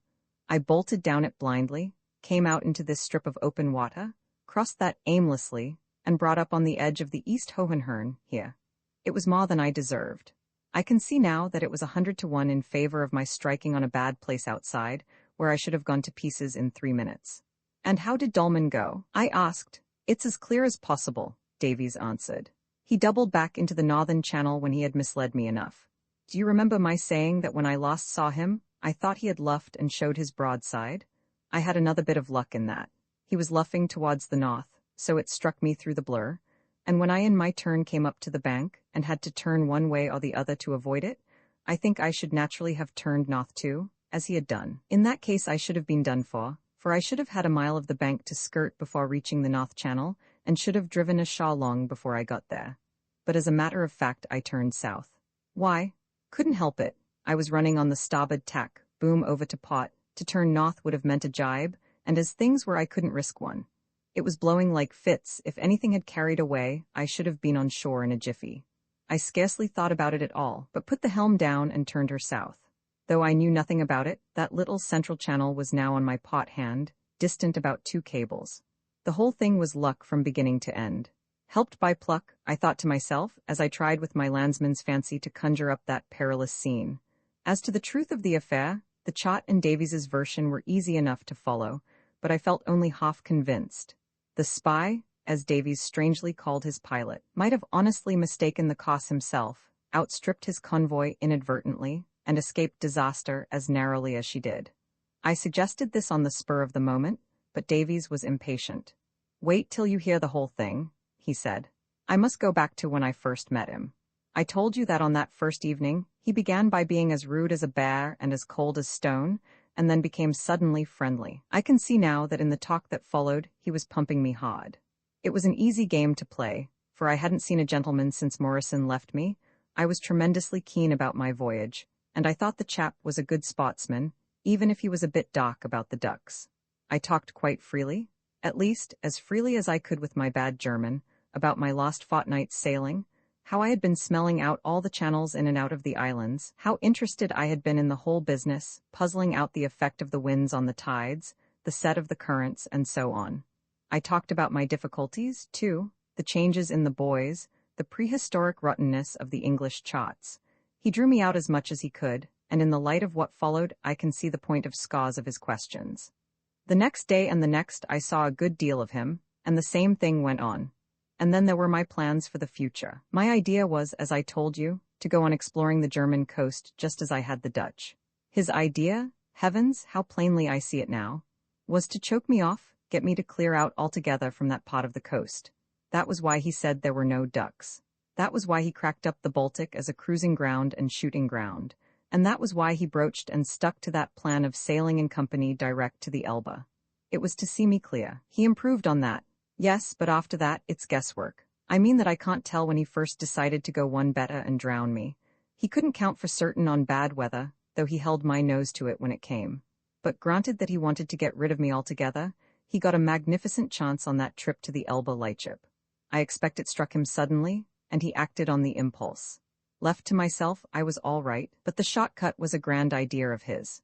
Everything was in its favor, wind, sea, sand, tide. He thinks I'm dead. But the crew? I said. What about the crew? That's another thing. When he first hove to, waiting for me, of course they were on deck, 2 of them, I think, hauling at sheets. But by the time I had drawn up level, the Medusa had won round again on her course, and no one was on deck but Dolman at the wheel. No one overheard what he said. Wouldn't they have seen you again? Very likely not. The weather was very thick, and the dulce is very small. The incongruity of the whole business was striking me. Why should anyone want to kill Davies? And why should Davies, the soul of modesty and simplicity, imagine that anyone wanted to kill him? He must have cogent reasons, for he was the last man to give way to a morbid fancy. Go on, I said. What was his motive? A German finds an Englishman exploring a bit of German coast, determines to stop him, and even to get rid of him. It looks so far as if you were thought to be the spy. Davies winced. But he's not a German, he said hotly. He's an Englishman. An Englishman? Yes, I'm sure of it, not that I've much to go on. He professed to know very little English and never spoke it except a word or two now and then to help me out of a sentence. And as to his German, he seemed to me to speak it like a native. But of course, I'm no judge. Davies sighed. That's where I wanted someone like you. You would have spotted him at once if he wasn't German. I go more by what do you call it? A general impression, I suggested. Yes, that's what I mean. It was something in his looks and manner, you know how different we are from foreigners. And it wasn't only himself, it was the way he talked. I mean about cruising and the sea especially. It's true he let me do most of the talking, but all the same, how can I explain it? I felt we understood one another in a way that 2 foreigners wouldn't. He pretended to think me a bit crazy for coming so far in a small boat, but I could swear he knew as much about the game as I did, for lots of little questions he asked had the right ring in them.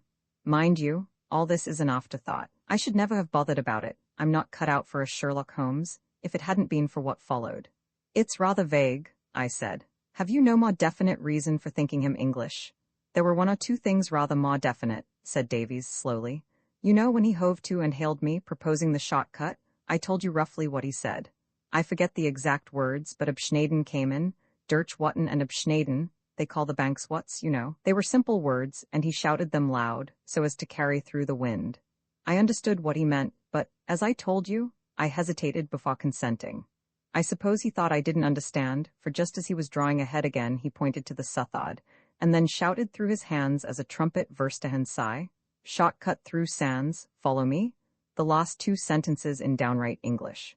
I can hear those words now, and I'll swear they were in his native tongue. Of course I thought nothing of it at the time. I was quite aware that he knew a few English words, though he had always mispronounced them, an easy trick when your hero suspects nothing. But I needn't say that just then, I was observant of trifles. I don't pretend to be able to unravel a plot and steer a small boat before a heavy sea at the same moment. And if he was piloting you into the next world, he could afford to commit himself before you parted. Was there anything else? By the way, how did the daughter strike you? Did she look English too? 2 men cannot discuss a woman freely without a deep foundation of intimacy, and until this day, the subject had never arisen between us in any form. It was the last that was likely to, for I could have divined that Davies would have met it with an armor of reserve. He was busy putting on this armor now, yet I could not help feeling a little brutal as I saw how badly he jointed his clumsy suit of mail. Our ages were the same, but I laugh now to think how old and blasé I felt as the flush warmed his brown skin, and he slowly propounded the verdict. Yes, I think she did. She talked nothing but German, I suppose? Oh, of course. Did you see much of her? A good deal. Was she, how frame it? Did she want you to sail to the Elba with them? She seemed to, admitted Davies, reluctantly, clutching at his ally, the matchbox. But hang it, don't dream that she knew what was coming, he added, with sudden fire. I pondered and wondered, shrinking from further inquisition, easy as it would have been with so truthful a victim, and banishing all thought of ill-timed chaff. There was a cross-current in this strange affair, whose depth and strength I was beginning to gauge with increasing seriousness. I did not know my man yet, and I did not know myself. A conviction that events in the near future would force us into complete mutual confidence withheld me from pressing him too far. I returned to the main question, who was Dolman, and what was his motive? Davies struggled out of his armor. I'm convinced, he said, that he's an Englishman in German service.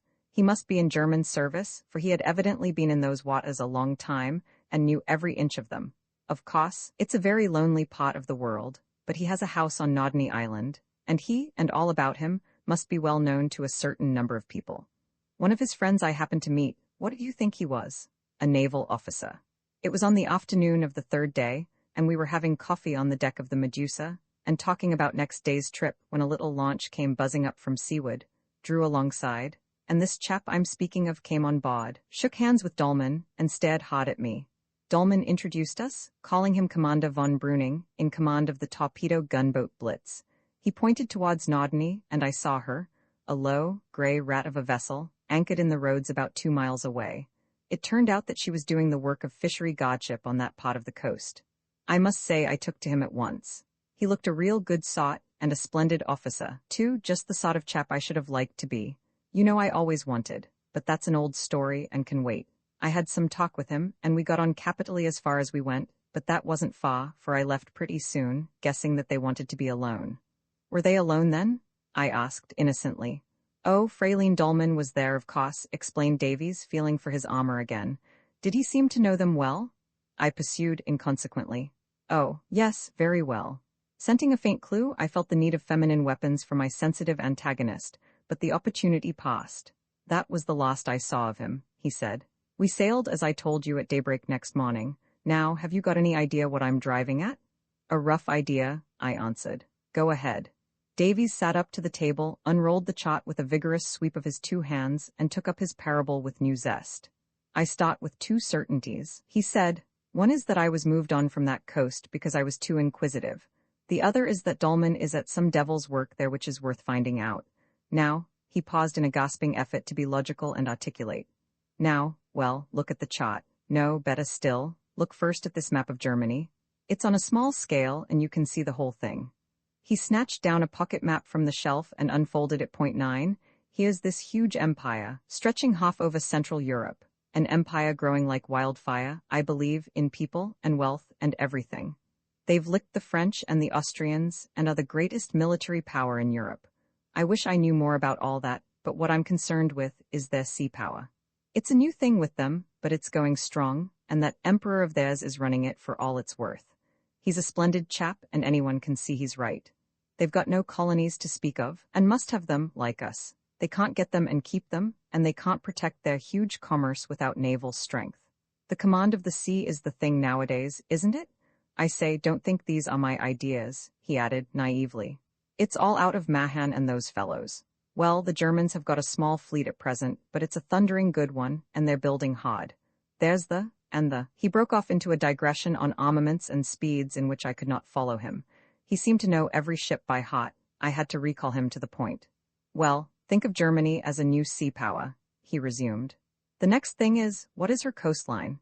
It's a very queer one, as you know, split clean in 2 by Denmark, most of it lying east of that and looking on the Baltic, which is practically an inland sea, with its entrance blocked by Danish islands. It was to evade that block that William built the ship canal from Kiel to the Elbe, but that could be easily smashed in wartime.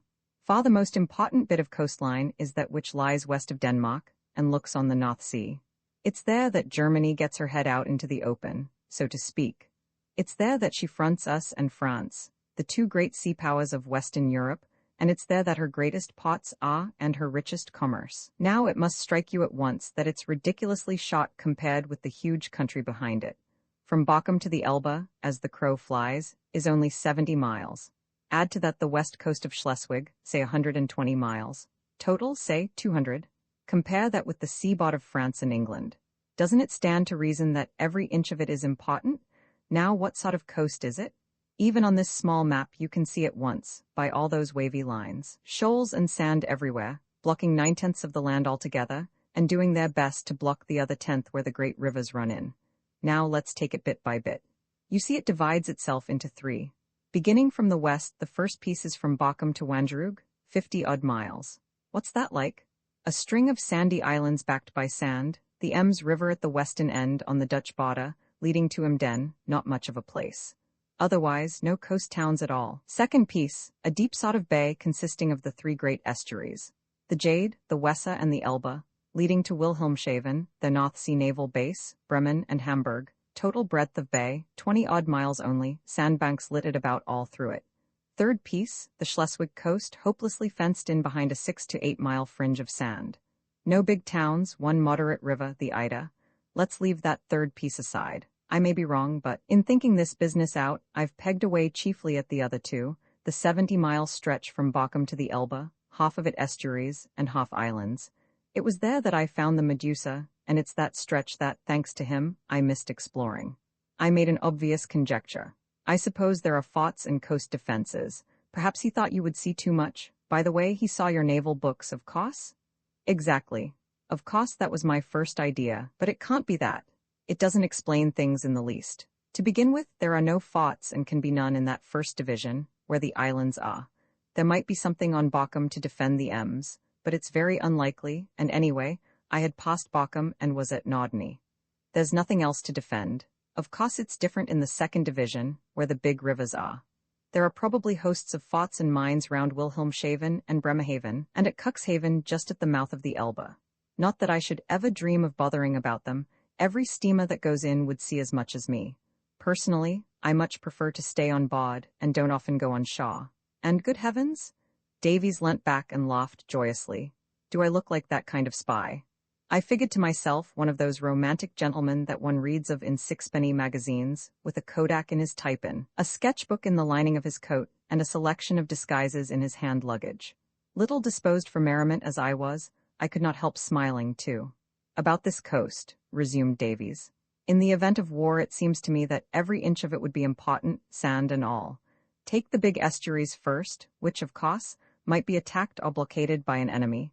At first sight, you would say that their main channels were the only things that mattered. Now, in time of peace, there's no secrecy about the navigation of these. They're buoyed and lighted like streets, open to the whole world, and taking an immense traffic. Well charted, too, as millions of pounds in commerce depend on them.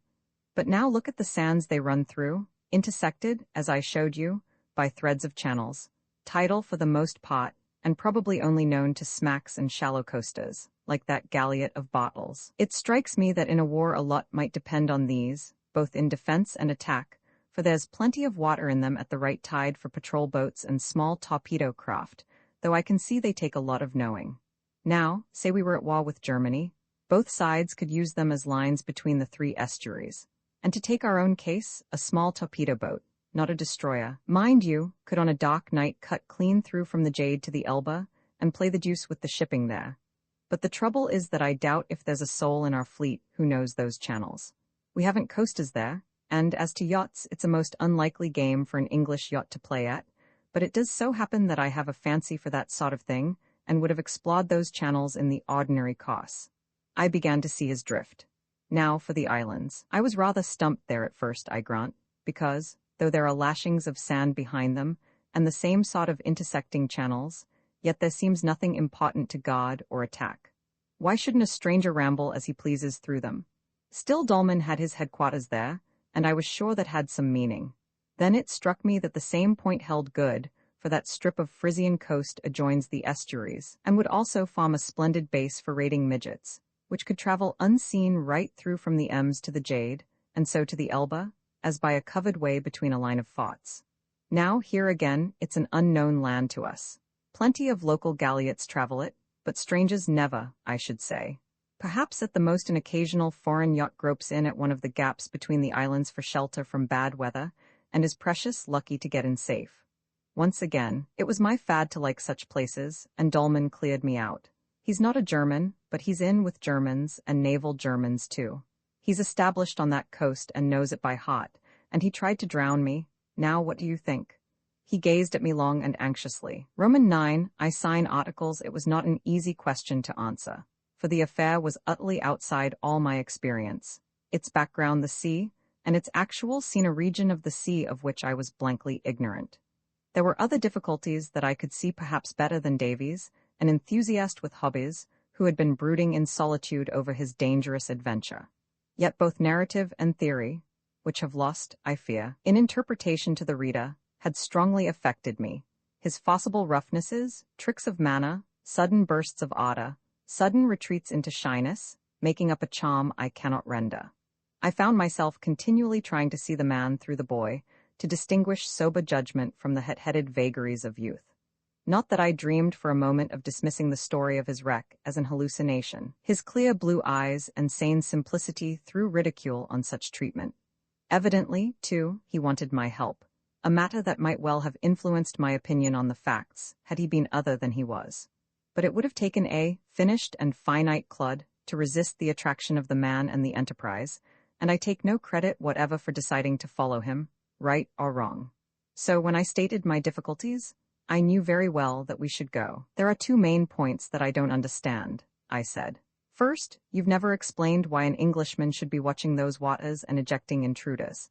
Secondly, your theory doesn't supply sufficient motive.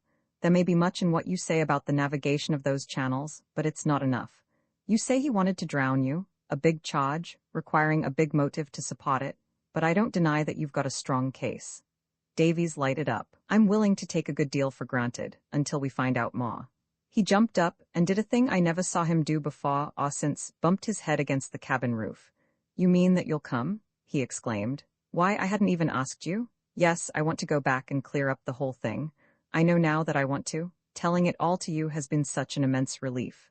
And a lot depended on you too, and that's why I've been feeling such an absolute hypocrite. I say, how can I apologize? Don't worry about me, I've had a splendid time, and I'll come right enough, but I should like to know exactly what you? No, but wait till I just make a clean breast of it about you, I mean. You see, I came to the conclusion that I could do nothing alone. Not that two are really necessary for managing the boat in the ordinary way, but for this sort of job you do want to. Besides, I can't speak German properly, and I'm a dull chap all round. If my theory, as you call it, is right, it's a case for sharp wits if ever there was one, so I thought of you. You're clever, and I knew you had lived in Germany and knew German, and I knew, he added with a little awkwardness, that you had done a good deal of yachting. But of course I ought to have told you what you were in for, roughing it in a small boat with no crew. I felt ashamed of myself when you wired back so promptly, and when you came, Davies stammered and hesitated in the humane resolve not to wound my feelings. Of course I couldn't help noticing that it wasn't what you expected, was the delicate summary he arrived at. But you took it splendidly, he hastened to add. Only, somehow, I couldn't bring myself to talk about the plan. It was good enough of you to come out at all, without bothering you with harebrained schemes. Beside, I wasn't even sure of myself. It's a tangled business. There are reasons still. He looked nervously at me, which make it a tangled business. I had thought a confidence was coming and was disappointed. I was in an idiotic state of uncertainty, he hurried on, but the plan grew on me more and more when I saw how you were taking to the life and beginning to enjoy yourself. All that about the ducks on the Frisian coast was humbug, part of a stupid idea of decoying you there and gaining time.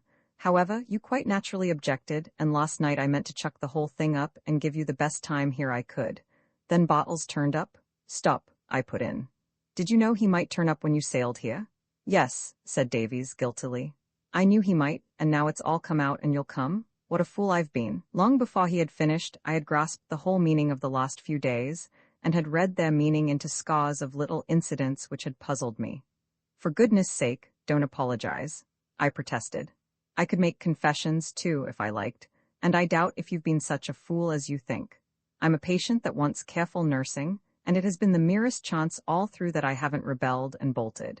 We've got a good deal to thank the weather for, and other little stimulants, and you don't know yet my reasons for deciding to try your cure at all. My cure? Said Davies. What in the world do you mean? It was jolly decent of you to. Never mind, there's another view of it, but it doesn't matter now. Let's return to the point. What's your plan of action? It's this, was the prompt reply. To get back to the North Sea via Kiel and the ship canal. Then there will be two objects, one to work back to Nodney, where I left off before, exploring all those channels through the estuaries and islands, the other to find Dolman, discover what he's up to, and settle with him. The two things may overlap, we can't tell yet. I don't even know where he and his yacht are, but I'll be bound there somewhere in those same waters and probably back at Nodney. It's a delicate matter, I mused dubiously. If your theory's correct, spying on a spy? It's not like that, said Davies, indignantly. Anyone who likes can sail about there and explore those waters. I say, you don't really think it's like that, do you?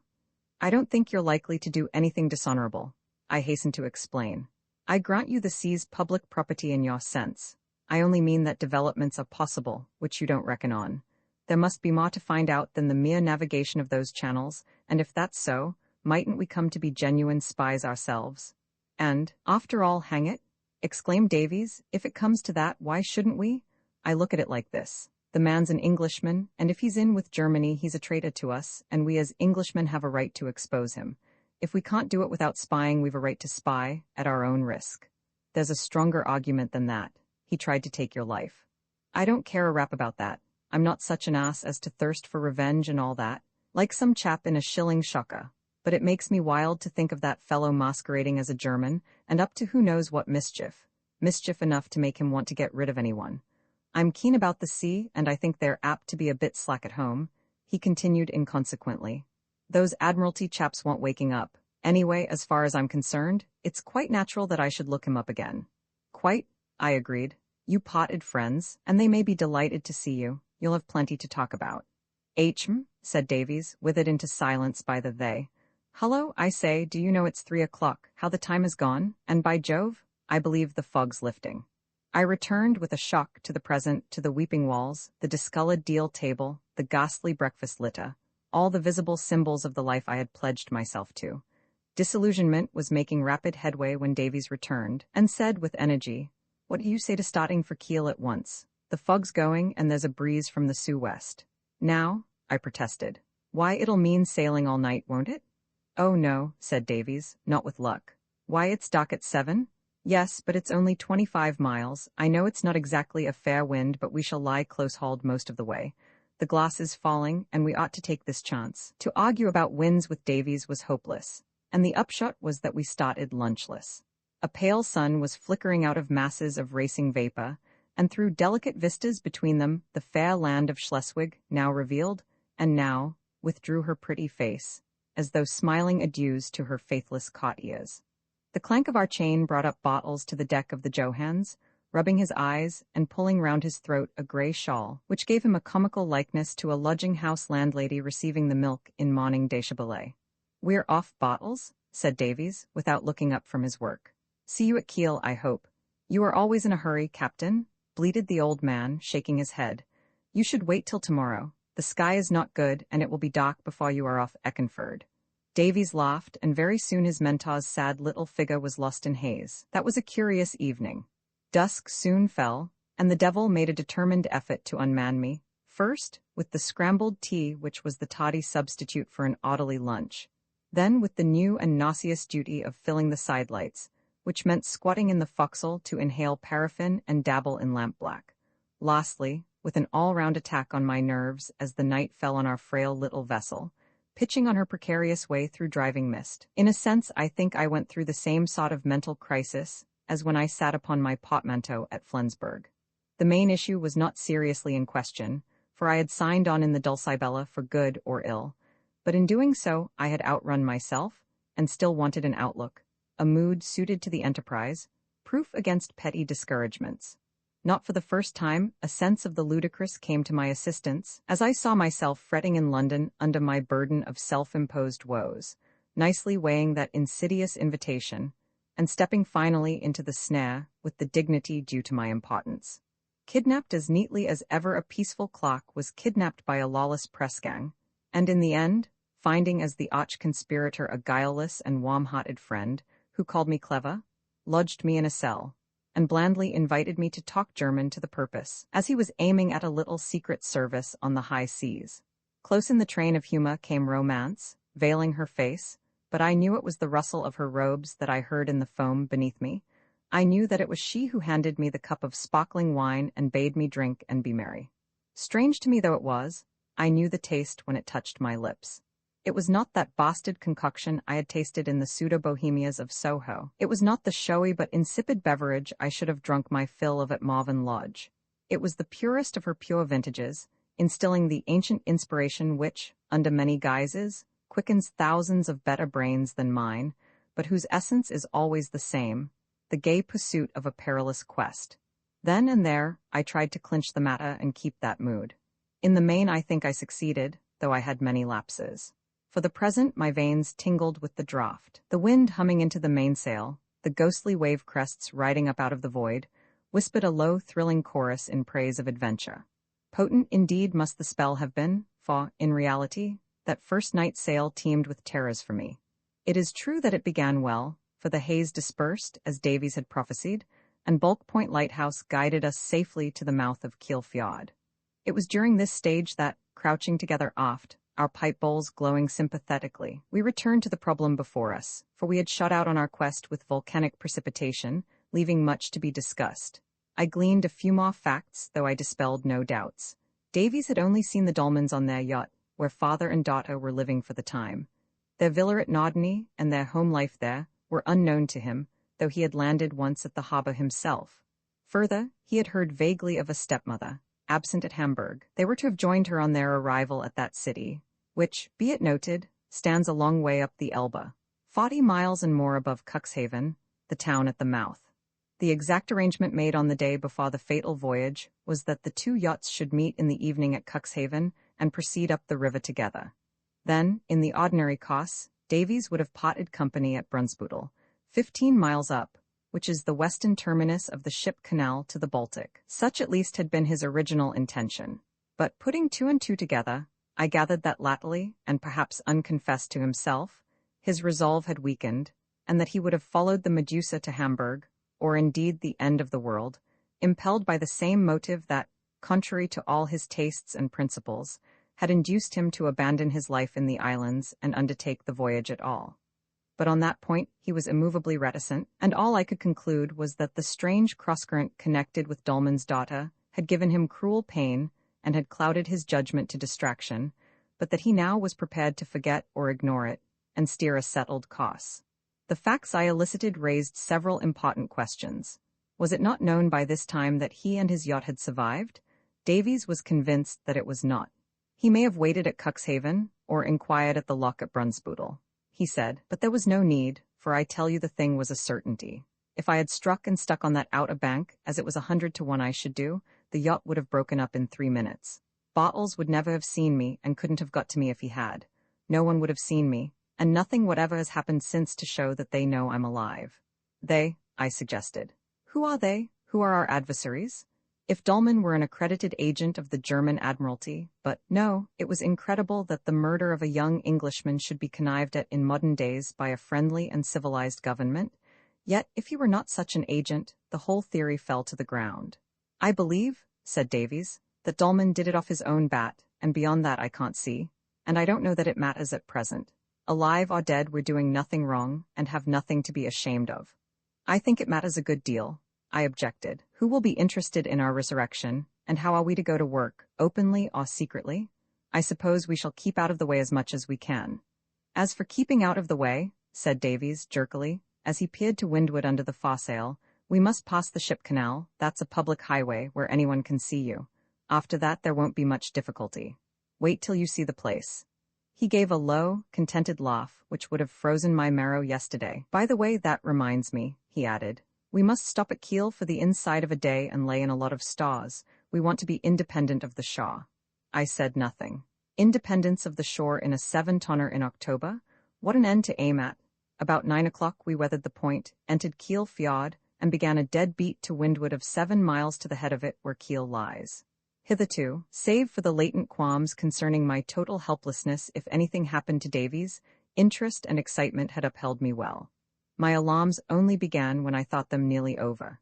Davies had frequently urged me to turn in and sleep, and I went so far as to go below and coil myself up on the lace sofa with my pencil and diary. Suddenly there was a flapping and rattling on deck, and I began to slide onto the floor. "What's happened?" I cried, in a panic, for there was Davies stooping in at the cabin door. "Nothing," he said, chafing his hands for warmth. "I'm only going about. Hand me the glasses, will you? There's a steamer ahead. I say, if you really don't want to turn in, you might make some soup. Just let's look at the chart." He studied it with maddening deliberation, while I wondered how near the steamer was, and what the yacht was doing meanwhile. "I suppose it's not really necessary for anyone to be at the helm?" I remarked. "Oh, she's all right for a minute," he said, without looking up. 2 1.5 1, lights in line Sue west by west, got a match. He expended 2 and tumbled upstairs again. "You don't want me, do you?" I shouted after him. "No, but come up when you've put the kettle on. It's a pretty beat up the fjord, lovely breeze." His legs disappeared. A sort of buoyant fatalism possessed me as I finished my notes and pawed over the stove. It upheld me, too, when I went on deck and watched the pretty beat, whose prettiness was mainly due to the crowd of fog-bound shipping, steamers, smacks, and sailing vessels. Now once more on the move in the confined fairway of the fjord, their baleful eyes of red, green, or yellow, opening and shutting, brightening and fading, while shawlights and ankle lights added to my bewilderment, and a throbbing of screws filled the air like the distant roar of London streets. In fact, every time we spun round for our dot across the fjord, I felt like a rustic matron gathering her skirts for the transit of the Strand on a busy night. Davies, however, was the street Arab who zigzags under the horse's feet unscathed, and all the time he discoursed placidly on the simplicity and safety of night sailing, if only you are careful, obeying rules, and burnt good lights. As we were nearing the hot glow in the sky that denoted Kiel, we passed a huge scintillating bulk moored in midstream. "Warships," he murmured, ecstatically. At 1 o'clock we anchored off the town.